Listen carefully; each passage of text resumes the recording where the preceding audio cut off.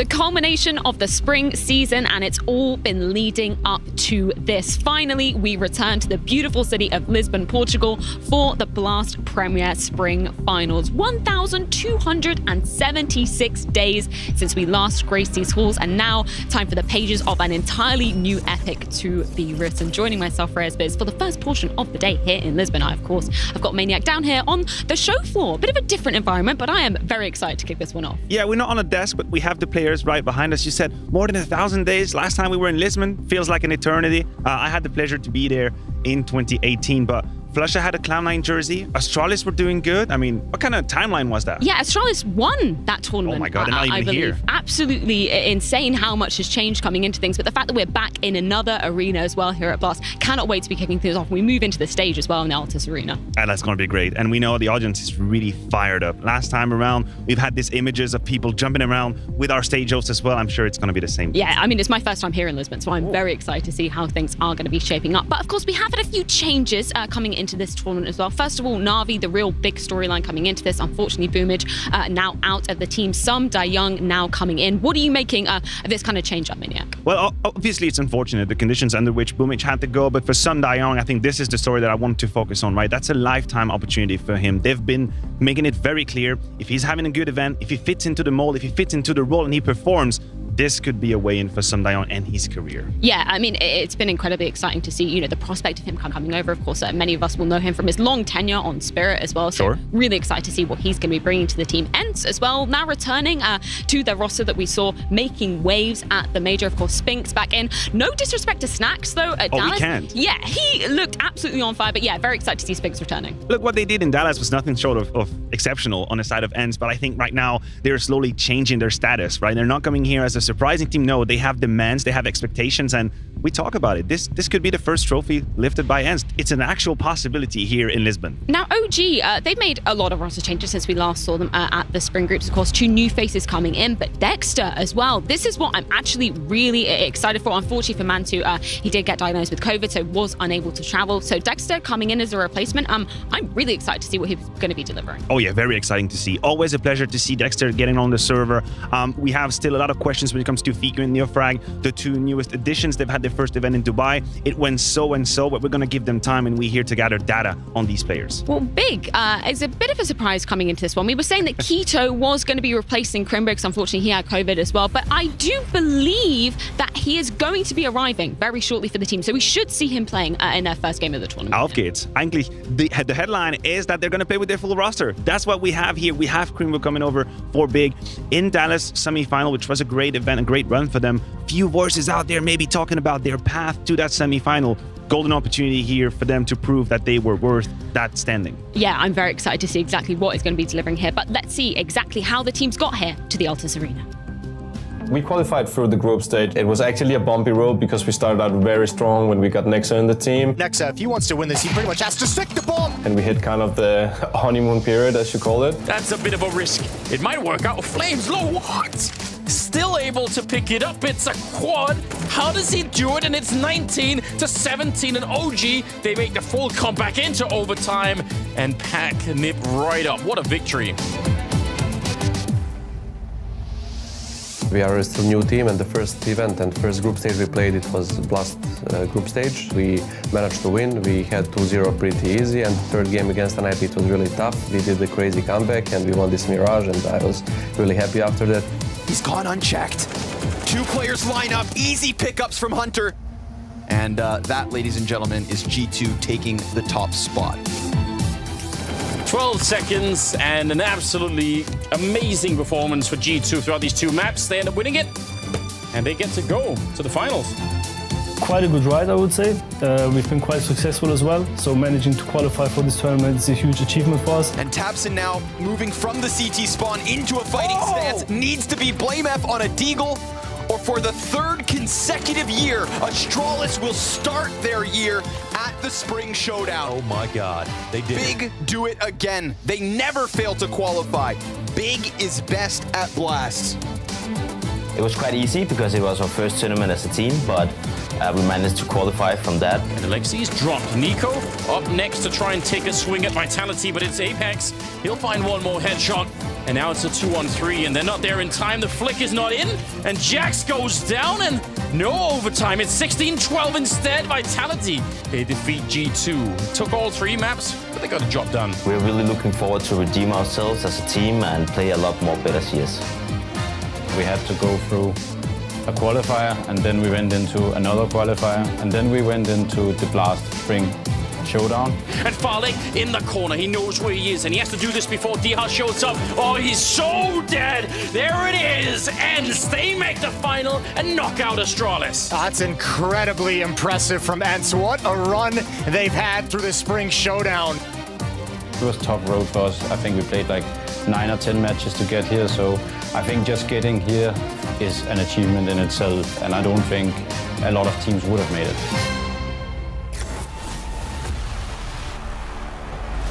The teams fought tooth and nail to get to this very stage, and the fighting must continue. 5 days of competition here in Lisbon. Of course, for the first 2 days, it will all be going down in these 2 groups. 8 teams in total, 4 split over the course of 2 groups. Of course, an eclectic mix of names in here. We've got the likes of NAVI, major champions FaZe over in Group 1. Pain Gaming coming through is a little bit of a surprise in that one, but of course, as we move into the final 3 days of the competition, one of which will be going down on this very stage, we can take a look at the schedule that we have on the cards. Day 1, of course, we have all of our matches cemented. Moving into day 2, that is the opportunity for some of the teams to catapult themselves straight to that semi-final, which will be going down on Saturday when we move into the arena. Of course, 2 semi-finals going down on day 4. That will be Saturday in the Altis Arena here in Lisbon. Then moving into day 5, of course, the coveted grand final. All teams fighting tooth and nail to be lifting the coveted Blast trophy.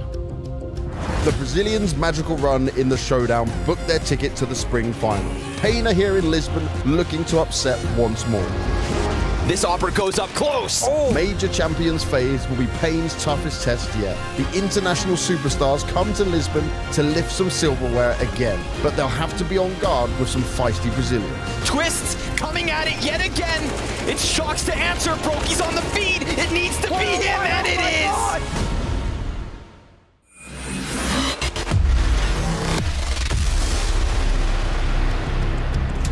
David versus Goliath as the underdogs take on the champions. Maniac, you put it perfectly coming into this very matchup. A baptism by fire for the hands of Pain, coming up against FaZe, of course. I know. World #1s, major champions. This is no easy route for Pain coming into this one. No, it doesn't get any tougher than that if you're Pain. Honestly, you go up against FaZe, who have dominated at the beginning of 2022. That's not even a question. But I think for Pain, our hopes, our dreams, our hype is kind of based on that run they had at the showdown. They showed that they could actually fight with the big dogs, the likes of Fury and Liquid. So that gives me hope, but I don't want to sugarcoat it. They're here to ruin everyone's party. That's their job in here. We don't expect them to go to the arena. We don't expect them to get W's. They're just here to be annoying. Well, in case you aren't familiar with the story of Pain, we have got a few quick words to see exactly how they made it to this very stage. When we lost the major spot, we had a conversation as a team, like everyone, looking together in the eyes, and we made a lot of changes there. And when we started the qualifier, we played against Liquid. With all due respect to Pain Gaming, I expect Liquid to make a statement right here. I expect them to play well, and I expect them to win the game. Yeah, I mean, the last series that they played against Pain, which was roughly about 2 weeks ago, was just a best of 1, and they beat them 16-1 on Mirage. Ooh. Holy hell, takes the fight right to him. He's gonna hear that movement. He goes for the fight and he wins it. OC down, man advantage here for Pain.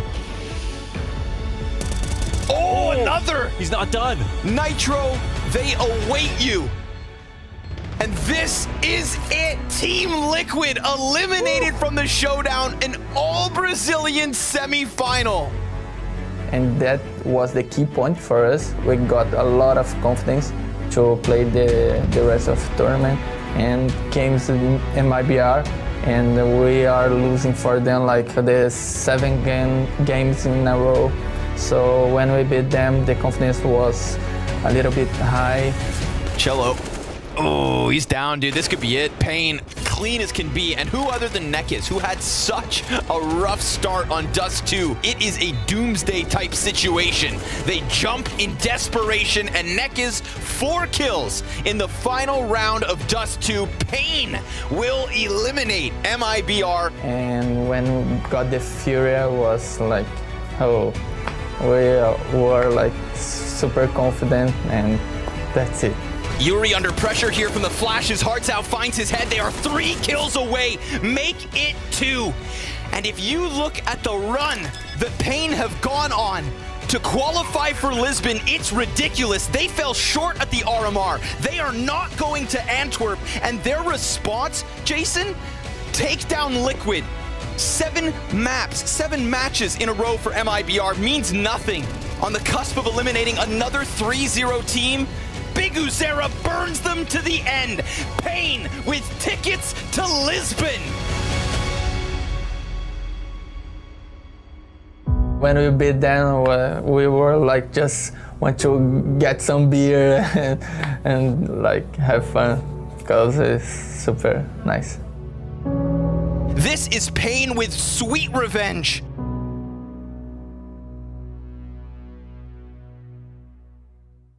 Absolute fairy tale run from the likes of Pain at the showdown. One of the biggest upsets that we've seen in the tournament history, because as they were saying, Liquid taken down, MIBR taken down. Then they came into the grand final versus Furo. We thought no way in hell were Pain going to take these guys down, and they did it looking confident. Definitely an overperformance on the side of Pain, but for these teams that are fighting, grinding, trying to break through that top 20, which they have been kind of stockpiled there, you need one of these performances here and there just to see, just to feel that you can do better. This man, the stats that we are showing to you right here, Big Uzera over 2022 is not the best performer in Pain, but somehow during Showdown, he was the best performer on the entire event. He was the one that kind of catapulted them towards that victory, and I guess my hype, my dreams are that we get to see the same Big Uzera today. Yeah, and it's the fact that they came in with so much confidence with that, as well as Connor was saying in that video, the fact that they didn't qualify for the major. We really weren't expecting much from them. So coming into here, the fact that they get to play against some European competition, that's a win in itself for Pain. But I'm really excited to see if they can deliver anything against FaZe, one of the toughest opponents they'll have faced this year, no doubt. Of course, and we are on LAN, we are in this concourse on side of FaZe. The experience completely outweighs them. But again, we see here the path that they had through the showdown, beating Liquid, beating Furia more importantly. Can you transfer any of that today? Any of it? Because we've seen many teams coming over to Europe, MIBR for the likes, struggling in their first time, not being really acclimated to the level, but these men that they have to face, this FaZe clan lineup that, as I said, has been hegemonious on 2022. There's only one loss, there's only one blimp at the radar, and that's Dallas, and that's it. Yeah, there is literally, this is no small feat coming up against FaZe for the side of Pain. You were there at Dallas as well, obviously saw them lifting the trophy at the major, finally Carrigan getting his hands on a major trophy. How much stock are you kind of giving to the results in Dallas? What did you think it's a case of, you know, them just kind of lacking energy coming into that tournament? Look, I think we have to be honest, right? FaZe is a team that had the deepest runs, in fact, in all the tournaments they've attended in 2022. So yes, there could have been some exhaustion that were thrown in the mix. I'm not going to put that away for contention, but the thing is, it's the reaction that I'm looking to for FaZe. It's the reaction after that loss. Were you only momentum-based winning, or do you actually find it in yourself to just gather your strength, regroup, and come in here in Lisbon with a different attitude, with a different energy? I think that, to me, is the one question. Well, I did have a chance to catch up with Carrigan earlier this morning, so let's see what he had to say coming into the tournament. Carrigan, thank you so much for joining me this morning. Now, it's no secret that you guys have been on quite the streak of events, obviously winning the Antwerp Major and then heading into Dallas as well. So how has the energy management been as the team? Are you feeling kind of anything from that? Yeah, obviously after the major, I could feel I would never be at 100% at the next tournament in Dallas. So we knew coming into Dallas that try to make playoff and see what happens. And yeah, some of our teams we played, they played at 100%, and we couldn't reach that level. And I think we were fine with that. And we just took a discussion about don't overthink the situation. Let's get home and get some practice, because we haven't had practice for a month because of the major and stuff like that. So we have a little more practice coming into this tournament, and it feels like we're a little more refreshed this time. So how's it been kind of returning to that practices? What have you been kind of focusing on key as a team going into those? Yeah, that's the problem. When you won a lot of tournaments, you can only prevent mistakes from happening. You cannot fix them as you don't know where the mistakes are yet. And I think we did play really good at the major, and we won the final 2-0, and we played really good CS. And I think we just have to make sure that we are staying on point individually right now. And if we lose a map here and there at this tournament, we have to figure out why that's happening. So yeah, obviously try to improve our map pool. That was the goal for Blast, and I think it went pretty good in practice. Just echoing what Carrigan was saying there as well, of course, the form that we saw at the Antwerp Major, absolutely phenomenal from FaZe. Not only Carrigan stepping up, but Rain as well, managing to claim his first MVP trophy of the major, managing to claim his first ever major trophy. Huge performance from him. Yeah, maybe they don't have the best player in the world, but they have the deepest roster. In fact, by the numbers, they have 4 of the best 20 players on LAN so far on the side of FaZe. We have the video coming over here, Freya, and this is where things go a little bit downside for Pain. Usually they love to go for that vertigo pick. They did that at the showdown on 3 occasions. They cannot here because FaZe removed it. So we have the Ancient pick for FaZe. Inferno is right there for the taking. It's a map that they love, and they have played it a million times. And I don't know why they would defer from it. Exactly that. And from this point on, it really puts a lot of pressure on that Ancient, because no matter what map would end up on the 3rd position, I'd give FaZe the advantage any day of the week. Could be a nuke, for example. It's a map that they pick as well. So for Pain, there's really nowhere this can go in a good place. And this gets even more painful for them, pardon the pun, because when you're looking at the results, obviously they have a really great win string on Ancient, but it's against teams of a way lower caliber. They just haven't been able to get the practice against the likes of the teams of the caliber of FaZe. So yeah, a lot of questions for Pain coming into this one. And usually the issue for a team like Pain is to be able to survive through that T side. That's going to be the issue. You pick Ancient against FaZe, sure. FaZe is not exactly picking Ancient, but their CT side is so strong that they have gotten to that point where they will gladly allow it to go through in a veto. And you want to mess with them? You want to mess with Rain in Cave? Yeah. You're really sure you want to go against the Viking in there? Because that's your choice, man. I was going to say, one of the players in terms of the CT side of Ancient that we look at and go, yeah, he's not taking any prisoners when it comes into that. So you're particularly looking at the T side of Pain coming into this this first map. It has to be a win condition. They have to survive. They have to live through that first half, I guess, 4 to 5 rounds. Just give them enough breathing room so that they can go to the CT side, they can find their pace, find their footing, and now we are talking about a game. But it's going to be their task, their challenge to make it a game, because FaZe, by all account, are vastly favored in here. And that's the thing you were talking about, the fact that there's only really been one blip for the likes of FaZe, and that is coming off the back of a major when they've had to expend so much energy in terms of that. So yeah, I'm looking at FaZe coming into this clearly, obviously, as the favorites, but I think they're potentially going to be doing it in 2. I mean, they could. They're still our favorite. And you have to talk about the experience of that squad as well. It's something Carrigan mentioned to you, Freya, during the interview. We try not to overthink what happened in Dallas. We know we didn't play our best Counter-Strike. We know we were probably 10% off. It could be exhaustion. It could be a little bit lack of focus. That's fine. Being a team and staying at the top means also managing your energy long-term, managing these emotions, managing the losses. And I think on the side of FaZe, would it be coaching staff or just the players, they have that veterancy to know how to handle these moments and bounce back in Lisbon. And I think that's something that really impressed us looking at the major as well, because a couple of these names obviously had never really graced those huge major stages, and the fact that they could kind of power up into things. Of course, we were looking at Rain as the real big MVP of that tournament, but the fact that we had the likes of Brookie, we had Rops, you know, showing signs of potential nerves in the earlier stages, but actually just bidding those farewell and looking so solid as we move deeper into the tournament. And you will be bailed out by a teammate if you show signs of nerves. And I think that's the one signature of FaZe Clan, is that if one player is going a little bit AWOL, absent, you know someone else is going to step. You know it's going to do it. Rain was the freaking MVP of the major. Who would have thought that out of all of these talented players, he would be the one lifting that trophy, and he doesn't even need to have that kind of performance for FaZe to win. In terms of some of the other individuals that you might be looking at coming into this tournament as a whole for FaZe, who else are you going to be keeping your eye on? Look, I have a triumvirate of doom that I can choose from. You know, the Robs, Twist, Brokey. It's almost a question of, okay, who's going to pop off? Because Twist had his way to the MVP line in Dallas. Of course, we know, and as history has shown, it wasn't meant to be, but he was on track. He was actually having an MVP-like performance. They could have been the first team to have 4 different MVPs in 4 different victories, which is kind of a ridiculous feature to think about in Counter-Strike. So, you know what? For sake purposes, for narrative purposes, I'm going to keep my eye on Twist and hoping that he can make that 4th MVP. I love that we get to see all of the players setting up behind us as well. It's so cool to kind of be in the moment, be in the energy, be in the atmosphere of all these teams. But of course, we do need to take a look at our predictions coming coming into things. Of course, us as talent, we do select who we are thinking will be taking this one. I'm incredibly blind, so I can't actually see who picks Pain. Who was that? Is that this would be our stage rose, Acherum, I believe. Oh, that Acherum, okay. went for Pain, right? I can also see, Freya, that the Vitality support is kind of disappearing a little bit. You and me both. Connor's you also still you jumped ship at as well? that. Yeah, I did. I went for G2. I don't know. I think that one's kind of a coin flip because we're looking at both G2 and Vitality and saying, you know, both of them are in dire straits coming into this. Both of them need this W. You have any comment on the Londres OG pick, or should we just he leave has him? to do it though, doesn't he? He has to now? Is that how deep he is in that story?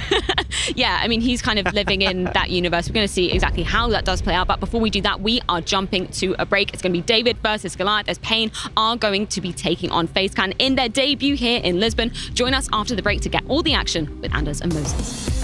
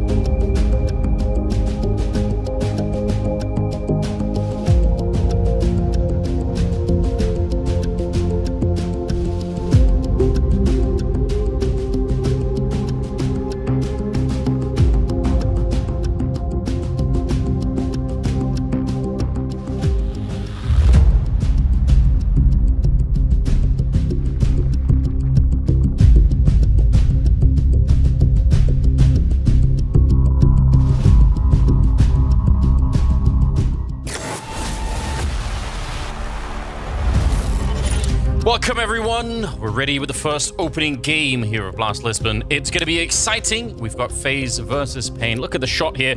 This is where we all are ready to play. Jason, you feeling up for it? Yeah, I'm loving this. I'm ready to be. I'm happy to be back in Lisbon finally after so long away. I think we've all wanted to get back here, so this is it. That part's great. Obviously, we love to see the rebound from FaZe. Would love to see if Pain Gaming can continue to do some damage despite, the fact that they're going to be overwhelming underdogs. Yeah, so it could either be kind of the story that we're all expecting, or it could be a huge upset. I'll just kind of say what kind of upset we'd be talking about. 9-1.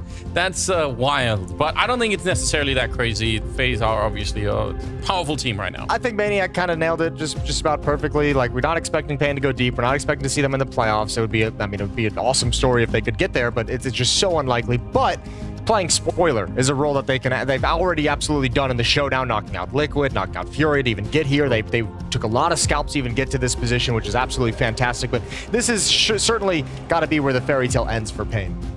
You would imagine so, but I think you're right. I mean, that is a bit of a luxury position to be in. There's not a lot of pressure. Most people don't expect you to win. If you can take even a map here, it would be huge. So yeah, they're in a pretty cool position. FaZe, we've seen it before, maybe not so much from the likes of FaZe, but it's happened in the past where a team that's heavy favorites, it's an early game, they're playing against a huge underdog, and maybe they're a little bit tired, not quite ready to wake up. That can happen. I don't think so. I don't think we'll get that this event, though. I mean, yeah, this is in theory, I guess, technically a little bit of an earlier game than what they're used to, but I think they got the wake-up call in Dallas. I think not going deep at that tournament and getting knocked out early there after winning the major, I think that's the wake-up call. And I think of all the leaders who's going to be able to kind of sit here, and I think when you look at the interviews Kerrigan's been giving recently, I think he's in a great position to have this team mentally prepared to come into this and just get going right out of the gate.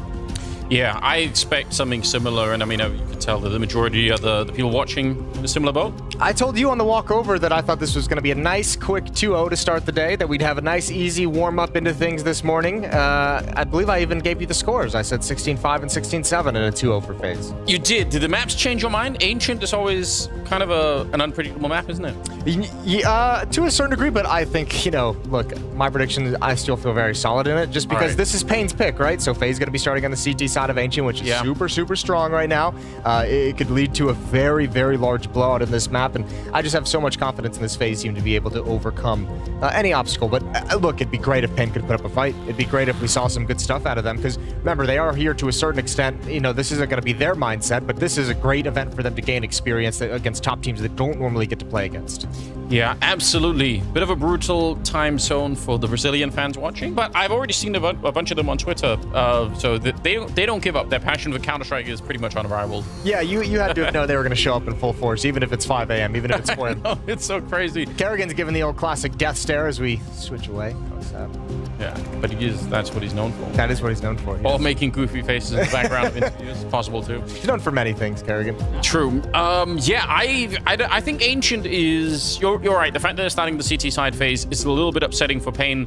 They would have to come out guns blazing, win the pistol round, and get 4 or 5 rounds on the board early on. Then it becomes really interesting. But if they just get crushed right off the bat, I mean, they might never really get into the first half. It's possible to if you get out to a slow start and then you just start to feel like it's actually not possible. You're like, oh, they are actually just this much better than us, which is entirely possible. I don't know. FaZe is in such a cool spot, I think, in their kind of like what a start to the year they've had. Obviously, the hiccup in Dallas is going to be something, and then we'll just see if they can recover and how long they can keep this up, because I know the FaZe guys have some great aspirations for what they want to do for the rest of this year and some of the goals that they want to accomplish. They've already kind of started looking forward and setting new goals for 2022. It's not good enough now to just have the major. That was step one.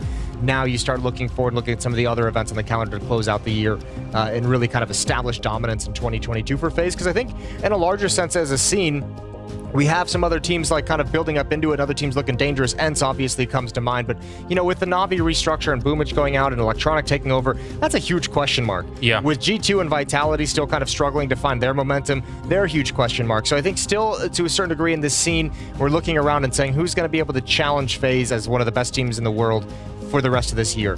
ENCE is a big one. Cloud9 is a big one if they can build on Dallas as well. Yeah, and you have to think as well. I mean, Kerrigan and Rain have been playing this game forever, but Brokey, Twist, and Robs are a little bit of a younger generation. Maybe Twist is somewhere in the middle, but still, you have to think that they're still going to be hungry to do a lot more, right? Certainly. There's a huge part of the team that's like that. So, yeah, there's another factor that I feel like, talking about sort of up-and-coming teams in general, we've only really this year moved into the sort of the realm where those academy teams are starting to have an impact, and you can actually pick players from that. So I'm sure that there will be a lot more pressure on even the top players in some of these top 10 teams to keep playing really, really well, because there might be academy players out there that can actually replace you much more than even 2 or 3 years ago. Yeah, that's a great luxury that a lot of the European squads have, is you do kind of have some plug-and-play options down in those lower divisions, or even just straight out of something like FPL. I mean, we've just seen it time and time again. So that's going to be that'll be interesting to see. But certainly with the team like FaZe, I don't think any of them have to worry about that too much. I mean, the strength of that younger core has been impeccable, and I mean, you even see it from the veterans of Rain and Kerrigan. Kerrigan being very vocal, Rain being very vocal about saying, it's also awesome watching these young players come in and just want to grind. It's very motivating. It lights a fire under us as well. Yes. Kerrigan as well saying, look, I've been around for so long, and part of the ways that I like to adapt and kind of see the game and evolve my game is by looking at how the younger players are coming up and playing the game and what they're finding success doing. So I think there's a lot of power in the veterans of this team kind of really looking to the young guys to breathe some new life into the gameplay and FaZe. Yeah, I think that's a cool story for the team going into 2022. We have just I think restarted the server a couple of times. Then hopefully we'll be good to go in a couple of seconds. But you can see everyone is locked in mentally. They look ready. Headphones are on as well, which is a good sign. Yeah, international sign that at least we're getting close to it. On the Pain Gaming side, I mean, they have a lot of players that I think are pretty solid. It's just it's hard for me to pick someone who's maybe going to be as flashy as someone like Twist or as impactful as someone like Robs. I think that side of it could be, but I think they tend to all, I think, perform pretty well. So they have like the average could be high, but if someone like Twist goes completely off in a game, it's just very hard. You almost need someone to answer back, and that can be a big issue, I think. I mean, it's the luxury of FaZe. And I mean, look, the funny thing is it's been a talking point about FaZe for pretty much every lineup they've ever had. It's just like how deep some of the skill goes within these rosters. I mean, yeah, Twist can have a pop-off game. We've seen Rops hard carry games. We've seen Brokey obviously hard carry some games. And if Rain just has a map the way that he did at that he played at the Major, it's like, true, GG, it's all over. Yeah. You're going home. Yeah, you need someone to spike up to that level on the other side, and that might be tricky to try and find. Obviously, Inferno is the second map, and Nuke is the decider. So I don't know if that really helps Pain all that much. I'm also having a hard time seeing how they're going to get to a third map, I'll be honest. But yeah, I think if it happens, it almost has to be some sort of upset on Ancient, something that we're not ready for. Certainly. And just to start looking ahead, as headphones have come off and they're fixing some issues. Yeah, the universal sign that things delay is going to be a little bit longer. Next matchup that we're going to be casting as well after this is the G2 Vitality series. I was actually surprised seeing all the predictions. This is a heavy favorite towards G2. I think that series is like 50-50. I know. I don't even think you can really complain or argue against either one of those picks. It's like a literal 50-50. Yeah, that's true. I almost wanted to pick Vitality just because G2 have shown a lot of strangeness in the past, and I don't know if that's going to make them more motivated now or less. I obviously had them pick 2 in the Major. Yeah, how'd that go for you? Pretty good? You've been very vocal about the predictions that you do get right. Yeah. It's good to see you kind of bring up I feel like one of the many you get wrong. Yeah. That is the trick, though. Like, just try to not talk about it and talk about all the ones that they work out. That is the secret, if anyone wants to know. Yeah, I think that is kind of a 50-50 game as well, and obviously going to be a crazy game. Could have a huge impact on the tournament, the bracket going forward. Yeah, and then obviously through the rest of the day, as you guys saw in the pre-match segments with Freya and Maniac, we have Navi taking on OG. That'll be the third game of the day. ENCE taking on Big. That will be the final game of the day, and Scrawny and Launders will be in the studio for those final 2 series. Hell yes. Oh, that could be another really interesting game. I think the ENCE Big one. Obviously, ENCE have a lot more momentum behind them, you'd say. Yeah. But Big have a tendency to upset random teams at random times. It's hard to predict. They do, and they've historically been a very good team in Blast tournaments. For whatever reason, they really peak here. Yeah, that's what they want. It could be really interesting. I don't know. What's your feeling about Ancient these days? I'm seeing still a lot of people that really love this map. I feel like I'm in the minority of people who have some hard questions about it still. But I don't hate it the way that I did, I think, in the first month. And now I'm like a little bit more somewhere in the middle. I think it's fun watching teams on it that have like certain personnel. Like I like watching like the mid fights. I like watching like the Spinks like playing mid. Yeah. If you think ENCE, if you think over towards like Astralis, I like watching Config in middle as well. I think those mid fights are super fun, but I think so much of the map really depends on that control outside of the B bomb site early on. Like you have to be able to establish that. If you're never able to get that part of the map, and you see certain teams that are just so willing to just constantly be aggressive there on the CT side and just say, all right, take it from us. Like, let's see if you can do it. And it ends up being so costly sometimes in terms of life, in terms of resources. Sometimes the map just kind of, it does get stale if a T side cannot take outside of that B map. Yeah, B bomb site, in my opinion. Then they're down to basically waiting until all of the CT grenades are gone, and then trying to sort of do something in the last 40 seconds. And then things just kind of, they just peter out, you know? Yeah. Yeah, so we'll see. I mean, you know, Brazilian teams traditionally have been really, really aggressive on this map. They've loved to run towards that B ramp and just kind of run into the site, which you can do if you're filling up for it. That's good for like a round or two here and there, though. You know, it's tough when they get grenades on the CT side. I'm not gonna lie, but layer the Molotovs. Yeah, it's not fun. But still, I think that's that kind of stuff could maybe be something to look forward to if it happens. And there are some teams that play this map. We're talking a lot about the B-bomb side, but there are some teams that really favor the A-bomb side and really like to play towards that. Even though I think in the first couple of months of this map being out, it was almost all B all the time. And rarely ever anyone. Yeah, it was. No one really messed with that A-bomb site early going. Yeah, and it's tough bomb site to like really take because I think a lot of teams are very, very good at playing retake on it. And it's, again, so costly in terms of resources to get into the A-bomb site. And then all of a sudden in the post-playing, you're like, oh, I don't actually have anything to hold off this retake. So yeah, that's fun. Our smokes are all gone. It's all over. Yeah, that could be a bit of an issue. So a lot of questions to try to solve. How about I know this is your, you know, this is going to be your year in terms of the dualies. We're seeing a lot. Yeah, I'm having a great time. Yeah, to have it finally come. Do we have an absolute champion? Because in the past we had maybe Get Right only who would play like Get Right and sometimes NBK. There's like 2 players out of everybody. Now they were the most experimental. Yeah, so now we need someone to be the ultimate champ, someone to really make their name with it. I don't think anyone's really like planted the flag as like the dually guy, you know? Like no one's really had like any kind of consistency. Like actually, I think it's funny enough, so many teams buy it. I still feel like the dualies like don't nearly have the impact that I feel like they should at times. They're just being bought quite frequently. But I mean, you know, it's cool. We see him get some spray. There's been some like cool individual clips, but no one who like consistently is putting up like double, triple kills on pistols with the dualies. All right, so there's a name to be made out there. Yeah, that spot is still open if any of you aspiring pros want to really reach for the stars. I think that's a nice brand. You go a lot of places with it. Yeah. Like there's a lot of branding to be done around that. It's worth thinking about. Oh, fist bumps. Ooh, that means we're ready. We're gonna get into the game. Fantastic stuff. So thank you for your patience. And we're gonna get live into Ancient. It's FaZe versus Pain Gaming. The opening match here, Blast, in Lisbon, and it's going to be an absolutely wild ride. Obviously, heavy underdogs are Pain Gaming, starting on the T side with FaZe on the CT side. Well, we brought it up. You mentioned it. Towards that B-bomb site we go. All 5 players. Like a couple going to challenge towards Jaguar, and Rain is going to fall back, but he can't get all the way away, and he's going to get dropped by Nython. Fast pace, and Brokey's going to have to get aggressive to find some safety. Yep, but they were waiting for him, and they must have heard the footsteps. I think that was being communicated even beforehand. Brokey goes down. Great opening right here for Pain. The bomb is going to be planted right away. Robs, though, on a flank. He's taken down PKL. Now, they already know that he's coming. Twist is going to get double-teamed, and Nython will get another kill, and this is looking great for Pain early on. Nice little headshot. Oh, what a spin from Kerrigan. He is quick with that USB, and they're going to try and smoke it off now. They don't currently have a kit picked up, and that's an issue. Robs hits another headshot. It's all on Nekas. He just has to stay alive. Yeah, they're 10 seconds away from winning this round still. I don't know if Nekas realizes that smoke is still up. He's got another 5 seconds, and he loses the fight to Robs, and somehow they get the retake. FaZe, they win the opening round. This is what this is what it's going to be so tough for Pain. You get everything you want there. You get the opening 2 entry kills, you get into the B bomb site clean, you get the bomb planted, you have a 5-on-3, and you still lose everything. Robs comes in on the flank. It's Kerrigan's double kill. That's absolutely spectacular in this pistol. So just right out of the gate, good round from Pain, but just a better retake, a better clutch from FaZe. Oof.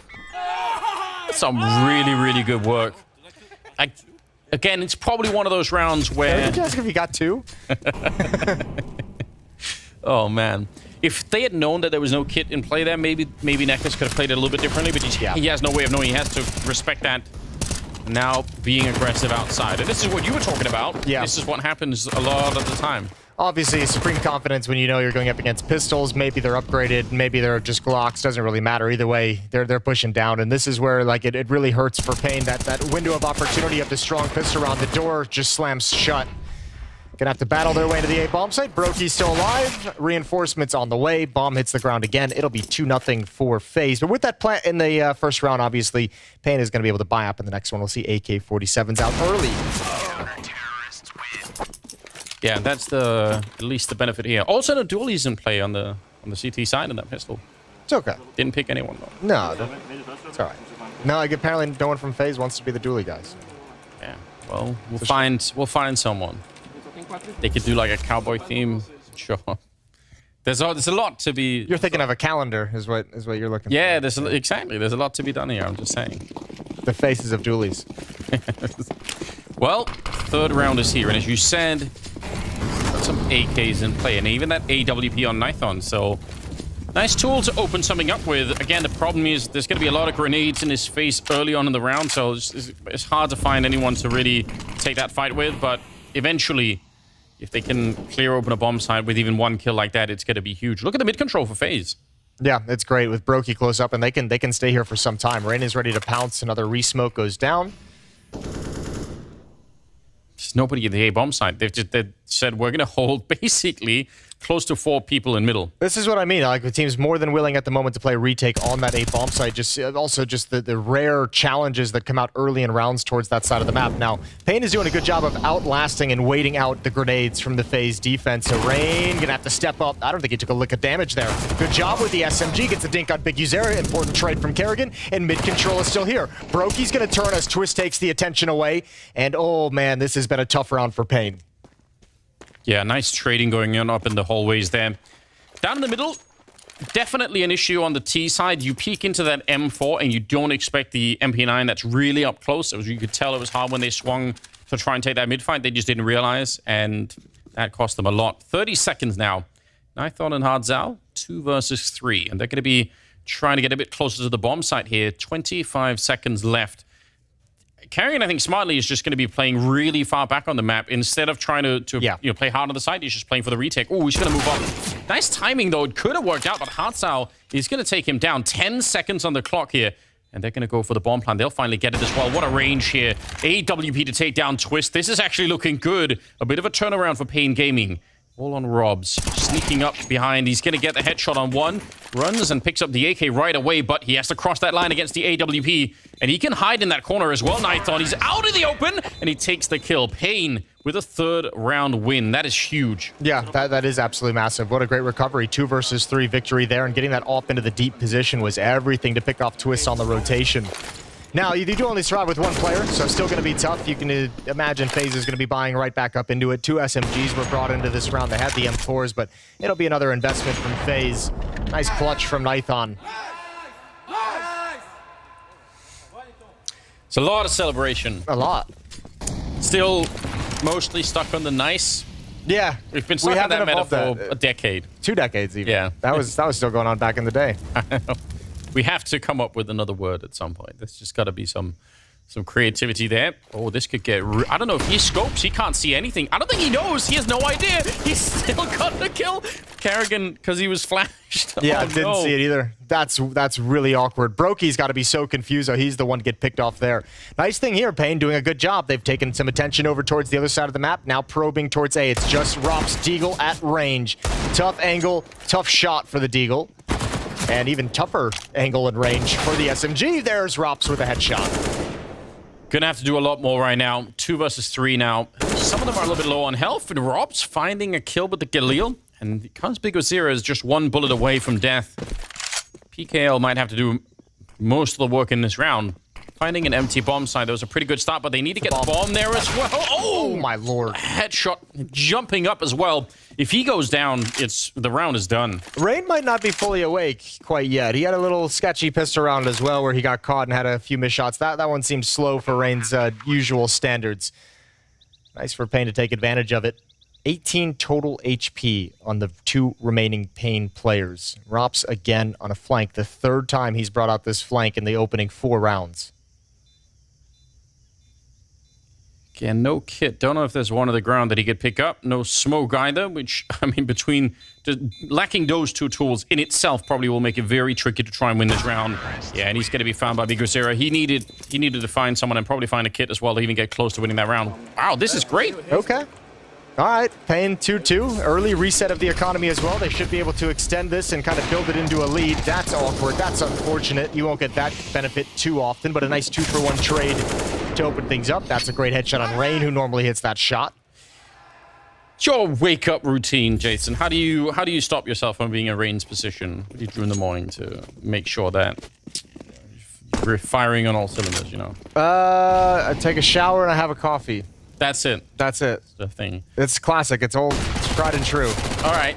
That's true. I also don't have to compete in Counter-Strike on a professional level. So Yeah, that's a good point. it's a little bit different. Don't have to be quite as much awake. That's a good point. Fair enough. Maybe get him. Maybe do some push-ups. You know, That's a good 10 quick push-ups before you go live. Maybe jumping jacks. Feel like that's the sort of stuff you'd see Pimp doing, you know. at 5 in the a.m. Yeah. You know? All right. Well, those aren't bad. I mean, I respect that's a tradition though. Coffee and shower. I think that's good. It's a classic. Trying to do them both at the same time doesn't have the. So Yeah, shower coffee is not the same ring as like a shower beer. Exactly. There we go.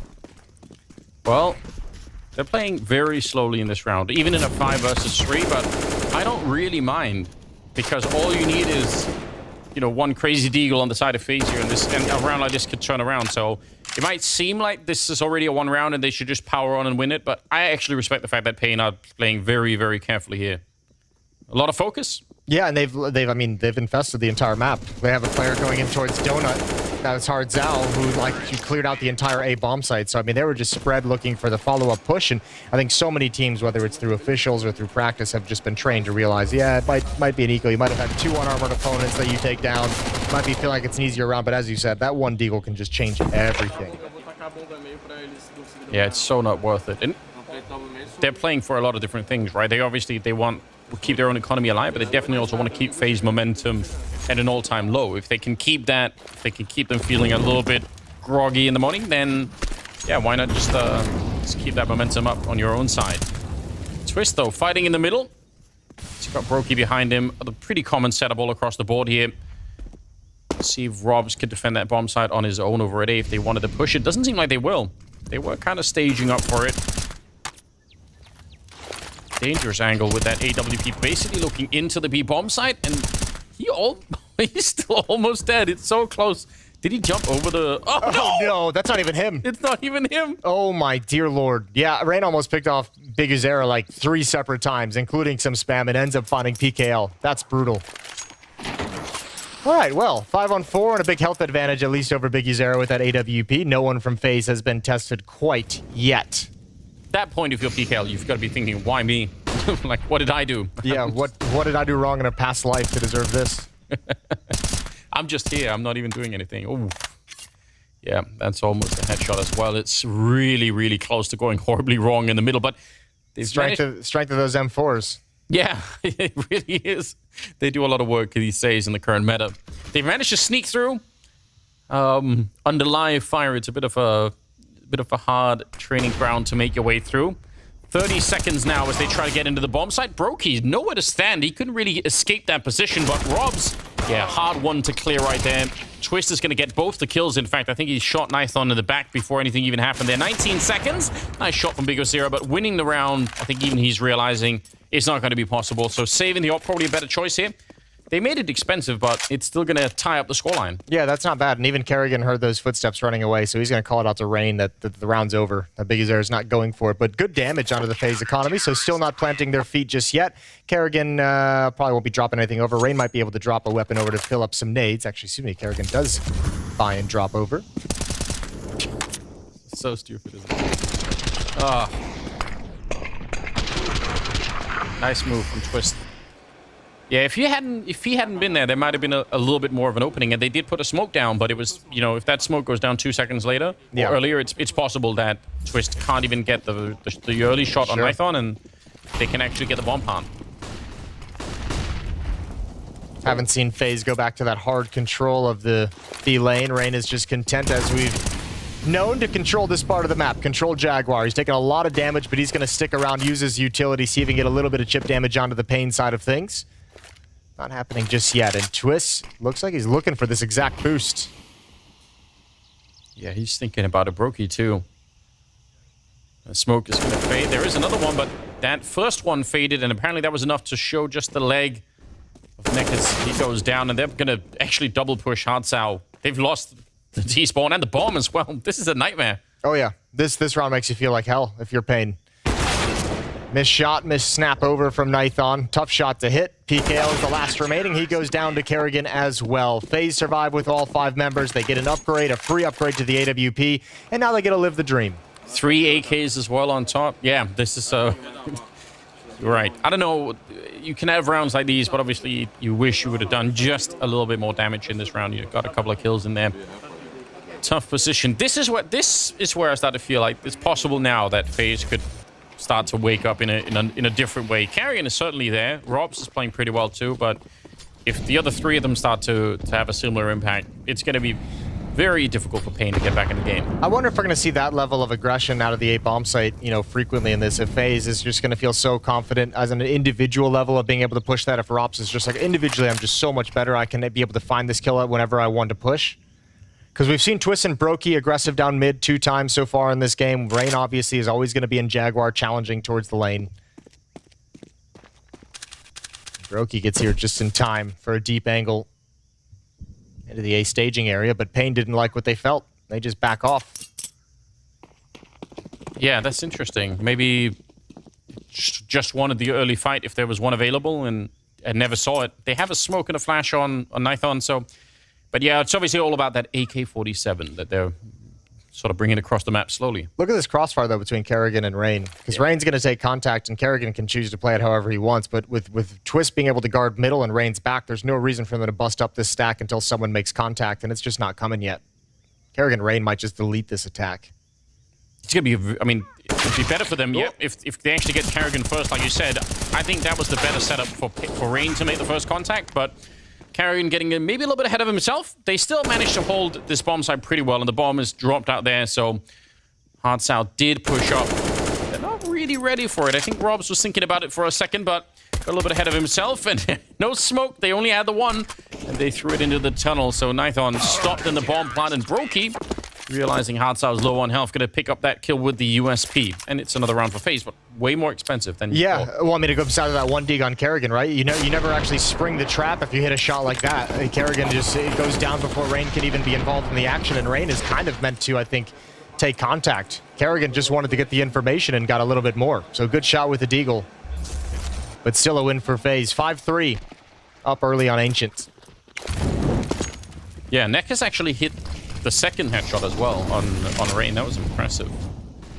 Okay, double AWP now being brought up from the FaZe side of things. Rob's a bit of an aggressive angle, and Neck is just not ready for it. He's going to go down.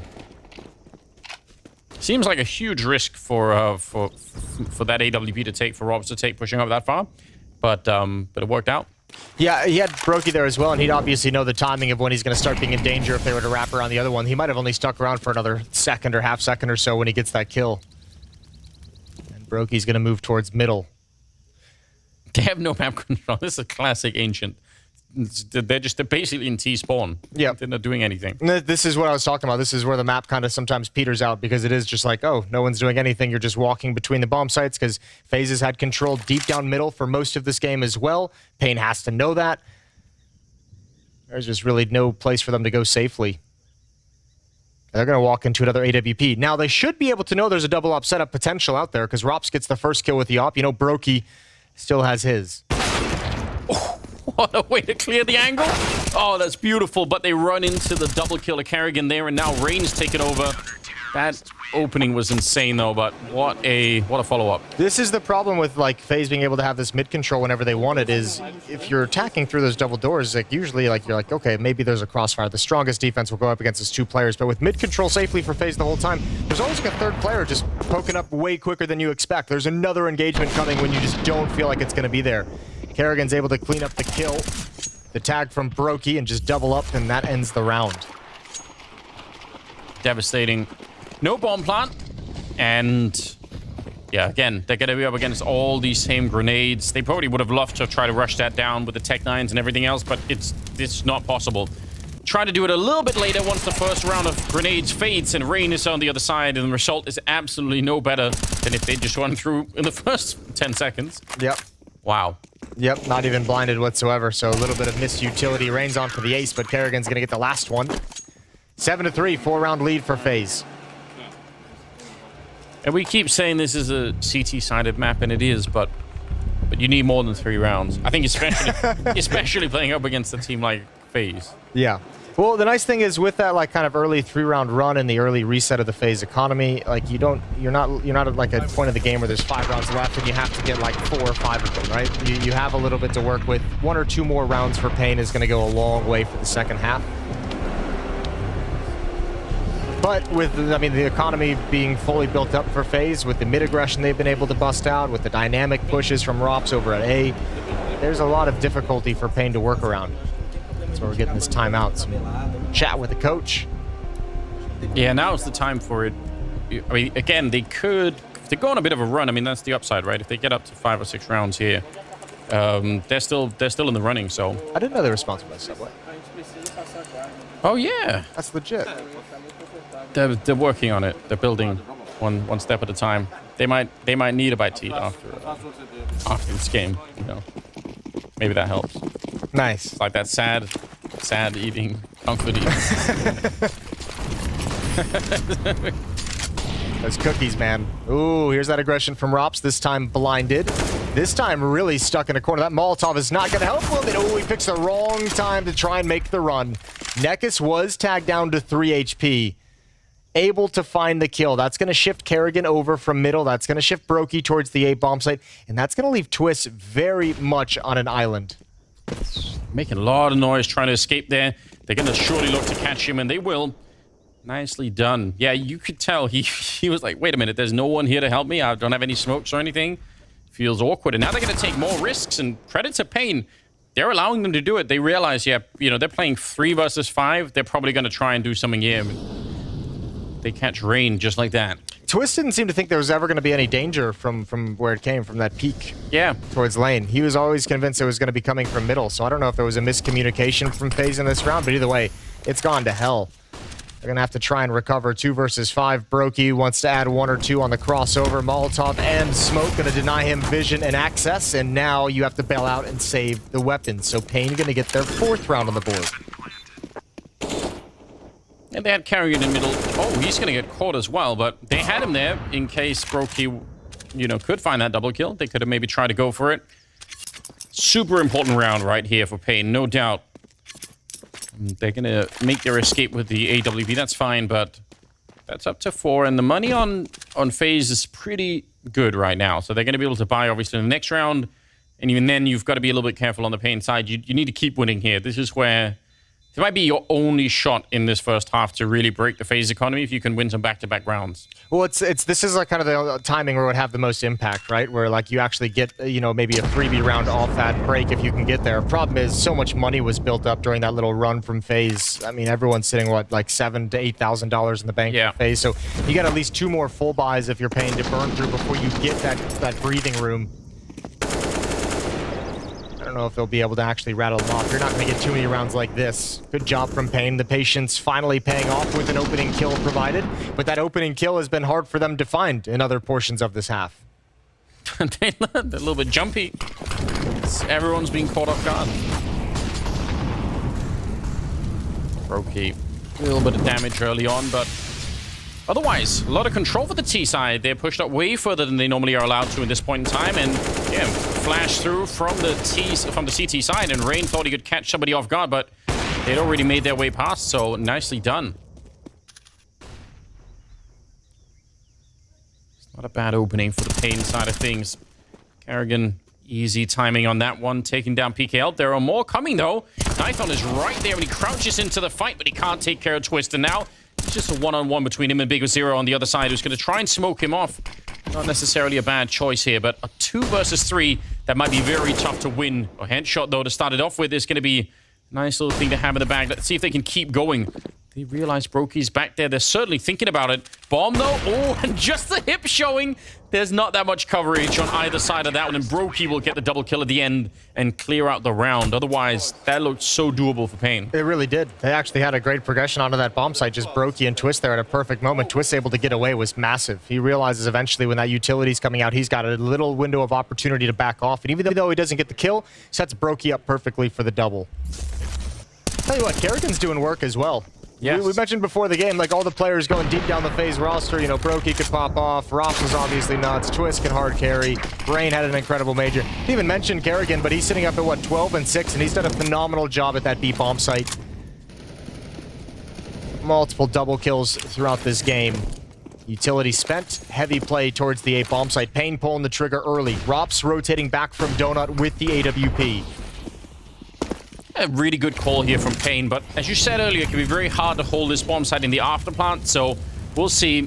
Look at what they have. 3 flashbangs and a smoke left to the multitude of flashbangs and multiple smokes and nades that FaZe are going to be able to work with in this. Well, let's see what the retake protocol is like for FaZe. We don't really know yet if they're going to be able to do a good job here, so we'll find out right now. Bomb already planted. Nekis up close trying to stop them. Brokey, that's a nice headshot. Real close range there. PKL boosted up onto that plateau. Instant headshot to take down Kerrigan. At least he's going to be able to call it out. Rob's making sure there's no flank happening. And now it's a 2 versus 3. Nightthorn and PKL, they're kind of pushed out here. Another smoke might get them in a lot of trouble. Inside, Twister trying to get that defuse, but he's not even going to get close. Nice hold and a good job at the end here for Pain. Yeah, really good hold with limited utility, but even better, a nice call there. They hadn't really mixed that play in throughout this half. FaZe hadn't seen anything like it. Just a couple like one-on-one probes against Rops with that AWP when he gets aggressive, but never a full-blown execute this early in the round at the A bomb site. They mix it in perfectly. Nice strike there from Pain. And we saw earlier how FaZe were willing to hold 3 people middle and basically nobody in the A-bomb site. So if Pain have been watching a couple of demos and have seen something similar, then it might be something they planned even before the match got started. Surely. Well, Twist on a 5-7, Kerrigan on a CZ. Kind of mentioned it. I thought FaZe would have a little bit more runway, but this is a good advantage for Pain to try and put a couple more rounds on the board late. If they can win this one, FaZe completely out of money. Snap from Brokey is a quick shot. Smoke goes down, denies him vision. He goes back for a little bit more, but they've still got rain to deal with. He's coming out of cave, and he's got 1. Now he can hold on to the site, but PKL trades him off effectively, and the bomb rotates to the other side of the map. Yeah, they got mid-control as well, so they want to make sure that they try and use over something. Hard Tower's clearing all of this out, but FaZe is already feeling it. They're already aware, and they're going to be really close to the action. And now Brokey's going to go and investigate. Scary position. PKL, did he hear him running back? It's possible that he did. He turns into the lurk now, and this on the other side of the map didn't strike. FaZe got there so quick. Pain might be in some trouble when they encounter resistance, and with Rops finding that kill, I don't know if Nekis can actually push forward. 1-on-3 with the bomb. His teammate has now moved up into the B bomb site, so FaZe is getting just pulled across the map multiple times. This is so tricky, isn't it? They're going to have control, but they need PKL to stay alive, obviously, before... I mean, as long as Nekis isn't in the bomb site, it doesn't really matter. They're checking out everything else. So FaZe being really proactive and getting the information and figuring out what is going on this map. And now they have them boxed in. So it will be a bomb plant unless there's some crazy wall bang. Oh, he's on the right side of the pillar at the very least. That could have been a hard way to lose the round. Otherwise, we've seen that before. 2 versus 3 in the after plant. Rops needs to be patient. It's going to have to be Brokey and Twist to make this work to find the initial contact, as PKL is able to stop anyone coming out of that smoke. Rops spams through, can't find the kill. PKL is doing so much work. He might just win this round single-handedly. What a Molotov as well. Basically isolating the 2 players coming in from the cave and making sure they had to fight one at a time. And there's so much time off this bomb already. They're being very slow about it. I mean, they were slowed down. Nekis with a good shot. And now he just has to wait and stay alive. Robs, he has a kit, but no smoke picked up right now. It's going to be basically impossible. Time has run out, and it will be the round for Pain. A huge victory here in the first half. All right, this has just gotten so interesting with this late run from Pain. It looked like this was going to be just a dominant half that FaZe marches away with, but they have fought back so admirably. This is lovely. Good shot from Brokey, but this is the Molotov perfectly timed. You can't have possibly have known that it was going to be that perfect, because Brokey, or excuse me, yeah, he could not come out with Twist. What a great clutch. 8-6, 1 round left in the half, and FaZe have nothing to work with. Yeah, even 6 rounds is pretty impressive, so if they keep going like this, it could get really interesting. If they get up to 7, then yeah, that's a strong scoreline. Kerrigan playing it close. No one setting up a flashbang for him. He's just going to dry peek it. CSET could have won that fight, but Nithon ready with the AK. Able to take down Kerrigan, so pretty good start once again here. I'm really impressed. I'm happy to see Pain coming up with, you know, sometimes you see a team, they'll pick a map and it's not really clear when you're in the game. You don't feel like, yeah, I get it. This is why they picked it. But you have a good view into what they're doing right here. I feel like they've got a good read on what FaZe are up to. Yeah, what always just worries me about picking that Ancient is just giving over the CT side. That was so strong back at the major as well. 8-6. Brokey responds with the Deagle, but it's still a 4-on-3 of 1-man advantage for Pain. And Pete Gale's going to move into position. They know they've got Twist trapped inside of the bomb site at the default pillar. Oh, no. Or they're trapped with him. Yeah. Please don't. Rob's, a little bit long range for the MP9. He's going to sneak through and catch Bigger Zero. That's a nice find. Well, importantly, he spotted that mid lurk as well, so you can see Brokey's on notice. But so much of this round is on Rops. Actually, I mean, Nekaz can try and hold off the rotations, but really it's this kind of one-on-one at the A bomb site for right now. He's hearing, I think, some of those steps. He realizes Hardsau with a Mac 10. I could get the bomb plant down in safety. Might be difficult to escape after the fact. Yeah, he's kind of locked in here. Don't know if they have any nades to get him out as well. Not in time, at the very least. Twist will find it. This is so upsetting. Pain. They set themselves up so nicely. It's still doable for Nekaz because they basically line up, but it doesn't matter. Run and gun, and they steal away the last round. FaZe. That is super shocking. A 9-6 finish at the end of the half. Yeah, that's absolutely wild. Good round for FaZe to win with just pistols coming into it, but a great half from Pain. 6 rounds on the T side is absolutely lovely. You're going to be so happy with that. We're going to do a break. When we come back, we're going to get the conclusion of this opening map here at the Blast Spring Finals.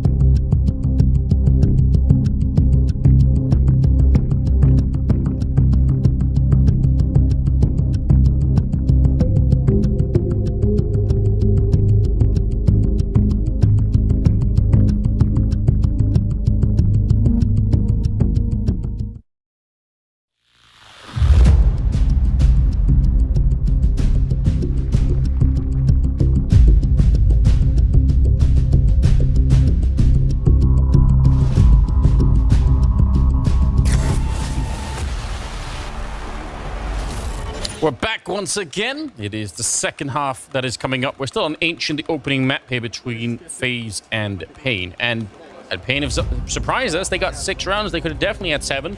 That last one was a little bit upsetting, but still pretty good result. I like Robin right now. He's living the life. You know, those FaZe jerseys are busy. Those chains can sometimes get lost in all the graphics and all the design. Robin just rocks in with a black shirt. Yeah. Nice contrast. Listen, he's here for the business, right? He's ready. Yeah, and he's only got, I think Twist currently has 3 different necklaces on. He's really building it.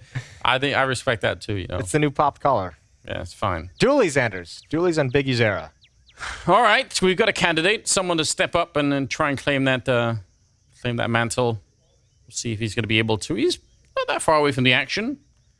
We'll see that USP, though, at range. It's the kit that's all the way in the back there at the A-bomb site, so it could be a bit of an awkward position to lose the defuse kit in, or it could be just fine. We'll see.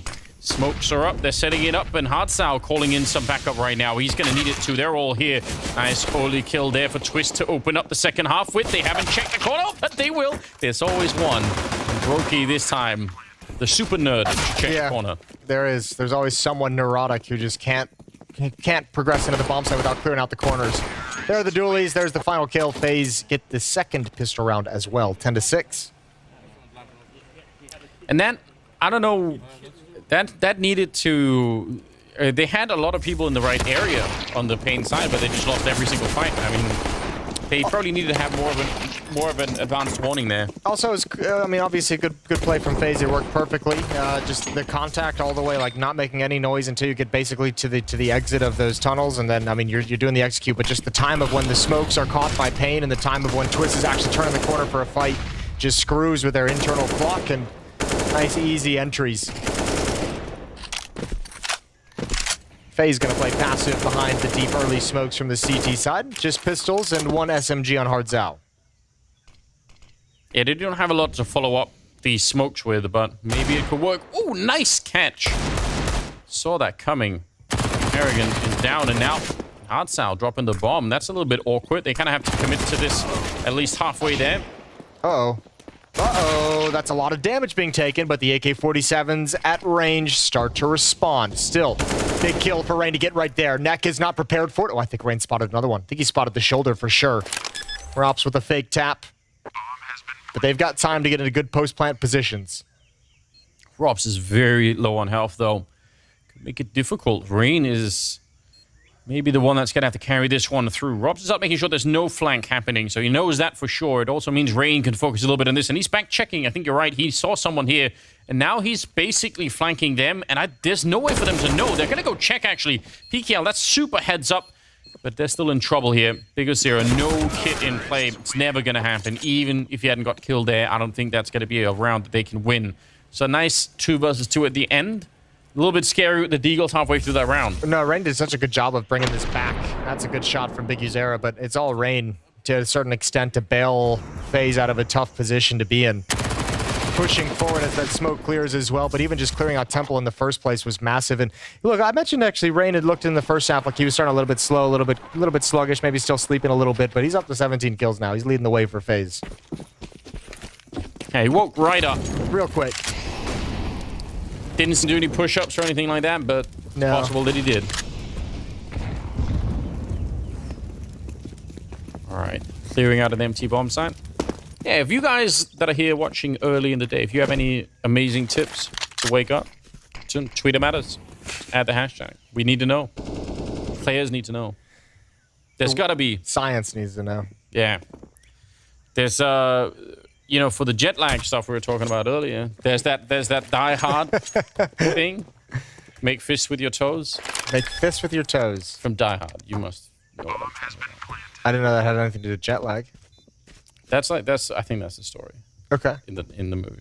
Anyway, I don't know if it actually works, but yeah, you know, I'm not gonna lie, I don't really know the details of that movie too much, just because I focus on the action, you know. Yeah, you don't think about you're not watching it for self-improvement. Yeah, the dialogue wasn't all that interesting to me, except for, you know, Yippee Ki-Yay is pretty cool. That's a nice shot from Brokey, clearing a couple angles out. I have a few strategies for jet lag that we've developed over the years. Yeah. Yeah. Do they work? Are you gonna share them, or is it a secret? It's not a secret. It's just not. We'll have the conversation later. Yeah. All right. Fine. All right. Let's see how it is. Yeah. Well. We were just laughing this morning because there is that, like, always that focus on the NA teams who always mention jet lag as like a part of the reason why they play a little sluggish when they go over to Europe. But then when the European players do it in response, nobody bats an eye. I was like, yeah, they were a little jet lagged. And you're like, wait, please. But you know what they say, double standards are twice as good. You know? We need that. We need that. All right. Pain. If they want a shot at bringing this round, even though they're on the CT side, winning this round is obviously the super, super important one. FaZe sticking around, putting a couple of bullets through. Rain playing basically a mirror position of what he was doing on the CT side, so he knows all of these angles as well. Waiting for the timing. Oh, does he catch him? He had only a couple of bullets left. You can see 2 left after that kill, so he baited him out basically by not doing the reload. Yeah, he did. That's a battle from Big Uzera when he wins it. He's like, hell yeah, I just outplayed Rain massively. That one feels good. That one makes you feel confident in your position moving forward. However, unfortunately, on the other side of the map, Rain goes down. FaZe has taken over and challenges towards the A bomb site. They've got a lot of space here. Never saw the sneak in behind the smoke. Brokey, the last one left, and he's been dinked. 45 seconds on the clock left for him to save this op with 10 HP. What a shutdown. Huge plays coming out right here. I mean, a couple times throughout this game, this scoreline has looked really, really dire and really rough for Pain, but this is a map that's obviously very recoverable, especially now that they switch over to defense. If they go on a bit of a run here early, that could be massive. There goes Brokey. Double op setup is available to Pain. Yeah, if they want it. Not a bad map for it, I reckon. Well done right here. Whew. Bots are taking over the screen, Jason.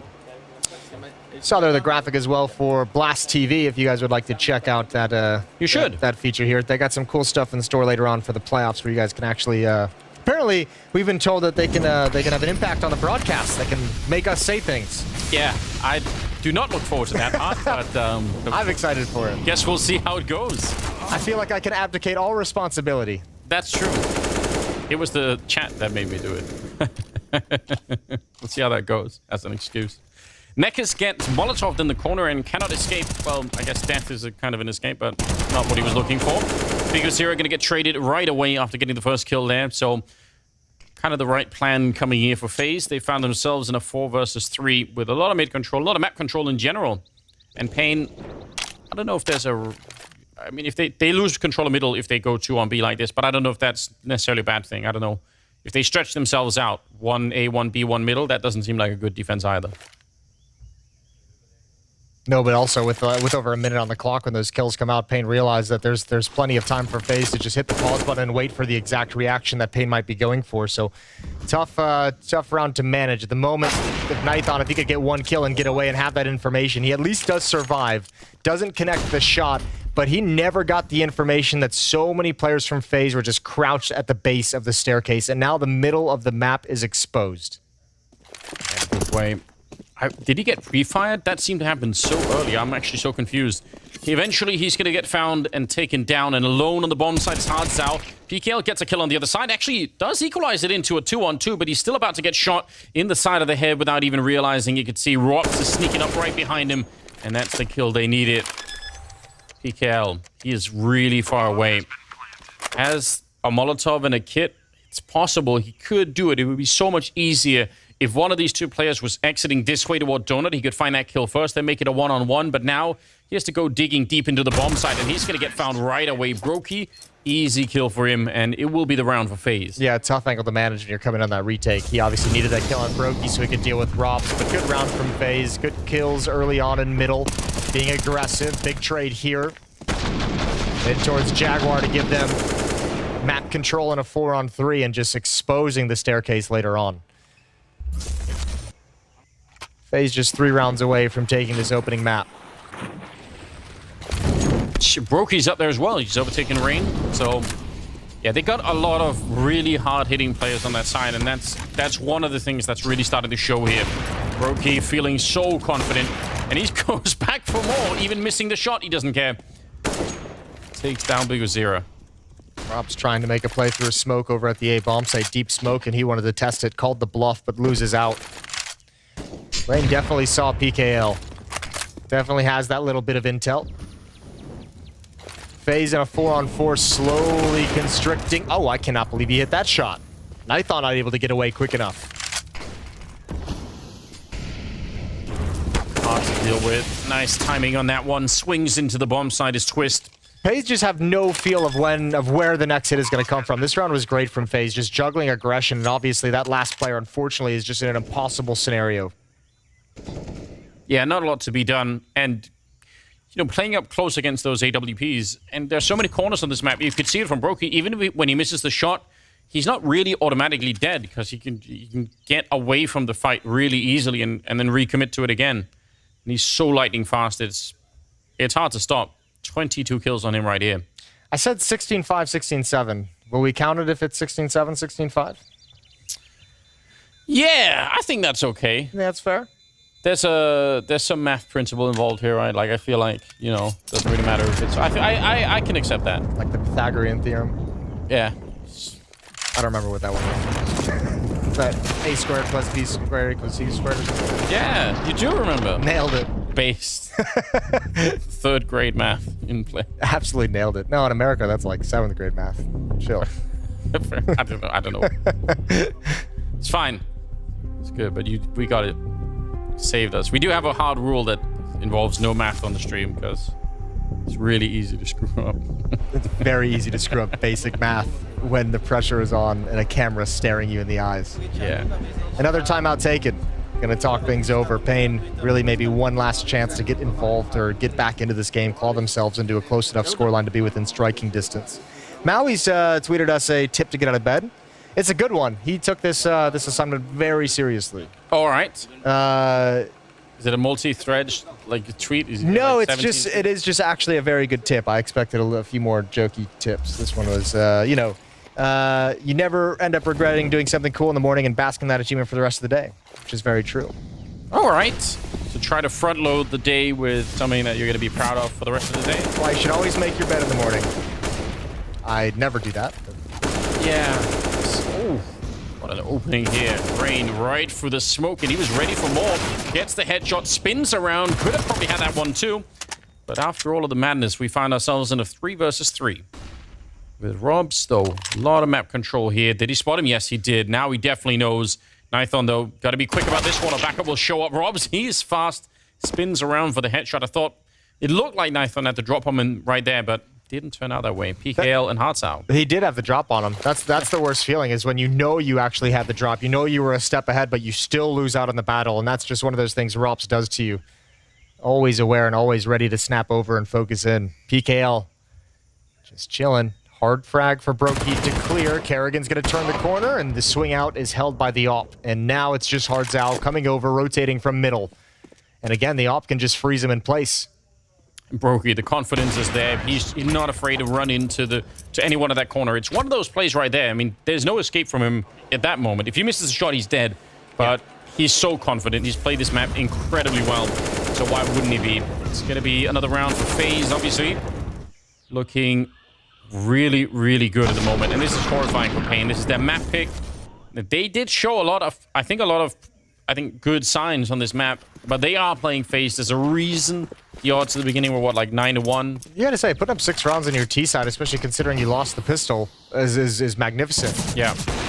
Just look at the confidence. It's ridiculous. He's pushing through a smoke into the middle, pretty much on his own. He's got his own individual confidence, and then he's got like the team confidence of being up 15-7. Yeah. And knowing probably that even if he goes down and it's a 4-5, his team is good enough to try and make up for it anyway. So yeah, there's a lot of stuff to work with here. They need 8 in a row. Pain.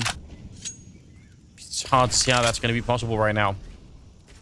But again, look at the scoreline here. They're all playing really well on the Pain side. No one is letting the team down. There's no one that's an individual isn't showing up for the game. They're not able to catch Rain and Brokey right now that are dropping 21 and 24 kills. Yeah. That's ridiculous.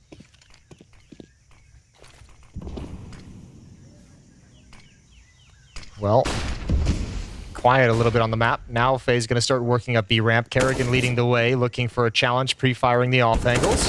That'll bring PKL back, but that exposes both him and Big Uzera to their own individual fights. Twist and Kerrigan get headshots in both of those. Kerrigan coming through is going to go down. Another important trade from Rain. 3-on-2, still an advantage, and positioning as well is so strong for FaZe. Yes, it is. I don't know how you win this fight with the FAMAS. Oh, headshots are the answer. could have known, could have guessed maybe all along. Oh, Brokey spins around and is ready to take down Nekis and Hardsau. No health at all in this 1 versus 2. Now it's a replay of the last round. Are we in the Matrix? It's going to be the first map going to FaZe. A huge win right here, and obviously just showing why the odds were the way that they were. Just FaZe, the obvious better team in this one. Yeah, certainly. And we kind of had to have known that coming in. And even if we were, I mean, obviously impressed by what Pain did in the first half as well. Just it's a long way to try and go up against someone like FaZe, a team like FaZe that's been playing so well recently. Very casual first map, it felt. Everyone's just kind of really chill. Yeah, they're loving it. Yeah. Well, we do have the desk ready for a little bit of a breakdown, so please take it away.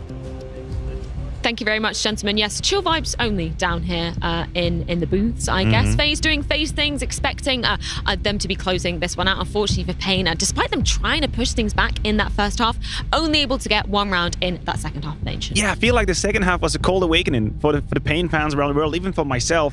The first half gave us hopes.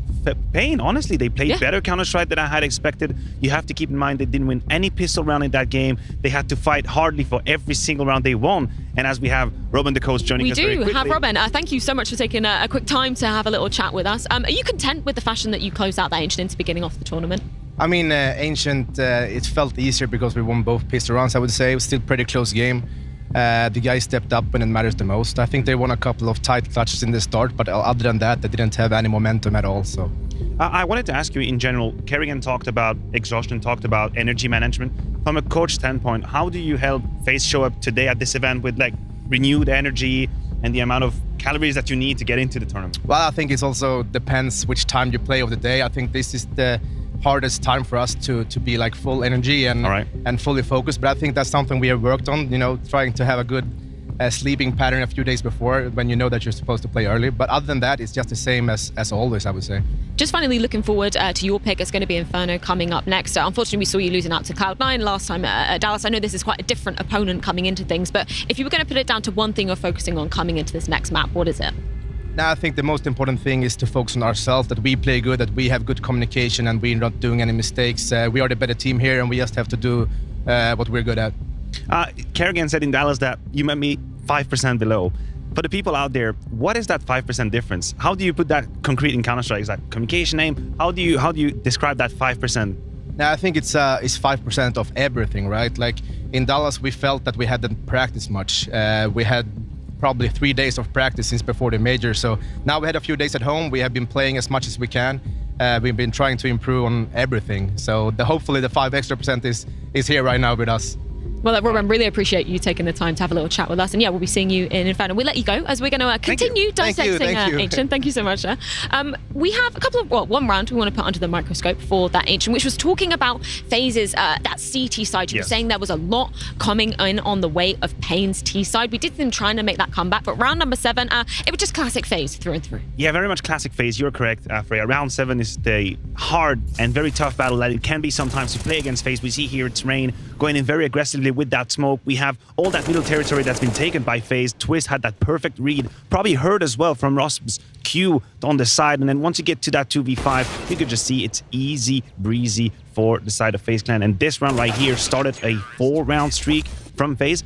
And this is why I'm actually giving props to Pain because after these 4 rounds, I thought that was it. I thought a round like that puts you economically in a good space. The confidence is obviously at the max, and I thought they would just roll over, but they didn't. Yeah, and that was something that we were giving them real huge props for back in the showdown as well. The fact that they didn't look down and out in any position, but then, you know, coming up against FaZe, unfortunately getting into that second half as well, weren't really able to string anything together. And it was kind of down to some of the individuals, as always, on the side of FaZe. I do want to put Brokey under the spotlight because we were talking about, you know, Rain and his absolutely phenomenal performance at the major. But here, Brokey looks like he's showing up already. And still, in general, Ancient is an extremely good map for Brokey, and that remains the case here in that opening game. Not only, obviously, on the CT side, we'll see here his antics with the AWP, and I think he was one of the first few maps where he turned a lot of heads with that FaZe plan, but also on the T side, I think he was instrumental in some of these rounds where FaZe needed that extra kill to get onto the side. They just needed to create that space so they could scale over the side. I think Roki was very much influential, and he had a great showing. I want to ask just your comparison on the other side of things for Pain. We were talking about in the green room the fact that Nathan, you know, coming in and replacing Safe, as you all know, moved to Furrier, and that was kind of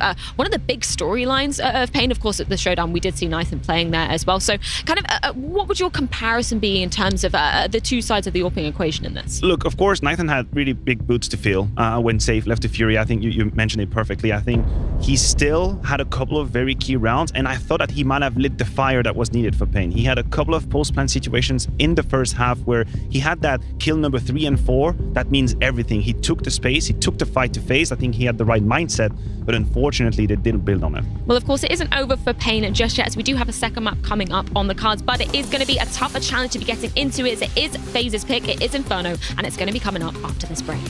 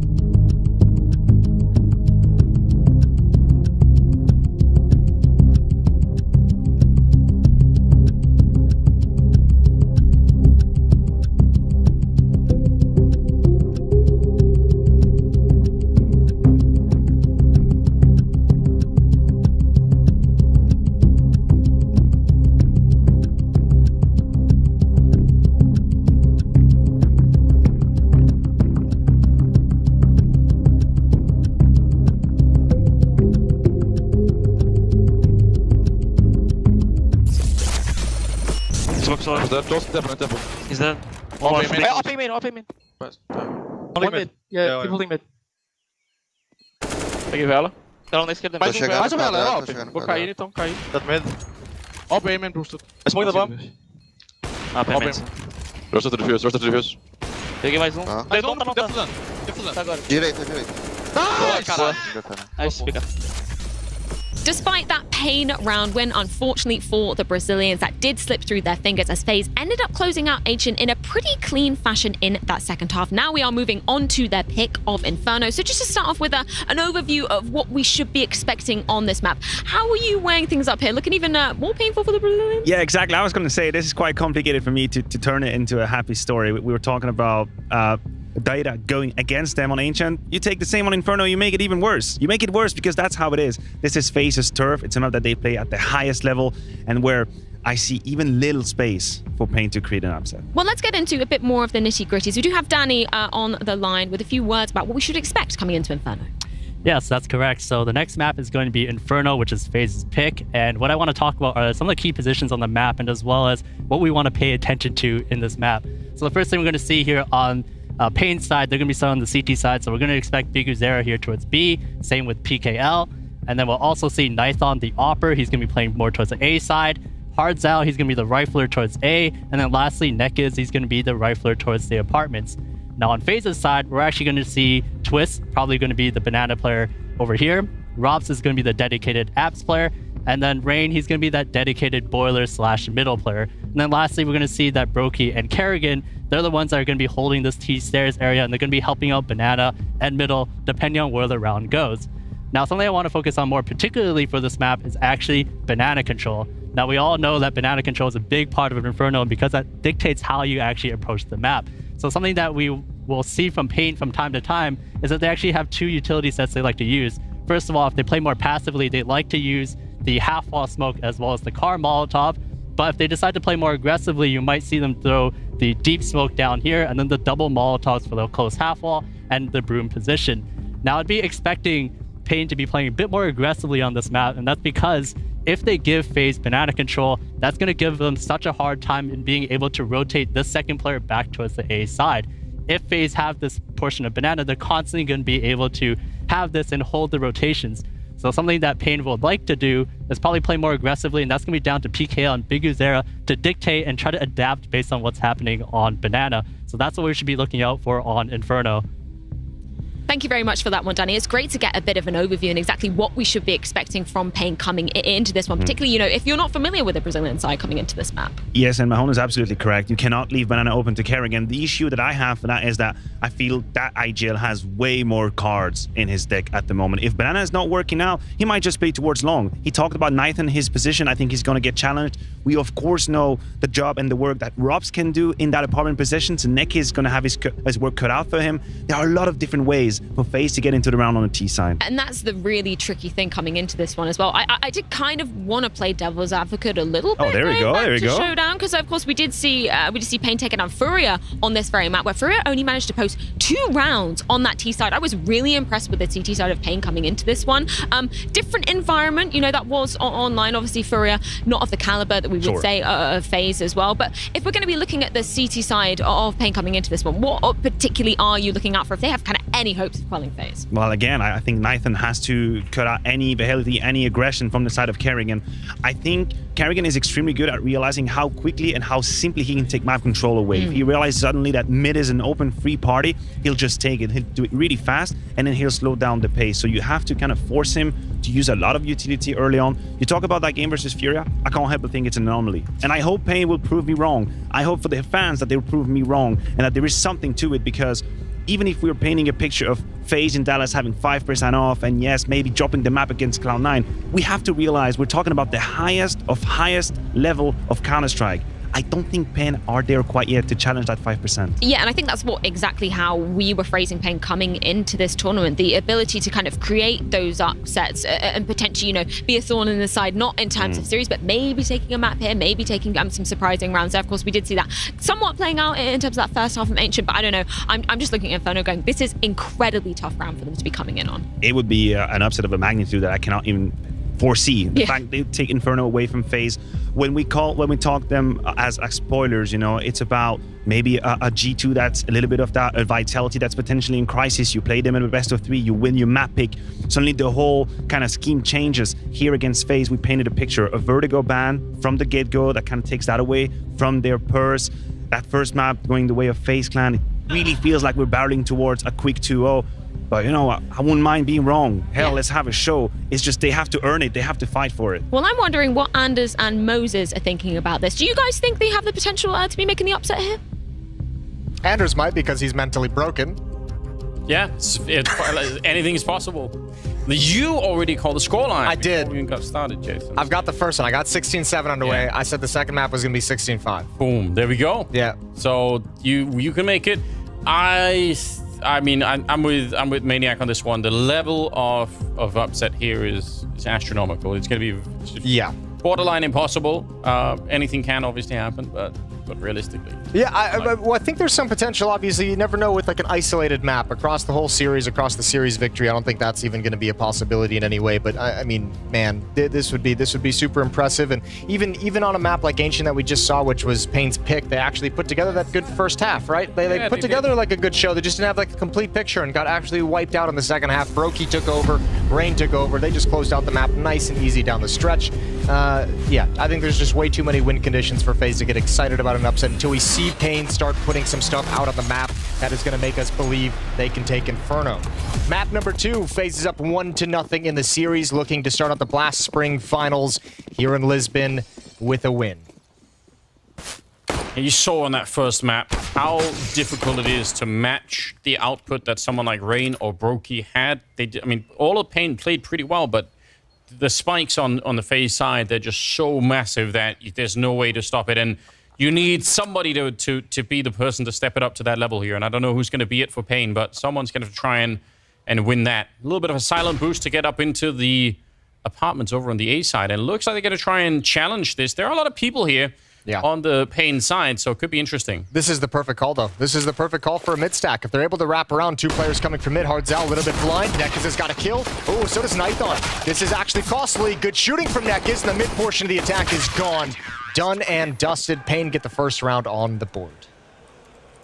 Wow, that looked so solid from Pain's point of view, but I agree with what you were saying, but though, because if Nekis doesn't get at least the first 2 kills like that, the whole defense gets wiped out. So that'll happen sometimes. You know, you have a defense it really is contingent on getting the early kill, and then if you don't do that, the whole thing falls apart. But fair play, well done. Pain win the opening round. We didn't get to see all the frags as well. I feel like I felt like at the time that FaZe maybe sprung the mid portion of the attack. Rain was in Boiler, Kerrigan obviously coming up mid late after throwing utility. I feel like that portion of the attack actually took some of the initial engagement rather than the halls pop, which makes that so deadly, but maybe a small mistiming for FaZe. Either way, it doesn't matter at this point. They'll review that one later. 1-0.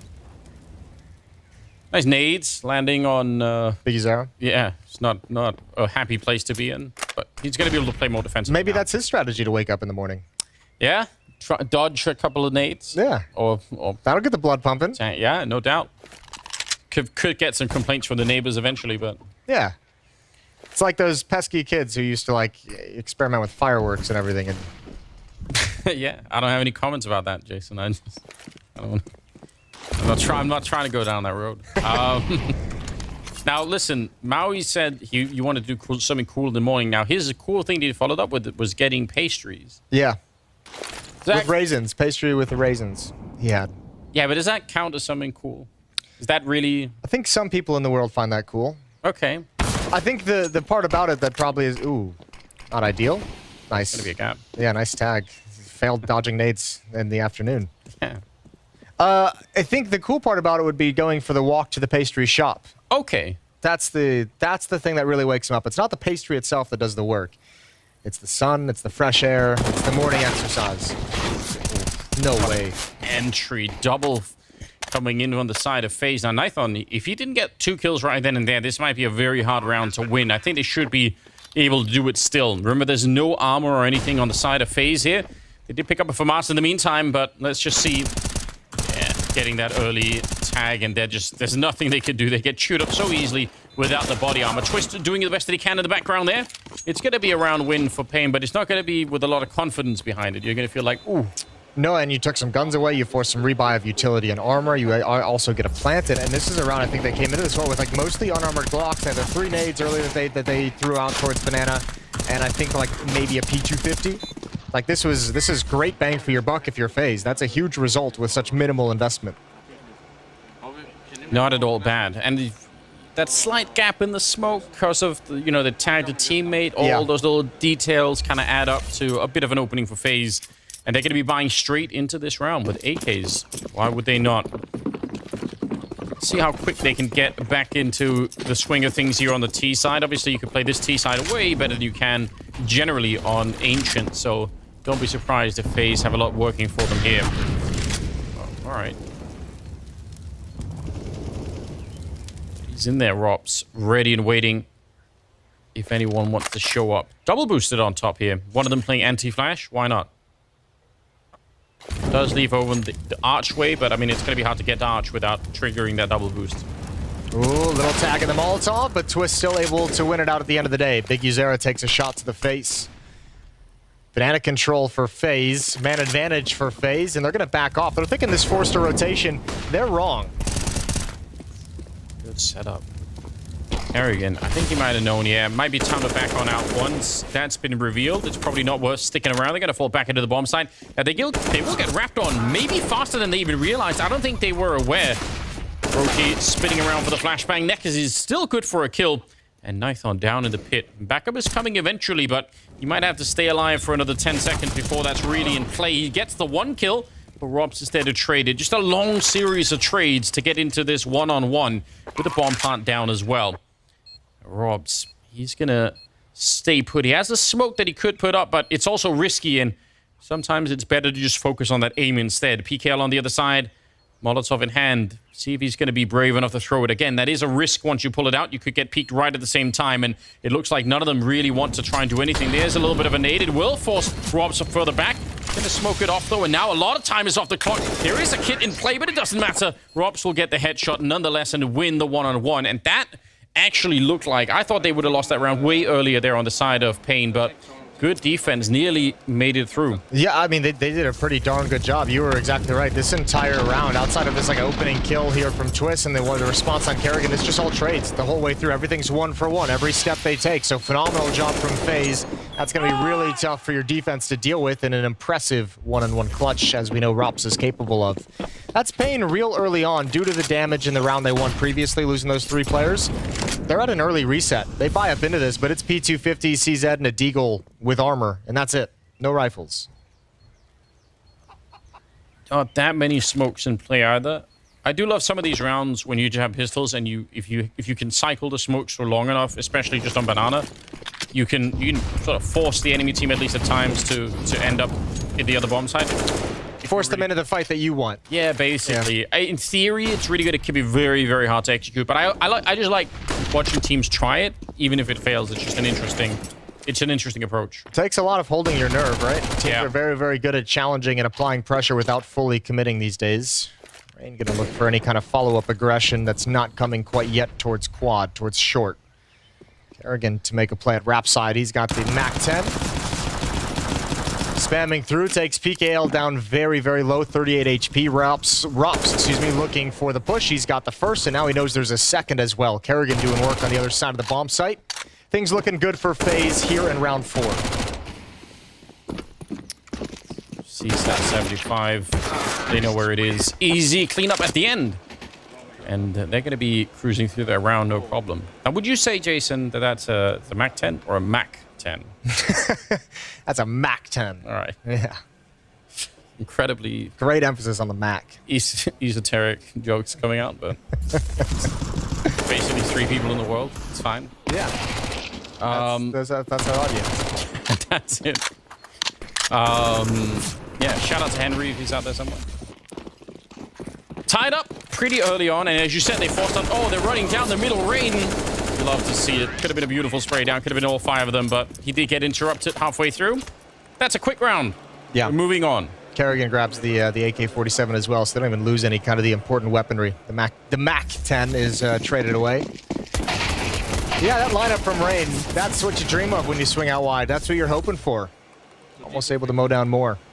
So FaZe looking good. Early lead here on Inferno. They are up 3-2.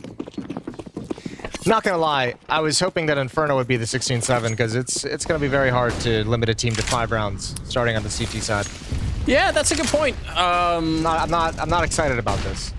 Not a lot has to go wrong here for that prediction to get swiped out the... Yeah, it could happen quick as well, quick and early. Yeah, but I mean the fact that they lost the pistol and still they're up 3-2 right here, and they put a lot of pressure on the Pain economy. That part is kind of working out all right for your prediction. So. We'll see. Not that many nades left here on the side of Pain, even, at 1 minute and 20 seconds. Kerrigan, nice entry headshot to take down Hartzau. Clears open the archway, And this A bomb site, these are both bomb sites are in a lot of trouble here. They start to fall back to try and help out, but Kerrigan is well aware that that could be a feature of the map, and they know everything right now. I feel like FaZe have such a lot of info to work with. I love watching Kerrigan play like this, just messing with timings as well. Look at the opportunities he's opened up. Look how many players, both the B defenders, go down in CT spawn because they had to move out of position. Makes the lurk from Rops super effective, except for when you miss your shots. Yeah, that is an essential component after all. He probably... Nexa knows all about that. Yeah, true. Oh no. I love that quote. It's too soon. It's too soon. Well, 3-2. They're gonna try and go for the retake, even though they're far, far away. Twist nearly lining up a double, but he's gonna lose that fight anyway. Brokey, he just has to hold this for basically a second. This bomb is already really, really far down. He goes for the swing, and it's an easy double once he gets the first kill on Neck is there. So yeah, probably a little bit closer than it needed to have been. Robs could have probably ended that round right then and there, but yeah, if he gets that kill on the lurk, they don't even go for it, right? Even if he goes 1-for-1, they're not messing with that retake. So that kind of missed opportunity from Robs spurs them forward. That entry from Kerrigan, now that we rewatched it, it's not exactly great spray control or anything, but he just was so sure. Like I'm just gonna pre-fire it and keep shooting. I don't care about getting any kind of great one taps or anything like that. I just need to get the job done. So fair enough. Oh, deep nade. Kerrigan brought down to 54 HP. Another nade coming in, brought down even lower. He's not having a good time. You can see him just chill and think about all of his decisions up to that point. You're really locked in with the grenades. They can't miss you when you're in that corner. Oh, man. Yeah, even in CSGO physics, those nades are still going to deal damage to you. Yeah, even then, you're going to be in trouble. Well, it's just a bit of damage right now. FaZe slowing down the game just enough. Attempted jump to look over the smoke. Big with Zero. Guess it's possible that he could find someone there with the P250. Could do some damage, but eventually he'll give it up. And they don't have any more nades of any kind right now on the Pain side, so I don't know what the plan is now. Yeah, this is where it gets difficult. FaZe already pressuring the B bomb site. Smoke going to go over towards the CT spawn choke point. Just the one defender here. FaZe have no reason to really go away from this, and here's the full set piece with utility. They see no presence, feel no pressure. Rops is going to stay super passive on the other side of the map, and a free bomb site plant at B. Nice little gap hold that he had there on the B bomb site by the coffins. Made himself impossible to see, basically. Brokey's going to be found. Ooh, and they'll find Robs as well, so they could steal some rifles away here. That's some kind of victory, even in defeat. No, it's great. That'll probably give them one extra buy down the road that they wouldn't have had normally, because they get to save so much money, obviously, and drop some weapons over. Kerrigan needs to stay alive, but he's so low in health already. Good shot on the big Uzera, but I cannot see him surviving the whole round. He does have a teammate. He does have Rain coming back to help him. Oh, Hartzau is so close with that CZ. Rain set up pretty nicely right here. Gonna get the one, but oh, if they could have got that second AK right there. I mean, they did pick up a second one, but it could have even had a third one. Would have been huge. But still, not a bad round, considering they were probably never going to win that round anyway. So they get to steal a little bit away. It's not bad. And force some rebuys out of FaZe. And obviously on the T side, it's not as impactful, but still quite painful to have to rebuy those AK-47s and armor. So money's going to get dug into and spent. Still, 5-2. 3-round lead for FaZe in the second map of the series. FaZe with a victory here close things out in their opening series of the spring finals.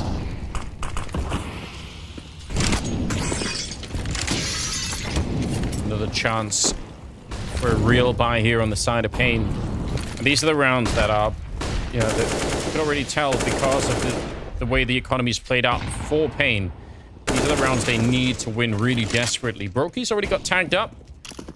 PKL, I thought that wallbang was maybe going to be the end of him, but somehow he gets to stay alive for another couple of seconds, so that's interesting. Rain trying for the wallbang. You can actually shoot through that window and underneath the little roof that's out there. Okay. People don't do it, but it's possible. Attempted swing to get the headshot right away, and he's going to move forward into the corner, and going to put up a smoke with plenty of space there. If they had put it even further up, I wonder if he would have just tried to snuck through, but he's going to be fine.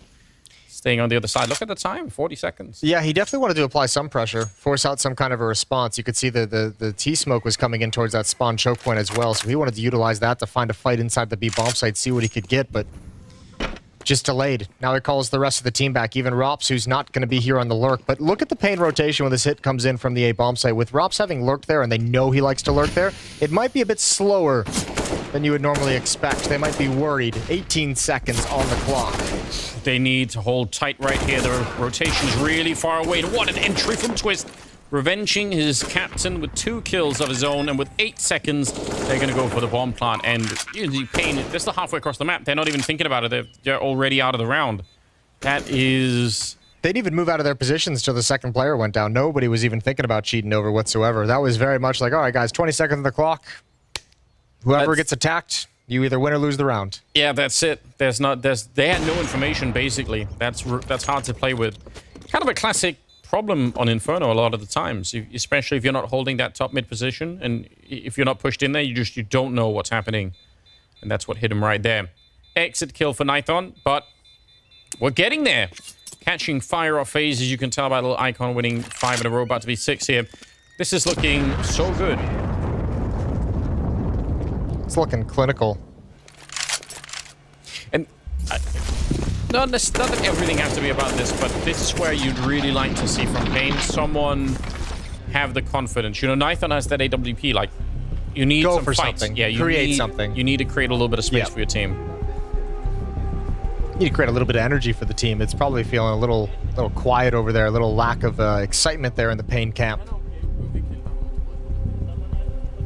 Little chat coming in, first time out used here on Inferno. They talk things over and what kind of shift, and maybe having a similar conversation as what we're having is like, so, all right, guys, you got a few weapons that we've saved. Let's make a play. Now, important to notice as well, this is where you might also think those saved AK-47s from a few rounds back might come into play. You can rebuy because you didn't have to spend money just a few rounds back. Still a very healthy purchase, full buy for the CT side. Yeah, that's going to make a big difference here. Varied game plan for FaZe early on as well. I mean, they've had a lot of rounds where they've executed pretty early on. In this last one, they slowed it down with 8 seconds on the bomb plant. So, ooh, nice early kill there. That was Nython, though, trying to do exactly what we're talking about. Basically take the game into his own hands and swing for that fight on Banana. But Brokey is so quick. He's going to get revenge, though, down the middle. And Robs, out of the corner, a boiler. Gets taken out. So 4 versus 3. It's a good start for Pain right here. You have to have this round if you're Pain. Not for the, like, it's not going to, like, end the game if you don't get it, but just for morale purposes, to start out with this kind of an advantage in the early going. You know, you could see Twist and Kerrigan wanted to try and pick things up and just catch that defense in some level of surprise. Not to be. Rain, 1 versus 4, now 3 as he gets the first kill. The bomb is over in B, so I'd say don't challenge him too much. There's not a lot to be won here by trying to fight him in the middle. You have the bomb over on the other side. You could even just pull everyone out here and just sort of stick around that side.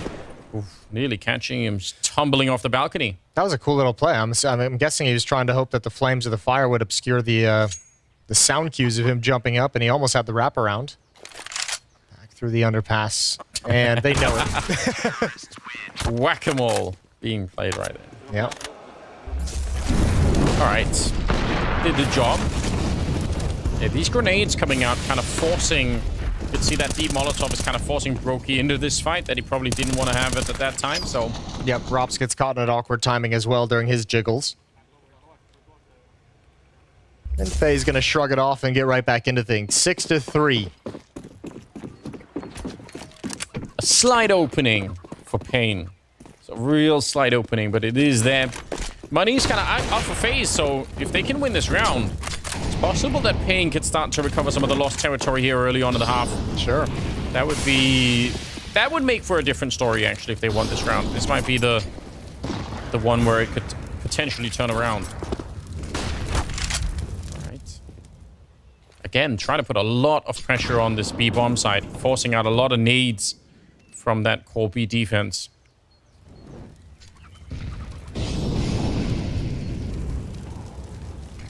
Double setup in the A hallways. Always a lot of fun. They're making noise down here in the middle as well, so back for a bit of a boost over, leaving one single defender over at the B bomb site. And Kerrigan again has managed to sneak right under. Definitely hears that. Now, what's the timing going to be like? Yep, spots it out, smokes them back off. He's reading this very well at the moment. And Rob's ready all day for that one. They're actually attacking the strongest site right now, though the bomb is at the bottom of T middle, so they're just creating space. Even at 40 seconds, they could do whatever they want right now. This is so hard to play against. They're getting every kill. They don't even need the bomb. Oh, no. Yeah, but this is just Kerrigan doing such a good job. Like, creating space, but also just, like, testing the defense, testing to see if there's going to be a gap. And, like, when he finds one, it forces such a crazy overreaction. That's the double kill Rain gets. 2 players rotating over, coming through smoke, trying to shut down Kerrigan, and Rain's just got the jump on him. Chilling in the corner. So 7-4, 3-round lead. And no one goes down for FaZe. Yeah, what a brutal round. Losing track of where the T's are like this is something that you normally associate with a map like Nuke, for instance, where it can be... But on Inferno, I mean, it can still happen, especially over at Arch, right? You just... Someone sneaks through a little bit more than you thought. Or they're a little bit closer to that corner. It's a flawless round coming out here from FaZe. Do you remember when we used to have the conversation on if PKL stood for Pickle? Yeah. Where did we fall on that one? I feel like... I can't remember who, but somebody told me it was PKL for sure. Okay. So, I don't know... I'm going to trust that, but I wish I could remember how. Could be that it's just crazy. Just memory hold the entire thing. Yeah. So I feel like I'm confident that that's how it is. Okay. But it could be. Yeah, I didn't want to call him Pickle. I was just curious how that all ended. I never got any closure. It's possible that in Portuguese is something completely different, you know? Yeah. Who knows? Who knows? They probably got a different word for pickles there. You have to assume. What's your favorite kind of pickle? I've seen you deep fried pickles. I've seen you fried pickles are nice. Yeah, I've seen you do a lot of fried pickles are good. All right, with some ranch. Better than regular pickles. What's the tie? I like pickles on my burgers. All right. I don't know. I don't really do the whole like pickle on its own thing. All right. Fair enough.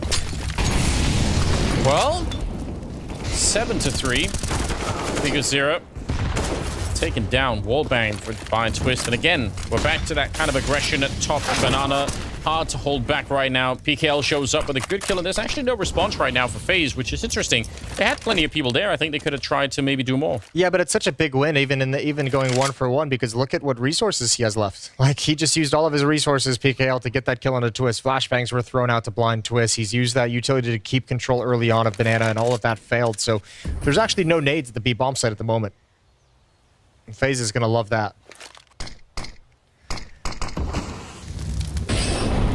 And they're keeping this defense really far up at top mid, which I really appreciate from Pain. This is their way to try and get some information, but Rain, he's just spotted out 2, and yeah, they might just go right away. Not a lot to hold them back right here.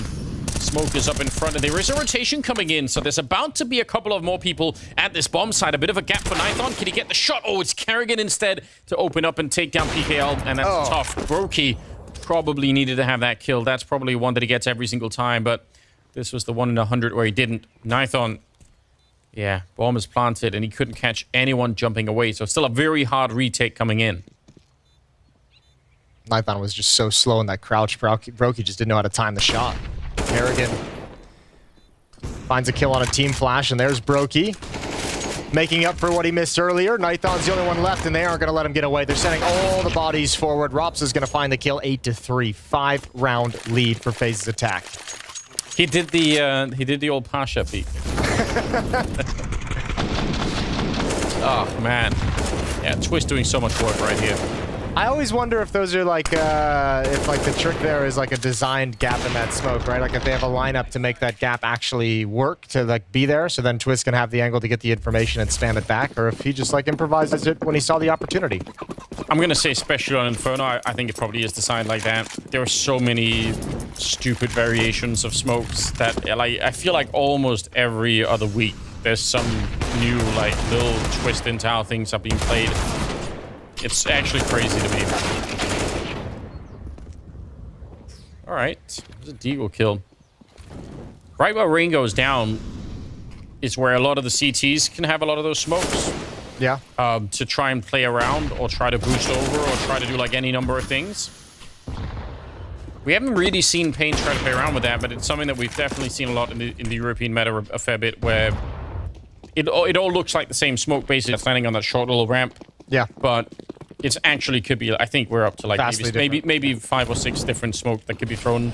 And when you see it from the T side, you have no idea, right? Because you can create a gap on both left and right side, and it could be used to boost over, and it could, like, it's just, there's so many different ways to do it. So many looks that it can give you. Yeah.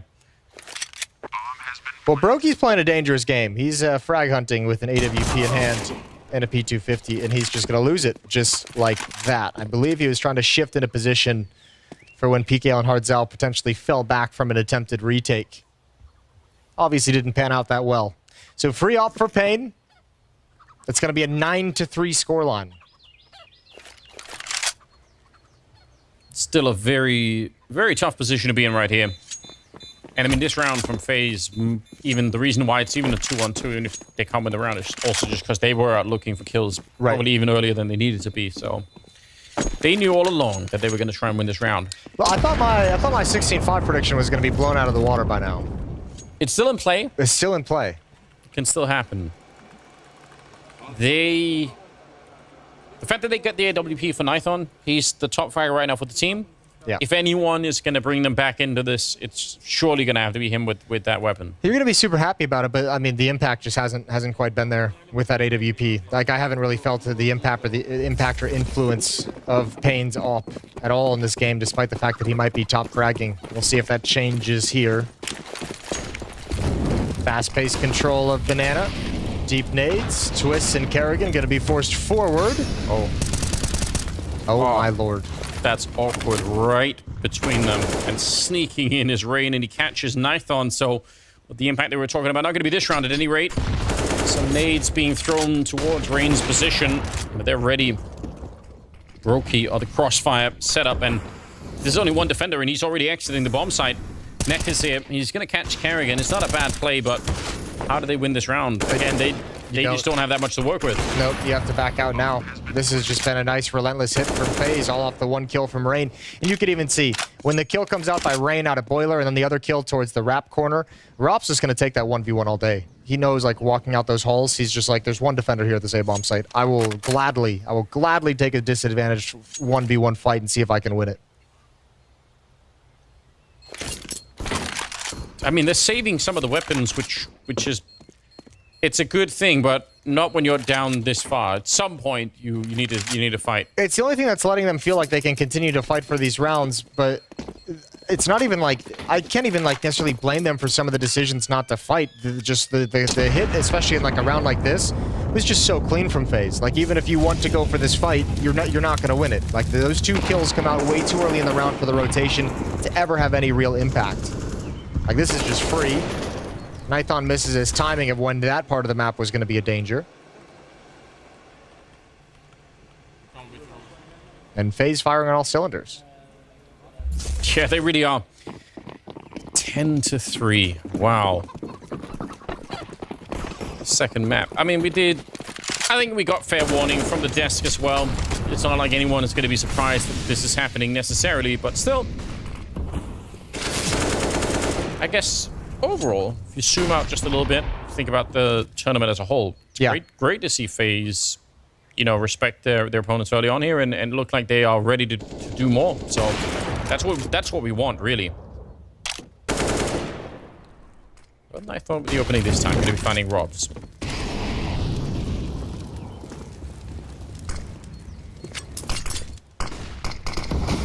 Not a lot of pressure on them to do anything else now that they're in a 4-on-5. Still trying to get a little bit of information about what's happening in the middle. Kerrigan sneaking through. He's found this gap on Rap side a number of times in this half. Yeah. 1 kill and he's so dangerous. Even just without a kill, even just presence, it's pulled the B defenders out of the site itself.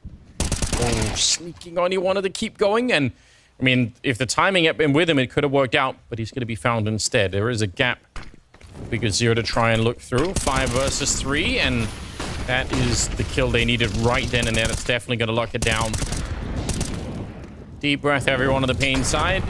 Already won the round. Just don't do anything crazy. They're going to get that kill on Rain, too. So, at least the 4th round going to be picked up right here. I think you just go for this if you're Brokey. Nice shot. Yeah. You got plenty of money. You're buying next round no matter what. Trying to gain a little bit more ground before the next... Oh, no way. He's so quick. That didn't... okay. Bomb gonna be planted. Still, like, this one's not possible. No, it's not. He doesn't have the health for it, and they're already all over him. But 2 really beautiful shots to put the fear of God into pain. I actually thought the game was gonna show that as like a no-scope. There was no no-scope icon. No. He's just too quick. I remember when he was brought into the team to be a rifler. Yeah. I'm glad that's changed. Yeah, I'm glad they went away from that one. Oh.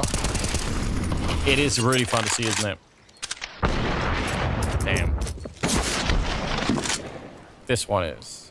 Need a lot of slow motion to catch that one. Yeah. I saw the scope that time, my old eyes.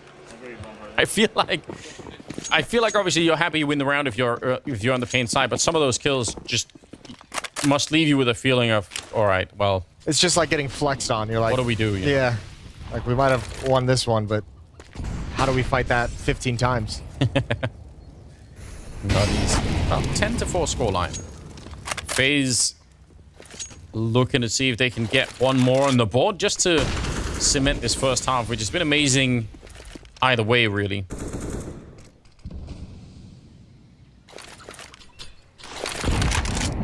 Mid-peak. Rain. Good dodge. He saw the flash coming in, jiggled into safety, and is able to protect his teammates. 5-on-4 for FaZe.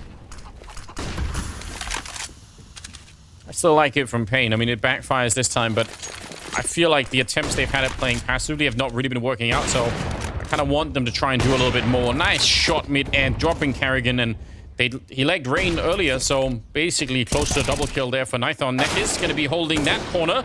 Robs comes out, swings, and he was ready for another headshot. If anyone wanted to fight him there, he might have just got it. Bomb is going to be planted. Get a 2-on-3 for the after plant, and this is the round that Pain has to win. They need all the rounds they get right here. Brokey's already taken down one of the wrap sides there. Easy shot with the AWP, and now PKL Ambiguous Zero. Thinking about it, they're being a little bit slow now. They do have a smoke to try and create a bit of a gap towards the pit, but even flashed, it doesn't matter. And a shot through. Oh no! What a way to finish the first half. 11-4 in favor of FaZe. That's a powerful beginning. We're going to see what happens in the second half. It's coming up right after the break.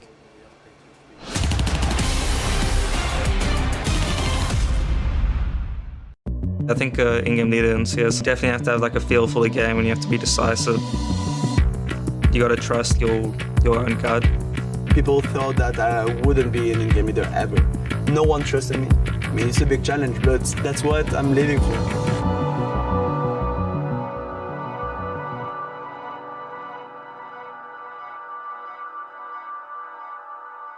We are in Stade de France, which is the French stadium where the national team of football and rugby play.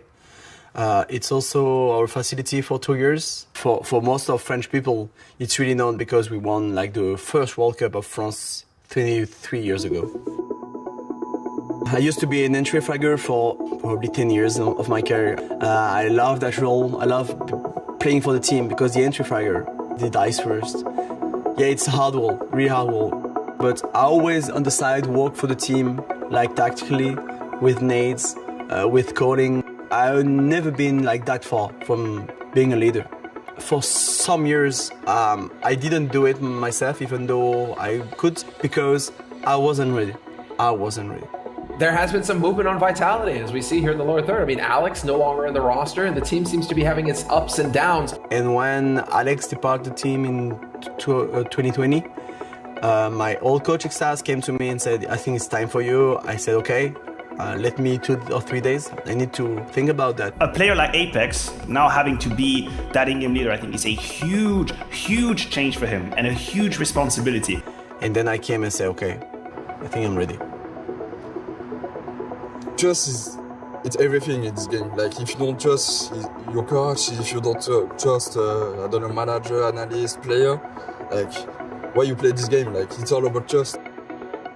Actually, when he became a leader, I trust him like 100% because he has him in the blood. Like he can motivate, he can cry, he loves CS. He had a lot of emotion, so Yeah, I like it. Yeah, you can be a good leader, and improve every day.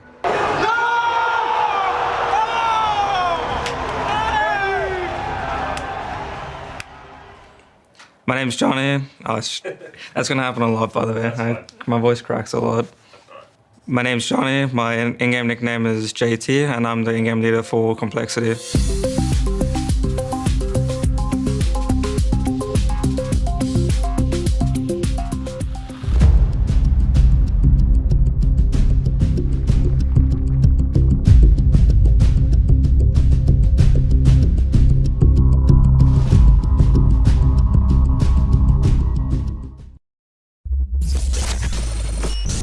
On roof, on roof. Flash.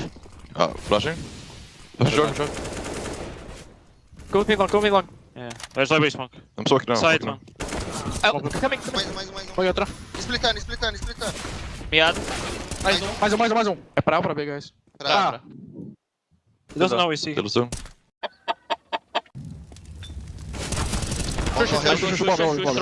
Entrou dentro do bomb agora, default. A gente é defuse? Você tem defuse, você tem. Tem mole também.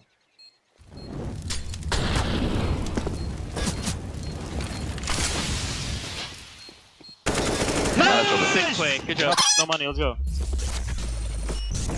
Ooh, a lot of tension in the end in that 1 versus 1. I don't know if you noticed this, if the translations hold up. I believe at some point in that 3v3 or 2v2, someone on the Pain side said, are they planning A or B? That, I think, actually is super revealing for how confusing it was in that first half to be Pain. They didn't even know. Like, we're not even sure if this is what kind of an attack this is. Yeah, which is just crazy to think about. 11-4, a huge lead for FaZe on the CT side of Inferno now. Pistol, very important for the Pain side of things. Rain is here to defend. Kerrigan's going to come through as well. Rain's got the first going for a little bit more. Kerrigan holding the off angle. One goes down. Kerrigan's got to back away, but he can't get back fast enough. And a one-man advantage for Pain. Brokey sneaking into the smoke, actually jumping on top. That's super aggressive. Nexus just did not see it coming and twisted a range headshot. Now it's all on Hardsau. He's going to fight with the Glock and he's ready. He knows where he's going. Oh, right through the smoke. He takes him down. What a quad kill to open up the second half with. No, that retake never slowed down though. FaZe, like that was all just kind of improvising off individual plays and playing off of each other, but that could have slowed down like right here in this 1v2. Twist and Rops could have really slowed this down. You could have waited for the smoke to fade. That's been a conversation for the FaZe guys. Rain especially talked about it at the major. Like sometimes we just get too excited. Sometimes we just keep going forward. Sometimes we just don't take a breath. Yeah, and that could be the other side of the coin for having a lot of skill and feeling, you know, like you have the confidence to take any fight. Sometimes there are fights you should not take. And even worse, that might ruin my 16-5 prediction. That's a real downside, yeah. I can't believe they did that. Well, you say that, but my man Robs has got your back. Yeah, he does. He's stepping up right here. And a lot of damage on the Hardsau on top of everything else. They actually have a lot of weaponry to fight with here. That MP9 on Inferno, there is really almost no long-range fights you can have on this map, so...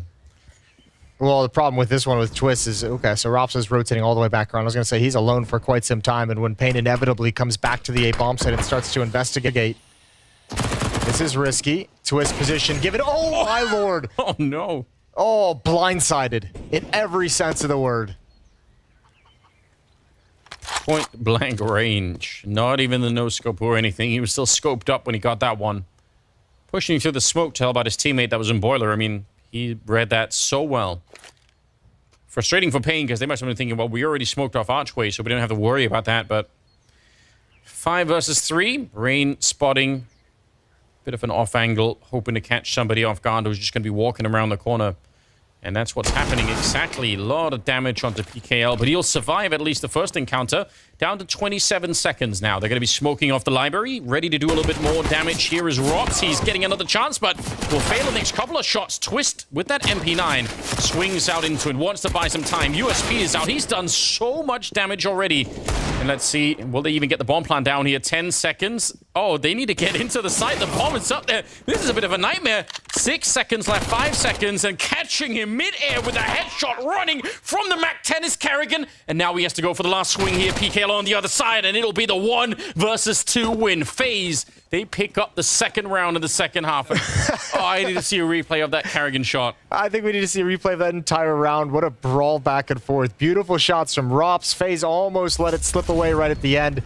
Kerrigan in for the big boy clutch. That one's beautiful. This one saves the life of Twist for sure. Right before the flashbang pops as well. That's the shot on Kerrigan, or on Zera, who's dropping down, and just a nice closer. 12-5. Oh, man. He's just like, sure, why not? I remember a time when Kerrigan was getting fully triggered by MAC-10s from the CIS region, but that was in the original FaZe, the old Vegas Squadron days, on this very map as well. Yeah. I'll never forget that game. We casted that at, well, that was the Atlanta major, right? Maybe I will forget it. Yeah. I'll never forget. Instantly forget.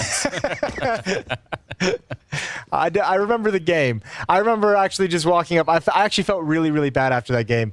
Because I remember the way the casting setup was working was the players were like right next to us, right? Oh, yeah. I remember walking up and just looking at Kerrigan and I think Rain and Olaf were all there just laughing a little bit. And I was like, you guys ready to get steamrolled by Vegas Squadron? Like half joking. Yeah, yeah. And then they got 16-1 by Vegas Squadron, who were doing like MAC-10 rushes up banana for no reason. It's a classic. Yeah. There have been some games like that. We should ask Kerrigan about it sometimes. Brokey, they're out hunting here. I remember in one of these iteration of FaZe, Kerrigan was basically playing the monster tunnel on overpass, and Chopper would just come flying through the smoke with a MAC-10 shooting. He was so triggered every round. But now he's embraced it. Yeah, now he realized if you can't beat it, might as well join it. Yeah, that's how it is. Yeah, not really showing any respect here to Pain, and that's a good thing if you're on the FaZe side. If you're around like that, just make sure they don't have any feeling that they can even give you a chance to talk or anything. Don't give them an inch. Don't just be relentless. Guns are out now, so just by default, a little bit more respect is going to be provided. Brokey might have had a chance there, but didn't want to commit to the fight that early. Good nade. That's going to do great damage. Hardzao, lucky to be alive. Big Zera does not have that kind of luck. Straight into the M4 now. That's going to be a quick end. And Hardzao actually burned down to, I think, 48 just from the Molotovs. I don't know, there's probably a couple of Molotovs coming in from Banana as well, so could have been just hard to stand almost anywhere. But not the best start here for Pain. Almost a couple of losses already in Rain. He's thinking about it. Oh, that might actually be a decent nade. It lands right on top. Okay, could have been better, but it's going to tag them up either way. Nikon taking a little bit of damage there. Still will equalize the fight for the M4, so kind of still worth it. Yeah, not too shabby at all. Back to the A-bomb site we go. Brokey and Rops with a big boy stack, one on each side, one at each corner. Brokey's going to step in front of the smoke, as we saw Rops do previously. Double kill for Brokey. Adds one more. That's Hardzao. He cleans it up with a nade from earlier. And it's just down to PKL. He's in quite a pickle. You had to do it, didn't you? I just had to. I did. It popped into my brain. I didn't know how to stop it. Robs with the cleanup in that round, but obviously Brokey and the whole idea of pushing through those smokes, right? I mean, especially if he's already felt earlier that they might not be ready for it. They trust in that smoke on Arch maybe a little bit too much. Well, he's going to punish him for it. So, wow. Well, and now, I mean, this has happened twice now where that smoke, as you said, they've kind of just ignored it and disrespected it and stepped in front of it, Rops and Brokey. So now when you go back to mid, if you're Pain, like, you just don't have any confidence in your mid take. Yeah, or anywhere else. Yeah, or anything else on the map as well. You're right. That's a fair point. Yeah. Oh, no! Raining down nades. That is ridiculous. We're going to need to see a replay of the absolute destruction. Carpet bombing, in fact. No confidence in your mid take. No confidence in banana take. You're going to step on the bomb. You're going to step on the grenades. Oof. Listen, that's rare. We don't get to see a lot of those. Anders, we're one round away from 16-5. Don't say it. Has anyone ever done it before? Have you ever heard of anything like this? Back-to-back map score predictions. No, called this morning on the walk here. It's true, you did. I'm going to vouch for you. It's absolutely what happened. So, no, I don't think that happens very often at all. So, I can't remember. There might be a first. Here we go. So dead. Oh, that's brutal. Yeah. It's like a prairie dog or a robot, sure. Why is he doing the robot? I have no idea. I don't think he knows, to be honest. But the stare is a classic Kerrigan. It is a classic Kerrigan. Brain wants to relive the last round. He's like, you know what? Let me try and throw some more grenades. Maybe this could work out again. 15-5. All right, boys, don't let me down now. This is the one round, isn't it? Brain getting caught in the corner. They want to follow it up. Brokey goes down.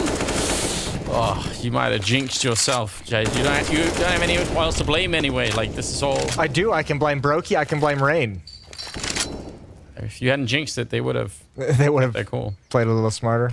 Played a little better. They have 18 and 22 kills, you know, so that's probably also why they're feeling so good in taking any of these fights. They're like, you know what, it doesn't matter. We're going to win. Now it's going to be a real hard round to win here. 5 versus 3. Rops is going to have my back again. Oh, he's going to have to dodge at least, I think, a flash coming around the corner. Molotovs is setting up. There's the flash, and Rops turned around. He just can't get his vision back anywhere close to in time. Oh, no. Zero with the kill. 1 versus 5. The bomb is all the way back. If you're lucky, they run out of time, Jason. Please, for the love of God, give it to me. I deserve this. 30 seconds. Oh, they're going to find him. All right. I can't believe it. Oh, I can't believe it. You do. What have we learned, Jason? It's so close. What have we learned this time? Nothing. I'd do everything the same. I'd do it all over again. I would change nothing. You've seen those videos on YouTube where people celebrate winning like a race early, like they're on those are good rollerblades or biking in, and they're like and then they fall and someone else wins, and you're like, need to watch those videos just to learn never to do that. Oh dear. Now the full comeback's happening. Now it's now we run it back. Just into overtime. All right, bit of a nade. Kerrigan with the AWP now, and they got another one on Brokey. Could be hard to read if you're in Banana and you're hearing that AWP ring out. Could give you a false sense of confidence that Brokey's out here, and maybe you can go to fight at Archway. So we'll see if they're going to be wise to that on the Pain side of things.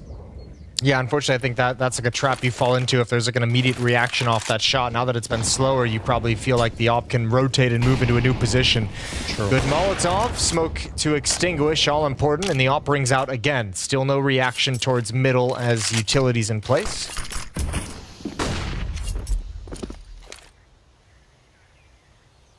All right, a little bit of a defense inside of the A-bomb side, but not that much.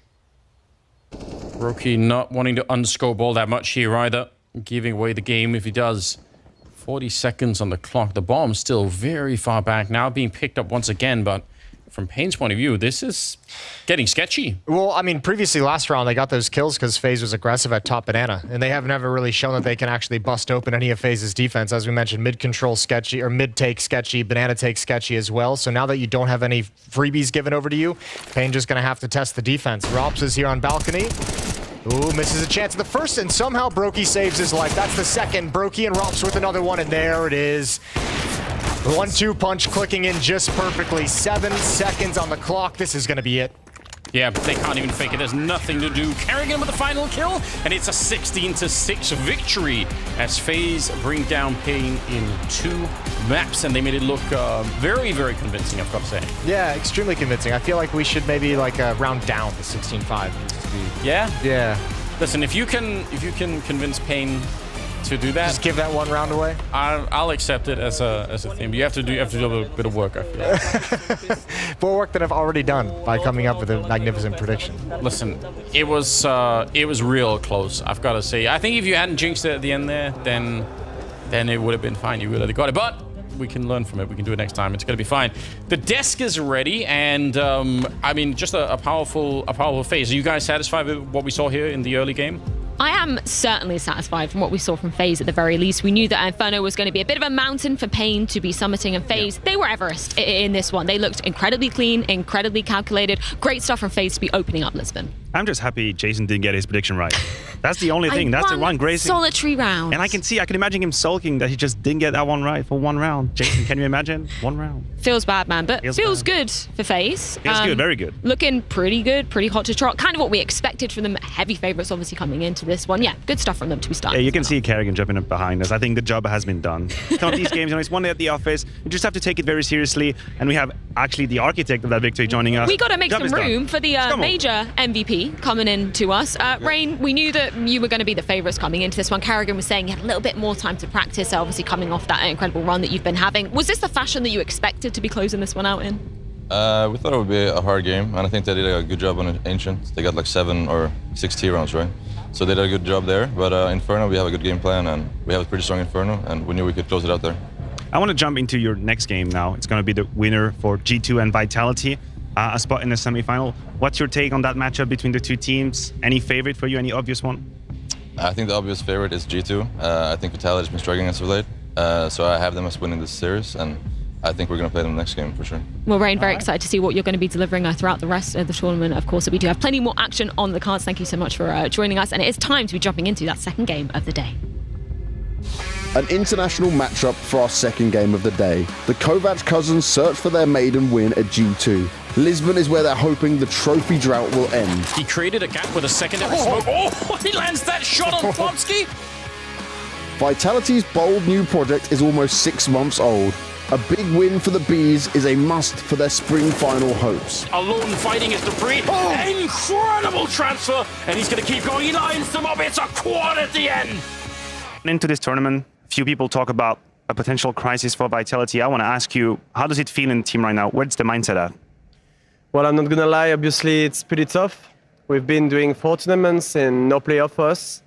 So we're not talking about crisis intern in the team, but more like, yeah, it's time to step up and it's time to go to the playoff at least.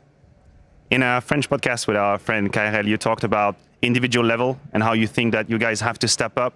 How does that translate in your practice and how you look at the games?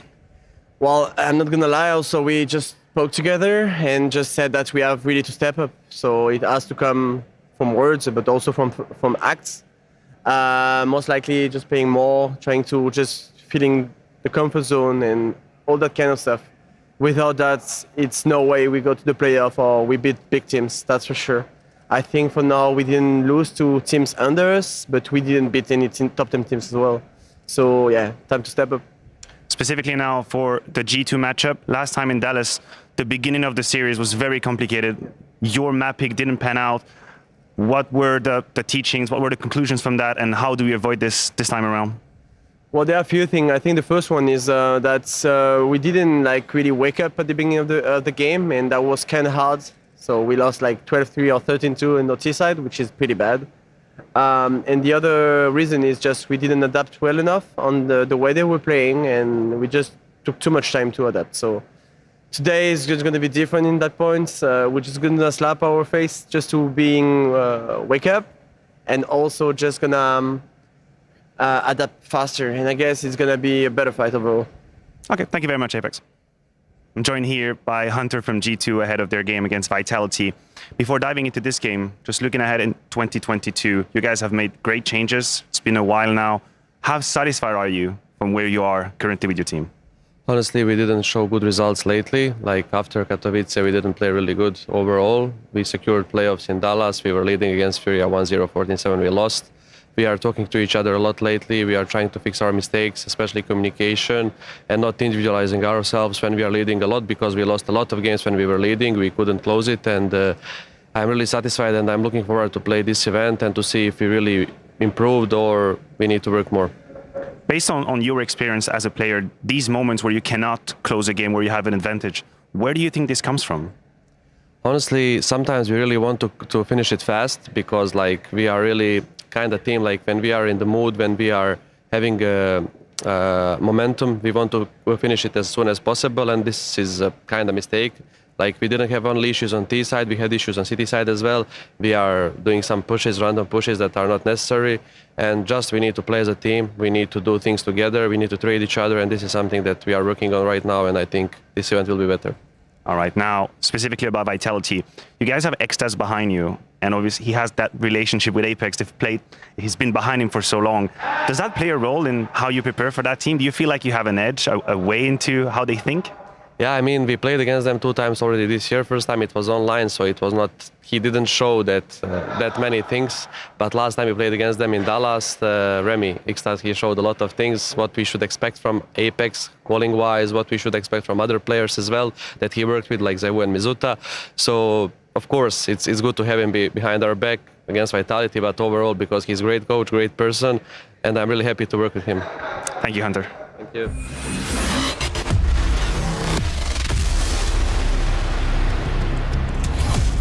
The Hive return in hopes of causing a sting, but these two teams are both on tumultuous trails. G2 taking on the likes of Vitality here in the second game of the day here in Lisbon. Both looking to start their run off hot because, Maniac, we were discussing this before coming on air.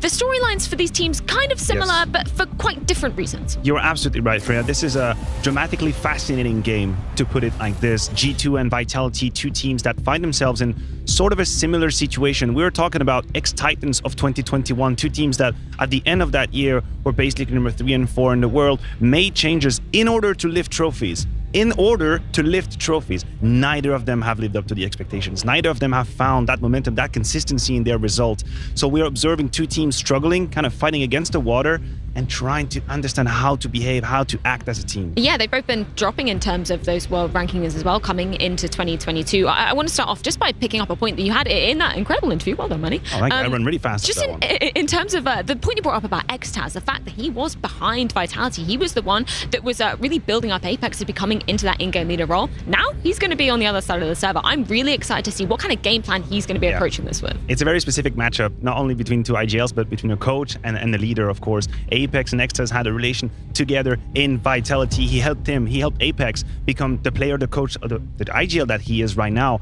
We see here the rankings, and I think this is something that we have to link to your question, Freya.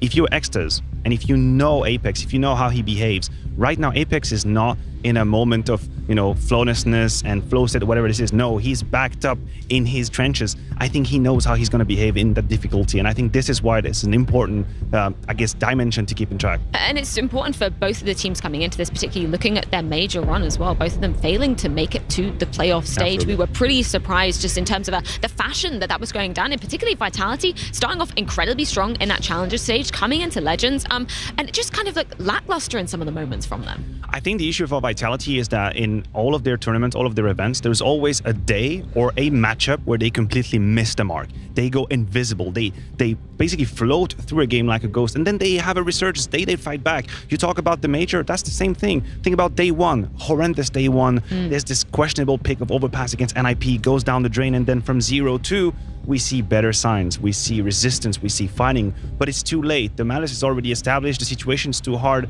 to kind of turn around. So that's my problem for Vitality. You have to get rid of these days where we don't exactly know what we're looking at. Yeah, and it's the question that is always on our lips, just in terms of the firepower coming into this. Of course, we have Zewu, who's an incredibly high ceiling in terms of what he has delivered in previous years, the fact that he's been up there in terms of the best players in the world. So we're always going to be putting a harsher light on him as a player. But what are you kind of thinking, seeing his performance at the major, seeing it at Dallas as well, where is it kind of standing in terms of Zewu's form at the moment? I believe that only recently Zewu has shown us again what he's capable of, and I think only recently he has lived up to that expectations. We see him grooving, vibing right now. I'm hoping to see that later today, because the beginning of 2022 was complicated, man. He's smiling. I hope he's gonna smile on the server. Look, the thing is with Vitality, we're never gonna put only one player under the microscope, but when you have someone like Zewu, the same way Simple walks around in NAVI, the demands and the expectations are unique for these players, and the very minimum we want to hear or want to see from these players is 99% of their level. That's the minimum we want to see, and he hadn't shown it at the beginning of this year. And I think that's a heartbreaking thing when we're talking about expectations for Vitality, the fact that we've got Magus, we've got Dupree entering the server as well, and we're looking back at that world ranking trajectory. This was meant to catapult them to be a more stable top team in the world. We saw moments performance last year, that they reached that #1 peak. The fact that they haven't been able to find that footing, are you putting that down to, a lot of the adaptations in terms of the language barrier, the fact that the communications, they aren't all having to communicate in English now? Is that the main reason you're looking at, or are there things inside the server that you think, are cogs that aren't turning too well for the team? Well, the way I would look at it is Apex actually had an interview with a French broadcaster, Carhel, where he talked about it, and he explained that we sometimes underestimate how hard it is, how tough it is strategically for a team to go from full French speaking to international. And I accept that. I acknowledge it. But other teams make it work. ENCE make it work. FaZe make it work. So what you actually have in Vitality is that individuals at times don't step up enough to kind of fix the issues and the obvious details that will be problematic in an international team, because you don't have that crystal perfect team play. Sometimes mistakes happen. You need to have your individuals showing up, and we have them on our screen right now. And for every single event, I can point to one of these players and tell you they haven't done what they needed. And I think that was maybe another heartbreaking factor when we look at the last time these two teams were facing. Obviously, they went up and faced G2 in Dallas. That was what knocked them out of the competition in that 7th to 8th place. And none of the individuals were really showing up in that particular series. You were bringing up the fact that first map of Dust 2, Vitality just kind of rolled over in terms of that first half. Yeah, they fell really short on that Dust 2 game. And what was really, I guess, scary for me from an outsider perspective is that you have a Vitality coming over, picking Dust 2, knowingly starting on the T side. They knew that was going to happen, and just being completely out of solutions very quickly into that game. Apex talked about it in an interview. Not only did they start cold, and no one really picked up the pace at the very beginning, which you need as a team, but also they didn't really adapt. They didn't adjust. As soon as it didn't work out, you could see the crash coming over. You could see it. You could see the wall. And they couldn't avoid it. And flipping the script to talk a little bit about G2, we were framing this as, both teams are in kind of turmoil, a little bit of a strugglesome period at the moment. What are we looking at to be the main struggles of G2 at the moment?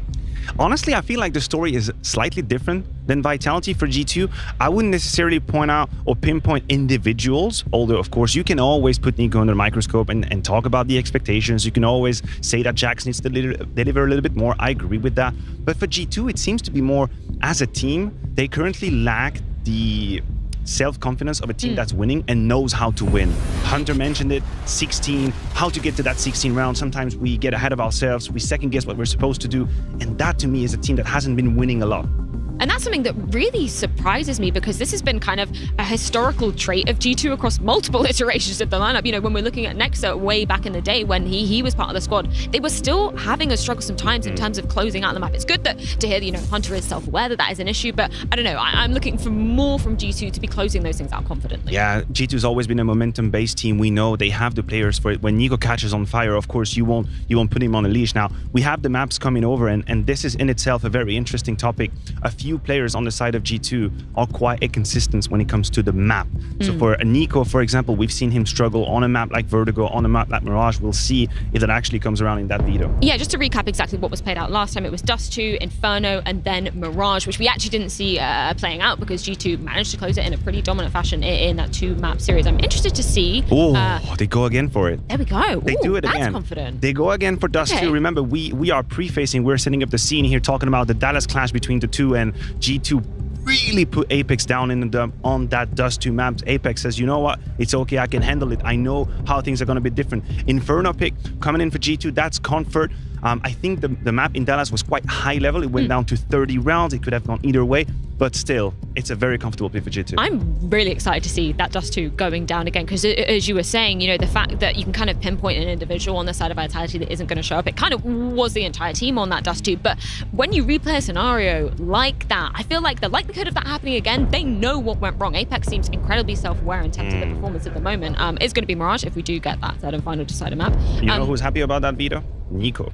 Because these are 3 excellent maps. Just Mirage towards the end, he started to get figured out a little bit, but Dust 2 and Inferno first, I think he individually has the power to kind of close this game off. It's one of the few maps, Dust 2 and Inferno, he pops off massively. That's going to be a really interesting narrative coming into this as well, because back at the Major, I feel like there was a conversation around, NiKo, is he showing his best level? I don't think that was necessarily fair, because he still has the ability to kind of pop off in those situations. You look at his rating as such as well, and he was looking strong. But look, with great powers come great responsibility. If you argue at the end of 2021 that there should be a discussion about NiKo being the second best player in the world, then you have to be coherent in your analysis, and then you have to say that we didn't see that potential second best player in the world at the Major. We just didn't. He went from being one of the absolute very best to being only excellent. But that's the kind of, I guess that's how unfair we are with some of these stars because that's what comes with the territory. I mean, Zoe has had the exact same treatment as well, so we're excited to see them going head-to-head on this particular ground. Coming into Dust 2, and you were talking about, you know, the potential of them being able to shut down Apex as they did last time in Dallas. Was that kind of the only issue you saw from Vitality there, or kind of the main strength of G2, or anything else you're kind of looking out for and seeing if it replays here? I don't really think that Apex got shut out as an individual. I just think the game plan didn't work out at all. I think we sometimes see Vitality either dying or living through very fast-paced Counter-Strike at the very beginning, and if that doesn't work out, then there was this lack of adjustment that Apex mentioned in the interview. Just on an individual standpoint, very quickly for Vitality, the Danish duo is one that is very much under the microscope and the spotlight on Dust 2, handling that B side of the map, but that's the CT side. We're gonna see where they start. It might be, again, a T start from Vitality, and there we need to see adjustments. We have got a hell of a lot of Counter-Strike on the cards here in Lisbon. We can take a look at exactly how it has been playing out thus far in case you missed out on any of the action earlier. FaZe, unsurprisingly, taking the win over Pain. The fact that we're going to see Pain Gaming in that elimination bracket. The loser of this will be facing them. The winner, of course, will be facing FaZe, and that will be a pretty fast route through to that semi-finals on Saturday. It is, and I'm glad you mentioned it, Freya, because there's actually a lot at stake for this very game. You might wrongly assume that this is just an opening game in a group stage. No. If you want to have a chance at the auto berth to semi-final, you have to win this game for G2 or Vitality, and then you would fight it against FaZe. If you go down against Pain, you would anyway have to play quarterfinal. That's one more day, and that's again another obstacle before getting to that stage in Lisbon. Well, we're going to see exactly how it does play out, as we do have the map cemented, a carbon copy of what went down in Dallas, but Vitality hoping to flip the script. Their pick of Dust 2 will be coming up first, and it'll be going down after the break.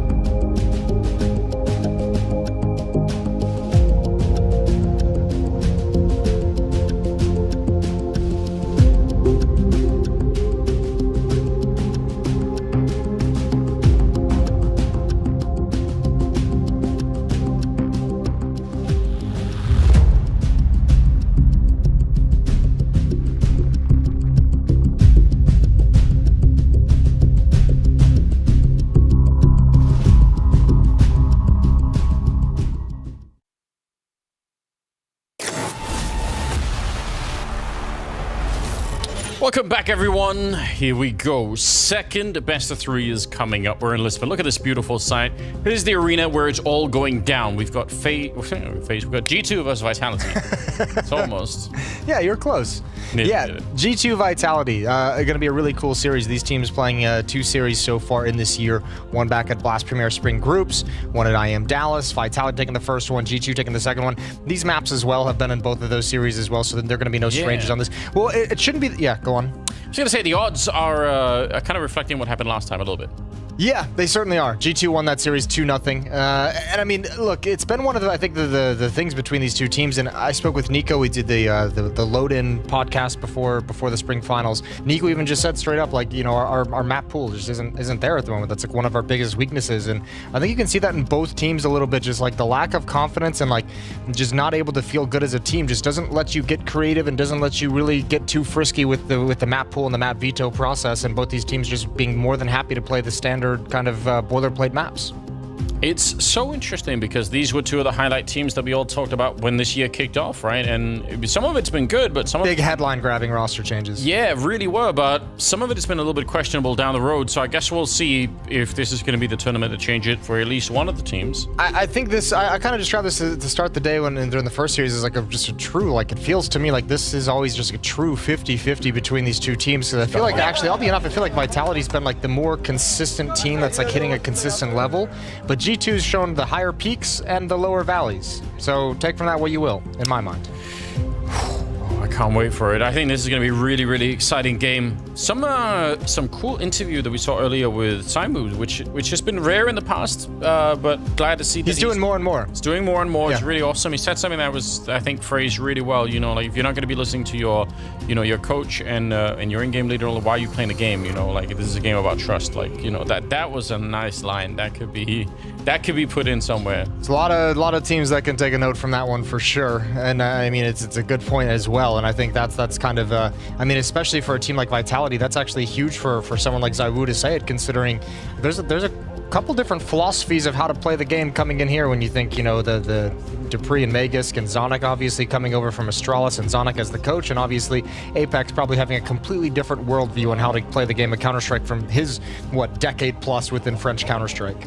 Yeah, and if you're someone like ZywOo who's a superstar at that level, it's having to trust in your teammates might be even more difficult because you might feel like you have the power to solve almost any problem on your own. So well, and also like I mean, to a certain degree, I guess that you could probably debate this back and forth as much as you want, but what a kind of, you know, in a certain angle, you have to say it's got to be a luxury to have a superstar like ZywOo who's not really trying to have any great impact or influence. Like he's just like, I just want to play the game. He's like, I just want to frag. I'm just put the op in my hands. I'm gonna ball out for you.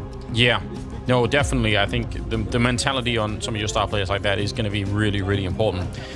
And over on the other side, I mean, Nico, big topic of conversation always. Should be. Like.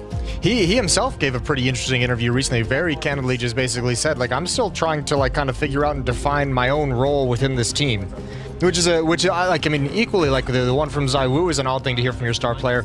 That's a very odd thing to hear from specifically Nico, who's always just had imbued with confidence. Yeah. At the moment, obviously, just feeling, you know, a little bit lost within this roster, this G2 lineup. Yeah, you've had a feeling from the outside in the past, Nico, when you've watched him in almost any team. He's not trying to find his space. He's just going to take whatever space he wants, and then people have to sort themselves out around him, pretty much.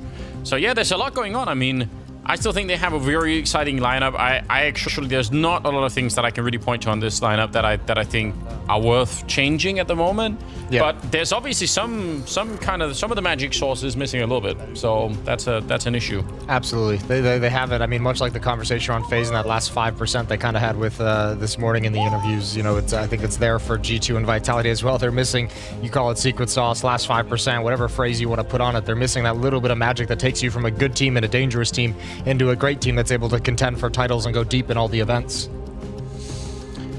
We'll see if it's going to be slow, sort of small iteration, small fixes to, you know, clean things up. That's all they need. It's possible, right? Sometimes you just need to throw things back in the blender and then, you know, see if you can go from there. I can give you another little spoiler because I just did record it on the media day yesterday. The Push to Talk podcast did a 45-minute interview with Kerrigan and went over some of the various stages in his career. And one thing that he kind of we touched on for briefly was his time in mouse sports. remember when he came there before rejoining FaZe for the second time, and he just kind of mentioned, you know, we'd been going a long way and things weren't working out, and we kind of got to a point in the team, and you know, there were two options. One was to make a roster change, and the other one was to make like a role change. And he said it was a very simple role change, and once they made it, that's when they rattled off like 4 or 5 events straight to end 2019. So sometimes it is like you have all the right pieces, but maybe they're just not being used properly, and that one little bit of a change, that one little bit of a change, it can just reverse the entire fortune of the squad. So obviously both these teams still trying to look for that one new element they can incorporate into their gameplay that's going to elevate what they're putting out into the server. Well, right now I think they were getting a new headset on one of the players, then we should be good to go, pretty much. But yeah, I mean, it's an interesting thing to think about, because a really good player who's playing a role that they don't feel confident in, or that they don't, you know, feel like they should be playing, I mean, it can make a big difference. So so I'm curious to see how it'll play out for these two teams here. You know, this is basically like a semi-final or grand final level match that we could be seeing early on in the tournament. So crazy stuff. Can you hear me better now? All right. Hopefully that means everything is close to ready. Just asking his teammates if they can hear him. How do I sound? Is everything good? Can you hear me now? On the G2 side, I mean, there's so much to work with. Obviously, Monacy is someone else who's going to get a lot of headlines all the time, and for good reason too. Yeah, well, I mean, the cool thing about Monacy, for such a young player, we obviously know he can have like the flashy clutches and the highlight reel plays and everything like that. But also, I mean, just the props he gets from his teammates in terms of his decision making. Like as just a young player, able to pick up like kind of the nuances and make really, really good decisions within the game that his teammates are really happy with is super impressive for a young player. If they got a little too plushy. Has he swapped as well? Monacy was always on the outside, right? It was like Monacy and then Nico and then Alexi. Yeah. Looking for those small changes within the team? Yeah, I mean, it does. Positioning of your seating?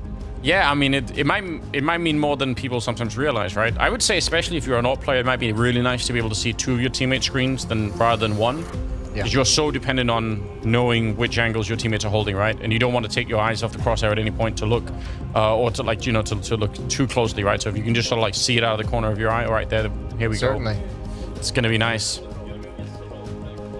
Yeah, what a battle as well. Monacy and Cyber, if it comes down to that. I feel like a lot of times when we hype up those AWP versus AWP battles, at the high level, it doesn't have the same impact. I feel like at a slightly low level of Counter-Strike, they can have more of a chance to fight, but it's just so hard to make work. Yeah, we've touched on this a couple times. Like the conversation around like the AWPers facing off against each other is a very romantic one. It's not so much like the AWP versus AWP like in a heads-up duel, right? It's like which one of these AWPers is going to be able to have more impact in the game itself. Like which one is going to be able to pick off those 2 AKs as they come up catwalk or whatever it might be.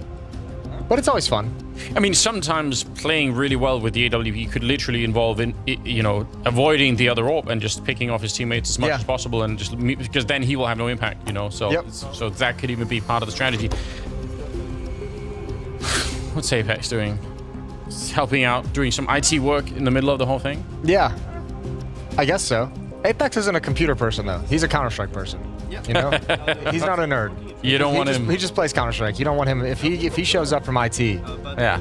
All he's got is restarted. You know, I'll be honest. As someone I've done work in the past in IT support. You hated it. I did, and so does everyone else who works in IT support. I'm gonna guarantee it. But most of it involves just being able to Google stuff, basically. I feel like that's like most jobs these days. Yeah.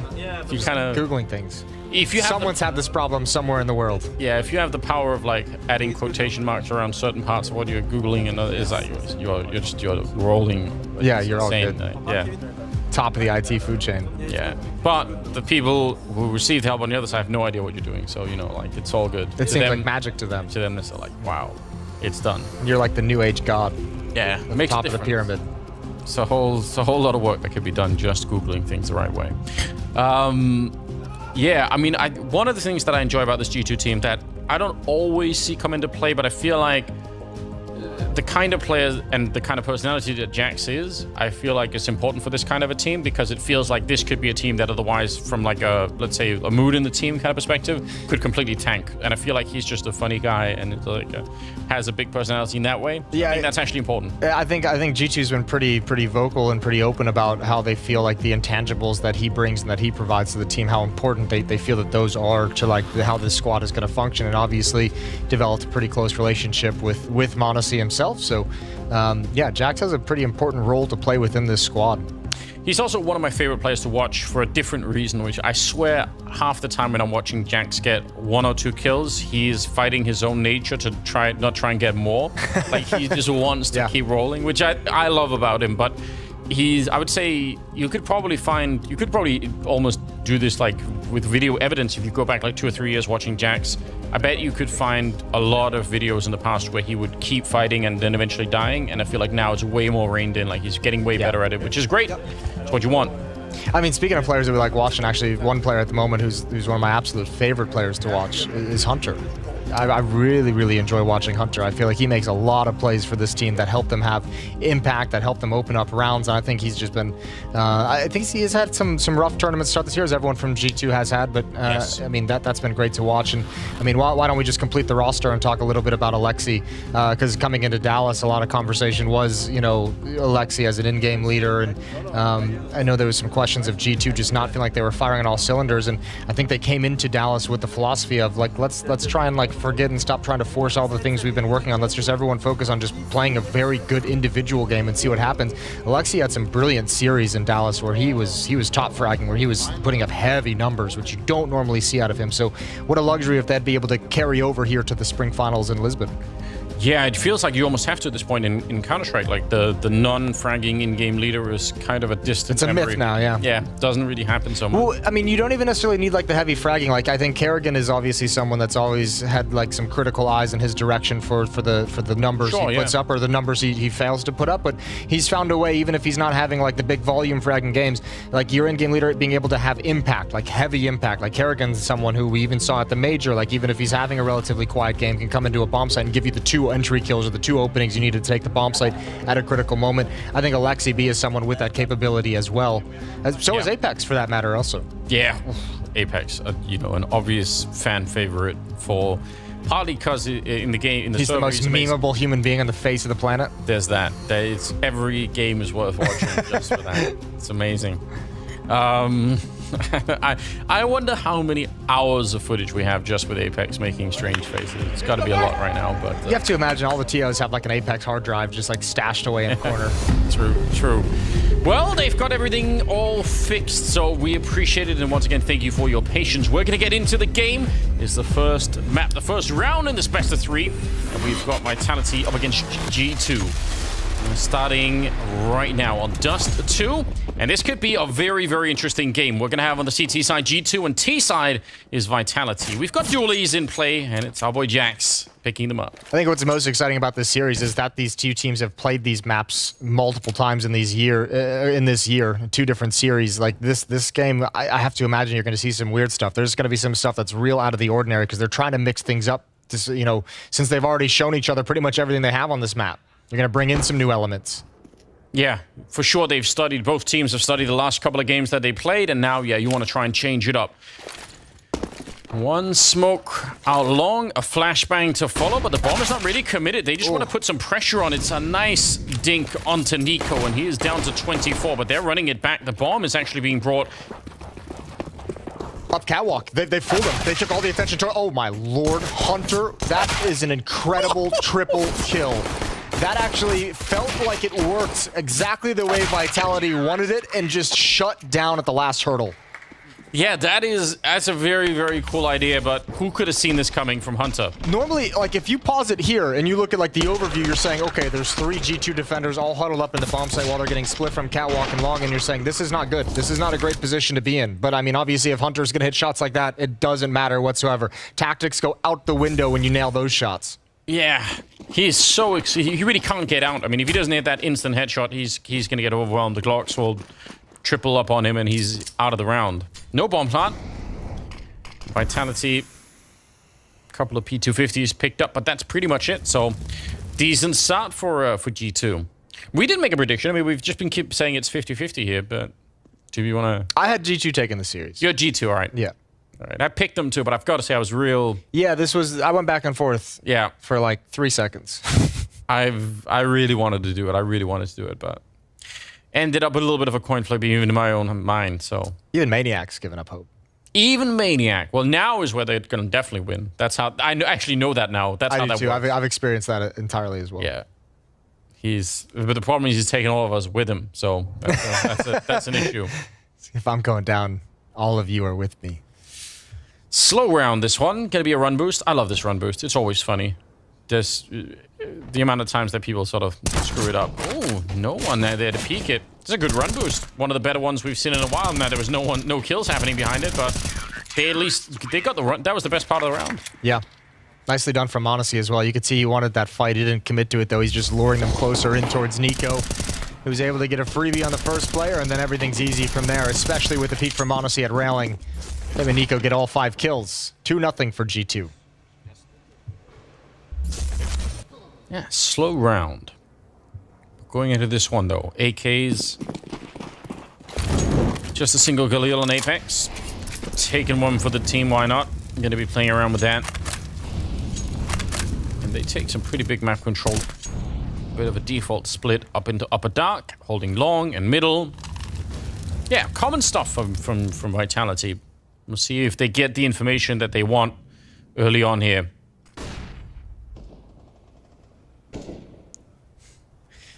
Is he going to realize that someone could have walked through? Alexi's already crossed his path.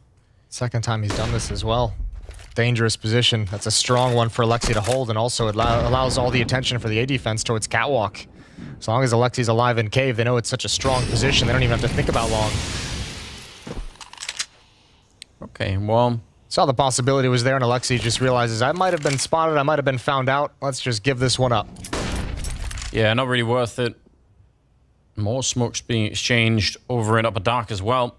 This is really slowing down the game quite a bit. 50 seconds. Nico looking to play close to the smoke in the middle.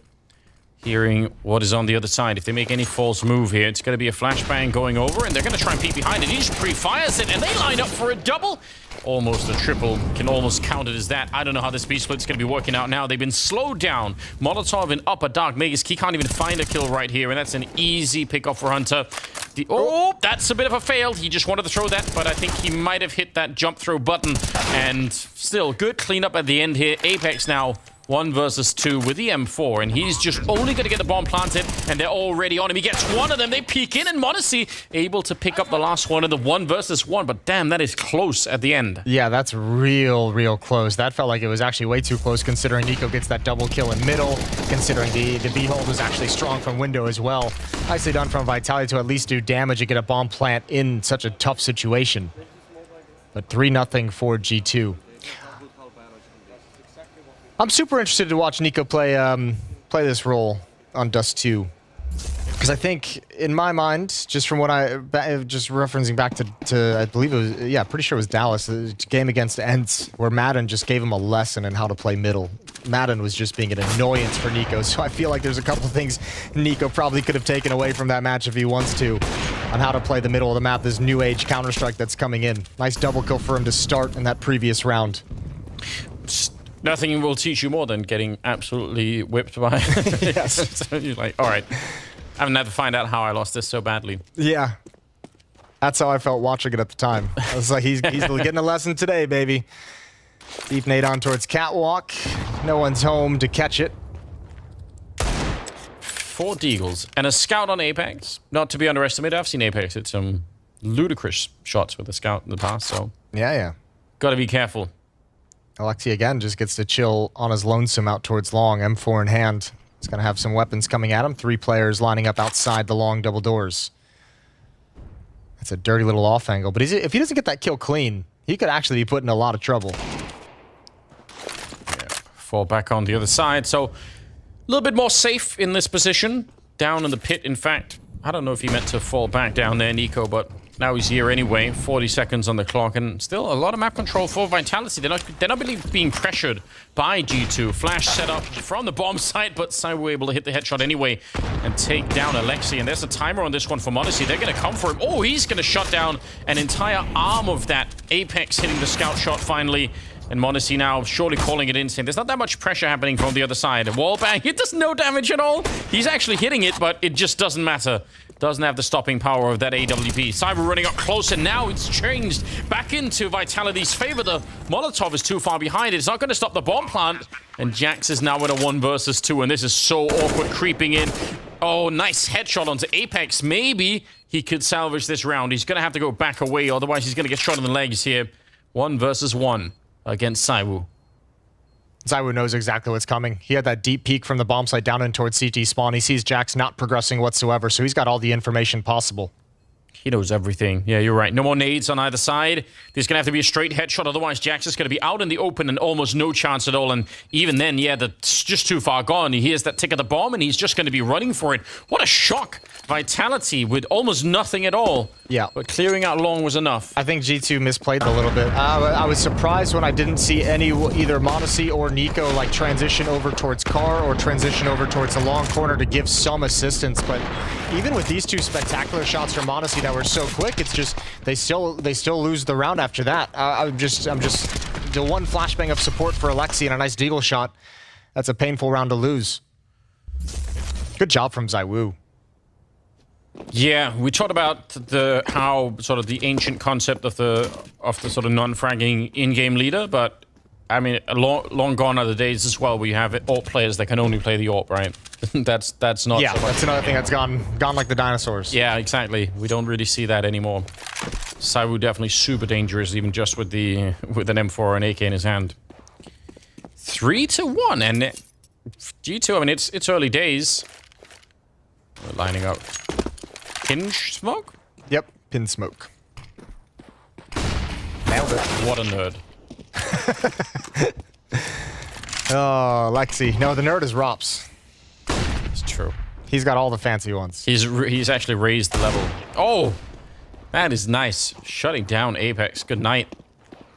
They're out on long, but they've lost 2 people already. It's a bit awkward right now. And you wanted someone by the car in one of the earlier rounds. You're getting it this time, but he's going to be forced out. Nice Molotov, and Misuta actually watching it. It's a mistake people sometimes do. They throw the Molotov and they forget about it, and then they get killed anyway. Huge gap in that one, and there isn't a second one to throw right now. They threw the same smoke twice. Both of them are close smokes.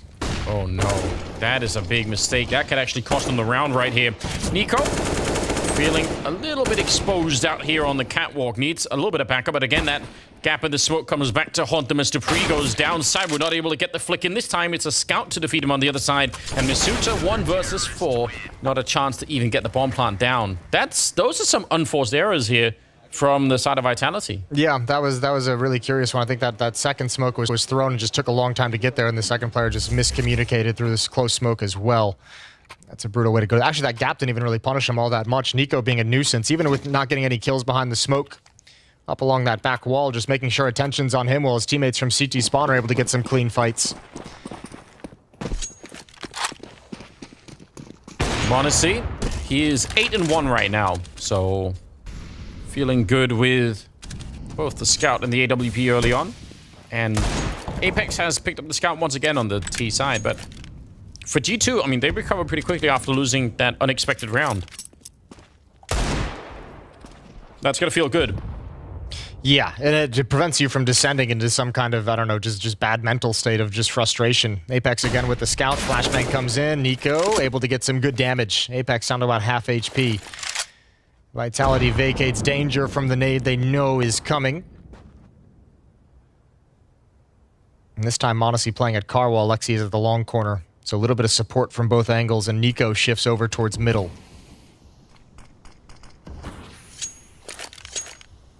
Again, playing it very slowly. And there's one round here where I think Alexi was a little bit aggressive, and there's one round where NiKo was aggressive in the middle. But otherwise, they're not trying to take a lot of map control away. Oh, Eagle headshots in return. Hold the phone. Alexi out here has to, at the minimum, survive. Are they going to swing for it? dupreeh? He's just got the scout. You want to be careful anyway, trying to get that headshot with the deal, but it's all on ZywOo now. They can't see him with the boost. There should be no way for him to win this one. He's going to get at least a little bit of a shot there, and Jax comes in from long to close out the threat. So, scary right there. Good taps from NiKo in this round. These are cool to see. Headshot angle. He knows he's got m0NESY behind him as car as well, but 3 nice headshots from NiKo before he's dropped by the deagle. Let's go, guys. I have you. See, that's what we need Jax for. That's the intangible. Yeah. That goofy little voice right there. You would think it doesn't have a lot of impact, but it does. It does. It keeps people smiling, you know, makes you feel good. That's what it's all about at the end. Well, 5-1. And but I mean that's not a round where you walk away with a lot of confidence. That's the sort of round where you think, man, we could have definitely had 4 rifles alive here. We could have done so much more. And now, you know, it takes away a lot of the economy. So we got to be careful. Yep, setting up that one, Monacy. Just spotting it in the air, jump past, and Cyber was lucky to be alive on that one. Well, that pin smoke missed as well.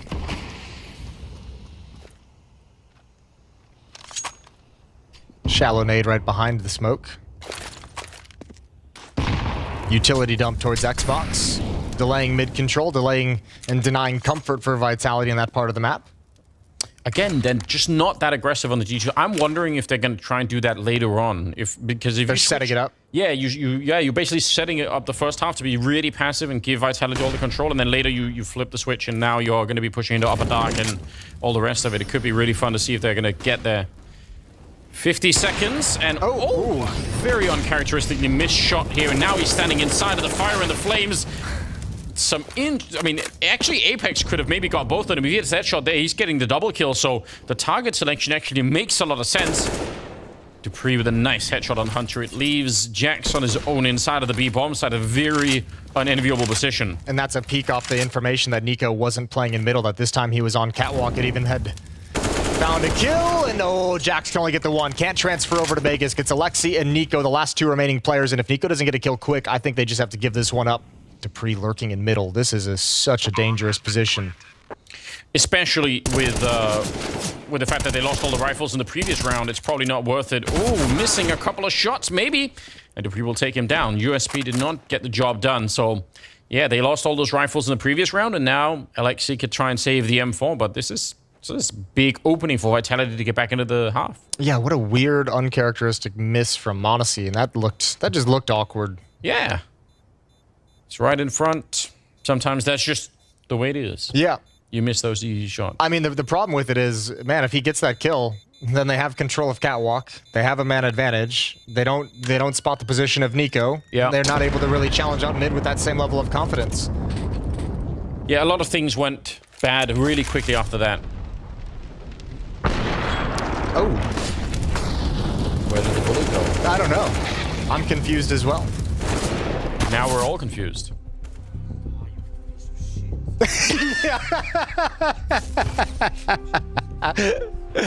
Oh, I love that. That's an instant classic. I love everything about that. An instant classic. Beautiful stuff. It's very relatable. Yeah, exactly. We've all been there. Truly. Well and truly. All right. Vitality, all they really need to do right now, I feel like, is not screw up this upcoming round. They were up against a single saved AWP. Yeah. And, well, actually, a little bit the investment around it that was always going to be the question with what G2 was able to scrape together. So it's pretty dangerous. I mean, this is a solid buy that can definitely do some damage and win the round in today's Counter-Strike. Yeah, I thought it was just going to be the AWP. I actually assumed they would not even try it at all. So that's interesting. It's because even if they save it this round, like the next round is not going to be any kind of a great buy. So, I mean, why not just go for it here?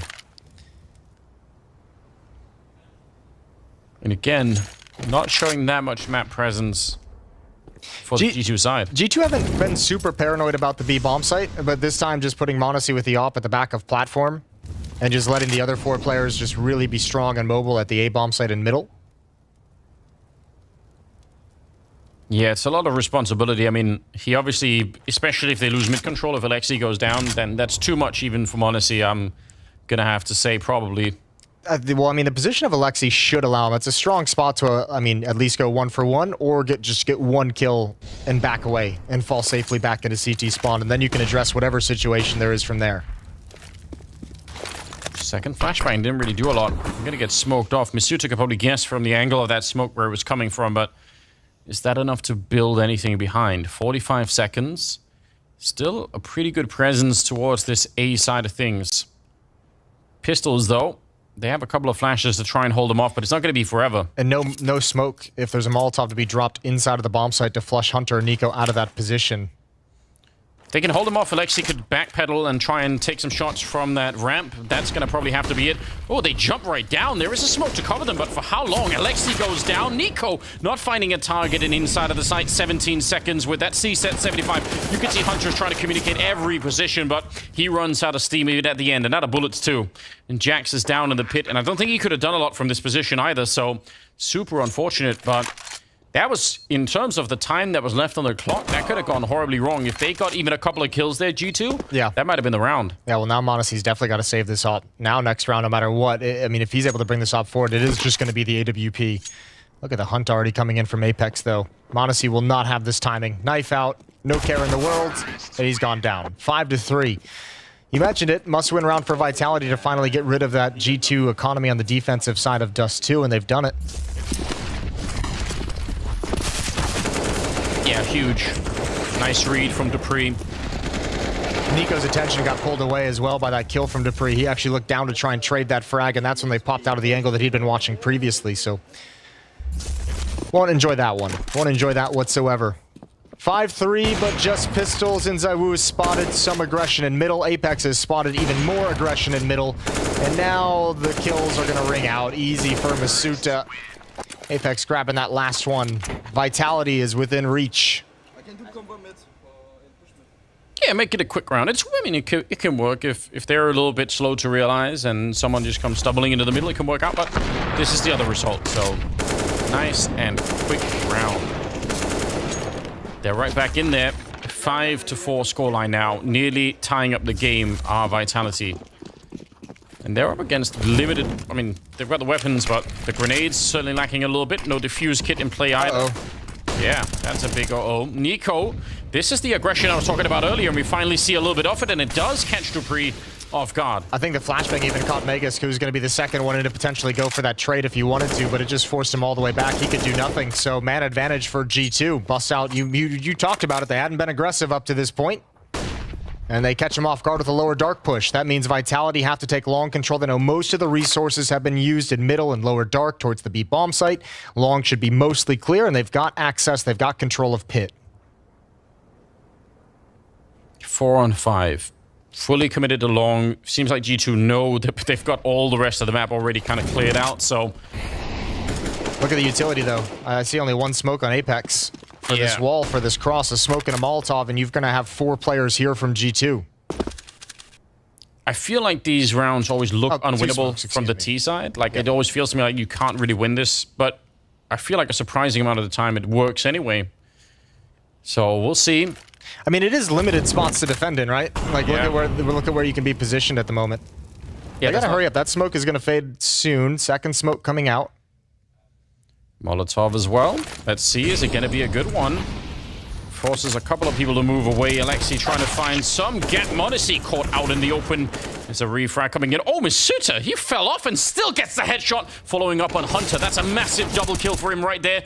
Could be enough to turn it around. 17 seconds. They're going to find Alexi inside of the smoke. They slowed it down just to get that fight, and they converted into a victory anyway. I think that, I mean, you kind of called it, I mean, they come successful more often than you would assume it to be, but obviously Vitality, instead of completing that wall, they do the deep smoke in towards spawn, one smoke to cover up that entire spawn choke point. I think G2 was expecting them to have that wall set up like I was, and actually cross through it and be able to have some safety, but they just take the straight up fights. So well done. The thing that makes it so hard to I think, to see coming is that they know everything. They're playing in a 4-on-5. Yeah. They know where they attack normally.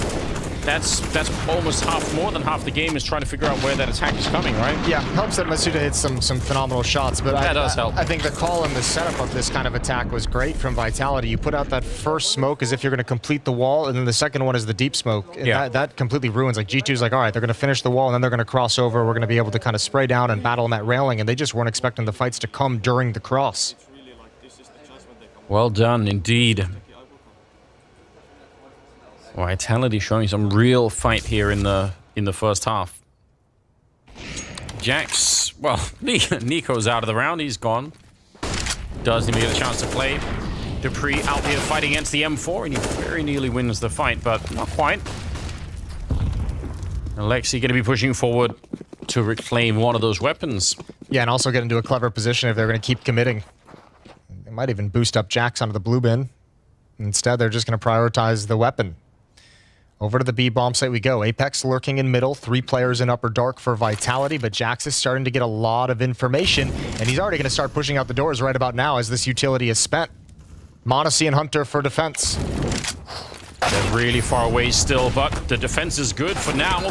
One shot up close with the C-75. It's Hunter with a double and another headshot. Monacy bringing down Apex, and it's a beautiful end to the round for G2. That is a steal. Yeah, that really is. What a great just holding the angle with the Deagle. 2 pistols and Vitality completely shut down. That kill's important because it allows the smoke to plume before the rest of Vitality actually come out and swing with it. Everyone, I mean, that CZ gets so much more powerful when they're coming out of the smoke. Jax is hyped up. He had the opening kill. His teammates finish off the round. G2 just clinging on to this 1-round lead. Yeah, but that could definitely look at the money that's still left on Vitality even after losing this round. Says something about what they've been doing in the last couple of rounds. Oh, Cyber's in a lot of trouble, but he finds a way to dig himself out. He should have been dead. He should definitely have been dead right then and there. Awkward fight for Nico, but you could see he was so committed. He wanted that second kill. Middle of the map is opened up. Control of Xbox, control of Catwalk, and Dupree has no respect for that. Oh, you know, he does. He won, you could tell. He was like, oh. But in a 4-on-4, plenty of time on the clock. They've been so successful along. I mean, I don't even blame Vitality for going back to test this over and over again. If that's what they want, it makes sense.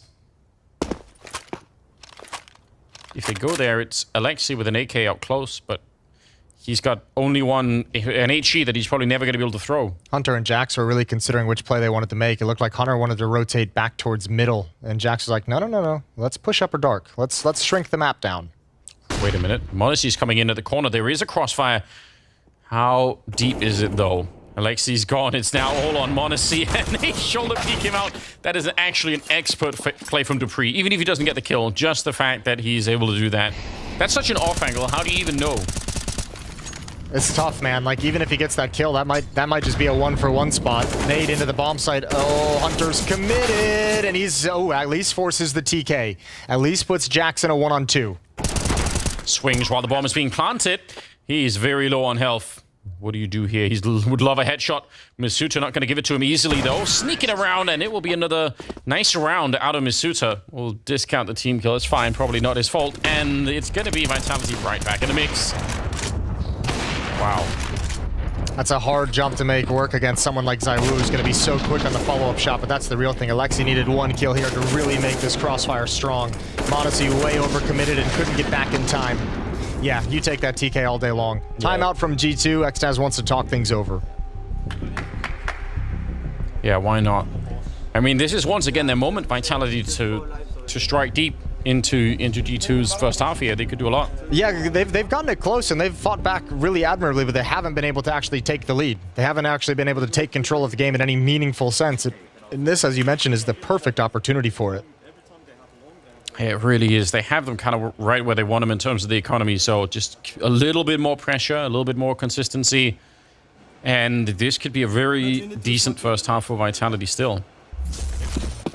6-6, all tied up. Organ play now from Jax. And that's all the money spent basically on the G2 side. So let's see, flashing out. Meg is checking every corner possible. No one in the pit either. And he's ready to take the fight, but so is Nico on the other side, and they're going to go 2-0. Hunter winning the battle in upper dark against Apex. Yeah, that's twice now they've pulled out this lower dark to upper dark push, and twice it's been successful in finding them a kill. And when you combine that with the long one, all of a sudden 5-on-3, and Vitality for, like, with the economy the way it is for G2, this round could have been everything for Vitality. If they're to win this round, the later stages of this half, the last 2 rounds of this half for G2 is just like really a struggle fest. Yeah. And now they may have put themselves in a position, G2, where they could almost reverse that. It's a fair bit more money on Vitality, but still doable. Dupree sneaking into the middle to check what's going on. They need a mistake right here from the G2 side. They need somebody to get a little bit overzealous, and doesn't look like anyone will. They're not gonna make a mistake right now, but you might be able to just get an awkward fight. We've seen a couple, like Monacy missing a shot. Oh, good flashbang. That was an opportunity. Zywoo almost able to catch it. He's got it through the box. Massive. And now we can challenge long. Nico's gonna lose that fight, and no one left in the A bomb site. Zyru's got a clear line of sight. Odd missed shot from him as well. But this is all going Vitality. Unbelievable. 3 on 5, and they win everything after that. That is so shocking. I mean, and again, it's just that long fight. They just keep doing it. Yeah, this I think is the frustration that probably that just haunts G2 at the moment, not being able to feel comfortable, is in rounds like this. Like, how do we have such a 5-on-3 advantage and have no ability to really double up on these points of contact? Like, m0NESY goes down, no support. It was a catwalk emphasized. Crazy. I feel like on the upside for G2, if they want to go back and look at this game later to find out where do we need to change things, it's got to be that long play entirely. Like, either the defense at long or dealing with the actual attack once they have lost long control. Like, there's something that's gone horribly wrong there. Well, you want to talk about that defense at long, and you unfortunately have to bring up Alexi B at the moment. 1 in 10. He's the main long A defender, the anchor of that part of the map, and having a rough game here. Vitality's had his number quite a few times. Yeah, that is a good point. I mean, that's fair. That's going to have to be part of the conversation, right? But I'm just shocked that even in a 5-on-3, all right. Hello. Do it again! Yeah, he's going to take down Dupree. That is actually sick. Maybe, oh, and Jax is in there too. Maybe don't challenge Nico when he's at that angle with the deagle. Yeah, maybe not. However, G2. Nico's out for Moist. They're about to play their favorite game, which is find a way how to lose. It is their favorite. Nobody knows why.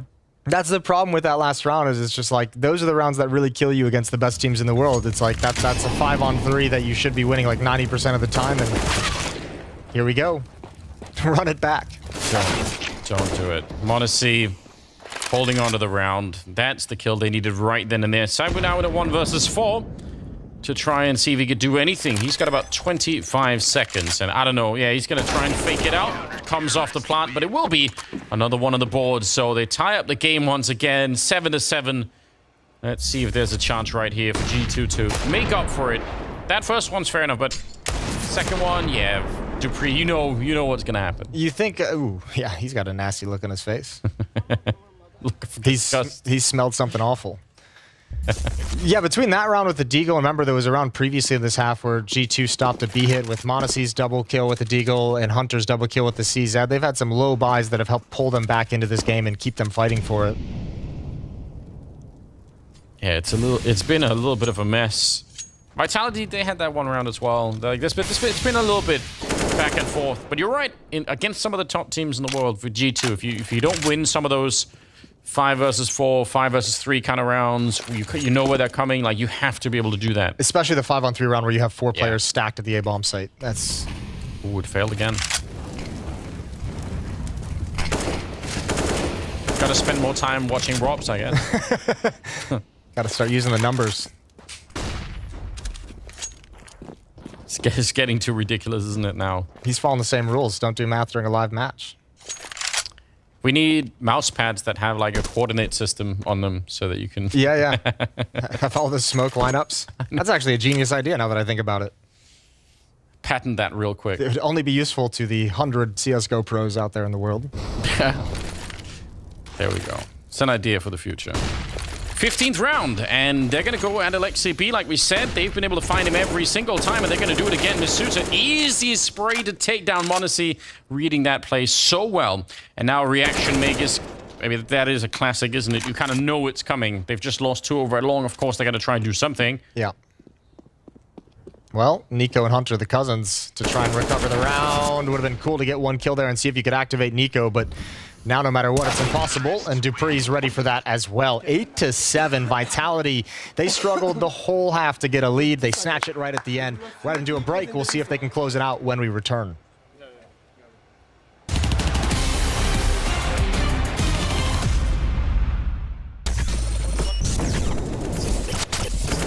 Killer? Yeah, they are 3 mid. You're clutching it, brother.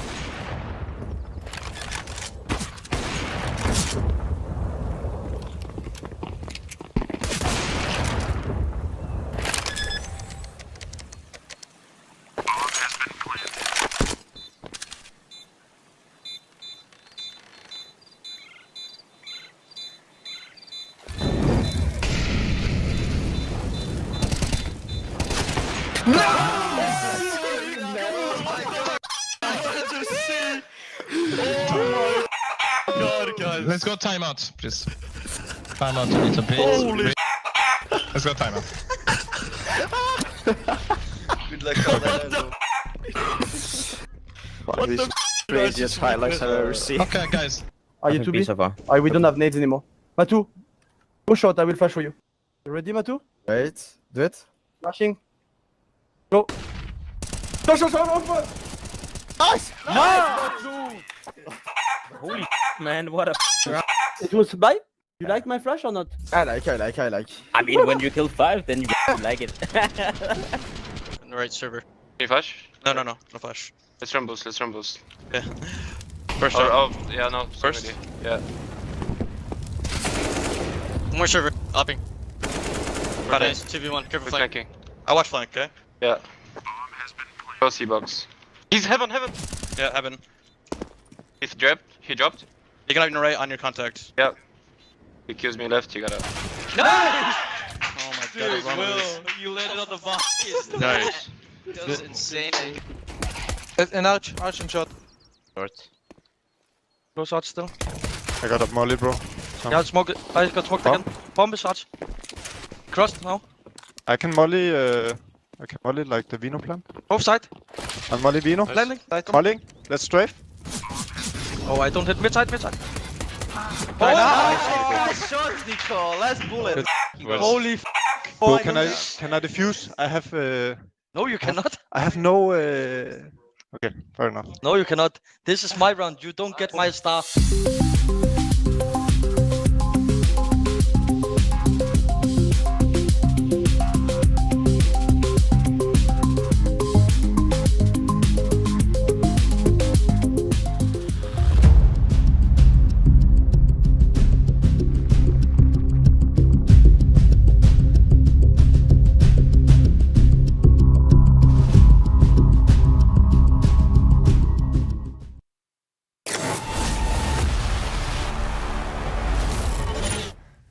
Well, here we are in Lisbon, the Altice Arena, circling around it. We've got two teams inside of which G2 Vitality head-to-head. Vitality with an 8-7 lead after the first half. They fought for that lead. One more fight in them to see if they can close it out, take the advantage. They got to go up against this guy, m0NESY. Some lightning-fast shots in the first half, but overall, just a stalemate, really, between these two teams. No one's showing any kind of dominance yet on Dust 2.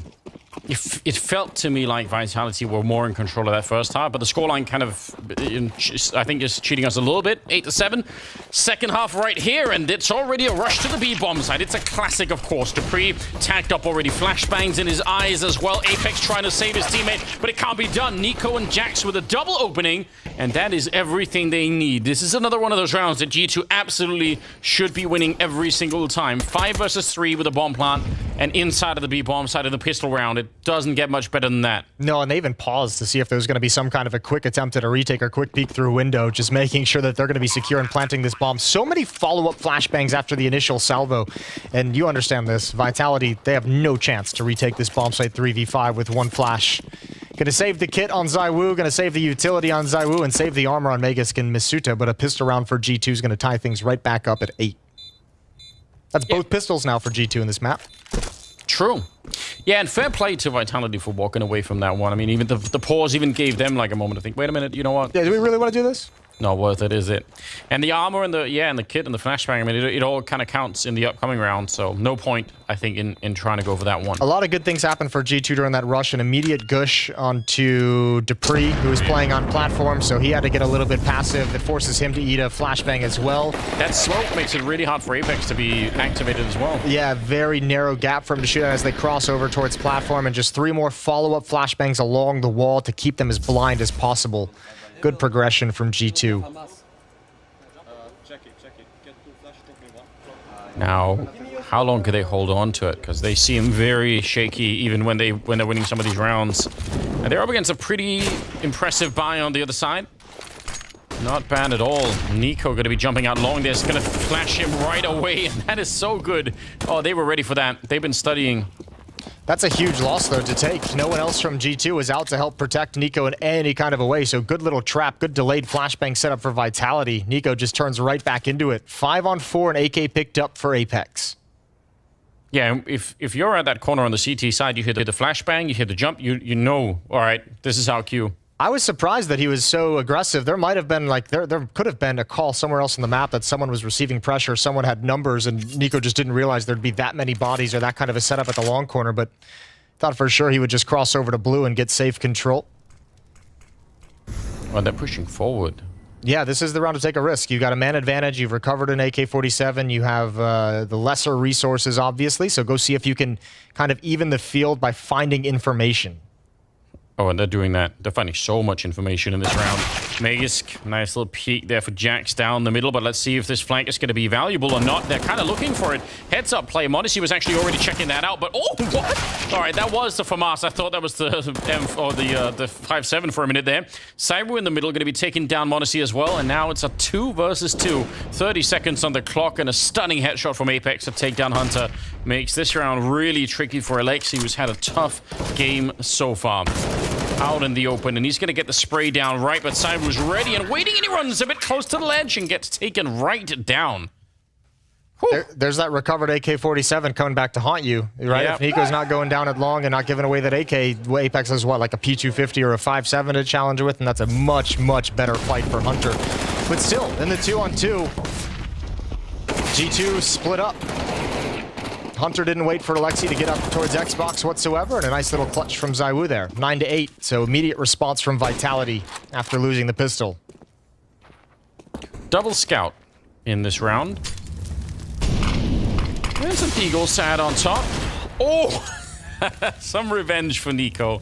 You got to give him to him. I mean, that's justice from the last round, I guess. Oh, one more? One more would have been true justice. That would have been great. Still, 4-on-4. Scouts, Tech-9, and a Deagle. Okay, some decent damage on Dupree. Yeah, he's probably confused about that a little bit. He's like, what the?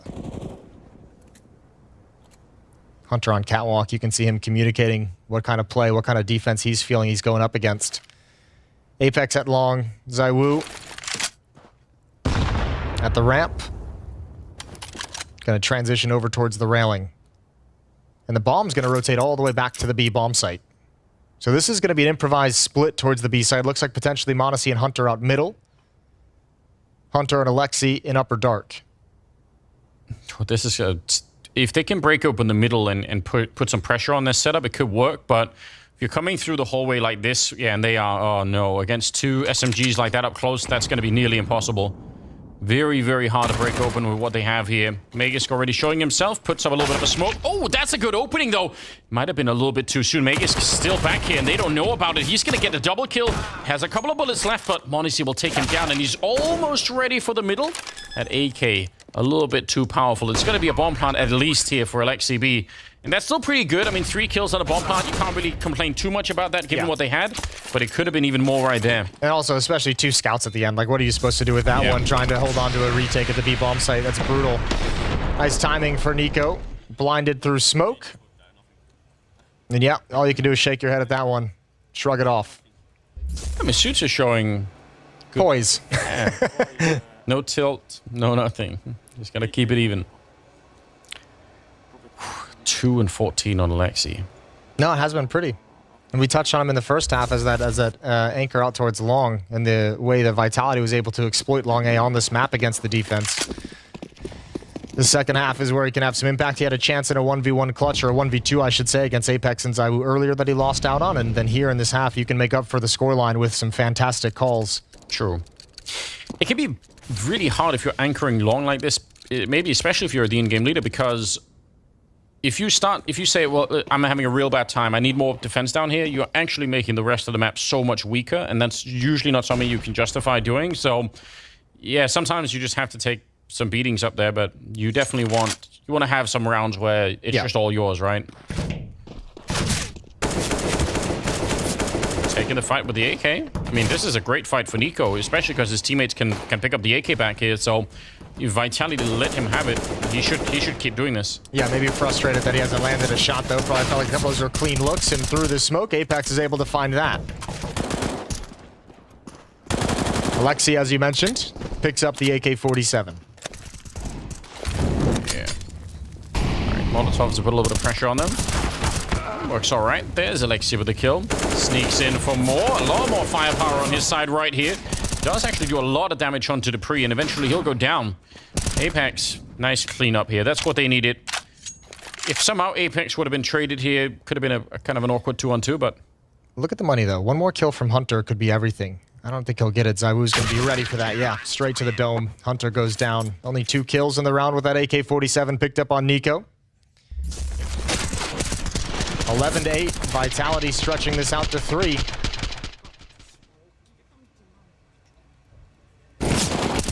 That was Serbian. You know he's angry when he switches back to Serbian. We need somebody to... Where's Yanko? Can we get a translation? Yeah, tweet it at us. 8-11. Slow lead for Vitality. Very tenuous, the money you said. I mean, even just losing a couple of rifles that last round, it still does all count. Their money is not exploding here. Good chance for G2 right now to slow down the progress of the Vitality side and try and put a little bit more pressure on them. Oh, peeking behind the debris of that grenade. 19 kills on ZywOo to lead the way for Vitality. Nico's leading for G2 at 17. And ZywOo keeping control of Catwalk. Good nade damage onto Alexi as Nico slides out middle. He wants to find a fight. He wants to look for something to do. 2 players at long on defense for Vitality. ZywOo's keeping an eye on middle as best he can, although there is a smoke up at the moment, just playing at railing of the A bomb site, so shifting between mid and Catwalk from long range. Hey, they got the right idea here, G2. There's a mid to B split right now would be amazing if they could pull it off, because you're going to have to get some kills for the smoke in the middle, basically all the way from the A bomb side. Otherwise, it's going to be a 2-man defense, and that's usually very hard to hold once the grenades start raining in on the site. 40 seconds. They're going to, I think, fake it out a little bit here, putting some pressure on this catwalk position and keep as many people as you can on this side. Alexi throwing a couple of bullets in there, but so far, this is a really good call. And there's an opening duel, almost taking down Apex. Makis is outside. Oh, and they run right into him. He keeps spraying. He runs and sprays and get the 3rd kill in there. That is ridiculous. I can't believe he actually controlled that recoil throughout the 3rd kill. So out of control. Apex takes down Hunter and m0NESY on his own. I have no idea how they didn't even lose a single player in this round.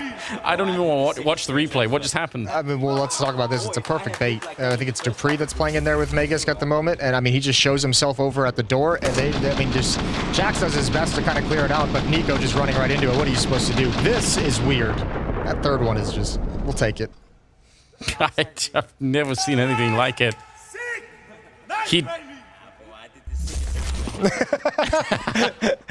I did the sickest spray transfer.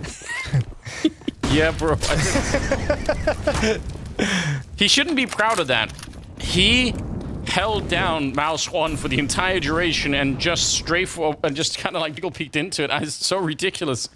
That is not supposed to work. I just want to put that on the record. Yeah, let's clarify that. That's not going to work like that every time. If you're at home watching this, don't try to play like that. But you know, in a desperate situation, Anders, sometimes you just gotta make it work. You just have to. Oh man, the call and the setup for that round was really good. Yeah, it was nice. Oh Jesus! Oh, get one more. He goes down, but Hunter's there for the trade. Nico's opened up everything here. Masuta tapping away. Nobody's gonna take that fight. Nobody's gonna give Masuta the look that he's looking for there. Grenade is a little bit late. If they can steal this round, G2 somehow, it would require a bit of a miracle, but it's possible. Hunter taps away with the Tech 9 down middle. A little bit of a flank coming in to drop. Magisk gets a good look right now. 2 versus 3. The bomb is planted for them. No smoke to try and do any kind of crazy defuse. Either they're going to flash their way through. Masuta picking off m0NESY, and now it's Jackson Hunter down on on the stairs. Jackson, a lot of trouble here, and he'll go down. Great retake at the end. Vitality nearly dropping the ball in this round. That flashbang was just so perfect on Catwalk. That was the only piece of utility they had to use. They were in a lot of trouble. That one flash causes the Catwalk defenders to just kind of cower in a little bit of fear.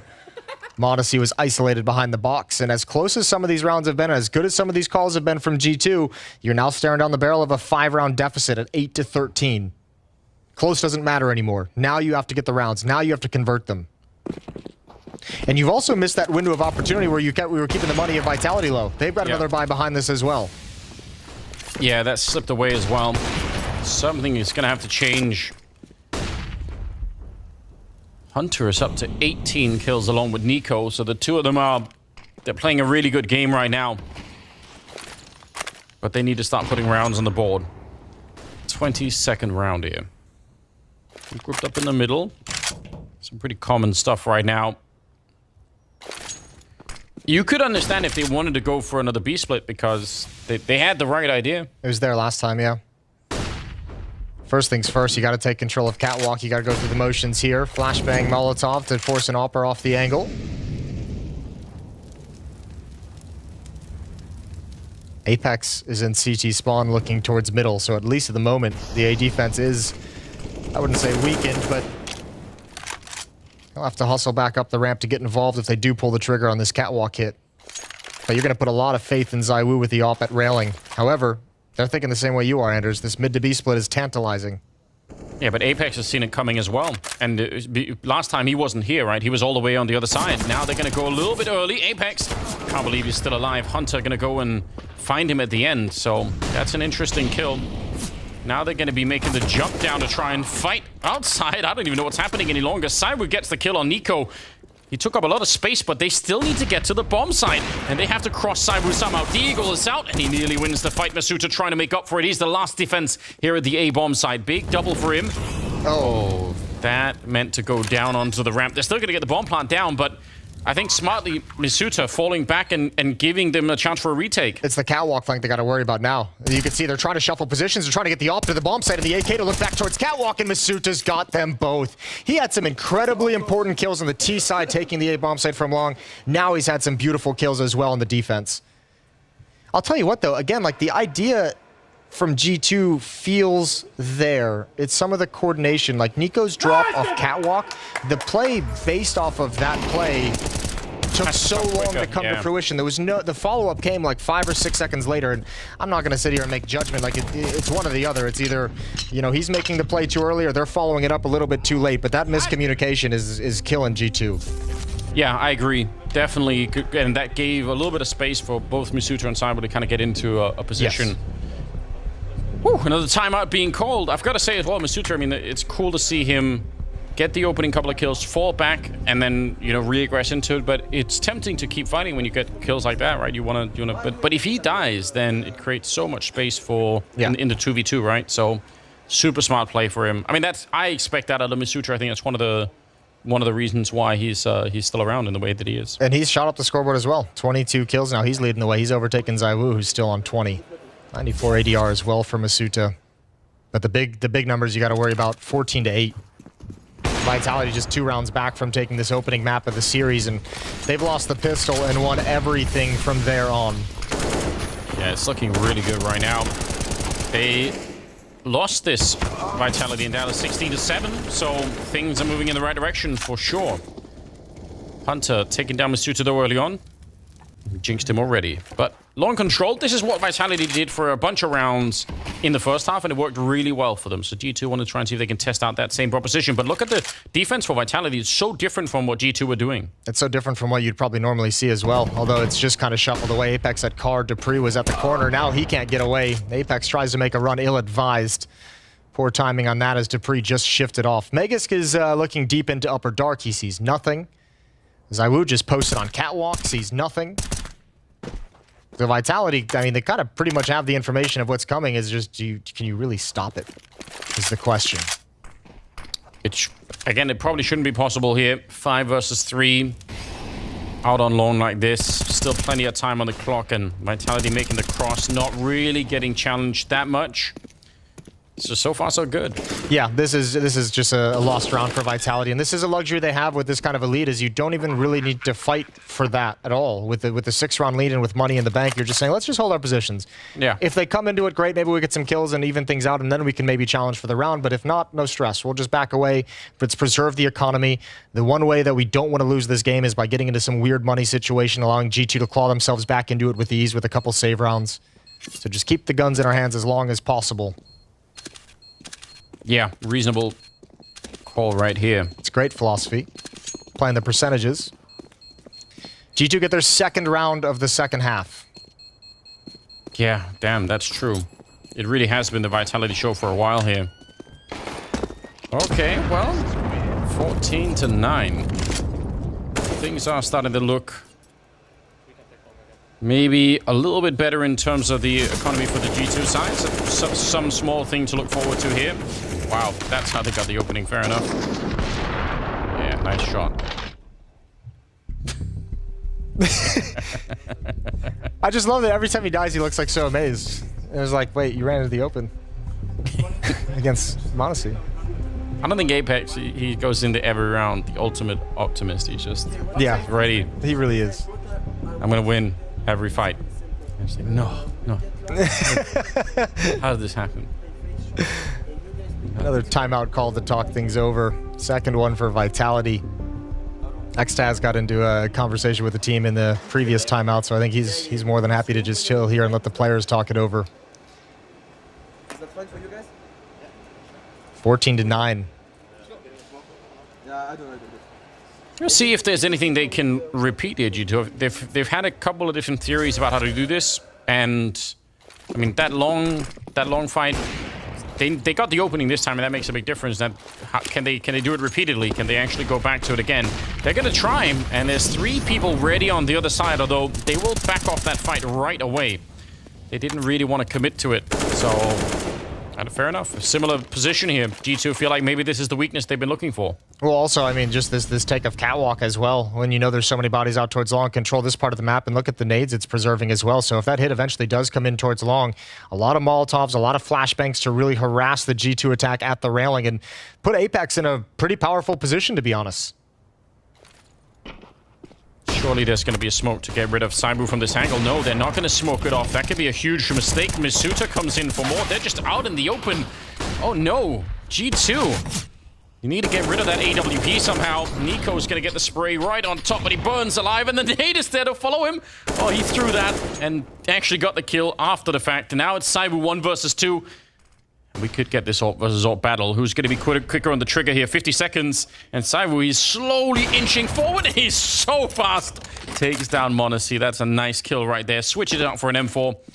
And the bomb is out on long. Hunter is about to show up with an AK. Got to be real careful now. And he just repositions himself. He's still exposed if Hunter actually goes all the way out. But he's so accurate and so quick. He makes it look easy. m0NESY must have been really paranoid about that Zywoo peek, because he had what, like 10 seconds to just grab the bomb and bail out and go meet up with Hunter, who provided the escape route. Yeah, but it's true. Maybe he doesn't know how far away he is. Yeah, you never know if Zywoo's like creeping up closer, but he went back for the fight. Far be it for me to be too critical of that decision, but there was a chance there to just grab the bomb and bail out. He makes the other call. Damn. Well, 6 chances for Vitality to close out map 1, and another long play, another quick long play. Nico and Hunter have created all the space, all the openings. 2 quick kills on Apex and Misuta. Another 5-on-3 for G2. Yeah, Hunter saving his cousin right there. Nico was completely flashed, and then when Nico got his eyes back, he was ready to get a kill on his own. So not a bad look. 5 versus 3. Surely, Jason, they can't throw this round away. Listen, you never know. Had one in the first half. I feel like they've done this a couple of times. And Saibu's still alive, so... Yeah, and he's sticking around this time for the fight. At the moment, Vitality is more than happy to take these. Gonna have that second smoke to close the wall. Nade gonna come through. Decent damage on the Jax, but with no follow-up. Oh, the smoke clears. Smoke clears. That gives Zywoo a chance. Picks off 1. I still don't think Vitality, that's enough for them to choose to go for this. No, it probably isn't. It's the kind of play that sometimes will make you do it anyway, because you're just so hyped up about it, but they're still playing very, very conservatively here. I agree. I don't really blame them for it. It's not worth collapsing the economy on your team just to try and win what is a 3-on-5. Well, now a 3-on-4, but still. Better to keep it cool. Which they will. So down to 5 rounds for G2 to try and get it into overtime. Ooh, okay. Pre keeping himself alive in the middle. That's a long run boost. That's a long run boost. Not going to get challenged here either. So 15-10. Yeah, still fighting in it. It just feels like there's going to be at least 1 round. That's all it takes. And they still haven't really found a way to put Alexi B into play. And they've really been leaning heavily on these long takes, right? In the second half, that's like really one of the few things G2 has found some success in, and even just getting basic map control unharassed. And the problem, obviously, is we probably can't run that long take for 5 rounds in a row and expect it to not eventually get countered in a hard way. Absolutely not. So we're going to have to switch things up at some point. Monacy looking down mid. Nico and Hunter towards upper dark. Alexi and Jax. I imagine they'll just boost Jax up on the long boxes early on. Oh. That is a nice nade. Cool to be boosted up in that corner, though, if the CTs want to be aggressive. Eventually, it's very hard to clear that one out. So they can go and investigate the rest of the map, and just maybe, if they're lucky, they'll get sort of something for free out here. You can see Vitality as well, though. They're kind of getting trained, too, with all the long takes that G2 have come out with. 3 players here at the moment. Yeah. Looking for something delayed, looking maybe for G2 to go back to the same tactic, just change the timing. Good pick from ZywOo, and he's going to remain aggressive. Oh my dear lord. That's completing the nade damage from earlier as well, or else that wouldn't have been a kill. And ZywOo is maintaining his aggression. It's actually so disgustingly quick, isn't he? Takes down Nico in the middle. ZywOo is done playing this map. 27 kills right now. I don't know what you could even do. That second shot is out of this world. 2 versus 4. Jax is going to pick up an AWP. Now, that is very hopeful. 40 seconds on the clock. 3 kills for ZywOo. He could close it with an ace. Apex is going to get the next test. Yep, and already pushing out long as well. Basically boxing them in is Misuta. Apex, that's an easy spray, and he's going to get Jax as well. A 16-10 victory for Vitality on the opening map here, and what a map it was. Yeah, that's great from Vitality. Man, that T side just fell real flat for G2. They get the pissed around, but lose the next 6 after that. And for Vitality, I mean, just staying in that first half, just grinding it away. That was very, very impressive from Vitality. Yeah, absolutely.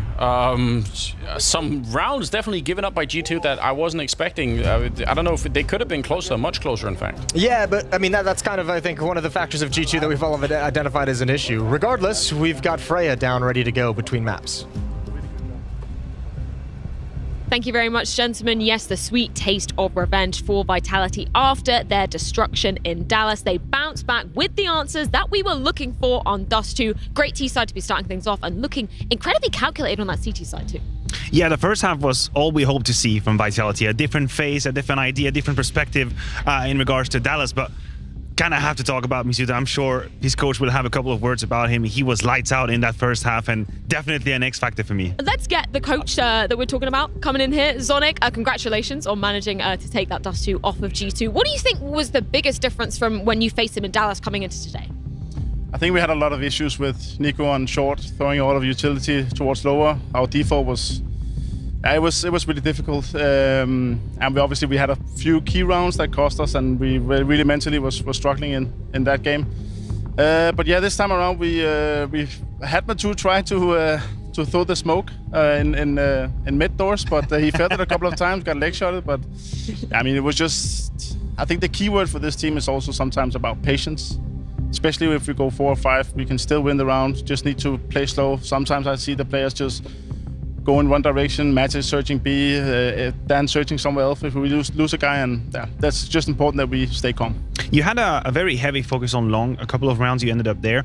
Was that something that you had pre-planned, or did you just realize mid-game that Alexi was having a really tough time and you kept on pressuring that? I mean, Dan said that he had a tough time, but there was actually the game plan. Last time we saw that Alexi doesn't like to play long, so we can exploit it later on, and they like to have Nico on short, or yeah, they don't fight too much for long, only occasionally. So it was always a good plan to go long delayed. Well, Zonic, great to get some insight from you. Thank you so much for joining us. So we will let you go and get prepared for Inferno. That's going to be the second map coming up today. I do want to ask you though, Maniac, just off the point of what you were talking about, the A long control, Misuta as well looking really, really dominant. We do have a particular round that you wanted to bring up in terms of that execute. What are we looking at here? Yes, we're looking at round number 10 on the side of Vitality. That's going to showcase not only their long pressure that we were talking about, but the incredible work that Misuta Mizuta was able to put forth in that first half really started his game. We'll see here the late long execute coming over and all of these headshots. Look at the way he moves and kind of deciphers all the angles from Mizuta right here. It is gold. They have the information as well onto Alexi, or last player, sorry, behind the smoke, cleared out by ZywOo, and that is it. And this run kind of encapsulates the whole story for Vitality. It's a game of patience, as Zonic talked about. It's a lot of long pressure, and it's Mizuta having a banger, a burner of a game. And you brought up a really interesting comparison from this one as well. The fact that Mizuta going up against Alexi B. Yeah, this is painful. The fact that Alexi ended the first half on 3 kills, only manages to find 1 solitary one going into that second half. Yeah, listen, for Alexi B, that was abysmal. That was an abysmal first map. I have absolutely no way to save him. From an individual standpoint, he got pressured time and time again on that long position. We talked about it with Zonic on the T side as well. When he moved on the second half, he couldn't find anything. He couldn't get it going. And on the other side, if we do the comparison position by position, Mizuta was much stronger on his long defense. Even though towards the end, they found a couple of times the ways to push him out, he still was a main force behind Vitality. So that comparison draws a terrible picture for G2 and Alexi B. And that's something that's really exciting if you're a Vitality fan, the fact that Mizuta is really showing up and showing some impact where it's needed most, because he's been kind of, dare I say, one of the biggest question marks in terms of this Vitality project. Previously, he was touted to be kind of that second star, then the Danes coming into the mix. Obviously, it's a bit harder to get that space, to get the space that you can work with. I love that we get to see Mizuta going full force here. And I mean, he's been under the fire, like heavy fire, for criticism for a while. When you have a team like Vitality that goes international, of course we know that it's going to take a while to adapt, but the problem for Mizuta is that you have other players out there. Hell, Yikinder is on the market right now, and you're Mizuta and you must feel his breath down your neck like, oh my god, he could be coming from my position. So I think for him it's extremely important and instrumental to remind everyone that he can have these games and kind of find that confidence that I think he's been lacking for a while. Well, I'm very excited to see if Vitality can continue to bring the hurt as we head on to the second map of the series. Well, I'm going to throw it to a quick break though. Inferno coming up next. A tight run for Vitality last time they faced off against G2. Let's see if they can claim revenge.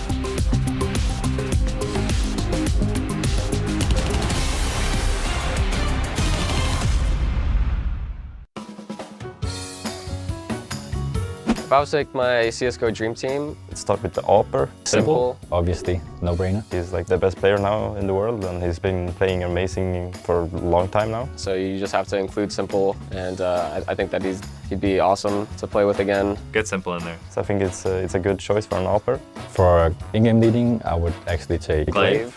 He's the most accomplished IGL.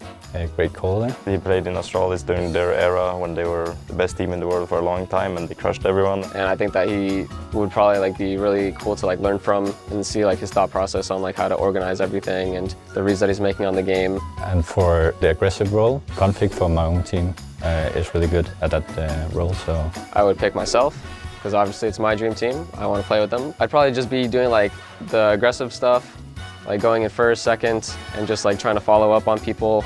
I think that I could do that pretty well. Dupree. I'd say myself, entry-fragging myself. So I think that this is kind of hard to really get a good read on who I should pick. But I think I would pick Yikinder. I think that he's a really aggressive player and he has a lot of good feelings for the game of how to feel it out and where he thinks that he should go aggressive or keep a lot of space for the team. Let's bring in Electronic, Simple's fellow fragger. The lurking spot and the second anchor, because there's obviously 2 anchors in the team. I would take Rups, really great lurker and reads the game really well. I would pick NAV for my lurker, just the guy that can make anything happen pretty much. I think that he's a really good clutcher and he can just make some random rounds just turn into a win. So I think that he would be really solid. He can do a lot of really amazing things. I'd say an anchor / second lurk-ish. Would be Bit, probably one of the best riflers right now as well. And the last one would be an anchor player, maybe myself.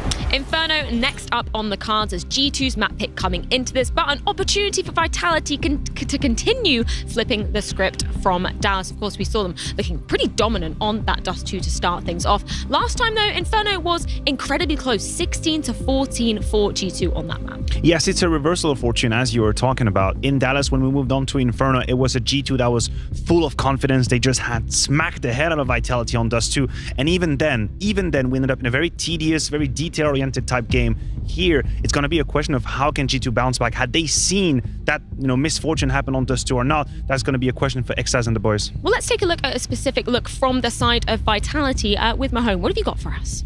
Yeah, so I have a moment from the last time that they played against each other, G2 and Vitality on Inferno.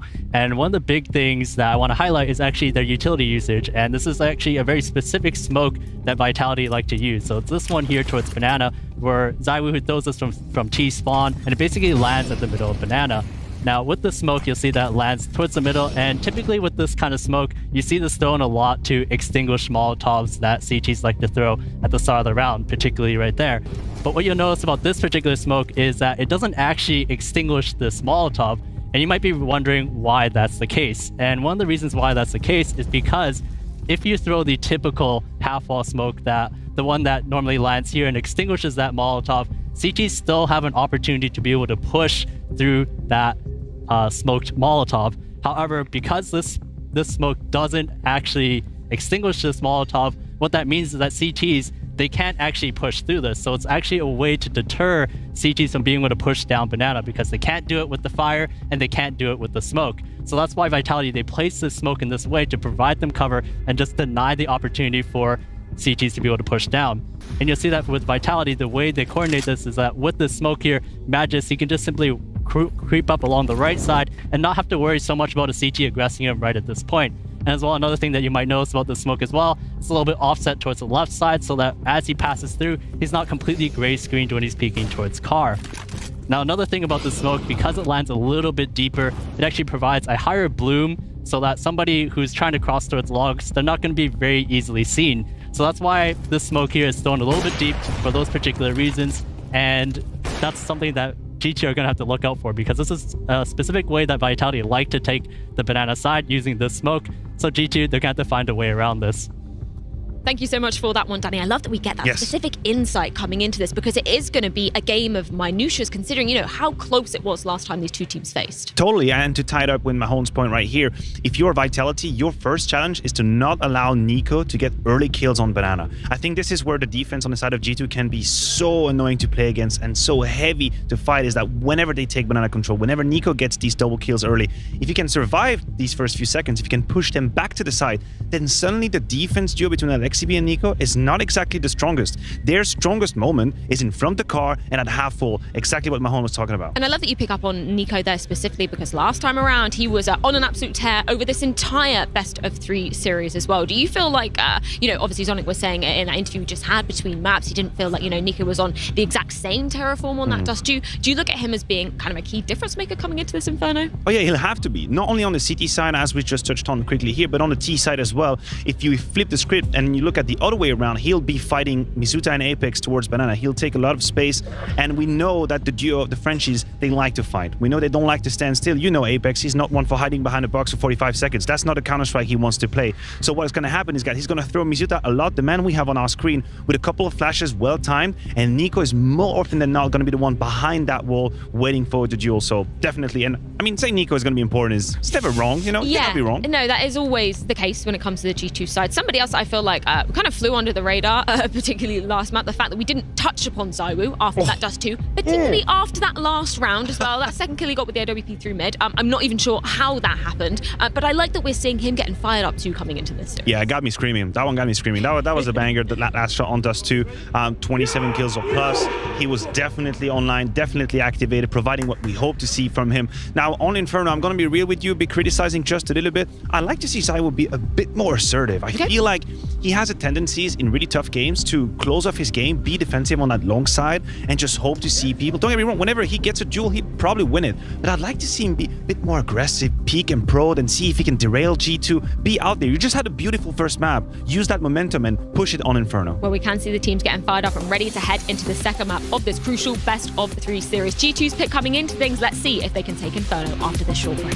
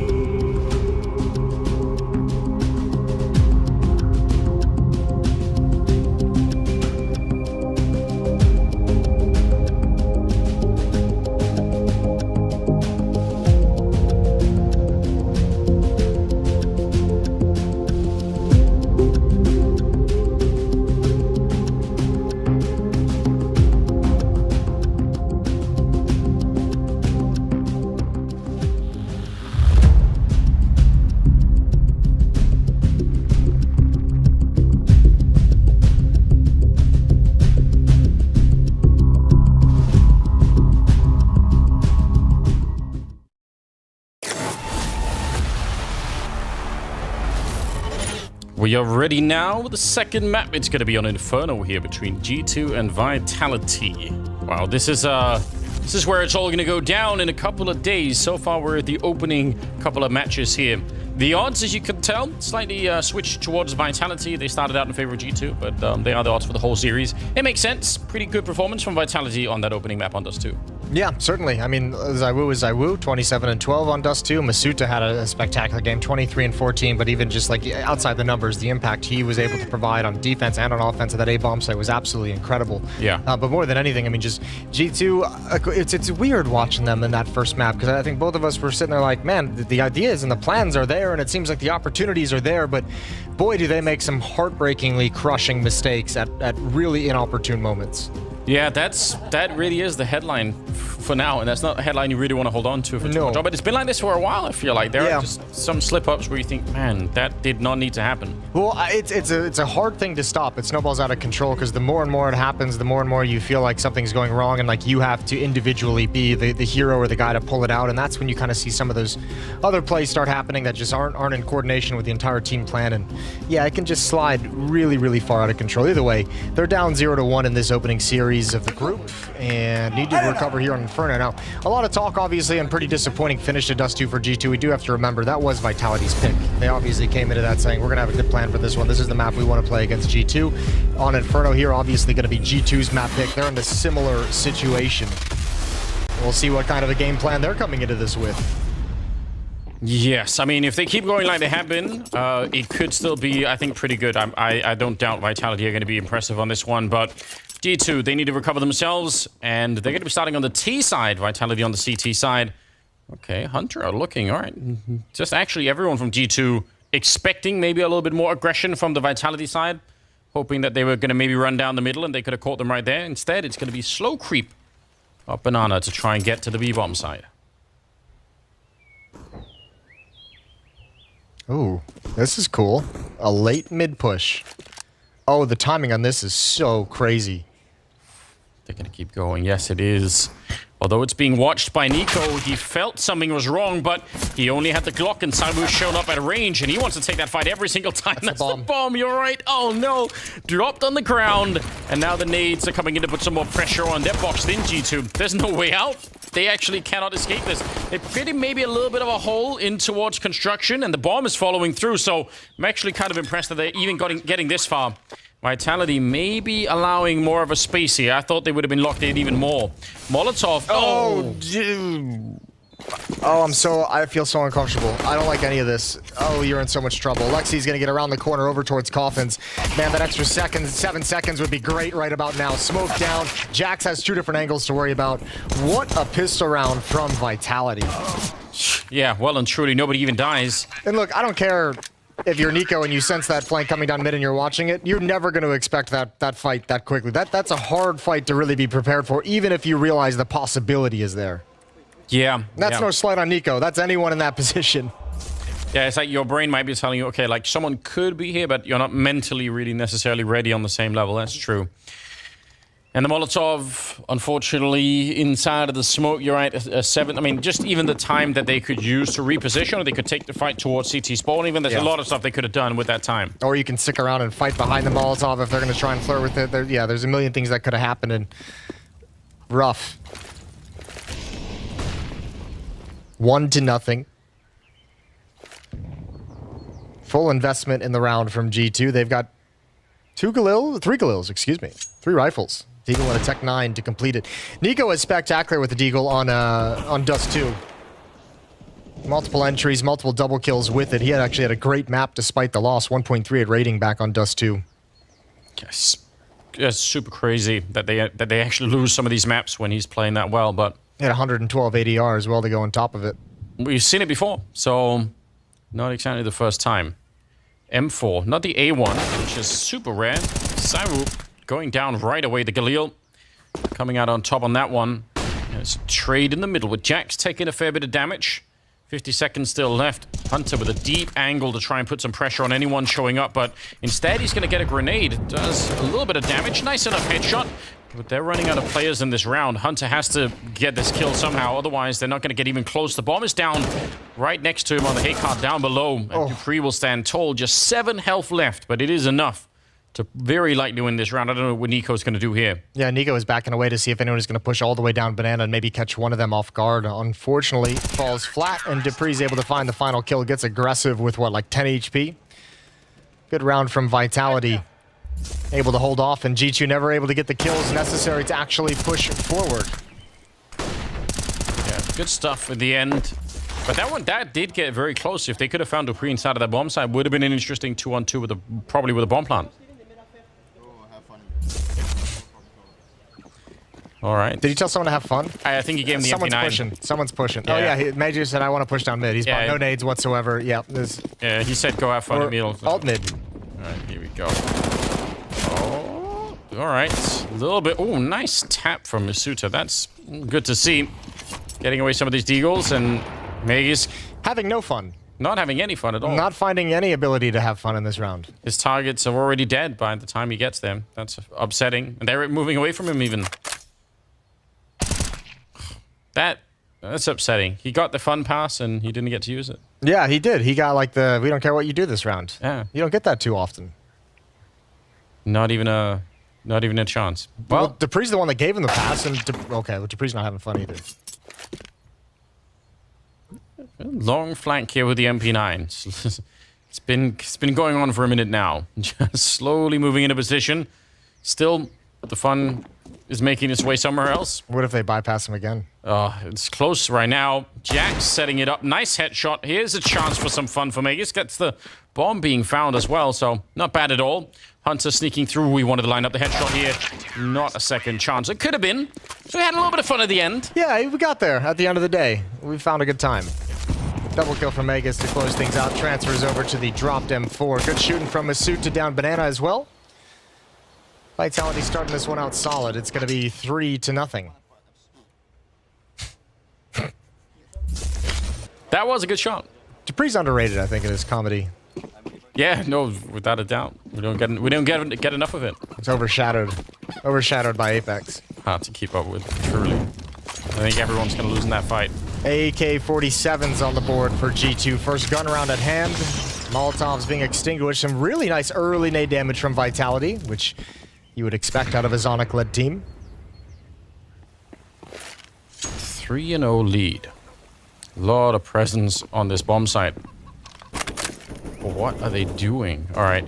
They're surely not going to keep 3 people boosted up here, right? There's no way. Even 2 is a lot. And Apex is just playing distraction in front. Eventually could back off. Only 2 people on the A-bomb side is obviously the huge downgrade in the defense over on this side of the map. So that's what they're giving up for it. Yeah, we'll see if G2 wants to just challenge Rapside with like light utility. Don't give away the game, don't give away numbers. A lot of utility being spent at the B bomb site is keeping Apex here, but they're not taking advantage of this window. There's the flashbang, didn't go deep enough for ZywOo, and oh my dear lord, is that precise? Yeah, so quick. Masuta getting caught out there by Nico. So it's a little bit in return at the very least. I wanted to go check what was happening out on Banana. And they bring the bomb back, which m0NESY, if they can win the fight at B, m0NESY is going to be able to control this rotation really well. But if they don't win the fight, then it doesn't really matter, and m0NESY's position means nothing at all. And what a catch from ZywOo down the middle. And the smoke is up. This is so well played for the defense from Vitality. G2 are going to feel like, wow, we're getting completely locked out of this round. m0NESY may be the only chance still to get back into it. Creeping up slow. Oh, he's going to find him as well. And that is a huge turnaround. This round was almost lost here for G2. I mean, that round was lost for G2, if not for a headshot through smoke towards Coffins from Nico onto Apex, and obviously that huge flank through CT spawn. This round they have no business even being in this position. Retake coming in. ZywOo's been great. 2 kills in the round so far. Almost able to find Alexi. Molotov going to come out as well. Nico, his attention is just pulled away, and there goes Alexi. All of a sudden, it's on m0NESY. Molotov onto the bomb. He's tapped the defuse. m0NESY's going to commit after this. 1 second. Is he going to commit? Oh, there it is finally. ZywOo almost able to hold it through, but the young guy recovers the round. Yeah, that is super scary. As most people, I think, know by now, if you started that defuse and the Molotov lands on you, you're going to win on the defusing side, right? The Molotov is not going to kill you if you have 100% health, but you don't know if he's already tagged up. It's a lot to deal with. So the fact that he peeked that one, m0NESY, huge play. What a round from him. That entry provided through the smoke, a little bit of a jump over. 0.18. Yeah, and I mean, again, that's a 3-on-2 that just gets very, very close. Obviously, good utility, but Nico gets caught out swinging a little bit wide, trying to trade a kill. G2's on the board, sketchily, but it all counts. It does count, and they could have been wiped out in that round way earlier. Yeah. So I don't know. That's a nice recovery. Good to see. Some MP9s in play still. AWP for the first time on this map for ZywOo. See if he could do anywhere near what he did on Dust 2, which was impressive. Nice nade. Apex picking up more. Tossing them at him. All right. Still, that's some good damage. And they've left the B-bomb site to ZywOo saying that's enough. Enough defense. But is it, Jason? Is it? We'll find out. It can be. In episode 2. It's coming right up, in fact. 50 seconds. Smoke, just a distraction here towards the library. So he's got no utility left is the tough part. Yeah, he's got almost nothing he can do. Does have the weapon. 35 seconds. Gonna get smoked off and doesn't want to challenge it. That's a 5-on-5 save for sure. Yeah. There's no business even trying for the retake in this round. That one late flashbang catches him full in the face, and he's just got to back off. So, stalemate called, and because of the lack of money, Vitality's more than happy to keep all 5 weapons in hand. They'll just refresh the grenades in the next round and try again. Yeah, we said it before, but sometimes the game is knowing when not to fight. Yeah.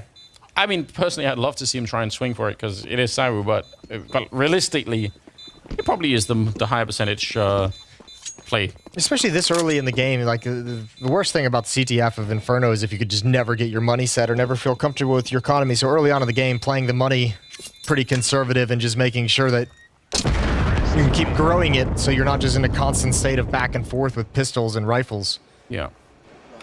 And on the flip side, right? If they'd gone for the A-bomb side, there would have been 4 people there. Yeah, So, it was a bit of a gamble. So no harm, no foul in terms of just backing away with that one and keeping the weapons alive. You don't see a round like that too often, though, where nobody goes down. no, it is a bit out of the ordinary. 3-2 the scoreline as we're moving into the 6th round. Let's just see. Maybe setting up. That's what I'm talking about earlier. There's so many different variations of that particular smoke. No easily available gap, but again, you can throw that smoke just a little bit more to the side. You can sneak in on either side of it, and it's very hard to see from the T side, so... I've seen run boosts around it as well. True. If you want to get real frisky. Deep nades only do 1 damage to Alexi. Oh, that's an odd time to pull out a nade, but look at the boiler setup. Saiwu misses the chance. Jax is able to get a follow-up kill. Dupree's still alive in halls, but what can he actually do to defend against this? Well, he's in a position they're not going to expect. I think, what is happening? Jax getting crisped by a teammate. I don't even know what... Molotov was at the corner out towards Rap side, and he just had low HP from his engagements, and I think he just took 1 step too far. Oh, but it's awkward. Thankfully, they're winning everything else. It's a devastating nade that Apex managed to put out there, but not enough for any kills. Yeah, somehow they find a way through anyway. I actually thought Dupree's position was maybe going to be really, really good. I don't think they were expecting it, but nicely done. G2 going to be tying up the scoreline back into a 3-3. All right. It's not bad. Putting some pressure on that CT side economy, just as we were talking about it. They pulled a 5-on-5 save, and it's not doing much for their economy any longer. Going to be in trouble early on anyway. Yeah, I still like the call, obviously. I mean, it's a bummer that's not having a little bit more impact. What's... Oh, you crazy, Jax. I thought it would be like an accidental, I didn't think it would be here. That was like a... I surely can jump around the corner over the flames. Insurance is definitely not going to cover that one. No, not at all. That's going to be his own... He'll destroy that claim real quick. Yeah. Damn. Okay, well... I like it. Nonetheless, keeps things entertaining. Yeah, it does. I mean, we've mentioned it's one of the things Jax provides. A little bit of fun, a little bit of lighthearted. Some spice. Like, what's happening? Well, a chance here for Vitality to take a deep breath. Looks like they need it too, because G2 are actually, they're pulling through some of these rounds. It's about the best start you can get if you're G2. You got to be happy about that, especially considering the first round they won, like, didn't look good. It didn't look good at all. It was very, very sketchy. Clock was running down. They didn't have a lot of options, able to crack it open, but now you can build upon that, and that, I mean, who cares about how sketchy it is? If you're going to keep going forward with it, take the money away from Vitality, feel pretty good. Especially important coming out of a rough Dust 2. Yeah, losing that map, and then especially the way that they did it, you're right. This could be a real momentum changer for them if they can pick it up. So yeah, more power to them. Certainly. Oh, they're getting a chance to stretch, clear up their posture a little bit. Yeah. People say that's important. Clear out the posture? I've never heard that before. Just what do you like? Just, okay. Yeah, just try to. Okay, you just use some fancy words for. I don't know. Yeah. Just to fool people. I don't know. Try to spice it up. I don't know. Technical pause. Yeah. Well, That's giving a chance for all of you at home to do some good stretches. Do you do some good stretches every once in a while? I do. I do some. I mean, no, not really. A couple here and there. I'm more of like a shoulder. Stretch out the shoulders a little bit. Especially, when you're in the kitchen cooking and everything like that. I know your better half was trying to get you into yoga stuff at some point. Yeah. How's that been going?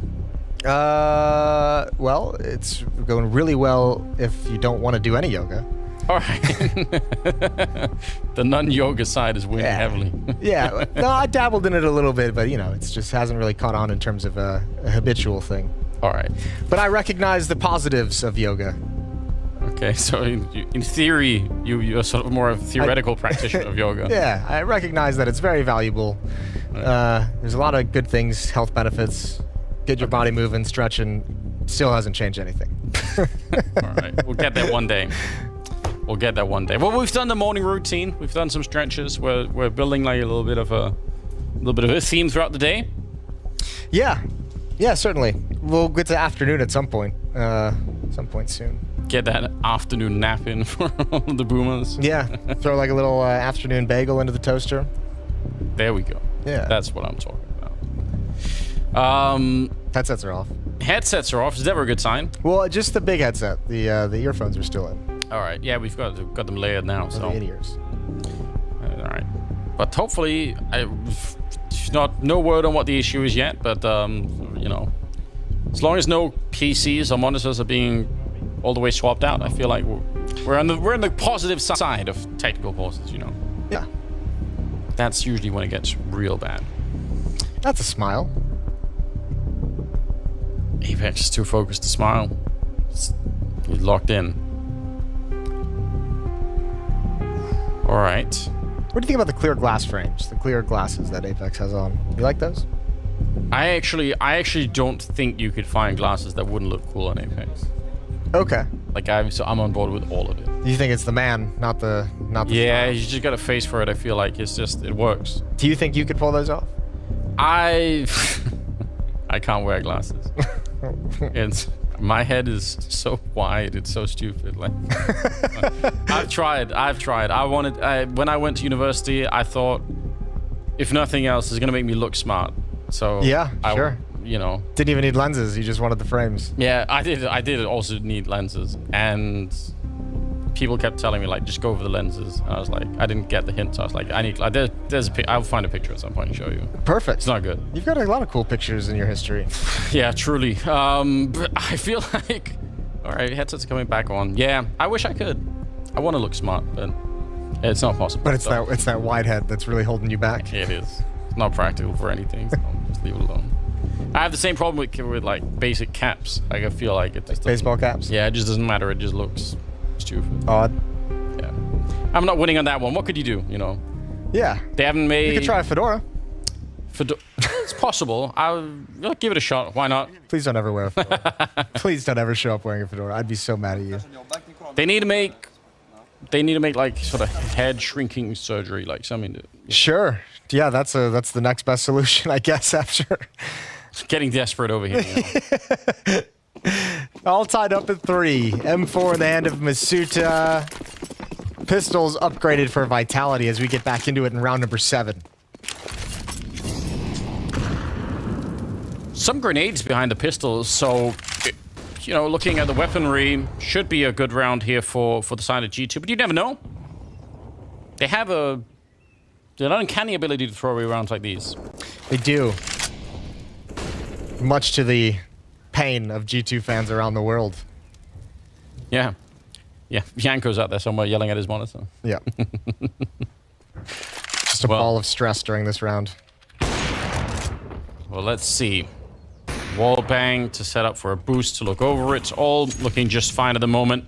There is a smoke here, so perfect round here for Vitalities. They get a kill for the first guy peeking. They put up a smoke, fall back, and slow down the rest of G2. That's how they'd like to play this one. But if it's a full commit for a double swing, I'm not sure that's going to happen. A little bit of an opening there. Masuta, and there's the smoke to follow it up. Nice game plan. Yeah, they found the M4 as well. Masuta's brought down to 2. However, there's so much space at this A bomb site. Jax is already around the corner. 2 players three players, excuse me, on defense at Rap side, but none of them have eyes on this, trying to play a passive game with these pistols, meaning they're going to rotate back into the bomb site and be extremely shot. Oh, no, they're not.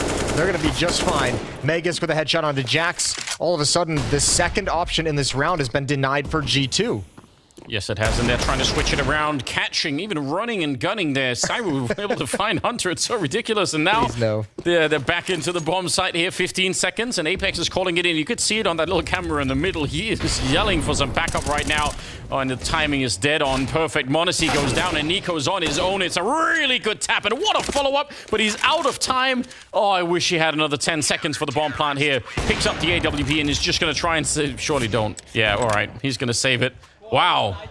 But what a round from Vitality. I mean, it's a good setup to say they have a tendency to just throw these rounds away. This round just felt like they never even got started. Like that kill was obviously spectacular from Magus to shut things down, but there was never any real thrust or strength behind these hits. Just lost that initial duel to Masuta. Brought him down to 2 HP, which is going to be frustrating for Alexi. Those clicks from Nico at the end, that's so beautiful. You want him to keep going. I'm just, like 9 times out of 10, I feel like that you play that round out, those deagles and 5-7 rotates back on Rap side like that, and just, I mean, it's just a complete destruction between Hunter and Jax. I mean, that's how it should be, right? But And I even just mentioned this kind of 3-round run from G2 is great to get started after a frustrating Dust 2, and then you drop around like that, and it's like all the familiar stress returns. It's right under the surface, isn't it? All the time. Well, let's see if Vitality are going to be able to build anything behind it. They have a little bit of money on 2 out of 5 players, but it's not that much. So they still need to keep a little bit of focus here if they want to build a really strong lead against G2 right now. And they're setting up a very similar position. I mean, this time it's not a smoke, it's a Molotov, but similar kind of theme. Oh, they're going to throw them back a little bit and actually go for the double nade. That might land right on top. That is devastating. What a lot of damage from just a double nade. Yeah, that's great. What a great setup from Vitality. Nico's going to step up to the plate first, looking for a little bit of a jiggle. Not going to come. Utility being spent. Apex going to drop his smoke. G2's committed, though. They're going to go right through it. Full confidence. They're going to be protected. Bomb rolls into the site. Masuta trying to hold on. Apex finding a timing to come through. Alexi B up top, and it's just Masuta. One more time. Counter flashbangs are perfect, and G2 have no access. Great work from Masuta in there, especially waiting for that flashbang and then going for it. And Odyssey trying through the smoke, but yeah, he needs a miracle right now. Probably more than just one. 10 seconds. Yeah, Hunter sneaking through, but they basically need Odyssey to get a couple of kills through the smoke and then try and find the bomb and put it down. Hunter is going to go down, but the round is already lost no matter what here. So 5-3. A bit of a lead building now for the Vitality side. I kind of think there's going to be another timeout now. This is G2 playing with a lot of stress and nothing going their way. Double nade is brutal. Perfect setup with the Molotov to keep them from moving forward. And this was just great. Like, what are you supposed to do? Apex popping through. You're looking for the repeat from Masuta that never comes. Counter flashbang from Dupree as he rotates over, and just absolutely brutal that G2 gets stopped cold. Yeah, practically herding the G2 players with the Molotov back into position. Yeah. Don't think anyone's ever tried to herd sheep with Molotovs. Sounds like potentially dangerous, but probably effective. Yeah, probably. But I mean, you have to have a lot of Molotovs, you know? Yeah. Depending on where you're going to hurt them. Or flamethrower. Border Collies still work better. Yeah, that's true. And they're good company outside. But you can't say the same about a Molotov. Not at all. Not at all.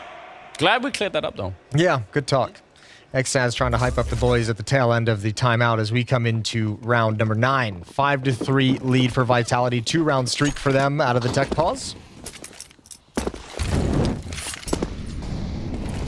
Oh, Monacy saved from the last round.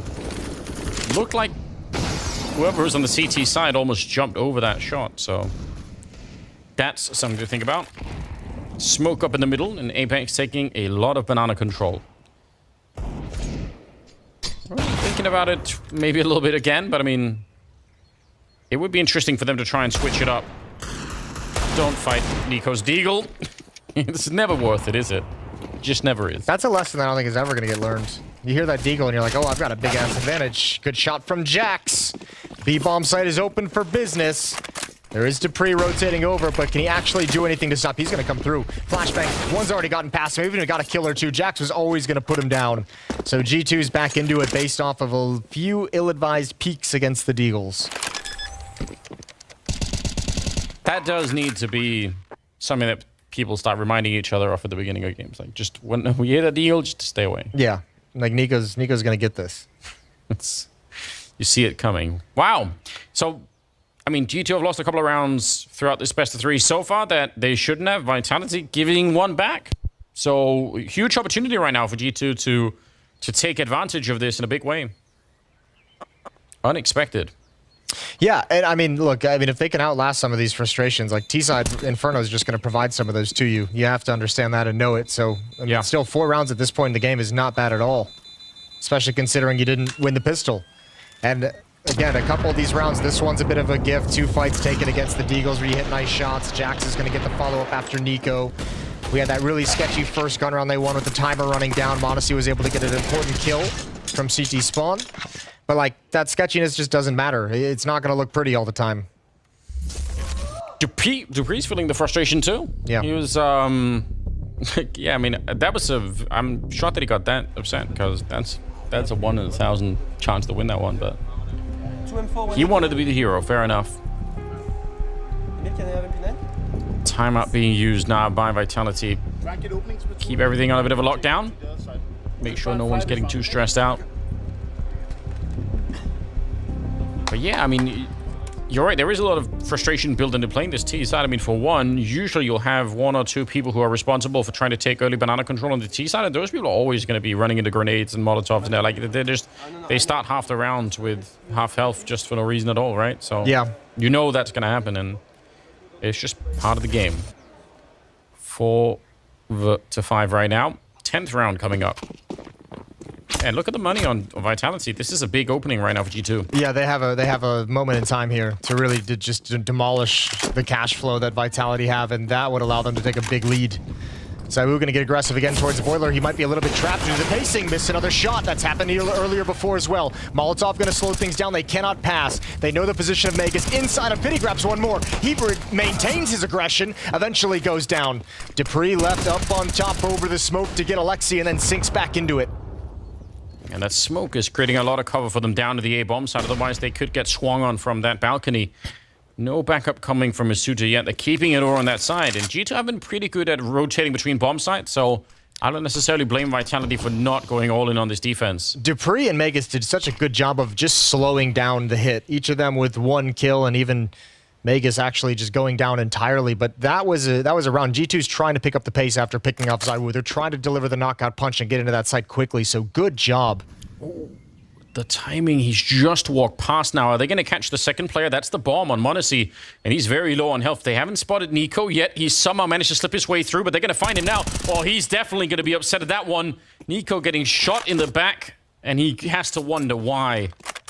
It's okay. He spotted 2. He spotted 2. There's still a chance. Jax, he knows it. He roams right back towards the lane. He says, Monacy, come meet up with me, buddy.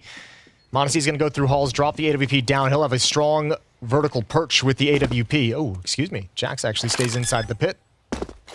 Oh, Molotov, he's dead. He's got no health at all. I can't believe he actually made it out. One touch of the flames there and he would have been crisped.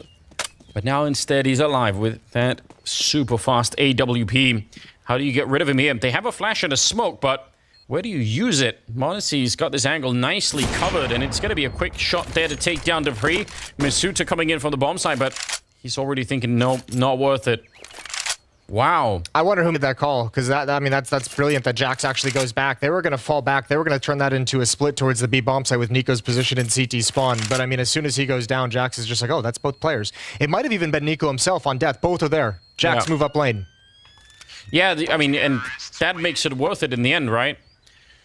Too bad for Monacy going up to the bomb, but yeah, if you go down like that, but you get the information, you can make a lot out of it. So, what a round. Yeah, huge kill though for Jax as they come back to the bomb site, realize their error, and Jax just gonna perch up. Yeah, beautiful double tap on Apex. Quick shot from Monacy, and that's the money gone from Vitality. Why does he do that? It's just, it's every time. Ruins my train of thought every time I see him. Beautiful. AK-47 in the hands of Masuta. That's the only real rifle strong weapon that Vitality's defense has in the round. And they're going to stack up 4 players over towards A, over towards mid. Well, it's in the right place. Now you just need the headshots. And there's one of them. Orb on the other side. Can you actually escape this one? Yeah, with the flashbang. That was on the T side, possibly, but still, it works. And he's going to get a little bit of an escape. Hiding inside of the smoke is Apex with a deagle in hand. How long do you commit to this one for? Nico's on the other side, and yeah, Apex is going to realize not worth it here. A lot of time on the clock, and Masuta is moving that AK around. There's a flashbang on ZywOo as well if he wants to set that up somehow. He's passed it over to Apex, excuse me.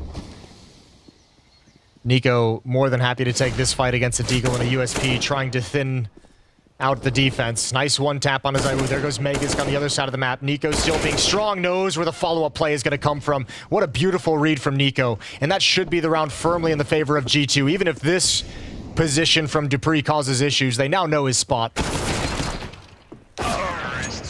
And round's over. 6-5. He is just so good, Nico, when he's in that zone. It's beautiful to watch. Yeah. So, yeah, nicely handled. They escaped the threat.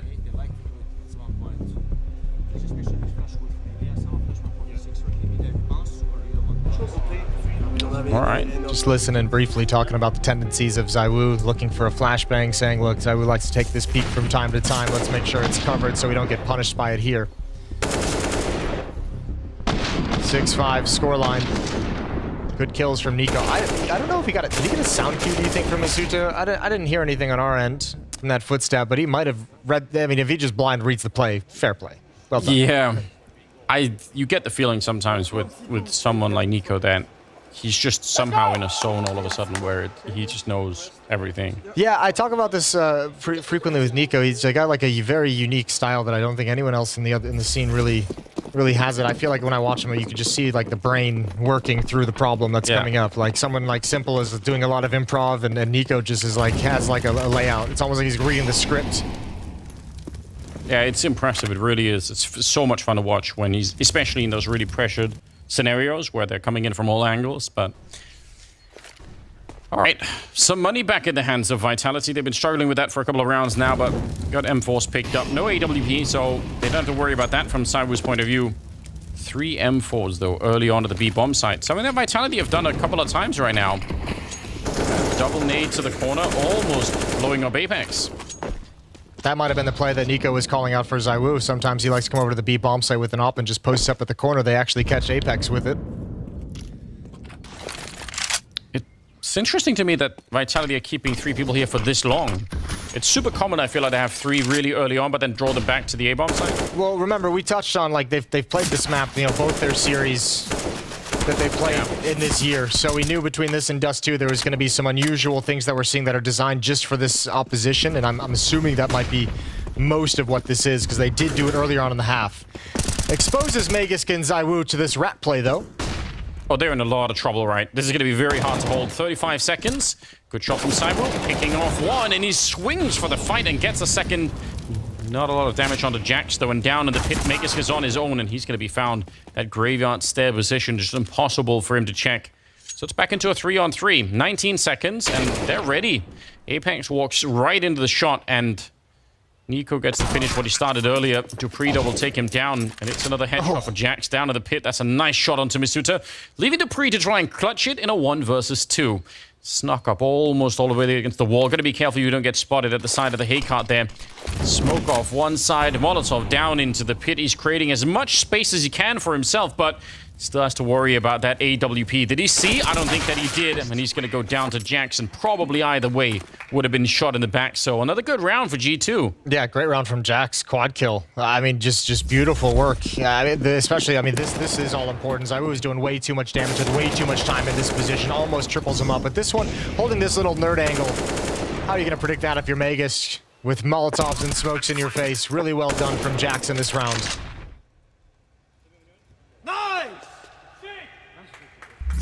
Power behind that. Yeah, there was. They're getting into it. Back to pistols for Vitality. 2-round lead for G2. This is a super respectable score already for the first half. You've got to say 7-5. It started to look really, really good. Flash set up right there, but Nico is playing exactly for that. Not at all intimidated. He wants to go back for more. So ready for a G2. This is good to see. We've been teasing them about some of these rounds that they lose like this, but not this one. Yeah, it started out really shaky, and now some of these T-side rounds are feeling much more clean, and they're looking much more confident in some of the fight selection and some of the fights they're taking. Nico peering into that B-bomb's not going to be able to find Magus because the final kill. 8-5, a 3-round lead on the T-side of Inferno. 7 of the last 9 rounds. 7-2 run for G2. It's got to be a real big concern when you see Nico play with this kind of confidence if you're on the other side. I mean, they've tried it many times before, but it's so hard to stop him. 12 kills. Jack's up there at 13 as well. Between the two of them, they're doing a lot of work right now. Last couple of rounds in the half, and it's m0NESY trying to open it up. He did see just a leg. Flash is going to come out. The timing is not with him, but Nico will find a kill, and that's a top mid on the quad side to take down Magisk. They know Magisk is anchoring that pit, so it's a good kill to get. Ooh, sliding out his Apex. Goes 1 for 1. m0NESY almost able to convert a second follow-up kill. Masuta's at such low HP, 21 health. And there's Hunter with a power lurk out of apartments. Going to be able to find the follow-up. Surely he saw Dupree right at the end. Stunning headshot there. They don't even need to mess with Masuta, but m0NESY's going to get it anyway with a 5-7. 9-5. G2 looking great. Well done. Hunter coming out of the apps like that. And again, you know, they already got Magisk, so it doesn't mean that no one is defending pit or anything, but I mean, he might have a little bit more confidence in trying to go for that play a little bit later in the round. Yeah, nicely done. Finding Cyber on that side. G2, they're looking good. They could bring us to a third map the way this is going. And this is the way G2 loves to play as well when you have Nico performing like this, because remember, a lot was made about his drop-off from last year where he was playing like one of the best players in the world. A really, really head-scratching drop-off to start this year, but when he's firing like this, playing like this, he's giving you the openings needed to activate everyone else on the team. I'd love to see a third map in this series. So Mirage, that's going to be the closing map. That's spicy prospect. Yeah, you'd love to see it. 15th round, last of the half. Gonna put a little bit of pressure if anyone was holding towards the sandbanks there with the Molotov, but not gonna catch anyone over on this side. And again, kind of a similar game plan here for G2 that we've seen in some of the earlier rounds. Clearing out, well, this time apartments, not so much top mid, and then trying to go for a little bit of banana control. They seem to be so confident in taking the B-bomb site once they have banana control. What a flashbang setup. Jack's in there for the revenge, and he comes back for seconds. That's an expert play coming up from Jackson. Now Nico's going to town over here on this side. Alexi will get the revenge frag, and it's everything they need. Yeah, all of a sudden, a little bit of confidence behind G2 after some 1 rounds early, and man, this has been great. Great trading as well. Just a brilliant half put together by G2's offense. 10-5 lead. Surely a 10-5 lead. Yeah, I don't know. Magisk would have to do a lot. We're going to talk about it if it happens. Well, that's close. 2 health left. Molotov, doesn't even matter if that one hits or not. They are in a very, very comfortable situation in this round. So G2, what a first half. 10-5 in their favor. That is super respectable. Looking good to try and get us onto Mirage. We'll see if they can coming up after the break.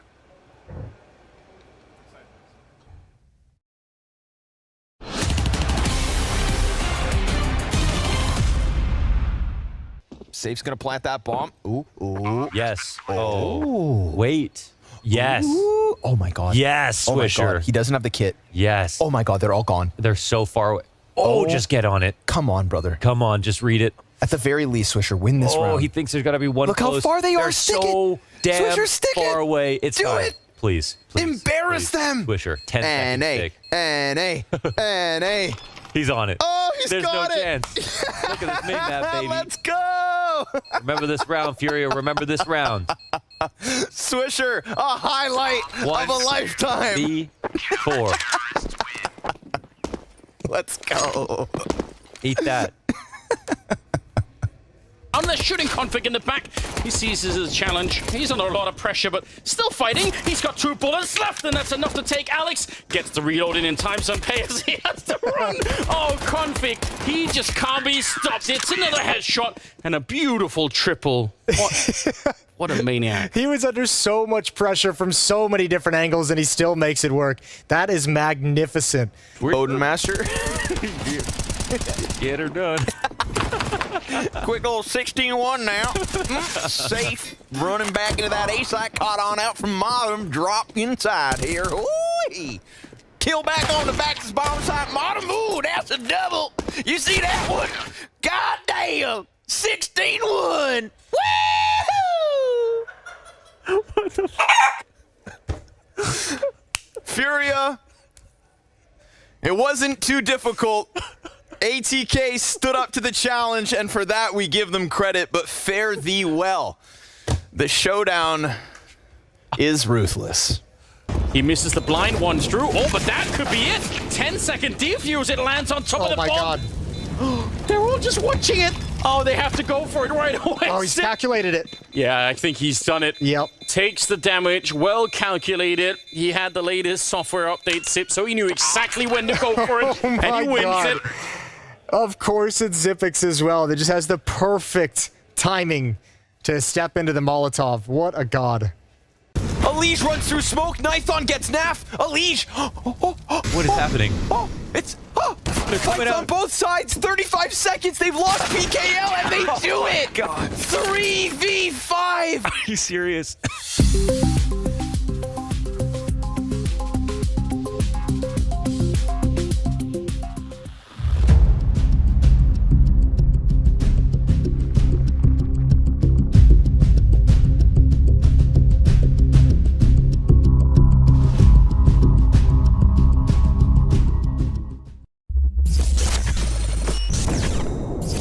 Time. We're coming behind. I'm just gonna pick. Dead. Nice. Pushing. Three guys. Dead.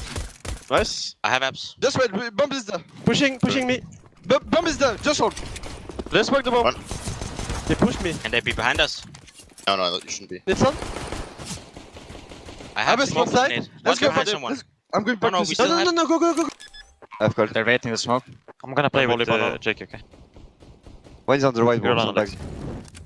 Go kill him, maybe they're pulled behind, no? Let's go. Guys, I'm flashing. Guys, people. Guys. Go. FCT. They smoke the range. One more. Smoke the bomb, Batu. That's CT. He's probably... I have kids. Runes. Nice. Let's go, guys. Nice, boys. Batu, you are a piece of dog. Wow, a lot of intensity in that opening pistol round. You love to see it, but in the end, Demons found a little bit of a mess up in maybe in the start there. G2 coming back strong. They end 10-5. Yeah, I mean that's one of the few like positive things that Vitality had in that first half. That was all G2 once they took control. Absolutely wonderful. I think there was another like even Vitality won in the second save round. Either way, we'll get into the second pistol. Dupree's gonna find the opening double tap at range with a Glock onto Jax. Fair enough. Yeah, why not? I feel like we need Scrawny to cast a lot more games for that voice. The little Cockney accent? I think that needs to happen a lot more. It's enjoyable. Well, Nico's out in the open. He's committed to this fight. He's not going to give it up no matter what. They're boosting up on top, and it's Cyber to find him and take him down, just like in the pistol round on the first half, except he had a USP on the other side, obviously. But still, it was Nico versus Cyber to open up the B-bomb site, and see if we could do it here again. 5 versus 3, and G2... might be a round where you just save what you have over on the A side. Just don't even try for it. Yeah, why would you? I mean, Vitality did the same thing on Dust 2 at one point. They were just like, yeah, we don't need it. Like, well, we lost this one. So, similar situation here. Some utility and armor saved up in the pistol, and no one needs to move. Wow. Well, I mean, well done. A little boost up there. I mean, there's a lot of things you could do out on Banana when you don't have to worry about Molotovs and nades and all the rest of it. So right. It's good times. Tell you what the scary thing is, though. I mean, Vitality's now won both pistols, and they're still, just beaten up on the overall scoreboard as well. Yeah, I mean, yeah, that's actually does say a lot about how this game has been playing out so far. Out hunting now as well. Trying to get a bit... Okay. Alexi's the important one to find. He's got the kit, and they found him at the end. They find everyone. What a cleanup. Yeah, Vitality was relentless there. It's one of the worst feelings. You've already called a save long ago, and you can't... That can't even work for you. Yeah, you can't even hold it off. Yeah. No kills in the round for G2. 10-6. But it is just a pistol round, so... Oh, sure. Yeah. I do that all the time. Yeah, why not? Even Dupree's like, I don't know. It's fun. Yeah. That just happens, you know. You just have to roll with it. All right, Nico Deagle. Let's see what he's got in this second round. He's going to go for a peek, and he's been excellent throughout the day with the Deagle. This time, it doesn't give him the success he likes. Dupree's going to find Jax, and very quickly, 5-on-3 for Vitality. They can play this pretty much however they want. They're in a good position right now. Hunter's going to find some shots coming through the wall. Dupree not impressed, not going to try and overextend his position. And Hunter revealing himself yet again. I think this is smart from Dupree. Probably not worth it to lose your life in this position. Just stay safe instead. Yeah, that's a better fight if you really want to take it. Yeah, it would make more sense if he hit that headshot than with the Glock. The two headshots here with the Glock. Alexi is alone, but he does have the 5-7. If they swing too close, it's one bullet headshot if they really want to go for it here. Ooh. Maybe could have worked out for a second one on Cyber as well, but not this time. This round could still get spicy. This round could still get really, really interesting with this SMG. Modesty can cut off the rotation. It's basically a 1-on-2 here at the B bomb site, and Hunter's got a good position. Ooh, Mega's come back to clear it out. Oh, good win. Huge win. There's Modesty down mid, and all of a sudden, ZywOo's got the bomb in a 1v2. Stone cold plants it. Yeah, just pretending like there's no one even nearby. Tries to slip away with the AK. A lot of damage, but jumping right into the MP9. He's surely dead. Monacy will get the kill, and a good recovery for G2. Man, that was way too close. Oh, that got real nice for G2. Hunter getting in perfect position. That transfer over to Magus was quite nice, because Magus got a couple shots at him early on. That's a 3-on-5 in round number 2, when you already only have like 2 pistols and an SMG that you recover. Wow, yeah, that MP9 kill for Hunter was really swift.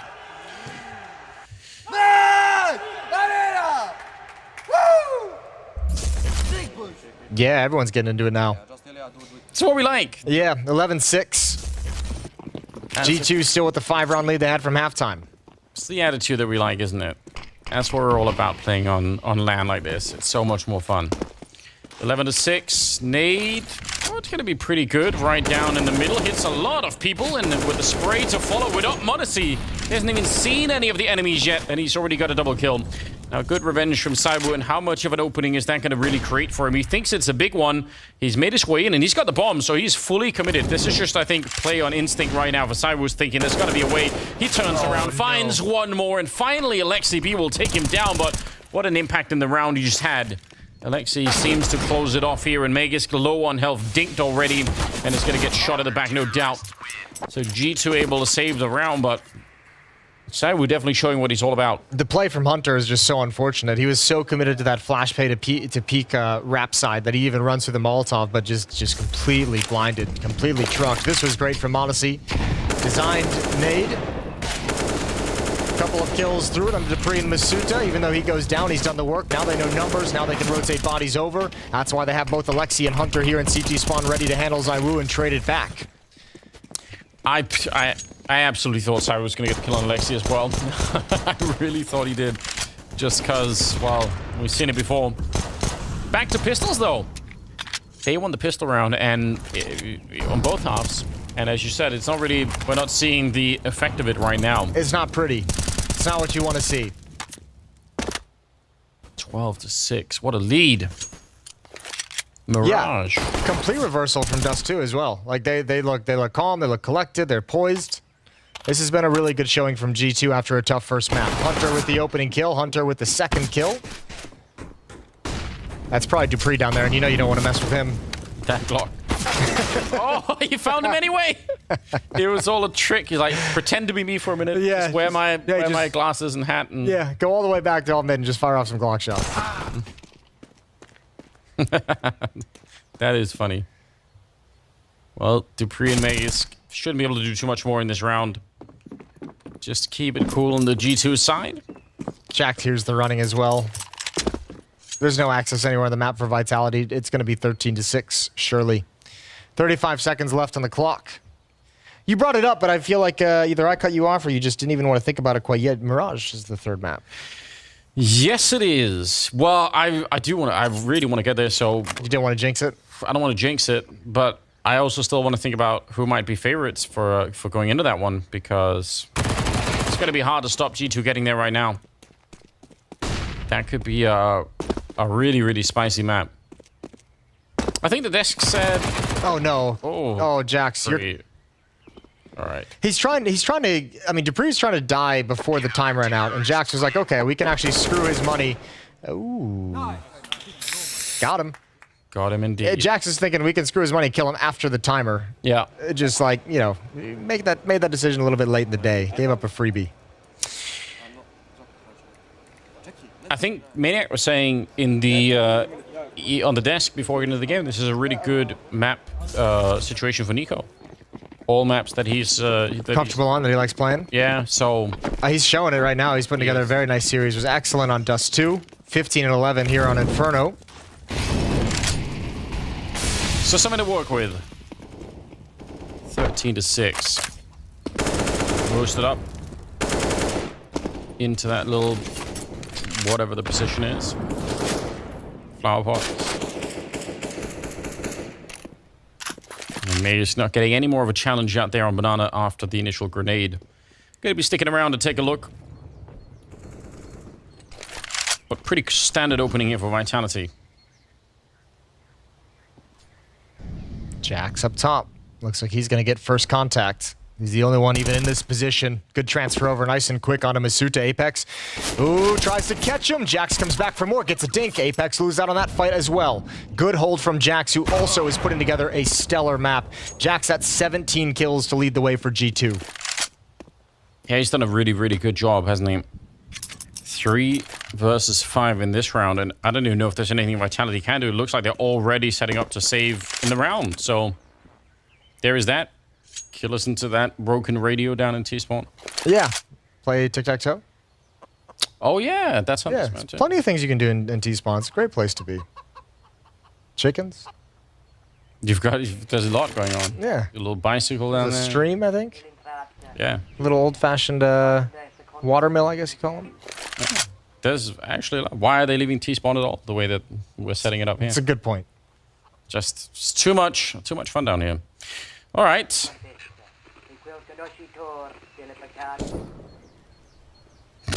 Okay. What is on that? What are they talking about on that radio station? War of the Worlds. 14-6. Yeah. Vitality. The confidence has gone away completely. Yeah, it's been like ripped away, I think. I mean, I think G2's just shut them down entirely on this map. From the first half now in the second half, I mean, we haven't even seen any great successes in the second half just yet. Losing the second round after winning the pistol and then just getting blanked so far. They might not have a whole lot of chances to recover as well. They're pretty much backs against the wall as it stands right now, 6-14. Jason, back in the dawn of time when you were competing, professional level, how do you get back from this kind of confidence loss? You were playing with your older brother at one point, weren't you? So. Yeah, I was. What was the trick? Like, we talked about tricks of waking up in the morning, stretches throughout the day. Yeah, we did the well. That's where I got the push-ups idea for Rain in the last series. Yeah, he used to make us do jumping jacks and push-ups in the tournament area before the games began. Yeah, we didn't ever really lose this bad, so. Oh, all right. Dropping that one in there, I appreciate it. Trick is to not lose. Yeah, just avoid the problem altogether. Just win. Oh, I look forward to your self-help book any day now, Jason. 14-6. They've cleared a lot of space. They're trying to change the pace here a little bit. Running into Modesty, though, with the AWP. It's a nice return kill. Misuta with the Galil. Kind of an unbalanced fight right there, but he gets it anyway. Jack's trying to play the edge of the smoke. Double setup in the pit. There are almost no nades on the T side, which is a huge problem. If they had Molotovs or anything else, they could get rid of this double pit position, no problem, but now they might have to fight for it a little bit more. Oh, this is so risky.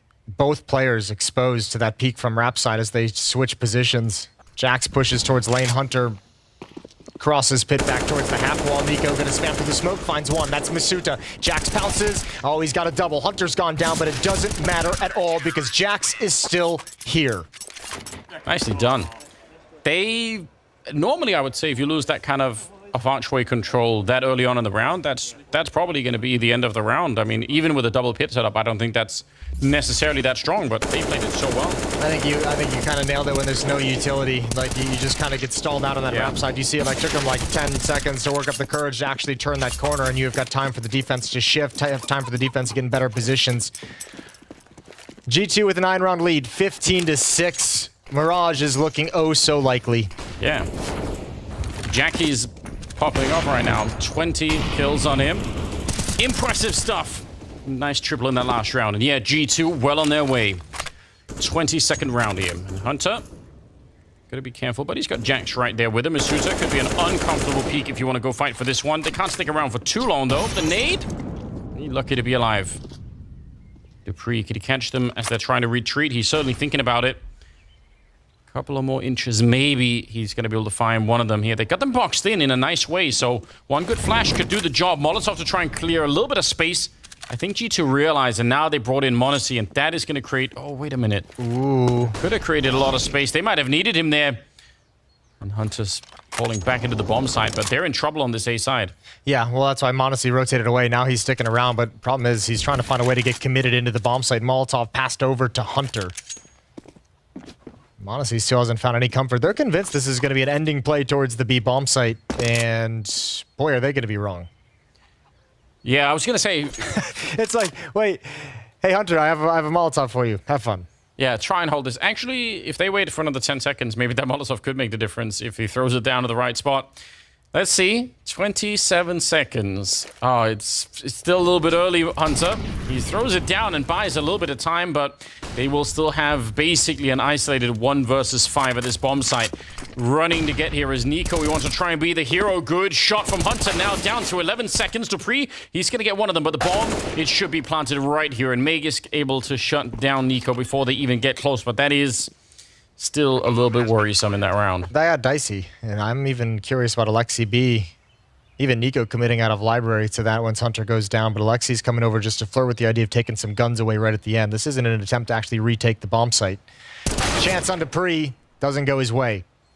That'll be the last action of the round. So, 15-7, Vitality clawed right back.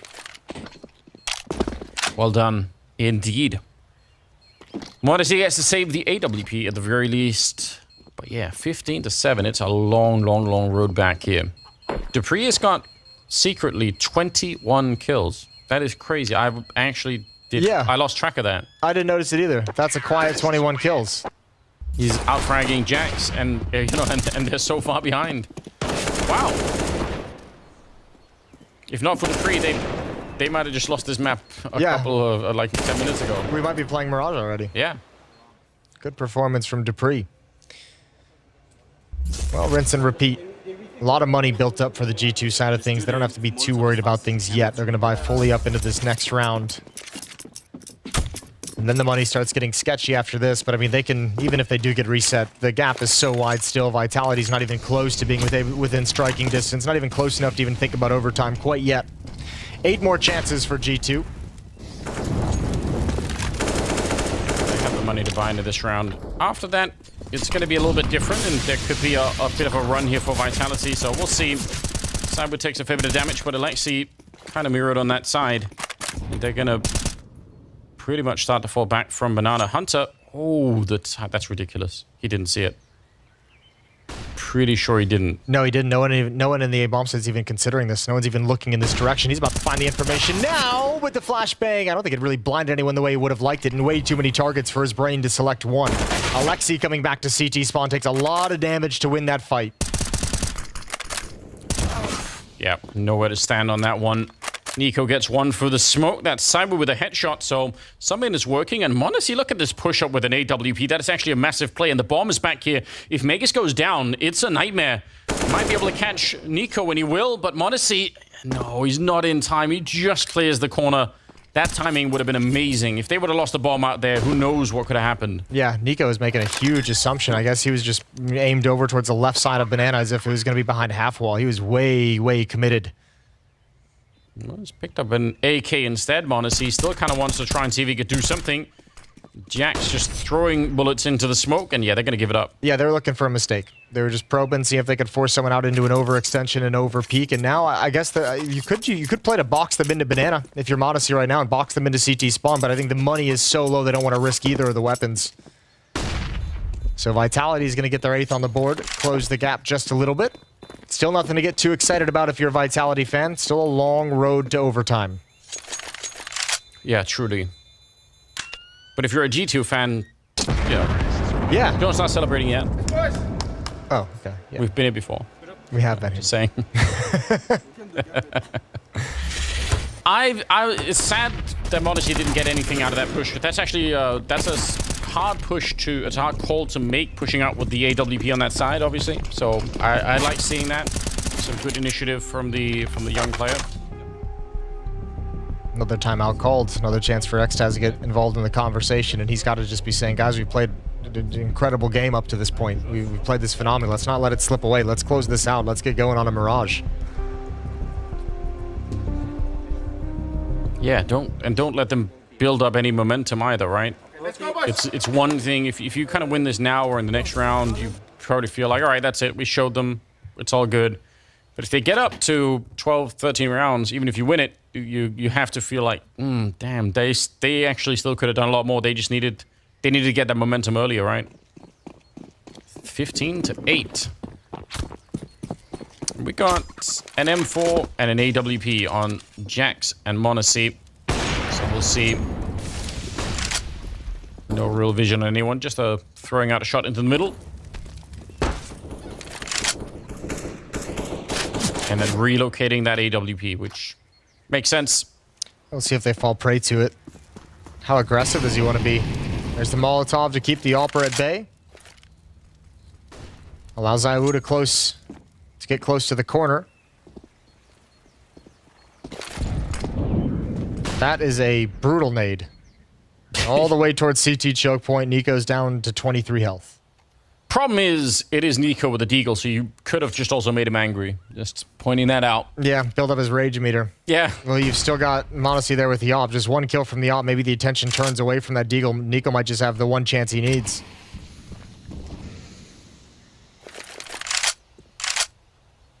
Did that not make any noise? I'm confused. Maybe it didn't. 45 seconds. Anyway. Monacy's got full utility as well. Full utility. Oh, Nico's fallen back, so it's all going to be on him. Molotov is down, and that's going to buy maybe a little bit of time, but surely he still needs a little bit of backup here. They're tossing all of the grenades at him. He puts out the Molotov. It's a pretty good read right here, and he gets the one on Misuta, but he's going to have to do a lot more back here. He's a one-man army at this point in time. He takes down Makis, gets well, and keeps going. Monacy, he's stolen the round from them. Saiwu is on his own now, and he just doesn't know where to find him. Inside of the smoke, trying to bait out that last shot with the AWP, but there's 10 seconds left, and Monacy, what an absolutely godlike round. That is so impressive from Monacy. So quick, able to take shallow peeks, and just shuts down the hit all on his own. What a luxury for G2 to put that faith and such a young, phenomenal AWPer. That is ridiculous. Oh, the fact that Nico ran away, you think that's the end of it. There's nothing he could do here. I thought once he missed like the second shot, I thought he was in some trouble, but what a round. What a great showing from G2. What a great showing from Monacy to close out the map. We've got the desk ready to break it all down. Thank you very much, gentlemen. Yes, G2 managed to equalize the series scoreline 1-1 apiece for each of the teams. I just want to reflect on that Monacy moment from that final round. That was absolutely beautiful from him to be sealing that out for G2. Yeah, that was a beautiful, beautiful one-man action from Monacy to close that game. And unfortunately for Vitality, kind of tells the tale of this entire game, which is them dropping the ball in situations where they actually should be closing in. Here, this time around, just one AWP on the side, making the works, making the plays. Yeah, it was some mistakes coming out from Vitality. That was the word that you were kind of using. Moses brought it up in the cast as well. The fact that they won both pistols too. It kind of echoes the sentiment that Vitality were really struggling here. But I like that we get the replay, getting to see the flash in action. It's a sick play from Monacy. I mean, the spacing is a little bit off on the side of Vitality, but you have to respect how he plays it off, puts down the utility, coming in, and then he just peaks barely enough for him to get the kill. It's not that he's giving you a lot of weigh-ins, but just beautiful for him. We do have Alexi joining us for a couple of words just after that Inferno. I just want to ask about the fashion that you kind of closed that game out, and we heard from Hunter earlier when he was talking about, you know, some of your characteristics. Sometimes you let those leads slip away. We saw it there, you know, going on that 5-round streak, then 2 rounds of Vitality. Did you ever get those kind of nerves, feel the ghosts of some of those performances where you let those leads slip away in situations like that? Honestly, no. I think they only got 1 round. I think only the pistol round after we lost the 2 rounds. And I think it wasn't enough for these feelings to come back yet. I knew that, like, we knew we had this save buy on the last round where we had like 1 M4, 1 AWP and pistols. So we kind of felt like, okay, this is gonna be random, and we have gone round next. And Ilya just closed it out. I want to quickly touch on Mirage now, the map coming over. Used to be quite a weakness for Vitality. They struggled on it massively. Did a lot of work, got better results. What's your take on their Mirage right now, their status on the map?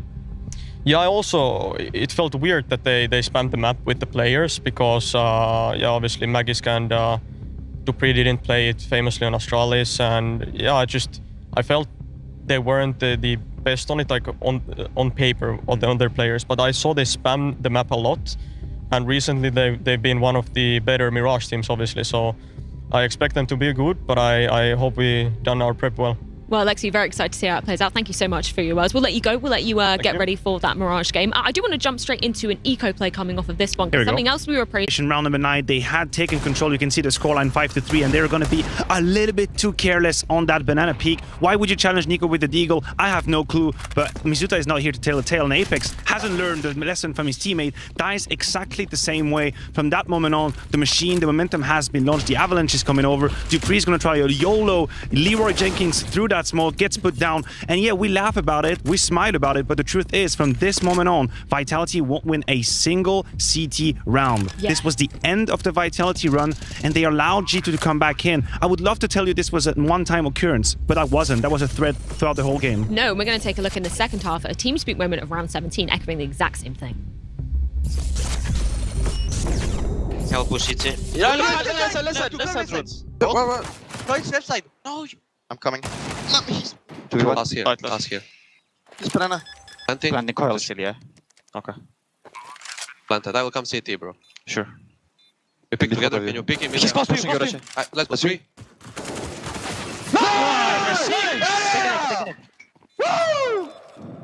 Nice, guys. Pick Nema. Nice information. And that was something that we were talking about, the fact that Vitality managed to win both pistols, but G2 stops them converting that one there. That's an issue. And if we roll back to the pre-show, I said about Vitality and all these events they've played, there's always one map. There's always a player I can pinpoint and say, this is where everything went wrong. And from that moment on, they didn't react. Now, that's the question that we have moving on to map number 3. What kind of Vitality are we going to show? Because for sure, this was frustrating as hell for us to watch and for them to lose. Well, a lot of questions, and hopefully it's going to be time to get some answers very shortly. Mirage coming up as the third and final decider map between G2 and Vitality. You don't want to miss it. Join us back after this break.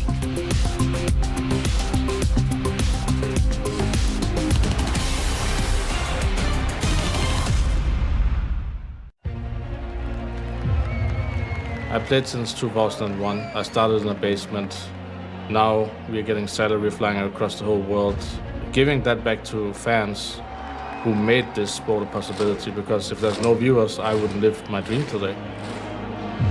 I think Counter-Strike belongs in arenas, to be honest. The entertainment product, the sport, it's just living when the roar of the crowd is firing through the stadium. I think that the Danish CSGO fans are definitely crazy, but in a good way.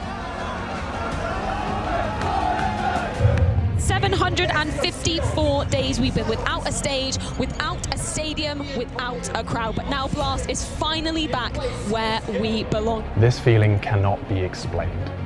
The electric atmosphere, the rumble of the stage, the roar of the crowd, all eyes on you. The wait is over as we return to the only way Counter-Strike truly should be played. Nothing compares to LAN.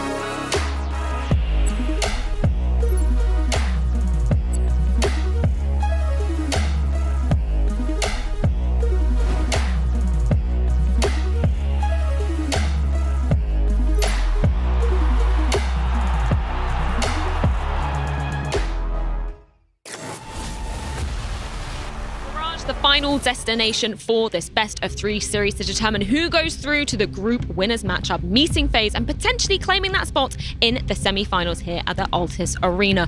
We should start off by kind of prefacing some of the statistics coming into Mirage for both of these squads. So how are they kind of being weighed up on both sides of the equation, Maniac? I think that these teams kind of meet at a cross point in terms of trajectories when it comes to Mirage. For the fans of Counter-Strike out there, you guys are very much aware of how much Vitality struggled on that map initially. It's something that we touched on with the Lexibi. The Danish duo hadn't really played that map historically. They had to play catch-up. For the longest time, people were punishing Vitality, pitting against them, but it gave them time to work. It gave them time to improve. I think this is a Vitality that's much stronger on Mirage. Or beside G2, the last signs we've seen from them, that was a spanking, a absolute spanking against Furia in Dallas. Yeah, no, it was painful to watch if you're a G2 fan at the very least. And I like what you were talking about with Vitality, because kind of prior to the major, they were on a really big loss streak on the grounds of Mirage. Then coming into it now, they played it 8 times in the past 3 months, 6 wins out of that as well. So it's nice to see the upward trajectory kind of continuing for Vitality. Anything that you would kind of pinpoint the success to? Do you feel like it's more comfort of Magisk and Debris coming onto this ground? I think Magisk has to be a talking point. I believe that at the very beginning of their Mirage journey, he was struggling immensely on the A side, and he was a victim of a lot of abuse on the side of their opponents most of the time. Now he's coming to his own. He's had reference games where he's always good for 2, when he knows how to handle the executes, and we know the quality of a man like Magisk, but he just needed the time. I think he needed to play, he needed to live through these scenarios, and now I really believe that he's much stronger. And I remember seeing them play it for the first time at the full finals on their home ground in Copenhagen. The crowd were going absolutely wild to see the Astralis, well, former Astralis players rather, actually playing that map for the first time, because it had been years since they actually graced the grounds of Mirage. So understandable that they'd have some teething issues coming into things. For the side of G2 though, what are you kind of putting under the microscope coming into this one? Look, I want to talk about the defense. I want to talk about the CT side, because I believe that there is a weakness, or I should say plurals, 2 weaknesses on the side of G2. Their anchors, respectively, Jax and Lexibi, struggle massively on Mirage. By the numbers, that's a map that's below sea level. We're talking 0.85 for Jax, 0.84 for Lexibi over the span of 2022. We have the numbers from this series right now. If you're an Lexibi fan, might not be the best day to look at it. He's definitely not having a great series. We could even see in the interview, he seemed a little bit marked, hoping that he's going to get a reaction. But these 2 players, Lexibi and Jax, in that game versus Furia that I'm mentioning, were immensely harassed on their positions, and are really trying to push on that weakness. We'll see if Apex does the same. I really like the fact that we've seen Jax showing up in that last map particularly. He was great as well. Yeah, really great to see, you know, maybe one of the traditionally more quieter, maybe not in terms of his personality, but sometimes on the server, you know, you've got some bigger names in there, so sometimes you can struggle to kind of get that room, make that impact. I really like that we got to see that on Inferno. Yeah, and just as much as sometimes on the CT side, Jax can definitely hold his own, it seems that on the T side, he might be a meat shield at time. Like, really just thrown up first, like, good luck, Jackie. I'm just giving you a flash. I hope you can find some happiness in your life. I'll see you later. But whenever he finds the impact on the T side, it changes the whole narrative, changes the whole story for G2. That was the case on Inferno. We'll see on Mirage. Anybody else you're going to be putting under the spotlight for the men that we see on the screen at the moment? That was just then Vitality, because somebody that kind of always stood out for me in terms of impact was surprisingly Apex on this map. I remember when he was kind of transitioning into that in-game leader role, he was also picking up the scout a hell of a lot, trying to create the space himself. He's kind of, you know, transitioned, evolved from that role, but is he somebody that you're going to be looking at coming into this? Yes, because he play a paramount position, that connector area, and he's rotating around on the A side. He's, I guess, investing into a lot of fights, and he's putting himself on the line. He's putting his life on the line for that Vitality lineup, and sometimes it's for the good or the worst. It's one of these night and day situations where he can make it rain or he can make the sunshine if he's having a good game. That's my issue with sometimes Apex, and Mirage doesn't really evade the rule. He's very much implicated in fights, and we know him. He doesn't go half. Yeah, no, I just hope that they're able to kind of bounce back off you know, they looked incredibly strong on that Dust 2 Inferno, kind of lackluster just in terms of, you know, you were using the phrase uncharacteristic mistakes sometimes from Vitality too. Do you feel like, you know, they're going to have that potential to be just ramming back into it? But see, that's my problem with Freya. It has become characteristic. True. That's my issue, and this is why we have this whole debate about Vitality. These rounds, these kind of trash rounds that it would lose here and there, have become a very sad DNA of the team. And I understand the process of going from French to international, and I know some rounds will have mistakes into it, but we're 5 months deep, hell, 6 months deep now, and these rounds keep hurting you mentally speaking. These are one of the most disarming rounds you could lose, because as soon as you think you have found your foot in the game, think about Inferno, think about that 5-3 scoreline. You feel like you're warming into it, you have your CT side, you have your money, and then suddenly that's it. 3 deagle shot later, you're losing and you're an eco round. It changes the whole momentum, and it hurts way too much. Well, we can see that the teams are ready. I'm sure you can hear down here in the booths. But Anders and Moses, what are you thinking going into this third and final deciding map? I'm just so happy that we get to watch this third map. I'm excited for it. Jason, yeah, you up for it? Yeah, I am, and the odds have obviously shifted as well once again. I was actually mostly interested in that segment. Did Maniac coordinate a blue watch wristband with a blue microphone and a blue shirt and a blue pocket square? Yeah, he did. What a legend. He's on top of that game, for sure. Regardless, back to the Counter-Strike, map 3, this is huge between these two teams. Because, I mean, they've split both series that they've played this year. It's 1-1. Vitality won the first one, G2 won the second one back in Dallas. Now here, this is kind of like the deciding grudge match in this like little best of three. Yes, it is. I also, just on the topic of Maniac, he described, I think, that second map as a bit of a spanking, but he put a lot of emphasis on that word. Okay. If someone go back and clip him saying that, spanking? Yeah, I feel like that was a revealing moment. So yeah, but otherwise, I'm excited for this. I think it's going to be great. Mirage, nice battleground for this one. True what Maniac was saying as well. It's important to think about Dupree and Magisk, obviously, with less experience on the map at the beginning of everything, and now probably feeling much more confident in it. So I don't know. What a game this has turned out to be. Nice bit of rivalry going on at the beginning here. They played this one, I think, last time in the group stage. And it went pretty heavily in towards G2.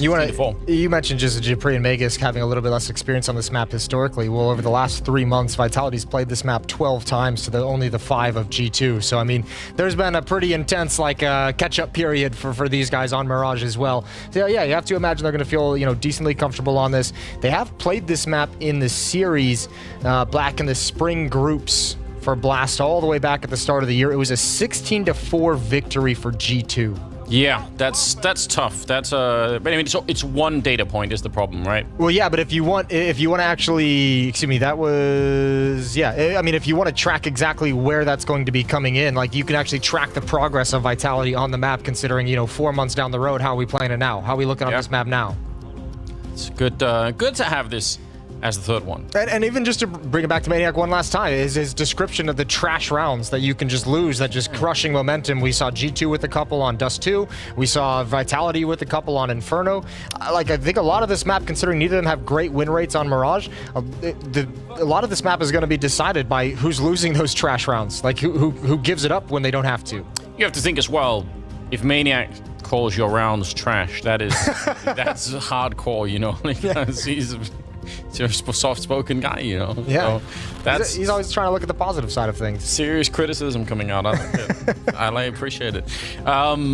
Yeah, Do you want to change your prediction? We both went for G2. Actually, I would change, because now that Maniac picked G2 as well, for sure it's going to be Vitality. So if I could, I would. Is this your official changing of position, or is this the classic predict one thing here, another thing there? That is a good strategy. It is a good strategy. I just feel like it has to happen. I think for sure he's jinxed G2. There's no doubt. I'm sticking with G2 on this one. I have no qualms about that, especially the way Nico's playing at the moment. Jax had that great map, and he plays an important position at the 8-bomb site for their defense as well. I think you got some important players just coming off some good momentum, and Nico just putting together an altogether good series so far.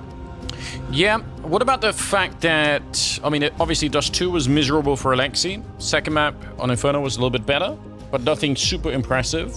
Not better. He's having a pretty rough series. But I mean, look, all that matters is that they're in a position to be able to win the series at the end of the day, right? True. But Nico, 39 and 34 in the series, 1.3 rating. Monacy's also got a 1.15 rating with 35 kills. Just also sometimes I think, someone of Alexi, his caliber of play overall, right? Like throughout his career, you think, is he really going to have 3 maps in a row where he's not doing too much? Like, it's possible that he's also going to be starting to feel like now is his chance to do something, right? So yeah, seen that before. That's the mentality you got to have coming into it as well. It's going to be interesting to see how, I mean, especially with Apex's calling style, like Alexi's going to get plenty of attention, plenty of chances to kind of step it up in this third map. So Iwu's having a good series for Vitality, as we all expect. 39 kills and 28 deaths on him across the opening 2 maps for a 1.22 rating. Something that we saw coming out a little bit from the Vitality side when they were playing on Dust 2 with some of the more aggressive sort of CT style stuff. There was, pushing into upper dark, pushing out of A long and all the rest of it. And obviously on this map, it's something that we can probably expect to come out a little bit more as well. A lot of opportunities if you want to go looking for some information on the CT side. So look forward to seeing if we're going to get a little bit of that thrown into the mix. It's always fun. I really like Mirage. I don't know, it received a lot of community hatred at one point. I still think it's a cool map. It's still got a little bit of like a negative gaze at it from the community. I think everyone's ready for it to be kind of pulled out and readdressed. I still enjoy it. It's being shielded by the massive hatred for Vertigo. Yeah, exactly. It's a little bit of attention is taken away. That's how that works. All right, well... A lot of headphones off. Yeah, Nico standing up. Oh yeah, standing up is the worst. That's happening. That's when you know Dupree is not happy. I'm gonna stay at the camera. All right. The camera's always going to win this. I was going to say. Yeah, he's having a conversation as well. With the camera or himself. Or the voices in his head. Yeah, all of them, really. Yeah. I have no idea. We need the audio of this. This is the time we need the player audio. Do the lip readings. Having a nice chat. He's singing a song for sure. Yeah, now he is. All right, he's setting himself up some incredible mean gifs. If anyone, if anyone feels like just create your own caption, really. There's some templates here to be used. I appreciate that. Stone cold. I think this is a conversation we had many times before, but I mean, I still feel like it's true to some extent that the AWP players on this map are just less significant than they are on a lot of other maps. It feels like it's so hard to get the AWP into play.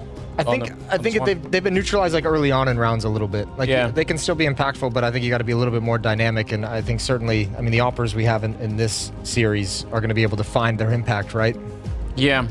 Yeah, I think in the middle, right, it's super tricky to find anything. I mean, sometimes you push down A ramp, or if you're playing B hallways, I think it could be really fun, but that middle portion of the map just seems to be... Sometimes it gets hectic, yeah. Yeah, a little bit of a no-go zone. Creates a lot of chaos. Yes.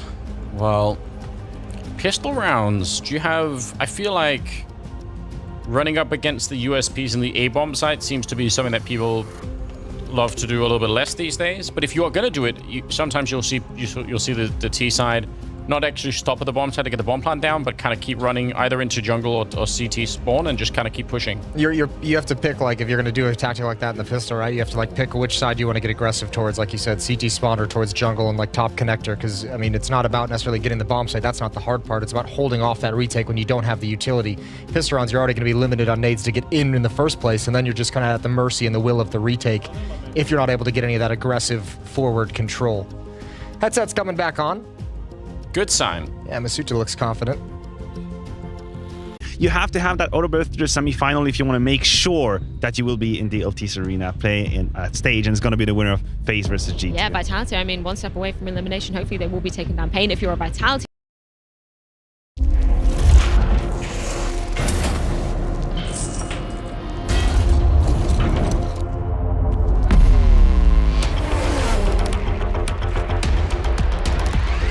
Increase brightness. Activate race mode.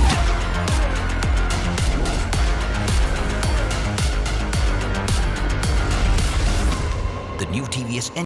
But I'm guessing maybe he just didn't want to stay around. I think that's more a case of Valde, wanting to try something new. But I agree, there's free agents out there that probably could have been better than Neofrag and Fico, but they're still quality signings. Well, let's see, right, when it comes to this matchup, we're waiting for the players to get themselves ready and into this one. But I think the main thing is also going to be how SDY handles being back at this level, Because, when we look at them on the Mad Lions roster, they sometimes make it through like a little bit deeper into qualifiers, but they were not playing at this standard of Counter-Strike. I agree. And one of the things you as a viewer can look out for when it comes to SDY's level and how he's playing on the server, don't be, I guess, surprised if he's not scared of dying. That's a player who's willing to run around. That's a player who's willing to go in first. That's a player who's willing to create all the space in the world for a guy like Simple, for a guy like Perfecto, for a guy like Electronic for that matter as well. And that's what you want to see. So a SDY who's not scared on the server, that's an SDY who's feeling comfortable. And this is the thing, right? We're talking about it and looking at like what he's going to bring to the table. The fact that Electronic and his roles are going to swap in some of it. It was talking about how Bit's going to have some interesting new roles. Electronic's obviously going to take more of a step back because they want to keep him alive. They want to keep him running around in the system for it. And SDY is going to have some pretty big shoes to fill in that. One of the things I noticed in Simple's interview coming into this tournament was that he said Electronic is very good at reading the rounds, reading mid-round calls. So Electronic, a player we know to be involved in a lot of opening duels and always trying to create space, maybe he has to take a step back. Maybe he has to allow SDY to do it and then, be able to read the game in the middle of the round. So I'm curious to see how aggressive Electronic is going to be and whether or not we're going to see him take a step back in order to allow SDY and Simple maybe to make the difference. Well, let's find out how it's going to go down. Some questions are certainly going to be answered in this game. It's time for us to move into it with Scrawny and Launders. That's right, we're here. Scrawny and hot chocolate, actually, folks. And we're back in it with Blast for 2 BO3s tonight. It feels good to be back at Blast, doesn't it? And Lisbon as well. Is my mic working? I hear you. Oh, you can hear me? Yeah, you're nice and clear. Yeah, and it's good to be back at Lisbon. Hot, sunny Lisbon. We love it here. So this is a really cool match because we've got so many new players that haven't played against each other. Yeah. We have Fico and Neofrag who have very little experience versus any tier 1 level competition, even though they have absolutely proven themselves as the best of the tier 2.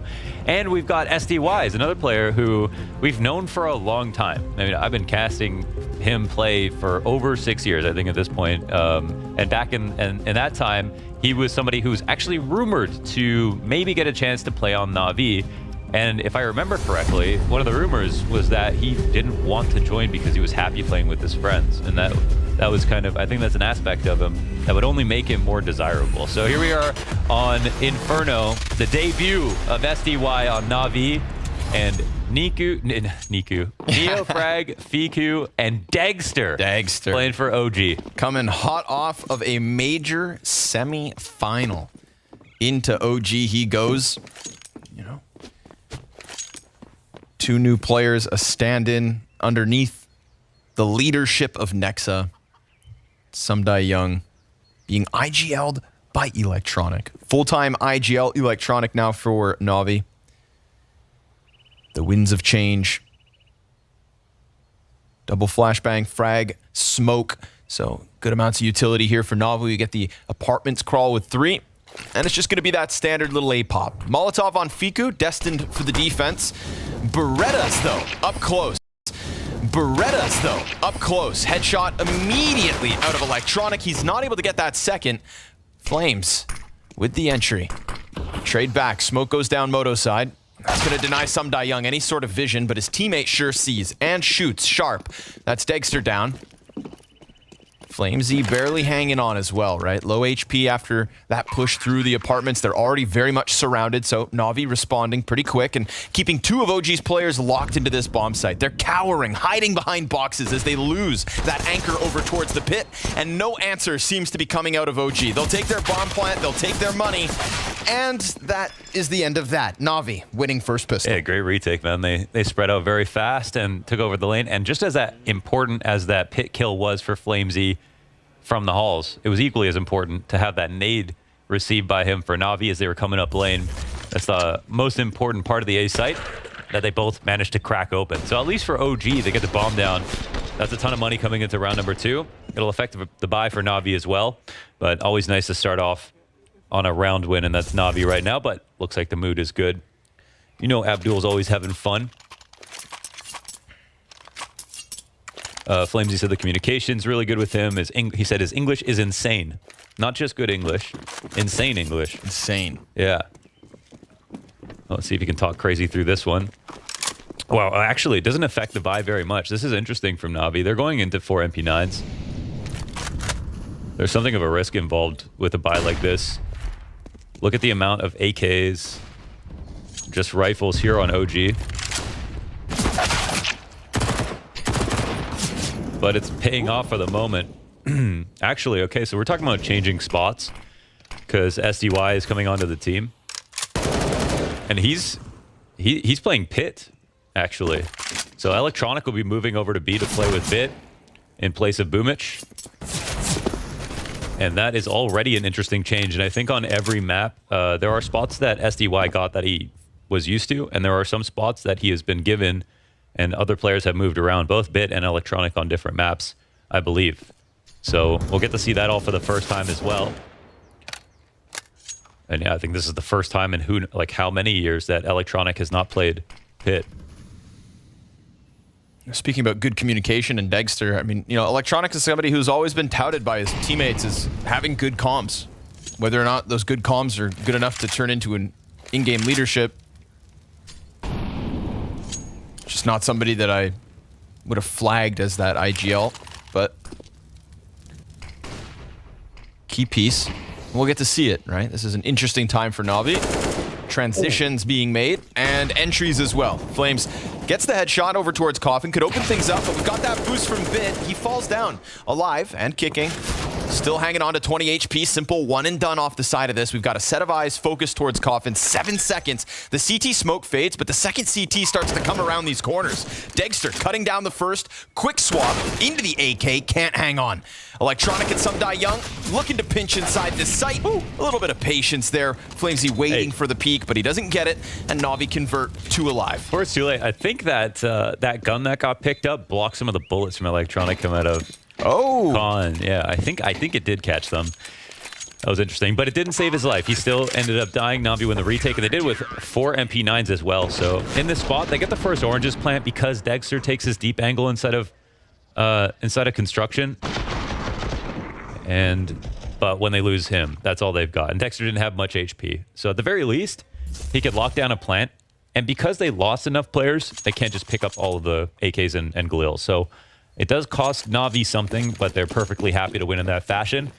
OG will go on to round 3 with Deagles.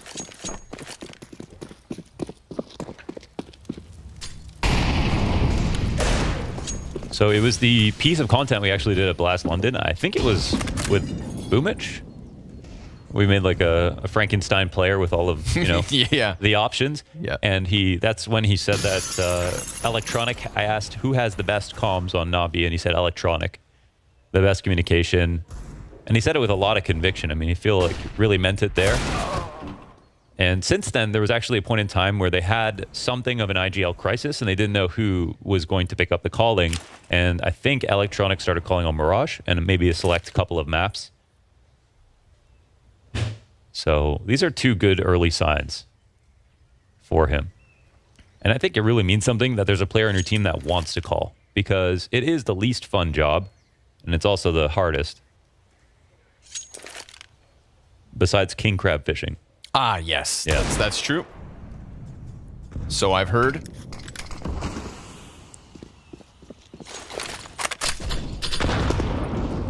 Couple pieces of utility chucked back and forth. Neofrag and Fiku. Very fun to see, you know, guys who have lackluster amounts, tier 1 CS experience, just kind of getting that quick jump into an event like this, right? OG qualifying for spring finals. It's one of those things where it's kind of no pressure because you are new to the game. Not the game, but these types of events. Your reward, you get top 4. We're talking a packed stadium, you know, another skyrocketing young roster, but it's such a time to prove themselves. And right now, Nexa. Quick headshot from him. Neofrag, no answer. Bomb just fizzles out, folks. They walk this into the bomb site with not enough time. They even get their kills, but you give yourself 5 extra seconds. You're talking 2 versus 2 with picked up weapons. Instead, nothing. Yeah. Ooh, a little awkward. Wait, so there are 2 guns in the site that they grabbed, right? Yep. At least? Okay. At least. Hey, Montu. Hope you're feeling better, man. I don't know. He's looking a little flat. Yeah. Man, well, OG playing with... It's 1 new player for this event, and, you know, not having your star opera is one thing, but then 2 players who you barely have any experience with who are coming on. So this is IGL Challenge Impossible level here for Nexa. Ooh, nice and easy. Bit. Clean as hell with the M4, and yeah, he gets back as well. Not an issue. The flashbangs there just giving him that little bit of timing he needed to get away safely. Nexa trying to chase, but everything's already gone. They've conceded this banana control, sat back on site 2 players, even opened up Electronic to move over towards A. This round is halfway over. I mean, they can go full passive if they'd like to. The walk-up is coming, and we've seen so much love for OG towards the B site. Bit's crack spotting his teammates at quad, so he doesn't have to worry about him that much if there's a timing. They'll still both be aware of it. Nexus made some progress. And getting further than this is going to be hard. They're relying on NeoFrag at this point, but the rotations can come slowly, and he can be cleared, but he gets the headshot. Clean first one, clean second. Gets that deep peek, guns for the third, does a ton of damage, but Simple still stands. Perfecto still waits. Locked into new box. The Molotov arrives. He gets flushed out by the fire. And we're to the 2v2 with 30 seconds left. Some Die Young gonna come sprinting over while Simple just buys time and waits. Question will be, does Nexa try to take this fight before? But no, he just locks it into coffins. Simple starting to look a little bit deeper. Dexter backs up into his own death. 13 HP. Health advantage here for Nexa. Simple tries to clear it, and we've got OG on the board. That was a very tough spot that NeoFrag was in, and I honestly didn't like how quiet it was when he was waiting for the rotations, and they obviously still came in and hard cleared him, but not only did he hit the first shot, he got another kill and then did half the life of Simple, who could have won that 1v1. So an enormous round from NeoFrag. Again, as they were kind of painted into a corner in this position, Bit was thinking this trade is for free and I need to grab it. And they come through with every little bit of utility in the end and win. So really well done here, in particular from NeoFrag. Just like that, they've siphoned the money out of NAVI.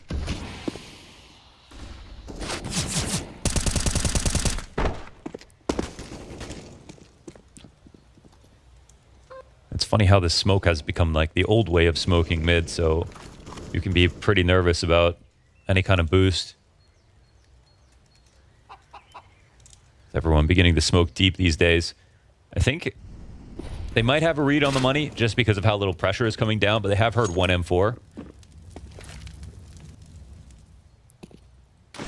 And once again with the bomb, leaning towards the B site. Feels like they're making their intentions known, but at the same time, they're scouring halls, holding for the mid push. Playing off the clock.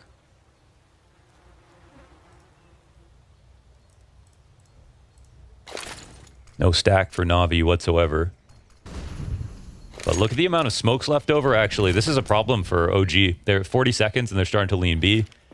They don't have Simple on any utility. They're trying to go back to the A site. They think it's too late to do this. So this might work out pretty well.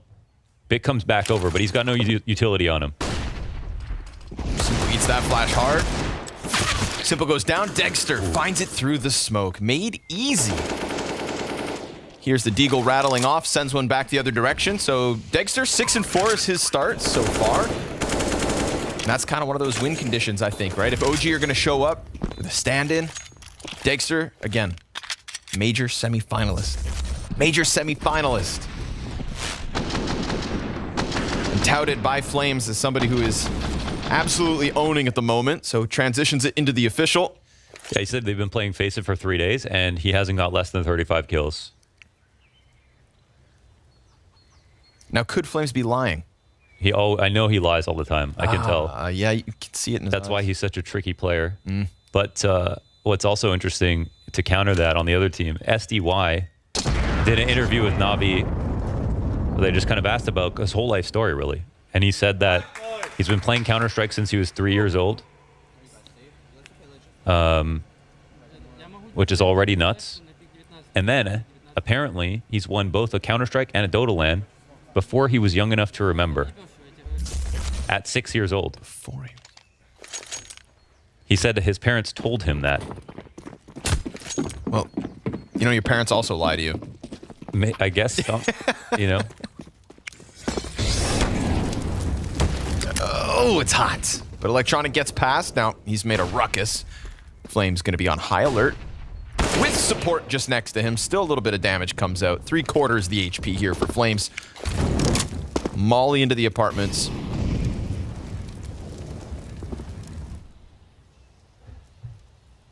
And if your parents ever told you that Santa was real, then... Oh, dude, whoa, shh. They're proven liars. The kids are watching. Prius is observing this game. He hears everything you're saying. He's in tears right now. Don't break it to him.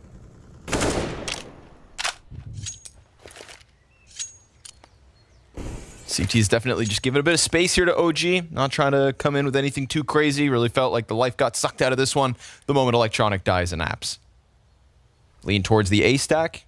Hope this smoke gets respected. Instead, B site's about to get excavated.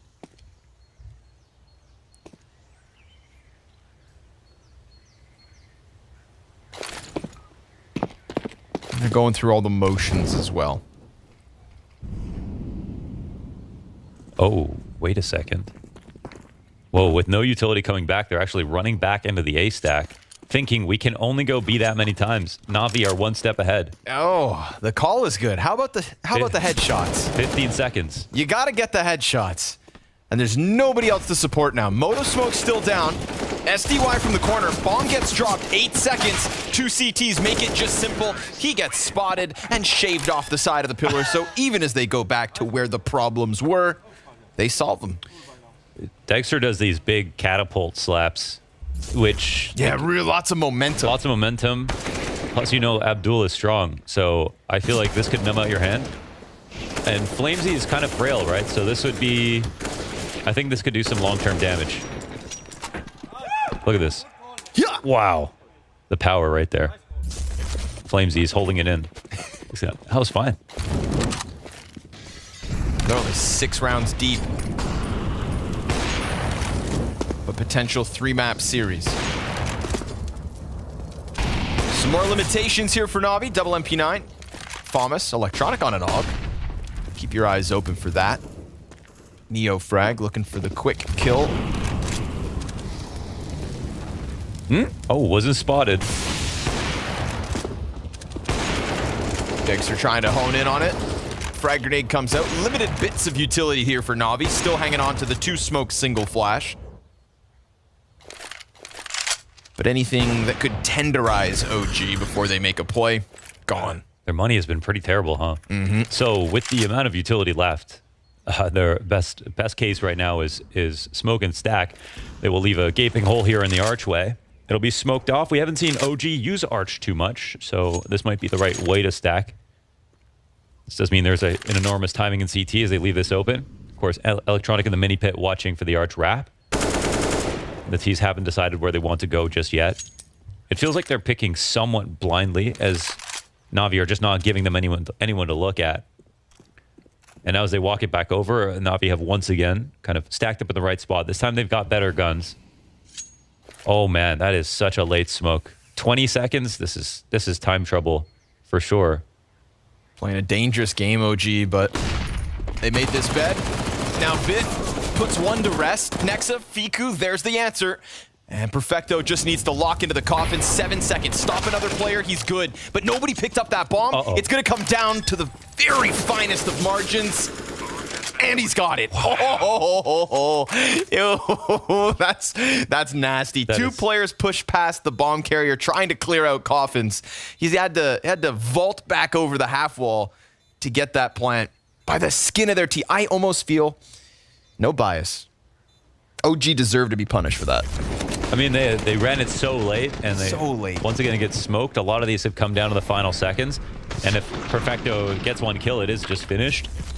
With the bomb left in pool, they were clutching their pearls, so they'll be very happy to get that bomb down. I mean, they even saved 3 players in this situation coming through the smoke. I feel like Bit could have easily got 2 with that MP9 after he got his first kill, but OG don't have to think about that. They can move forward. I mean, their expectations are going to be somewhat limited for themselves too. Like, let's just see how well we can do. Being able to get through a T side is already impressive. And I think, as SDY said, they've got a good veto here for Navi. They should feel comfortable.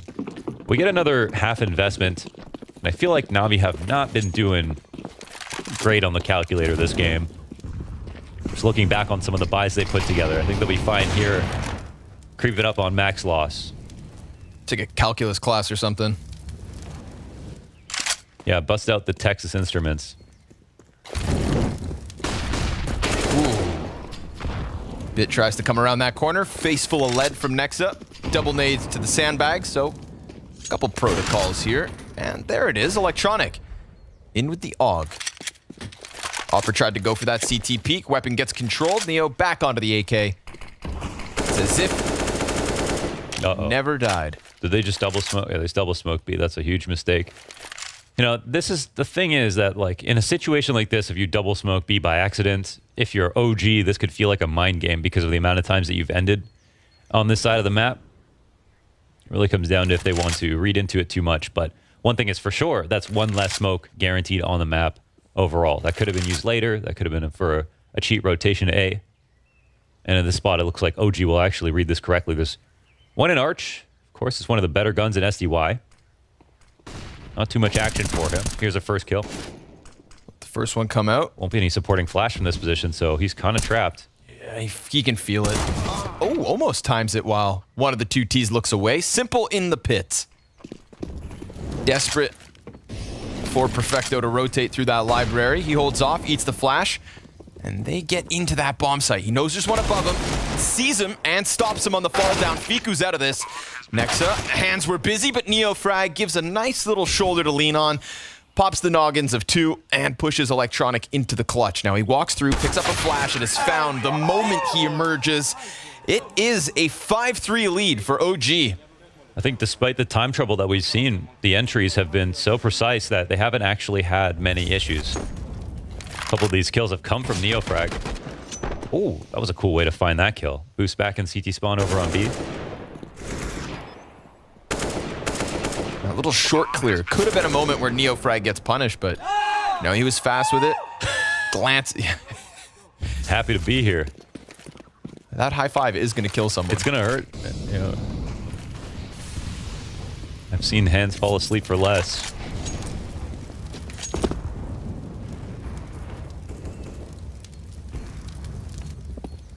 All right. It feels like the first goodbye in years. OG have won 5 straight. And even though I say goodbye, I mean, we are still limited in terms of resource utility here. So bottom B control at least.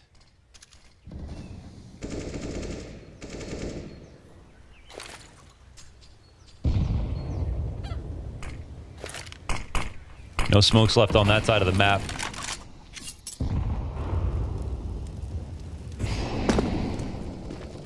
And they're playing to spot right now, but they don't have an op on B, so they'll also fall back quite easily. And actually, the tempo is pretty good here from OG. Like, if they come back, window flash, they can get this jump spot back. And if they can get simple to leave Arch, they might come back and hit A. We'll see where they commit.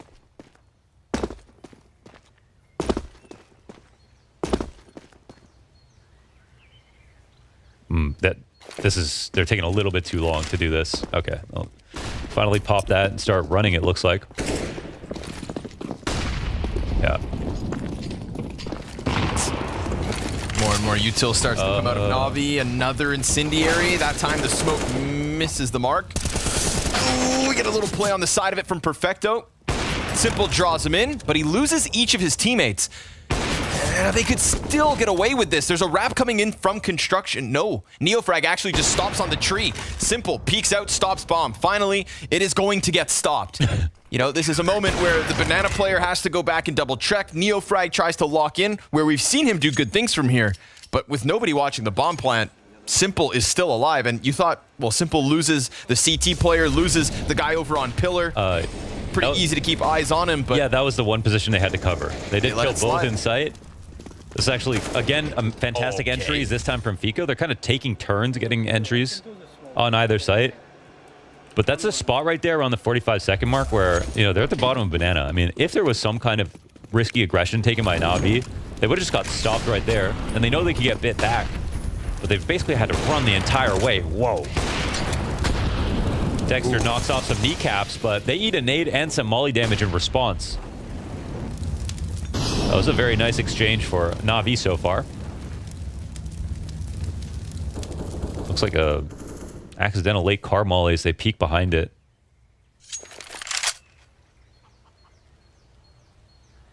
Next has got to stay sharp. Can't have too many rounds like that happening. Again, you know, hard to organize with new players. Without losing some of the procedures.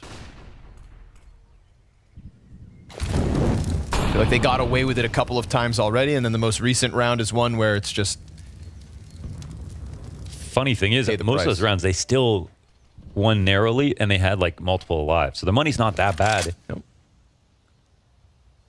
But okay, finally some action back towards the A site. After a few reminders, maybe just keep it a bit quicker, right? I feel like that extra 10 seconds of sitting bottom mid last round, you know, those are those moments where skip that, make a difference. Individually, OG looking good. SDY around the side of the balcony, finds the first one on Flame. Simple hits his shot. That's a distraction served up for Electronic, and this is a spectacular hold. Everything that they need to go well does so. Early damage as well from the utils, going to keep Dexter away. Quick scope, very nice. It's at least one casualty the side of Navi, but it is a tie game again. 5 rounds each, and an op to be held on to here. Nobody going to hunt down Dexter, so they tried to go and start that process of hitting the A site, and they just get smacked back by the brick wall that is Sumdae Young from Valk. Yeah, we're lacking a couple of flashes in this position, and Sumdae Young was able to push out in the halls. They didn't have any site smoke, no moto smoke coming down either, so this is a farm between all the players who are able to coordinate too easily here. So not much resistance. And now we can see why OG have loved ending B so many times. That was way too easy for Navi, but they test SDY passes right there off the pit. Tied game now. And dare I say it, the healthiest buy for Navi in this time. Bit tries to jump up. He gets caught out by Nexa. Can't do it like Boomich. Oh, but he can't escape the fire. Neofrag still burned out. Thought he could leap over it, but dive bombs into the bed of coals. Scorched.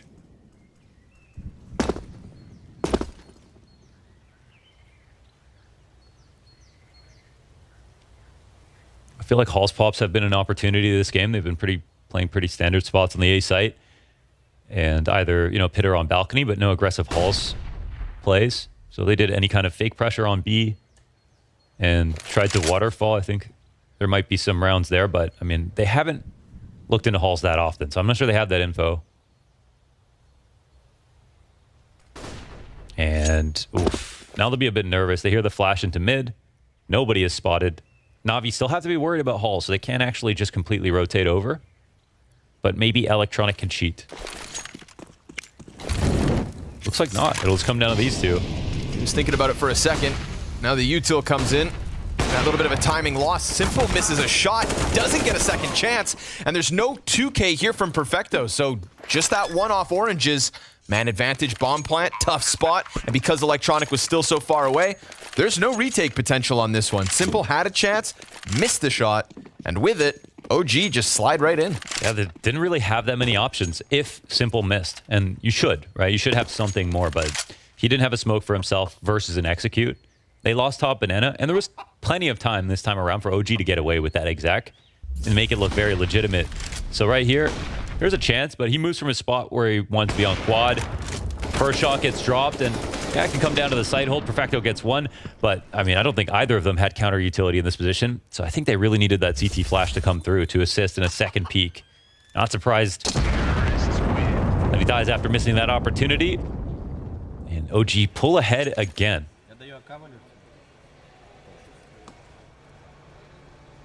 You know, certainly doesn't feel like they're in pristine form. Otherwise, they probably would have won a few more of these rounds. But again, you got to appreciate the entries from OG. They've looked very sharp. Neofrag always doing a good job of finding at least one towards banana.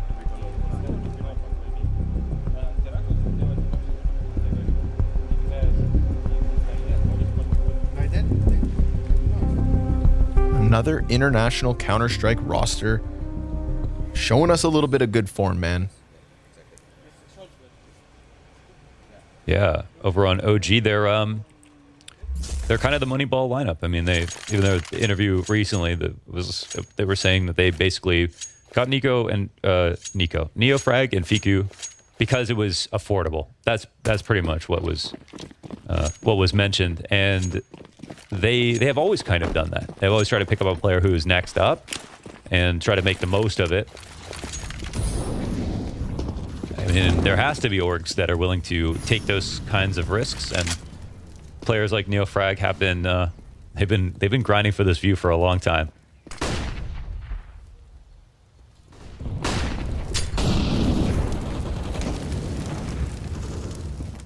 Electronic, ooh, not too far off. Oh, but the FaZe from Nexa, just that little bit sharper.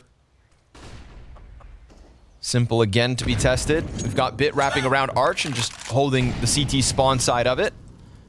And some Die Young just outside of the balcony. Minute mark gets the util out. They actually spotted him trying to get space back there. So they can leave now knowing that the CT option was shut down. Maybe they don't have protocols to fall back onto.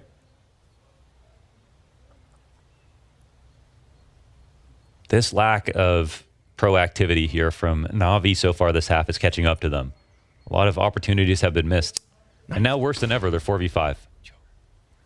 Nice camera angles, boys. 3 in a row into number 4 with the 2 CTs on site. Ooh, nade. Hits the back end of it. Perfect from right on the Perfecto. Gonna take a bit of utility, a little bit of wind out of the sails of OG. They stutter step for the CT cross. Perfecto burned out from the corner, and it's gonna fall onto Bit. He's got 2 with their heads turned. And the player back, Banana and Degster, no. Siphoned away. As the bomb carriers were still thinking there's gotta be somebody on site, but they were far more concerned with the players, or the possibility of the players behind New Box, behind Dark. Yeah. And instead, you know, the smoke fades in that instant just before they turn their attention back, and with it, it's Na'Vi to put up a 6th. Yeah, and this was opening kill for Nexa early in the round. But look at this utility, right? Right on the flasher who's trying to help them scale. That's going to rock your attack. I mean, you're now thinking about what positions are not going to be blind. What do we have to worry about? And it's the second time so far in a rifle round this half where the Coffins player stops the plant and there's not enough time to put the bomb down again.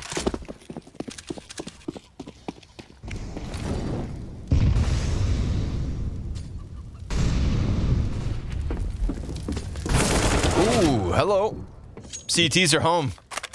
Little double peek into the apartment, something right out of the spawn, straight off the bat, and sure enough, Na'Vi 5v4. Yeah, they kind of had the same idea there. Actually makes sense for Flames. You want to speed up in positions you know that your opponent's not taking control of over and over again, because why lose that time for no reason? But Na'Vi, for once, they go with the Astralis Hall setup, get that first pick. We're in the final 3 rounds of the first half. And the money is finally starting to get tested here for OG. Just a deagle on Nexa. There is a gun retrievable inside of the halls. But they've got their head halfway through this B door right now. Oh. Punish for the crack spot.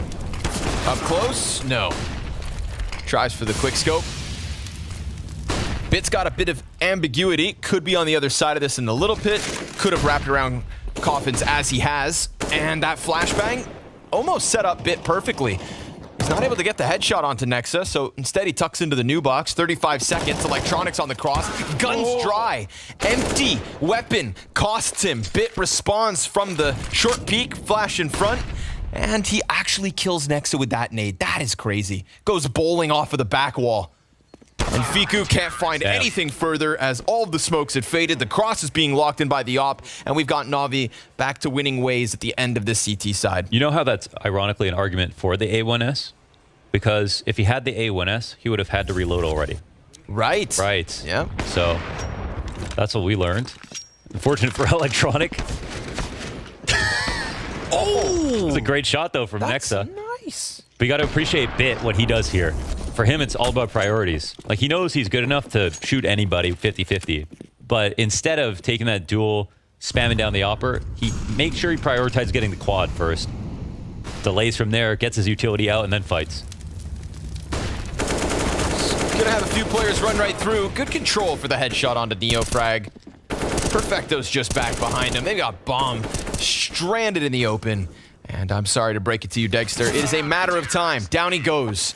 The hands of Electronic. So 8 for Na'Vi, 1 left in this half, and the CT side starting to vaporize OG.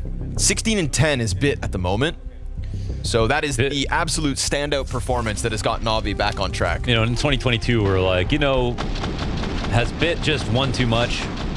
Is he starting to cool off a bit? And then the major rolled around. And Bit was the least culpable player for their losses. He was the most impressive, I think, player on the whole roster throughout that entire major run. I think he was pulled a 1.20 plus rating across the major, 12 maps or so. He's clearly still hungry and definitely doing his part to be consistent as he needs to. Obviously, they look a little slow, but still, 8 rounds on the comeback. I think any worse teams would get tilted with the way that OG have won. And we'll end it on Strong Buy versus Strong Buy.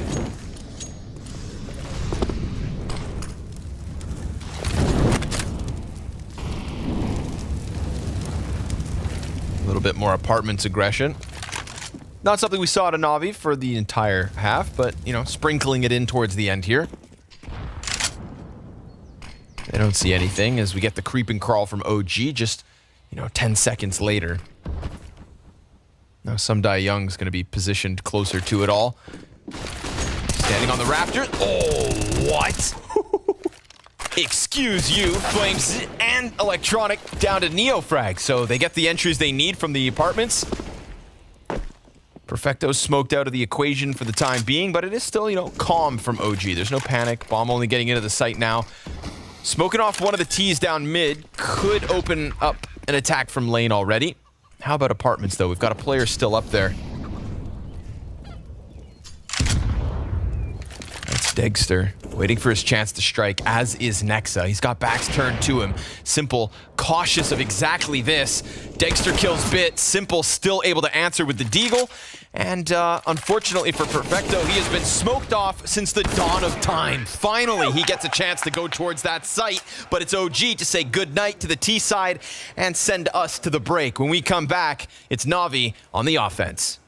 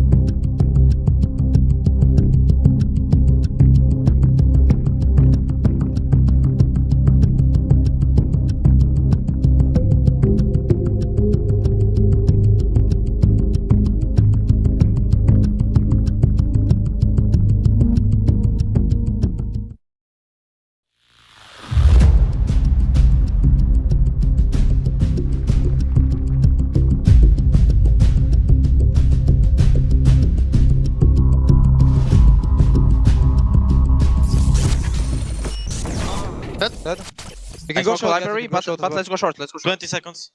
I'm molly bike for you. I'm molly. I'm flashing with side flash. Go flash. Boom. Balcony clear. I plan super safe, boys. Headshot. Dead. One long. 2v2. Nice. 2v1. Long, he was long. Snap. You Yeah. short. Bad smoke. Just hide, Nico. Nice! Nice, boys. Nice. Come on, let's go. Sorry for Good patience. Good patience. Good patience. All right, listen, we got 2 new players on OG. We got a stand-in for OG. Launders, rate that communication. Oh, that was an 11 for sure. That was, I mean, yeah. I didn't even tell you what it was out of. It was out of 100. Oh, I thought it was out of 12. That was pretty solid overall. I mean, they sounded very clear. I'll say that much. Yep. What do you think? What did you think about it? I thought it was good. Okay. I thought it was good. Didn't seem too hectic. Yeah. And, you know, a little bit of dead comment coming in from Dexter, but he So apologized after. So we both like it? That's Rotten Tomatoes 100%. I enjoyed it indeed. Okay. Wonder how comms are going over in the Navi camp. Well, they're not playing their best so far, but that was good enough to still win the half versus OG. Both teams slow start. I think what we'll see as the series progresses and as the days progresses, obviously there'll be a lot of rust kind of shed very fast. I will assume. So okay. Intention was to hit the B site. Hate to see a smoke when you want to do that. But it is just a pistol round, not the scariest thing in the world. Well, bank flash there. Flames set up real nice. Comes back with a second kill, but loses Neo frag inside of it all. So good thing for Flames to have already gotten 2. Keeps man advantage up for OG. And Navi planting bombs with time to spare. Oh, they have no kit. Did Neofrag have it? No, we would see the silhouette, and I don't. So I'm going to assume there is none. And instead, they're going to have to get this one going right about now. Bit of chip damage over towards Fiku. Draws Bit into it, and he ducks back so that he can turn his attention, get a frag, and set up Perfecto to just close down on the last 2 Ts that are left. They're trying to push out from the coffin, and they'll find no footing in this retake. So, you know, Flames, he tries to set them up with those first 2 kills. Nothing thereafter, barring an exit frag. It's Navi with second pistol. Yeah, and Utility was gone before that retake happened. I'm not sure if they had anything or if Nexa had dropped P250s, but that would have been necessary. So that jumping headshot from the 15th round. Gracious. And we saw the Hunter running a ramp shot to CT spawn. Right? Like this one would blow us away a bit more if it wasn't for Hunter. That's true. And that was a classic caster's curse because Anders said all he has to do on ticket is survive. Yeah. All he has to do is survive. Run by AK headshot. Cursed his own Danish brother. Can't trust Anders. Took me a few years to figure that out. We talked about who we'd want to send to space if it would be any CSGO talent. Anders was the first unanimous call. Not to get rid of him, because he'd probably be the most interesting person to be on I Mars. think it's just if he ran into aliens, he's the most likely to be able to communicate with them. Right. Dexter communicating to SDY that there's no space for you in round 17. Nexa finds the Deagle headshot. Oh, this is not going well. That's Dexter's assist. Deagles finish up 2 frags. Neo frag goes down towards the B side. It's bitten Perfecto in a 2 versus 5 turn 4. And a deep CT spawn smoke that gives Bit enough comfort to go for this plant. What's been picked up? Galil for Nexa. Maybe some utility. Well, Bit has to fight his way through this. 2 players coming down. First one dies, but second one spotted, and he gets the molly off and gets away. Oh, finds another fight. Loses that one. Perfecto. Oh, he gets both. That longer range Mac-10. Fiku offers up half of his HP, pushing through fire. And Perfecto, off of that first tap, goes for the jump spot. And there's no kit here available. No siree. So Fiku, unfortunately, loses out on the time. And the 2v5 comes through from Navi to save the day, but it costs them a lot. Only one Galil moves forward. They needed to swing harder on Bit right there with the 2 players who are coming up banana, right? The first one dies. Second one can't let him escape. He gets his molly off, gets back into the site, and does damage to CT spawn, which leads to Perfecto getting all the final kills right here, right? This is the first player who dies off of Bit's assist. And Dexter only has a scout, so he needed to hit that shot. Couldn't do it. And Bit fills the kill feed. Steals the shine. Buys Navi up lifeline.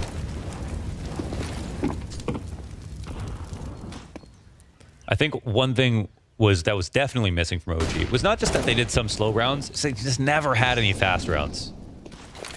And I expect that to be different. We can already see Navi here. Look at the pace right now. They're not waiting to see if there are smokes left over for OG on the save. But they've taken over Arch, so they might end up following Simple in some weird world. I'm not exactly sure. There are situations where you get too much information, too much space, and make the wrong decision, but Simple going to take out one of the rotators towards B. Little coffin jiggle, but drawn towards the gun. Like, oh, flames. Honestly, he's kind of wants to leave. SDY inside of construction. He goes down as well. Another clutch needed out of Navi. Smoke fades, so Electronic doesn't really feel comfortable enough to plant, but all that does is gives Dexter a better chance, because now he comes up banana. Electronic's gonna get chipped down ever so slightly. Now he's still got time, 30 seconds, and he figures out that banana peek before it happens. This time he commits. Ooh, and he gets what he needs, dude. That fadeaway. No way. It's like that bullet traveled slowly. You see SDY's face. Jeez. Did Nexa try to disengage? Yeah. Yeah. If he just committed, he had the right play right there. Got Electronic off the bomb. I mean, should have abused that animation, lasting as long as it did. Trades were insane here for OG on these past 2 rounds. They get 2v5 and 1v2'd, 1v3'd here by Electronic. It's it's a little ropey, but it's ultimately Navi winning again, so They have kept the money insanely honest. It's kind of psychological. The fact that they lose rounds they know they could have won. That's the part that sucks. But, well, I was going to say at least they had an op. Okay. Somebody's a little angry. Yeah, he's powering up. Gets turned back by Nexa. Double kill. Damn. Electronic's not going to let it go for free, so keeps the edge the way of Navi. And this T-side targeting the B site time and time again. Fiku. Yo, they got shooters. Yeah. OG definitely showing that they're a very hard team to trade, even though a little bit rough. Getting everyone coordinated at the same time. Oh, didn't line up that nade properly, but it wouldn't have been a kill anyway. Fiku's the one who's low. Pushing the issue here. Fiku can't believe in this one too much. Not on 19 health. Not without a kit. He concedes it. Crossback from Bit clears him. So 2 survive for Navi. Simple has shown up. Those 2 kills are very clean and very quick and get them right into that B hit. Man, he played this like Nico, right? With the way that he peeks. So first rifle frag into the second, and he knows that Dexter has the op, so he feels a lot better about going even farther out. And it's one of the few multi-kills I feel like we've seen in this match coming out of Navi, just straight up on an entry. And OG have done such a good job of killing players. We have 4 saved in the last 3 rounds for Navi. So they actually can op again. Not that they would, but not much money left over.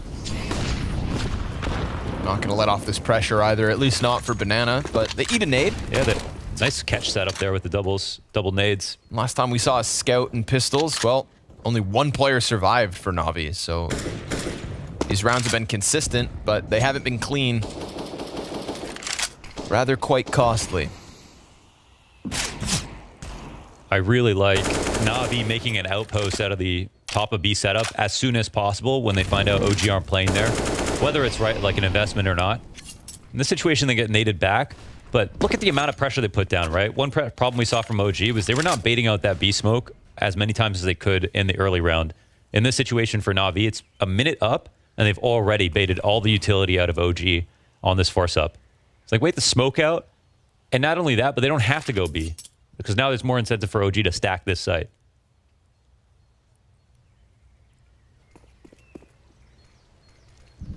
It looks like they'll find Arch open again. And we are kind of just in time for a CT split. You need a few extra seconds to pull that off, but they're making pace. There they go, pushing past the smoke. But they are running into 3. Yep. Neo frag, he'll be the one to try and cut off the CT wraparound. Right on the doorway. They lose Dexter towards Coffin. Neo frag's dead. Third man in is Nexa. And Electronics got the quick answer. So suddenly this B site is empty. It was stacked once upon a time. But they cut through this one very easily. And they're going to convert finally. You know, this is kind of like the easiest round so far from Navi in terms of anti-eco. Yeah, and looked very good. I mean, all the pressure they put on while keeping people alive, they took some damage, but that's about it. SDY goes down, but a worthwhile sacrifice for keeping 4 left alive. Bomb plant. And Navi's T side looks good. And it's, again, we're seeing the debut of Electronic as the full-time caller for the team. So we're learning a lot about it. And on CT side, honestly, I don't think he inspired a lot of confidence. They didn't look like they were taking as much space as they should have. Of course, you know, he was normally playing pit on CT side, which actually means that he's doing the least amount of proactive stuff, whereas Boomich was playing on banana. I mean, he was one of the most aggressive pieces on the map, if not the most aggressive for Navi. So that's an ostensible change. And of course, there's always going to be room to grow. But at the same time, on CT side, a lot of the times you're calling for the map, but you're also only calling for your site, right? I mean, if you have B players, you might call some setup out of spawn, but ultimately they're going to coordinate when they get there. You're not controlling them in that sense. Whereas on T side, it can be much more of a pack and calling for the 3 you're with or organizing what site you're going to end at. It's not such the case over on CT side. We've actually got attack called here for OG. A second, I think it's right in time. 13-7. This is about one of the last chances for OG to get an op onto Dexter. I don't think he's even shot the op this game, or this side, because Simple headshotted him with an AK that previous round. But they're looking to stop 5 straight here, as Navi are on fire. If we go back to that first half too, right? Expand the picture. It's 10 of the last 12 all the way of Navi. Wow. And it feels like it. The last one is nice and clean and easy. We got weapons up here for OG off of the tac pause as well, right? So if there's ever going to be the turning point, should be here and now. Nexa tries to throw himself in the fight. He's got the support from Neofrag, so that draws Perfecto in and gives OG a ticket to man advantage. How quick is the answer? How quick is the response? And how quickly do Navi just want to shift into this A hit? If that is the end goal. Oh, they walk into Dexter, posted, perched upon that balcony. Wow. And a quick reposition as well. I like that. Flash comes around the side of the arch smoke, and Flames brings Bit with him. Simple, quick trade, keeps it 2v4, but not the ideal situation here for Navi. They have no opening in either direction, and this one's just kind of fizzled out.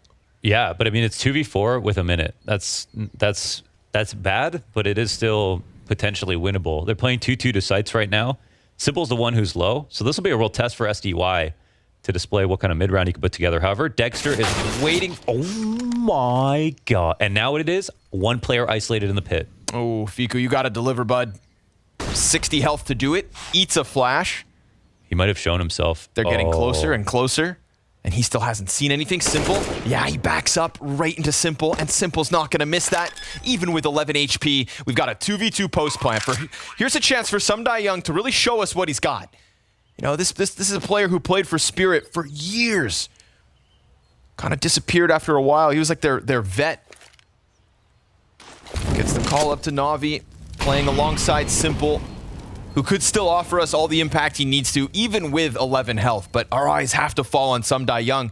Powerful position next to Graveyard. Flash goes into the backside. Simple will kill Neofrag, and they each deliver a kill. Just squeezing that A site long enough, getting the pit player out, and piecing together an excellent 2v4. That was like a message to OG. That's why you use the time to create opportunities like this, right? With a full minute, they could walk into this position. SDY got a very hard kill onto Dexter, who's a little too tight on the angle. They flashed Fiku at the perfect time. Simple creeped out of the halls. Fiku was more worried about them playing it together, and they organized a very difficult mid-round. With the new player in SDY, that's going to feel very good for him. And now he's probably got Simple on his side. Like, hey, I told you about this kid. That was very impressive. 2-1 in rounds, and OG have no money. And yeah, that might be the last time Dexter sees an op this game. Feathers and bones. Still the best voice line in all of CSGO. So what once felt like a competitive affair at a slow start has very much transitioned into a beating. But here comes 3 CTs, ready to push around Banana. They want that fight, they get the fight. Bit gives it to him, 2 kills to his name. NeoFrag tries to come in a little bit later. Simple's got the cover. You know, that quick little burst of whatever OG wanted to offer us, and it falls quite flat. Dexter, M4, other side of the map. It's Flames chilling in the fountain.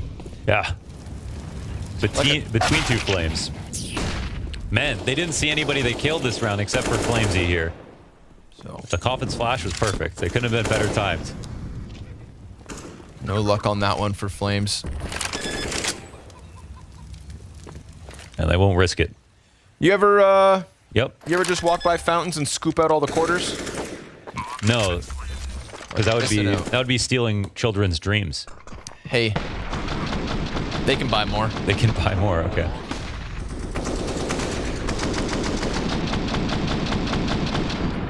Blind as all hell, but still just feeling it. And he's got him. You know, you got to be on the edge of your seat. You got to be tense if you want to win. I almost break my mouse with every flick. It's because I'm playing to win. And Dexter. Lonely life up in the treehouse here for Dexter. Yeah, you know, is how it is.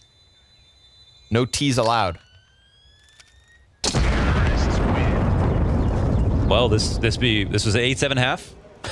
It was a lead in the beginning for OG. It was a competitive game at first, but now it feels like a totally different Navi. Didn't expect him to play better on T side, but hey,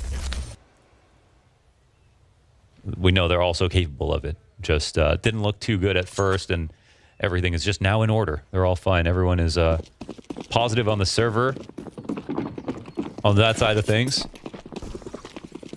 I thought CT side was going to be kind to OG. I'm not kidding here, but it's not to say those rounds would come for free. Needs find Nexa. Yep. Utility just perfect. And suddenly NeoFrag finds himself alone for a moment. Flame's going to try to run through CT spawn. Perfecto trying to push in. But there's no rush. Down to 51 HP thanks to that. Frag goes for the peek. It's actually NeoFrag to find it, but then they catch Dexter playing around with grenades. He's got a player right with him in Fiku, who's going to shut down only the first one here. Last 2 counter-terrorists going to need to scramble back into this A side as Navi play a game of tug of war with the CT's bodies. Ripping them limb from limb. As Simple rests comfortably on the arch. Smoke goes down onto Moto. And now OG, unfortunately, it's a waiting game, but they try to turn away, and Simple, he strikes them in that moment. Young Flames, no clutch. It is Simple and Navi with the flawless T-side after what was a bit of a rocky start. We didn't know what Navi we were going to get. We didn't know what OG had to offer, and ultimately, this one ends up where it should be. Navi don't look that bad. Yeah, definitely. I think it's fair to say that at this point. If you just watch the first half of the game, you're like, oh, I don't know how to feel about Navi right now, but man, that T side was incredible. And if they did it on CT side, it wouldn't have been half as impressive, I think. They coordinated themselves so well. They never had time trouble. They got fast control of every part of the map they were trying to work on. And we saw an OG that were insanely hard to trade in that first half. They were getting away with crazy entries, but Navi definitely proved they were the better team. Looks solid. A great debut here for SDY, I think. We already have a 2v4 from him. He was fine over on the pit side. Most of the action was towards Banana in this game, so that was one thing. But when it came to B, he was doing good. He was doing fantastic, and we'll see if they can do that again on Mirage. But for now, guys, take a trip down to James Banks and Jacob Vinicki. Thank you very much, guys. Navi gets the opening match there. It may have been the pick of OG, but that first half, Pimp, you look at it and you think, all right, maybe there's some strugglesome signs here for Navi, but T-side, things are looking hot. It was surprisingly competitive. I gotta give credit to OG for playing a good game of Counter-Strike. I think we saw some of the individuals shine. We had NeoFrag going off a couple of times. We had some of the other players. Nexa, one of the vocal points for me was that he played a terrible tournament in Dubai, but coming into this one, he was doing well. So good to see OG actually doing a good job and making the game somewhat competitive in the first half. Oh, we've got a good guest joining us here. Blade, opening match for this new-faced NAVI. What do you make of that? I know you were very harsh and critical on how these things go. Was this what you expected? Was this better, worse? I think yes. I expected us to win because of individual skill, first of all, experience. And we played Inferno most of all other maps before this event because we knew that a lot of teams will try to abuse this. And it looks good by now. Blade, you're always honest, and I want to hear your honest take on this. How well prepared are you coming into this tournament? If you had to put a percentage on, are you 60% prepared, 80% prepared, or how far away are you from Golden He's smiling already. 50. 50? 50%. That's not a lot. Not a lot because we didn't have a lot of practice and new player, new IGL. We need to see what we need to change. Like it was before, we were building our system. We was constantly changing something to make it better, and I think that's something we need now. Is 50% enough to win the tournament? I think with each game we can improve. And I think that FaZe looked not so confident in Dallas. Vitality and G2 are not so strong teams overall. I think yes, and ENCE was never like a very, very toughest opponent for us, like for example Heroic or FaZe or sometimes Cloud9. So I think it's possible. What do you see as the biggest difference between having Electronic as an in-game leader compared to when you had Boomich? I said it in interviews before. I think it's hard. It's difficult to say now. I need to see more from Electronic inside the LAN events, LAN matches, because it's something where his skill pop up. I mean, he start to use this calmness against opponents, and he can make a good call.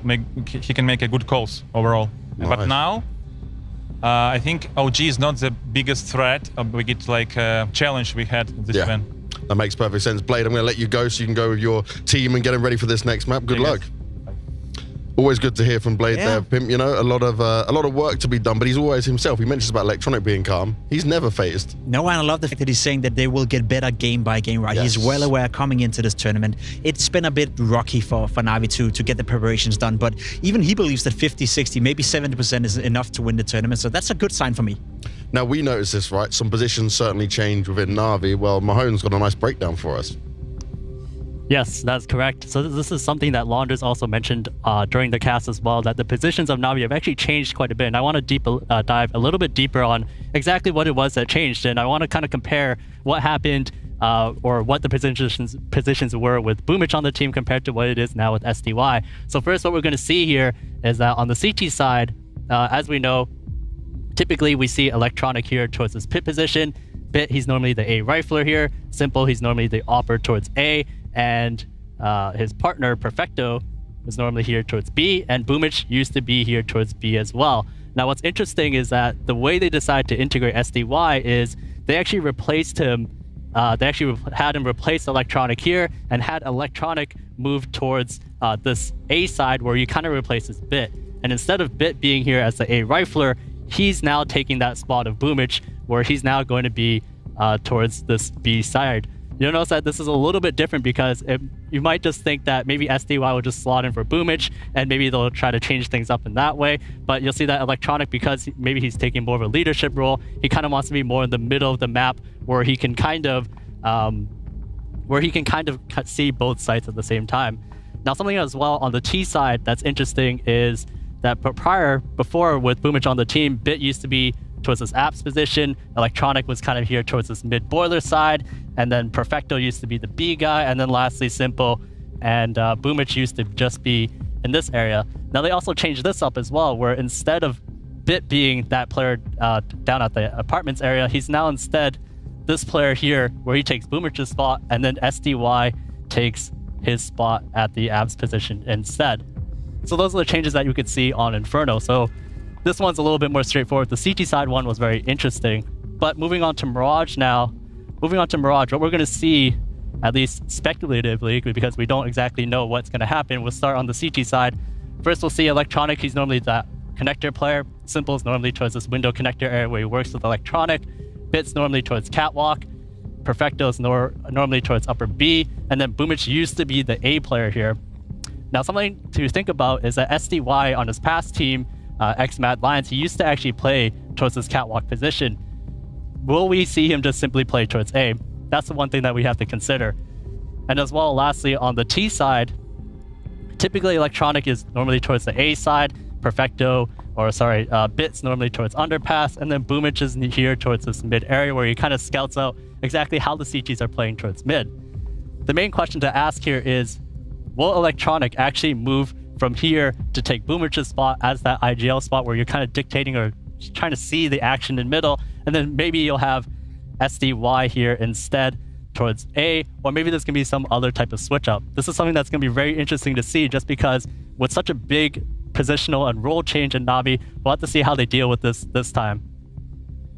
Thank you very much, Mahone. Some great insight there. A lot of changes going on and a lot of questions that we are having answered here, Pim. And next we do go on to Mirage, where I'm expecting more of a brawl for sure. It's interesting what positions will change, but I think, like Blade mentioned, warming up game by game, they're going to feel comfortable after that first one. And we got to touch on the fact that, first of all, SDY, he did his job. He didn't need to pop off or dominate on a server, but Bit certainly did. Yeah, Bit was playing fantastic, and so did SDY. I think he had a good first half. He was solid in Pit, you know, getting the kills that he needed to get in order to win the rounds. And outside of that, you know, not really that much out of the ordinary. A guy that was out of the ordinary, though, is Bit, and he has been for quite some time now. He came on bursting to the scene a year ago, and we have to reiterate that all the time because he's playing like he has so much experience, but he's still relatively new to the scene. Oh, yes. But he's playing some fantastic Counter-Strike. Another great match from Bit in a new position as well.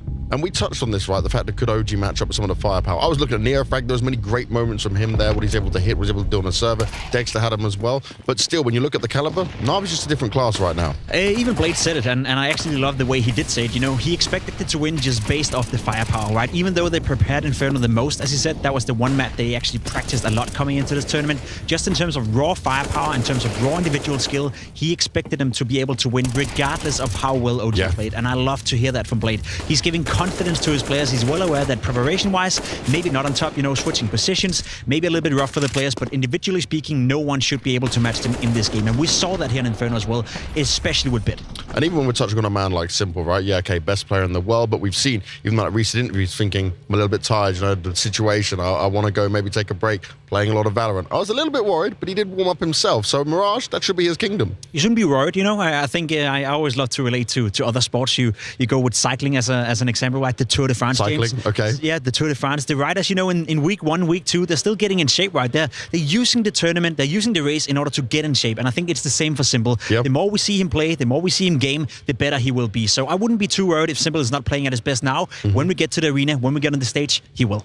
Now, what are we looking at, though, when it comes to the OG side, if they want to stand the chance? You already mentioned, if it goes to Ancient, you don't think there's a hope in hell's chance of it, right? We know what Navi can do when it comes to that map. But Mirage, what do we need to see from these guys now? I mean, we saw glimpses of what Dexter can continue it on this map as well. He's very assertive, very proactive, loves to take the duels. He was a little bit too passive for my liking on Inferno, but that's the map, right? Inferno is not a map that really offers the AWP players a lot of wriggle room, especially on the T side.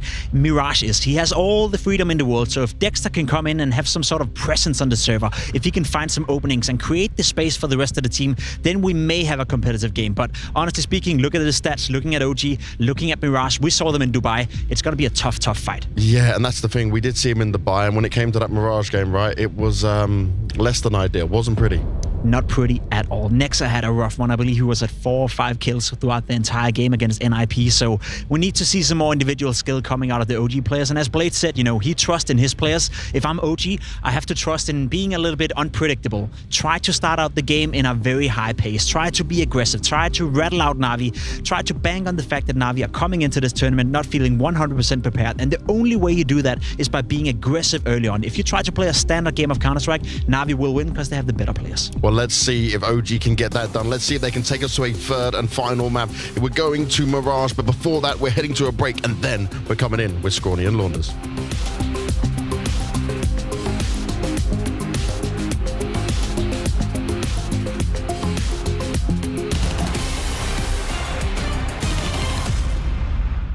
All right, well, sat here with Katie, and obviously going to just have a nice little chat. We're going to talk all things heroic and Counter-Strike. Okay, one thing I wanted to get into and talk to you about, because I know we have so many new viewers in Counter-Strike these days. I don't think everyone's fully aware of the entire legend of Cadian or story of Cadian. Because I don't know, like part of me, when I was thinking about your career, thinking about like this conversation was, you know, if you were in a Hollywood movie, you'd be like the hermit in the desert of like some post-apocalyptic world. Like you, just weren't, for whatever reason, able to establish yourself in like Tier 1 Danish Counter-Strike in the early days of CSGO. And just over your career, just going through the team list, just you've had to play with like, you know, not the rejects, but like the unwanted, I guess, which isn't much better, I guess. You even were like outcast into like North America, like the true wasteland for a while. You did like a year over there. So I mean, let's just kind of talk about those kind of early stages, because I don't think people fully realize like the sort of redemption arc and journey that you had to go on to get back to this level. It's taken a long time. Yeah, I mean, definitely. Like I had a crazy uprise just when my career like started with the qualification for the very first major, then signed a contract with Mouse Sports. But the thing is, like, for two of the first teams that I played on, like Mouse Sports and SK, I definitely also compromised a lot with like my role, right? I was always the IGL and the AWP. And in these two teams, like at Mouse, Chris J was the AWPer, and in SK, Freeze was the AWPer, right? And I thought to myself that I could easily play like a secondary AWP, and that my capabilities with the rifle would be good enough. I think nowadays I would definitely be able to do so in a much better way, but that's also because I'm way smarter at the game now than I was You're way more fleshed out as a player. Yes. So like that definitely hurt like on the statistic base a bit, and you all know how it is, especially back then, like young IGL, maybe too much confidence, maybe didn't have the exact way of introducing his philosophies and stuff like this, and not playing his primary role, so his statistics were like 1 or 0.98 or whatever, then you just get cut. And especially when like you maybe also had some like attitude problems back in the early stages of your career, that kind of vibe, that kind of story that people are telling about you is just gonna hang on for a long time.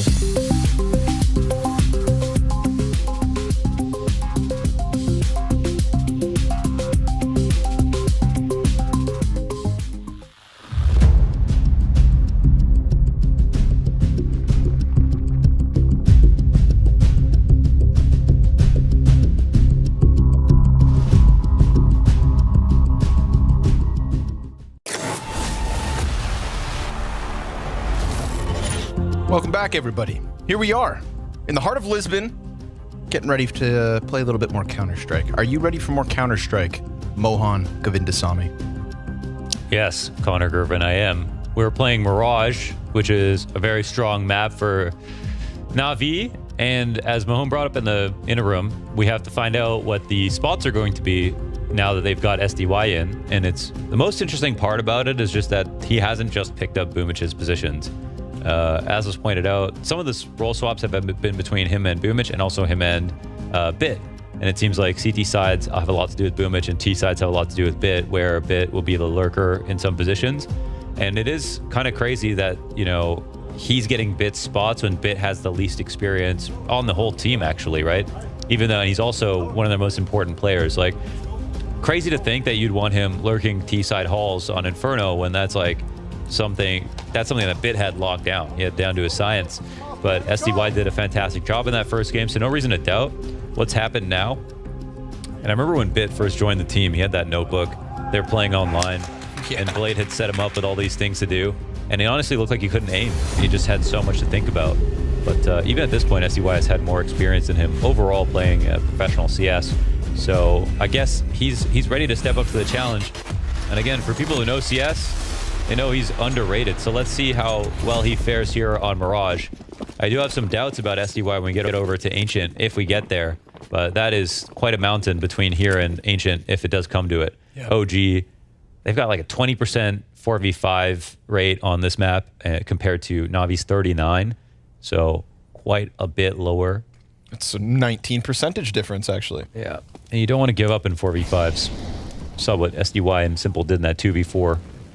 I think that extra big if we get to Ancient is kind of emphasized by just the way Inferno finished off. You know, flawless T-side, all of the life just vacuumed out of what could have been momentum and a bit of a better start in that first 15. But OG have lost their B bomb site. Just a lickety quick split up through the catwalk. And we're going to have to see some of that utility used just to get them a little further forward out this door. Simple gonna play close on the smoke. Sumdai Young plays the contact, and between the two of them, the two guys that pulled off that 2v4 on Inferno, we get a clamp down in the pistol. Navi, open shop. Yeah, they crush it right there. I mean, they disrespect the smoke perfectly. It's meant to clear that angle right in the right side by the window, which you know when a site is over flooded, there will always be a T there. But with Simple just on the other side of the smoke, it turns into like a one-way here. So SDY is supposed to be first to die. They isolate him, or so they thought. But Simple comes to his stead. There's a really good amount of cohesion. Now, Bit picks up the Mac 10, so either they use him to scout or entry. And it looks like they'll burst up mid for the fast cat split. All 5 CTs here. They're in the right position. They don't have the best of guns. Pack mentality chewed through by Electronic. USP's out looking for the ace, but Nexa, how dare you deny it? He dies right thereafter. They give him a little bit of lead, and that is, of course, Navi to the 2-0 start. It certainly doesn't feel like the aim has been a problem so far for Electronic, which is another thing when you start IGLing, especially when you have to micromanage, if that's your style, that you can start to focus less on your crosshair. We see IGL suffer from that all the time. Of course, you know, we've got one of the most mechanically gifted players of all time in Electronic on the roster, right? He was the Bit at one point. He was the Monacy. He was the up-and-coming superstar player with a rifle. And, well, okay, off to a quick 2-0, but OG stopped the bleeding a little bit. 5v4. Simple tries to run across the A site, and he's made a good amount of progress. Yeah, he's got Flames locked into the stairs. Doesn't win that duel. Half of the health gone. That was actually kind of mental, how far he got across the site. And they're still looking at an A split.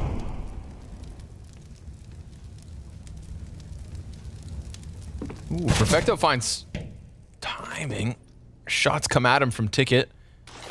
He's got one player straight down beneath him. Mollied out now.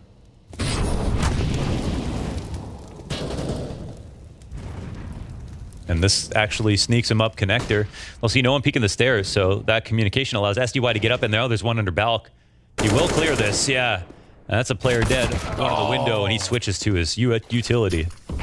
That's a fatal error. Still, they're able to push a little bit closer. Electronics almost got that bomb plant. Comes off, Dexter kills him, and we get the jump up here from Perfecto. So nicely done from OG. First gun round. Felt like it really could have been simple to go above and beyond with how much space he got. Could have also been Sumdai Young once he got that chance to kill the player window.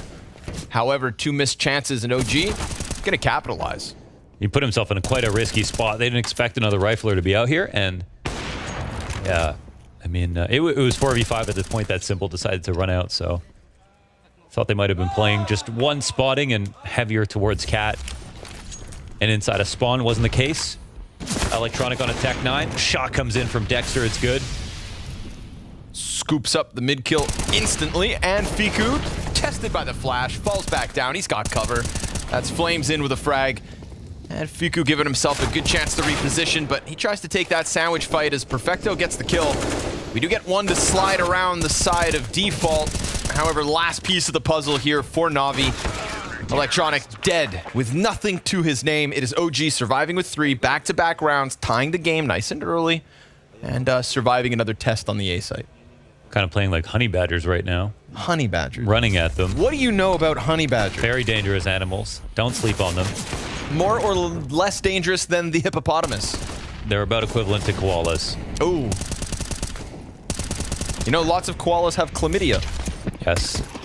Just a fact. Yeah, stay away from them. Keep your distance. Don't date them. 2 Desert Eagles sprinkled into the Glocks. And we're looking for the headshot, but nothing. Not for Perfecto, no sir. You'll have to wait a little bit.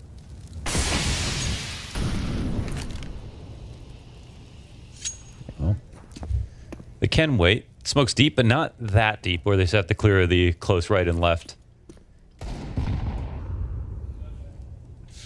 That is a thick grenade that lands right at Simple's feet. And this mid-control setup is solid. I don't know if they're even going to run into this. We'll see. He gets there, but third man in. Ooh, he got 2 off some guy young. Off the Glock. Glock shots. Heads popped. And an equalized 3v3. Bit of damage onto Bit. And they stomp their way back into the apartment. So that's Don't take this round too seriously because they're not supposed to win. Well,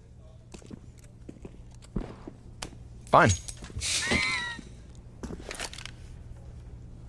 Tell me more about Honey Badgers. I was being facetious. I mean, they could actually win. Yeah, because we got Deagles now. If some guy young can get 2 kills with a Glock, then what's he going to do with the Deag? I like that. Reposition from bottom mid, come back at it from the top end.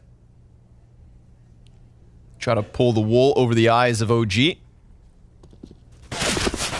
Oh, Perfecto's still standing, but nicely done. Fiku and Nexa just lock it in as they tried to trickle their way past that defense. It's a recovery from OG. You know, you lose 2 to the Glock, but you make sure you don't lose anymore. A lot of the Polish talents are surfacing, which is great. Fiku is one of them. We have a lot of the Mouse NXT guys, of course. This Snacks guy who just did his first LAN. Yeah, if you've ever heard of him. I mean, you know, so it's... The prophecy is coming together. They're all on different teams right now. But wait until the day that OG is just Polish.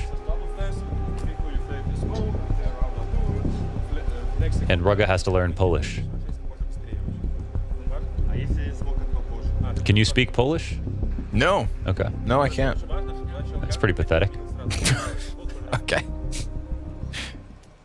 Can you? Yeah. Prove it. Dziwiek.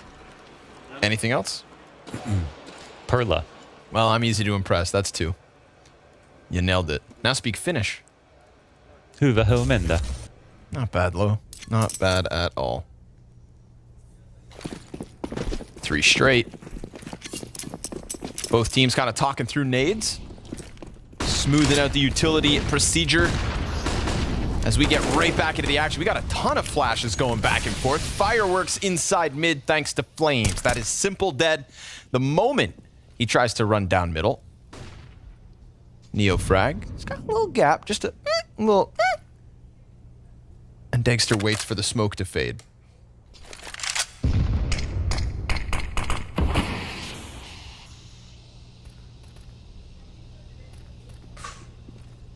One more, he was dead. Oh, and then he comes at it with the wide swing. Well, okay. I thought Bit was gonna die, but Deadster. Oh, scary for Neofrag. He'll have to smoke himself out. They've got him scared in the window with the A split coming. Yeah, all while Bit's kind of puffing his chest inside of middle. We get that reposition of 2 through the T spawn. Fiku gets 1 done.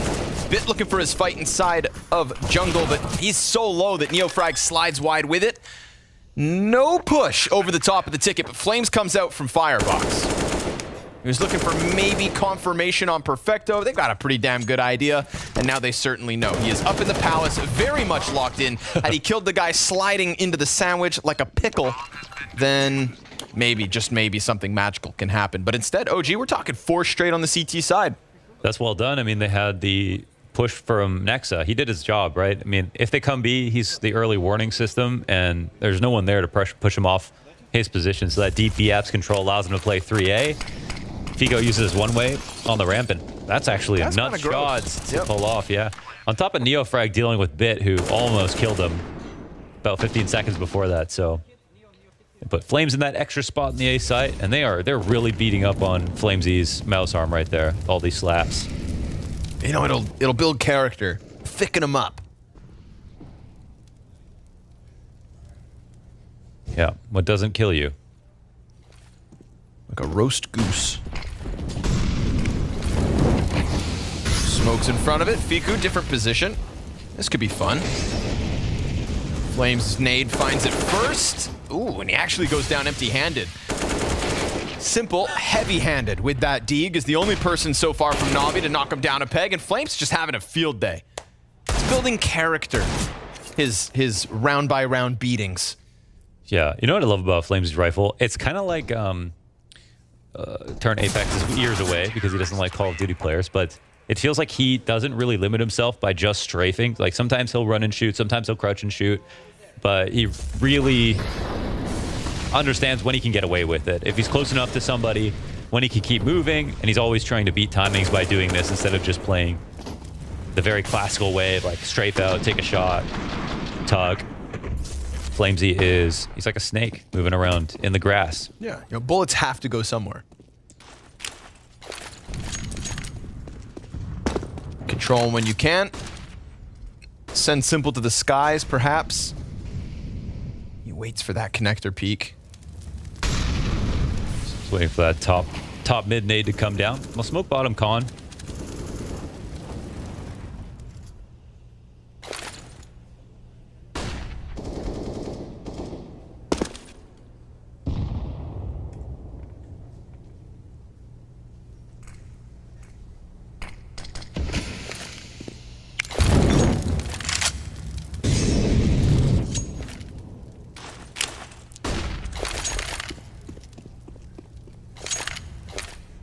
Perfecto deciding to go back into the palace. He's already left it here. Now he's just making sure things are clear. We get that close play to the ramp for a moment, but OG actually pulled back from it. Starting to really look to lean into the mid side. Oh, Bit, he gets flashed. Maybe Electronic can pick up these pieces, but no, he dies to Fiku. As the counter-terrorists just lean back into the A site. So they deal with that mid-split. Take down the mid-men first. Now suddenly, eyes can focus forward. Simple connects to Flames. Dexter shuts down the ramp play. Smoke grenade meant for the exit, but instead just a ton of bullets come through from Fiku, and this one absolutely fizzles out for Navi. Yeah, a lot has actually changed here on the T side. It's more than one thing. So if I remember correctly, I mean, we've got now Perfecto is lurking halls, Electronics with the pack at top mid, and it looks like SDY is B lurking along with Bit, but I don't know what that looks like, if it's one player, if it's going to be Bit or SDY. But yeah, they are juggling a lot of positions here, which it's not like they all don't know how to play these different spots, but they aren't going to be 100% crispy on every angle and every single timing. So some are going to be more comfortable than others. And in the spawn, of course, that was probably as free of a trade as you could ask for Electronic. Trying to catch someone backing out a connector. Doesn't go their way.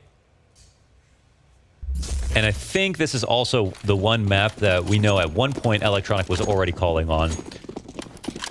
But it didn't have to change roles when that was happening.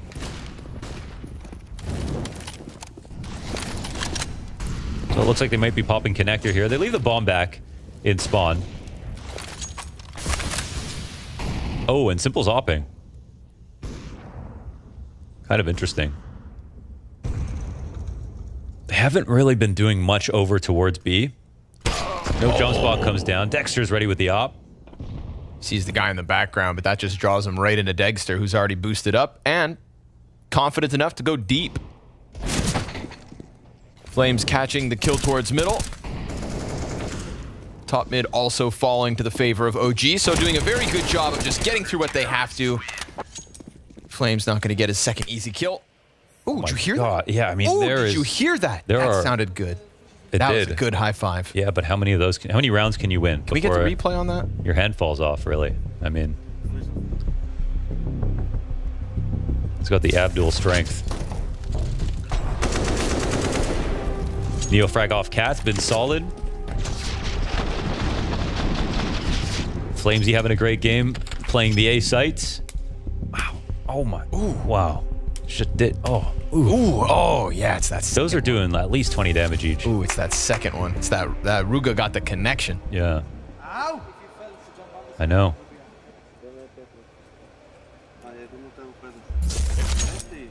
Rugged.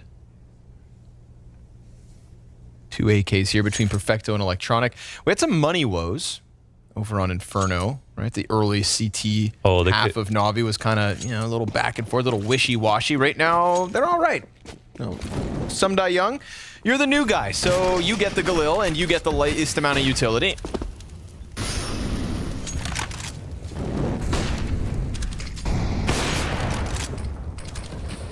Well, perfectly timed peek, but no shot there. OG doing great inside of middle. I mean, they avoided the op boost to connector that last round. Wow, Dexter jumps off Cat. Oh, into the shot, makes it a double. The dynamic duo goes down. And he already made presence off the top of Cat. They were not expecting him to approach from that side. That's the mobility that Pimp was asking for over on Inferno. Put on display here on Mirage. Kind of unchained in this one. Now just don't let him recover. Still got bomb down.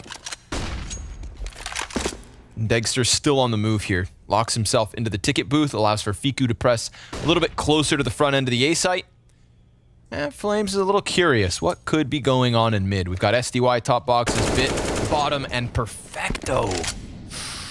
You know, Fiku pushing up, it's one thing if he stays under Palace, another if he stays default, but he just offered them a lifeline. This is a 3 versus 5 from Navi, turned into the 3 versus 3, and the bomb now getting trailed back through T-spawn. Yeah, there's a lot of pressure on Ticket now. I mean, he can't peek towards Connector. There's no one inside of window either, so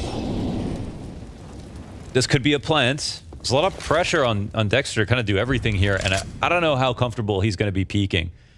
No one off of Cat for the moment, but it looks like Flamesy is starting to walk up and over.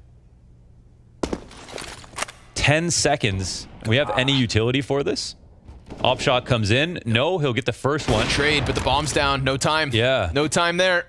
Oh, they had to get that first kill on the peak. So nicely done there from Flames. Oh! Make that, that's a, yeah, wow. Damn. That's a nice hunt. That's the op down after time. And Bit, of course, if he just keeps the AK, he gets to run to A ramp. So beautiful round from Dexter from front to back.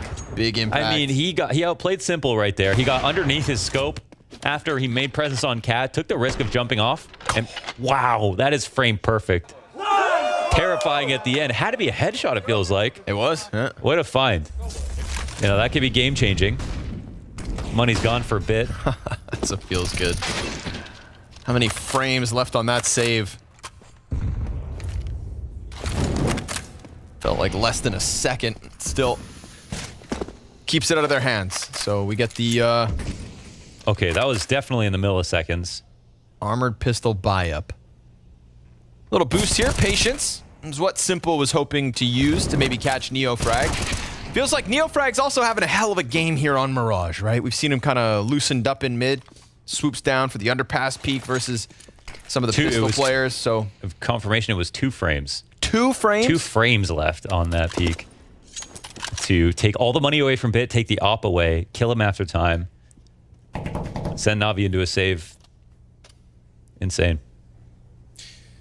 It's not often we talk about frames. Who we believe? Yes. You know what I mean? Who's told you 2 frames, Mohan?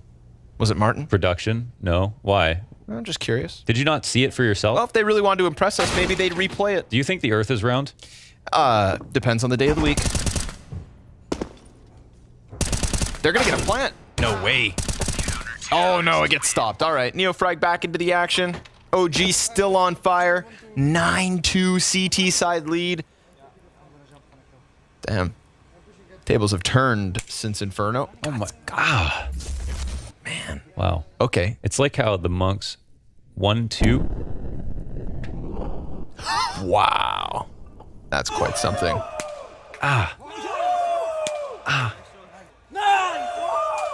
You could hear it from the other side.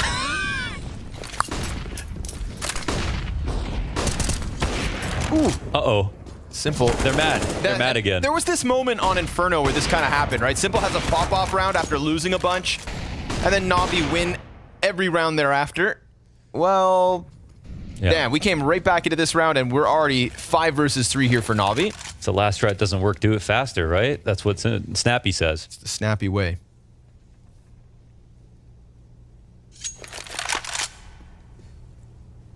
This is kind of a standard play, though, all being serious, to have the op go up Cat for that connector.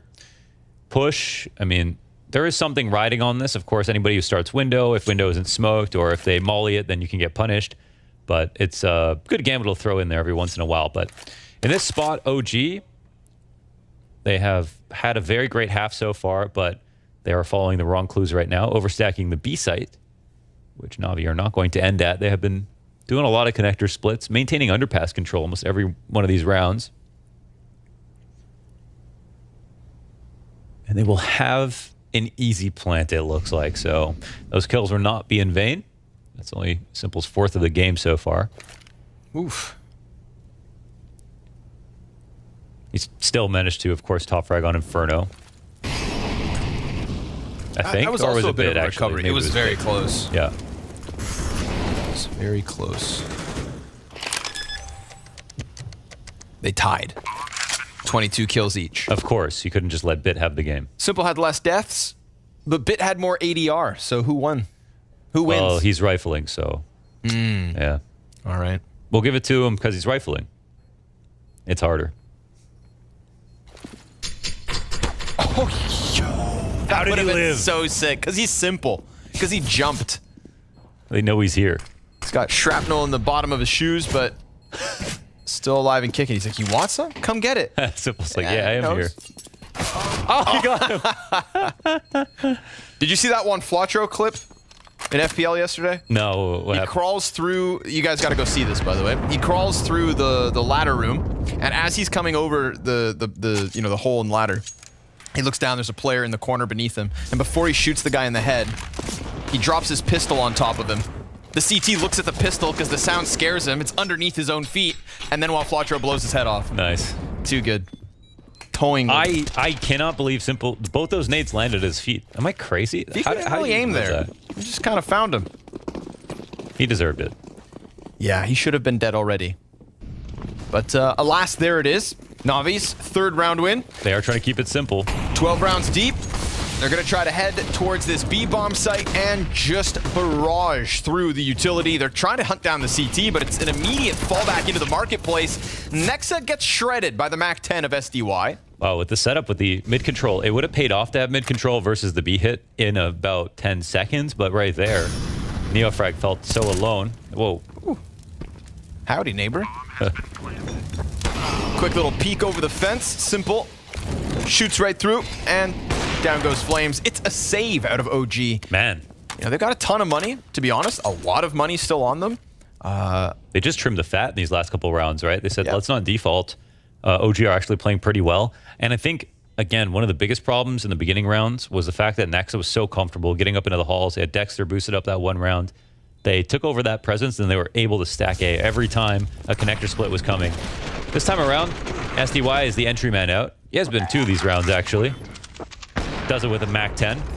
And it's as much as it is safer to play in market versus the full B hit, it is also risky to have to try to retake B, even if it's 5v5.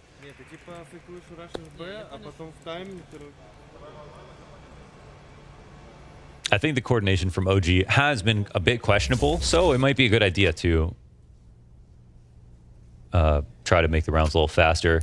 See if they can just put pressure on the site holds instead of, again, letting them whittle down numbers in the default where they've been very hard to trade.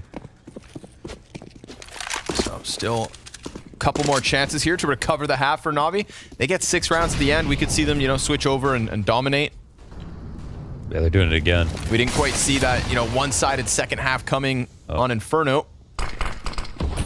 But for now, we lean back towards that B site. Simple to support in the background. Neofrag just takes some shots there, really puts them on high alert as Electronic comes through the front end, but Dexter recovers. Still, inside connector, player both sides of this. They got a window. Support from Catwalk meant to get into position. It could be a little bit late, but he's trying to climb up that ladder, trying to find it, and he doesn't. Bit gets through. So even with that additional kill towards mid, Bit is everything right now. And the CT comes to peak. Oh, they raise the red flag. The alarm sounding. And with it, OG able to stabilize and find themselves a 10th. Simple brings Nexa with him, but that's 3 up from OG and double digits in the very first half of Mirage. Oh, yeah. Even that's why Dexter will never get cut from this team. Because he'll hurt you if you do. Exactly. I see. That was a cool round from Navi overall. Neofrag had the right idea with the spam, of course. You could feel it. He was like, something's going wrong. They're not rushing B right now. They just drew out all their B grenades. Now they're coming back to mid. Yeah, Navi wouldn't do that exact same thing. Let me test this smoke, and just misses a small timing where he gets killed. But then Flamesy's awareness. I mean, that was all a ruse. The 2 players walking up Cat weren't even Bit wasn't even one of those 2. He got a window by himself, and it was all based on how much noise was being made. He was able to jump up into the window and walk all the way through Murder Hole. at a very fast timing because there were still so many nades coming down from connectors, spams coming back and forth.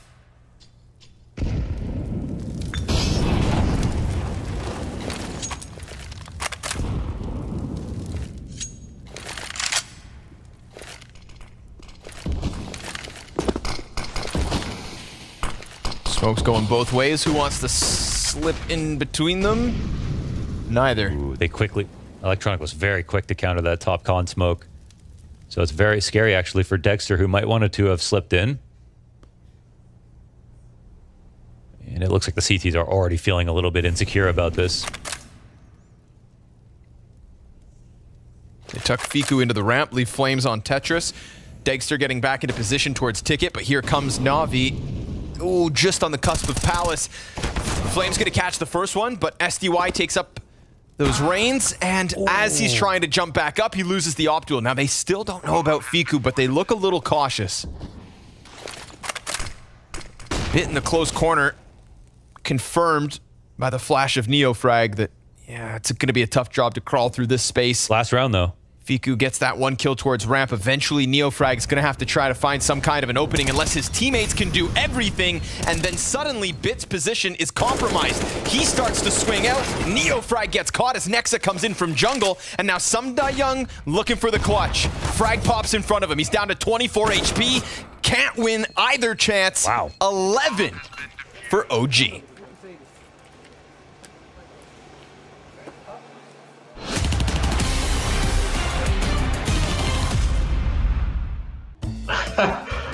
I'm so bad with words, it's insane. Was not prepared for this.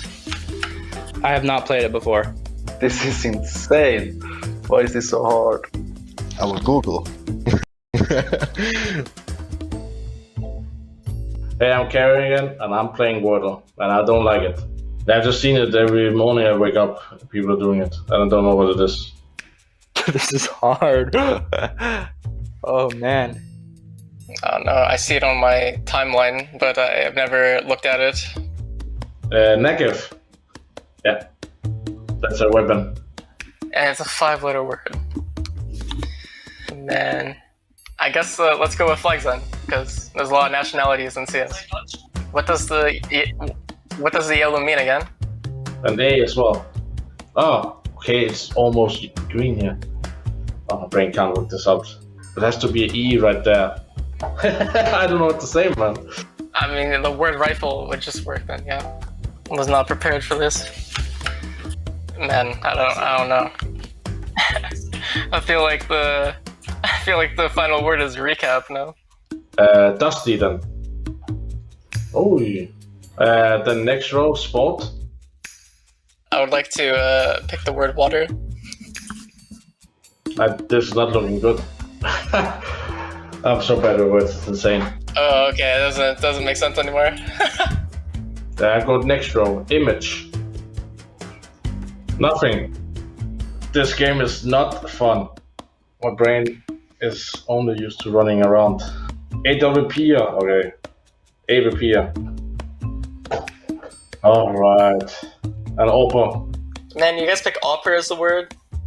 You guys pick opera as the word, man. Blast is even op abusing, dude. That's actually hard to find a 5-letter word. Okay, so knife. Other. Then I will take child. Oh my god, that's gonna be really difficult for me, I think. None. Wow. Okay. What else is there? 2 letters. Homes. Second letter O. Good lord, this is tough.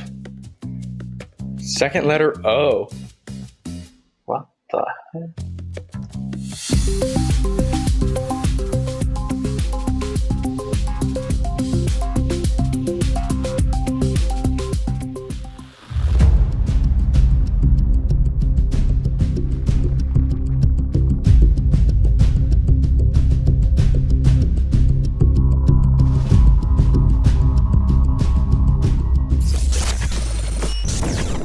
CT plant.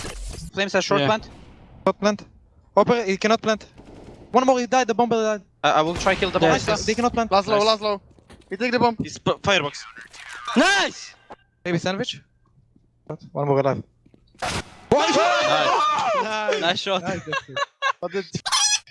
Nice. Nice. Let's keep playing like this. I like how Dexter's always looking for someone new to slap too. Yeah, right. When he's Who done wants with- some? Who wants some? I'm happy. I want to slap.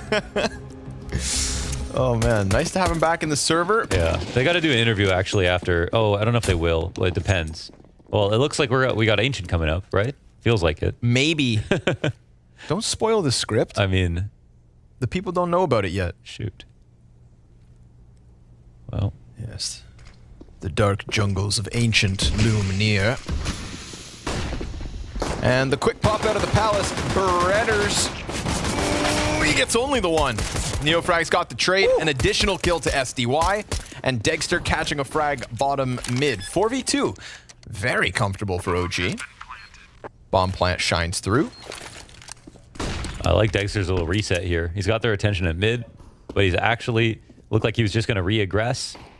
But now with the time ticking, I mean, he can do whatever he wants. His teammates have this locked in. Nice couple of kills here from Neofrag. Nice map so far.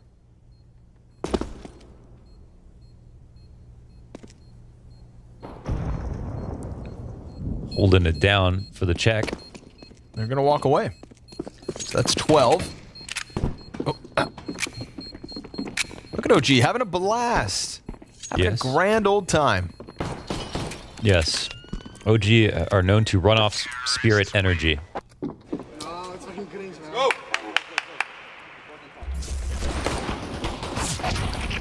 Neofrag drops down, gets that one. How's the second kill look? Oh! Give him a looks chance. Good. Very quick kill deep into the ticket. Simple with the scout. USPs and Deegs and an ump. An ump for SDY. You got to really believe in yourself to use an ump. So I actually played the RMR. Navi dumpstered him 16-5 on Mirage last time. They don't play it much either. And their last game was actually to Nip in Dubai, and they lost 16-5. So this is stellar for OG so far. Good damage on the nade. SDY just waiting and waiting and trying to find his chance, but Neofrag senses him, gets him to start shooting back. That allows for him to really hone in on the spray, and Flames going towards Ticket. Simple. That's something. Finds Fiku coming out of the palace. That'll be a weapon picked back up. Bomb not yet planted. Frag grenade finds Electronic. Neofrag over the stairs. Ooh, I like that energy. Making sure not to allow the CTs to just kind of grab a pocket to hold on to. Yeah, that's the kind of play you make when you're winning, right? So, well, they haven't planted. Ooh, they haven't planted, and they're starting to lose players and health. He's hitting everything. Simple has tagged up almost everyone. Jesus. And now he can try to let them get He's got a locked. clutch. Oh, he's on the clutch, yeah. 1v2. Jumping across. Player close box. Swap to the MAC-10. That could definitely finish off what he started. Oh, this is Simple after all. And he decides to go back to it. Oh, Neofrag just on the box. Make sure to give enough cover. Simple tried to add a little bit of spice to that one, but instead, Navi go down easy. Yeah. Washed away 13-4. Oh, this is how he hit the first. Oh, it was over a boost. I think it was. Wow, nice shot. All nice shots, really. He racked up the ADR on this one.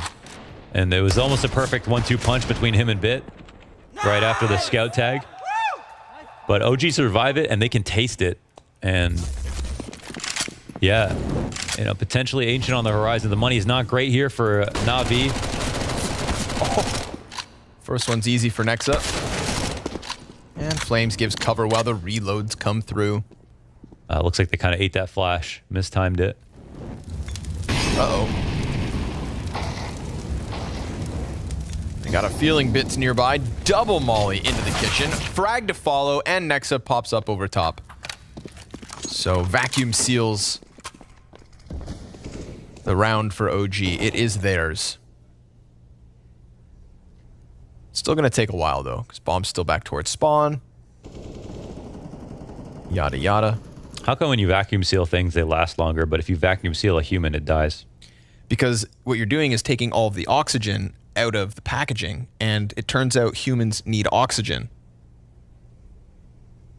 You done being a smartass?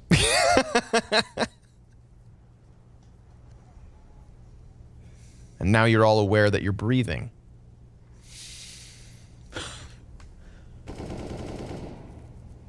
Now I'm manually breathing. Thank you. Simple. Does he get one? Nope. Oh, from above. Flying Mac 10 end. Nexa. Oh, that's such a... I could just... all day long. Just sounds like tennis. Yeah.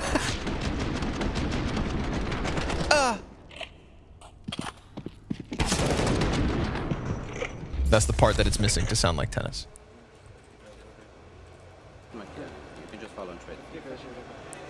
Please say something. I don't like. I don't want to stew in that one. Why? No, that's true.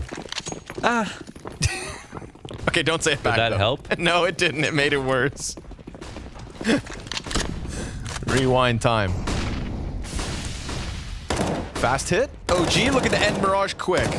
They get a little bit of footing out onto the van. Perfecto's calling for help. He's got Bit towards Cat. Bit comes through with the only kill so far from this B-hold. Electronic wasting no time to post up on the angle and finish off Fiku. But Neofrag pushing down around the side of the arch smoke finds Bit back. We got the 3v3 locked in.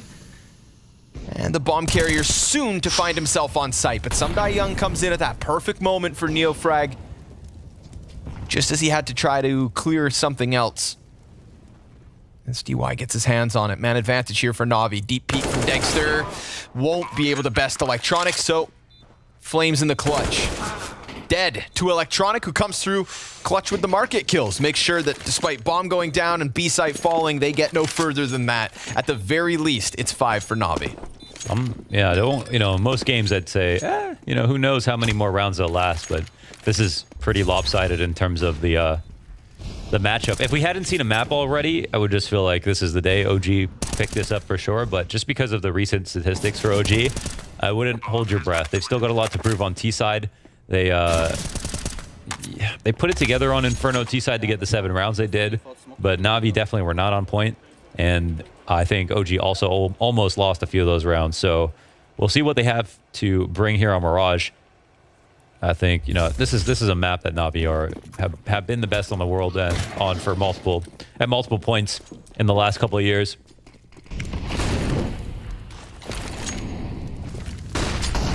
I think we'll hope, might naturally be faltering. I think they could still see them winning, even if it's going to be a very difficult and long comeback. OG have to stay sharp. I think that's why Nex was so excited, even about winning, on that anti-eco. It's for good reason. Every little bit counts. And that's... OG actually, they won 3 pistols, I guess, so far in the series over the 2 maps. 2 on this map.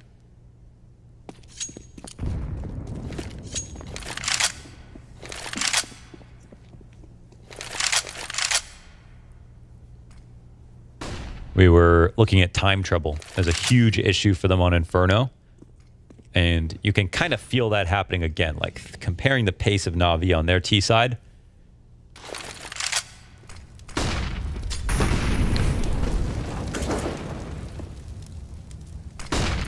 Nothing here at all from Navi. Just letting OG start to go through the motions. 40 seconds. Flames get smoked off bottom con. We got a pack of players here from OG ready to try and make something happen, but just nothing being given to them from Navi. They want to pull on that one thread, loosen the ball of yarn, but they can't find it. Simple finally going to show a little bit of contact, and with it, it's an insta-kill into Flames. He tucks down underneath Palace. We've got 15 seconds. Bit's able to get another kill towards Catwalk, so we talked about time. And once more, seems to be an issue. Simple locked into this corner. He's got nowhere to run, but nobody can trade frag him because SDY gives great cover for it. And now Dexter, he's got to be cautious not to die after time. He's going to get pushed, and sure enough, what goes around comes around. Navi survived 4 up in what was just, a real allowance to OG. They could do anything they wanted. They could walk in any direction until they hit those bomb sites. And then Simple laid down the law. Yeah, I think you could feel around like this happening, even from the full minute mark. No, OG don't seem to be very good at applying pressure throughout the rounds and instead look to commit later on. And, if you approach Connector really late into the round, no matter how little work you did to get there, it'll be open at some point or another, but it'll also be very hard to win the round. And I think that's the important part. So, yes, they get some map control, but it's a bit too late. And that was an issue for them on Inferno. And now Navi are on to 7 rounds.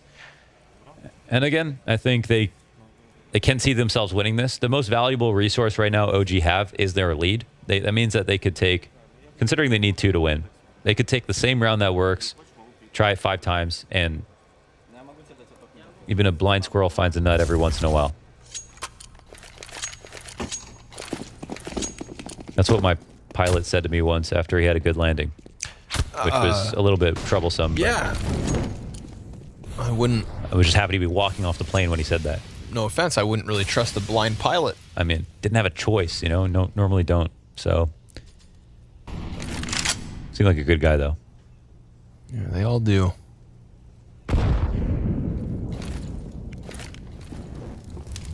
Util starts to shower this A-bomb site. Simple, just playing on the bench. Tries to come around with the kills. That's 2 back for Nexa. Man advantage OG, gunning for that 15th. Same spot from Electronic, works out better than it did for Simple. Equalized yet again. Wouldn't be the first round we watched Navi come back from man disadvantage. What you said, 39% win rate in the 4v5s? Yeah. 3v2 now and made that much better. So, damn. OG, unfortunately. You know, but at least there were rumblings here in this one. You said, you know, take the same strat, run it 5 times. Yes. If this is one of those 5, it started to look good enough. They can follow up, be a little bit more aware of Electronic's possibility of peeking on that smoke. Yeah. A quick dink from Bit to end it. So that is 8. Only 6 the difference now separating Navi and OG. And that's why it's not unreal to try to re-molly the bench run out, where they had the first one come in, but Electronic with the re-aggression, they just weren't ready for that. The smoke was nice and poofy for him to peek on the right side, and at that point, they were pretty comfortable. And once that kill came down as well, smokes expired before the bomb got planted. That's the other huge thing. You have to, if you do a full A exec, you're using the majority of your smokes. So that means that you're always going to leave a choke point open. If you don't get that bomb down, you have to re-smoke things off. So it's really risky. And that's why there is so much incentive to take the risk of going for that bench peek and even doubling up and trying it again. Ooh.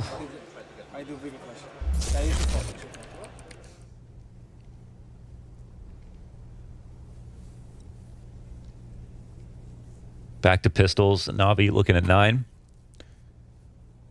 We can see I think the fast plays, just like we saw for Navi towards the tail end of the first half, they started to just go way faster, and that ended up working out better for them than their defaults. Wouldn't be surprised if OG have some of the same. Nexa, I think the hallmark of his calling is the fast ecos, like really, really good executes with low utility. But this one, they've got no utility.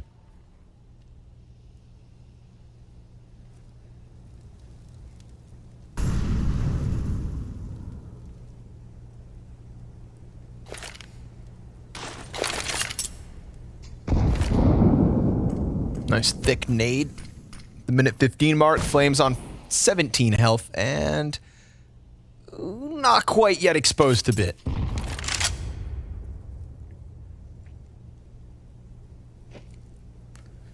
Doesn't want to give that Deagle a chance to shoot back at him. They look for a boost to try to approach him a different way. And they don't want time trouble on a round like this. You do have to get it over with.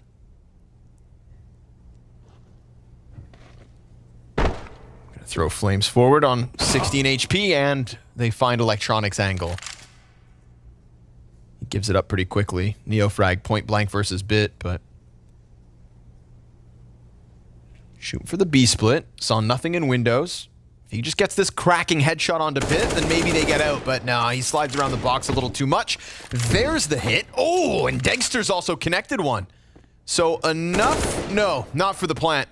Electronic gets out from market and ends any hopes of OG of robbing that round back. But, you know, at least Fiku, Dexter, we give them props for the Deeg headshots.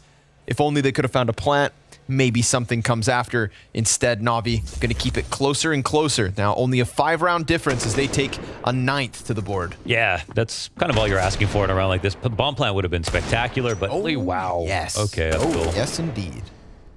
Yeah, that was pretty sick. I think if I remember correctly as well, like, Dexter wasn't even always an AWPer. I think when I first did like a demo of him, he was rifling for his team and everyone was like, Dexter, Dexter. And I think he picked it up afterwards. But clearly he's good with every gun. Must be nice. Simple opens up. Yeah, that's free with no top. It's a top mid control. Of course, it killed Neofrag very deep in there. Gonna assume that was a shoulder peek.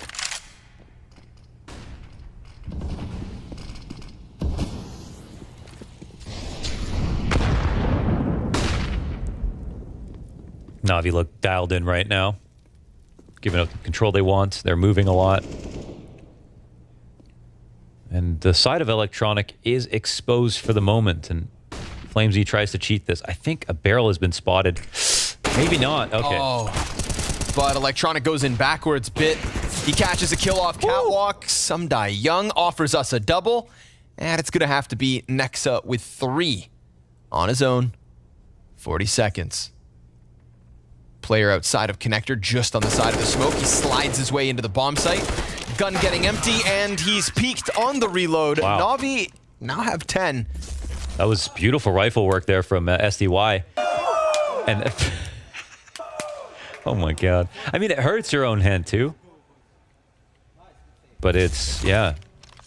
Maybe it's imbuing them with power that we don't know about. But it's Navi who have all the power right now. It's a 4-round game, another save. SDY, so one thing on the CT side is he's swapping out for Boomich 1-to-1. I don't think anything else has changed from what I can tell. He's just playing A-side anchor instead of Boomich. And looking extremely good doing it.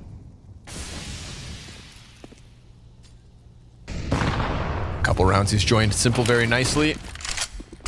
Right now it's going to be the hit.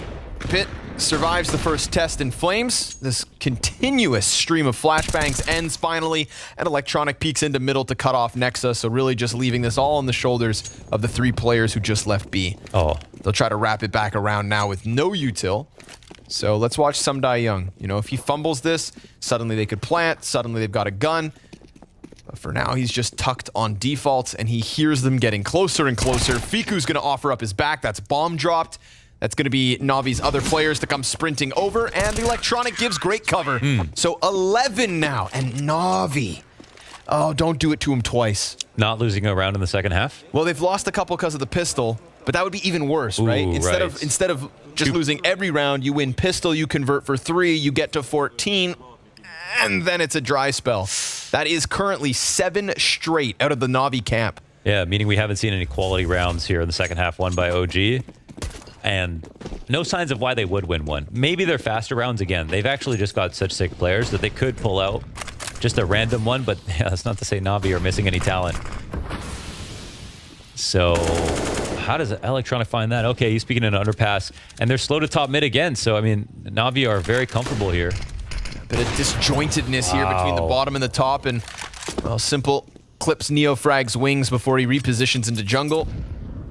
That's huge. And back all the way around. All right, that's Simple looking a lot more comfortable now, right? That's the kind of gap that most oppers wouldn't give you, where they'd probably just dip out a connector when their underpass player dies in that spot. He knows he has a couple extra seconds. And that's what's making the difference. Wow, great spray. Honestly, his aim has been pretty impressive, I'll say. Yep. You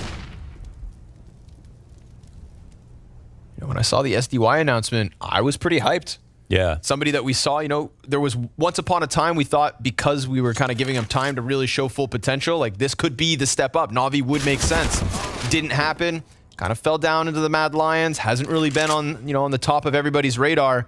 Gets a big call up, not at a point where his career is at its hottest. And that's what makes it so interesting. It's almost like they're banking on what he used to show us, what he offered, and it's working. Yeah, he said it's the biggest opportunity of his life, and that makes sense. I mean, to play on Navi is a dream for some players, but of course, play alongside Simple for this organization, especially at this point in time, you know, and you don't get many opportunities like this. So, yeah, people who have been around know SDY. He has not been on anybody's radar recently, even though he's been active. But yeah, he's always struck us as a player who would rise to the level of his opponents. So yeah, we'll see. This is kind of just OG, and I think that is important to note that they have their own problems and they're new as well as a unit. But a good first team to take down. It is. Show a real promise in 2 halves. If it happens, that is fair. If 4 rounds away now, Navi. Yeah, in a game that was 14-5. One gun on this one in the hands of Flames.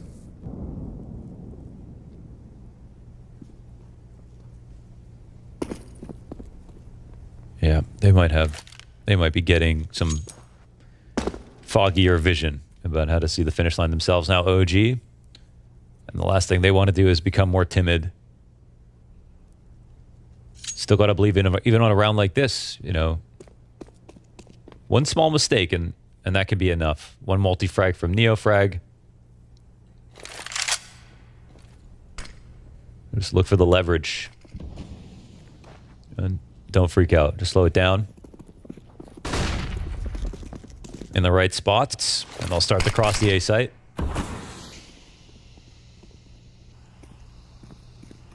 Electronic tucking for a second as the flash pops. Predicted it nicely. And Sumdai Young, kind of loses vision because of the smoke. Continues with the spray. That's the difference maker. Flames catching Simple, right? We're waiting for that AK to pop off.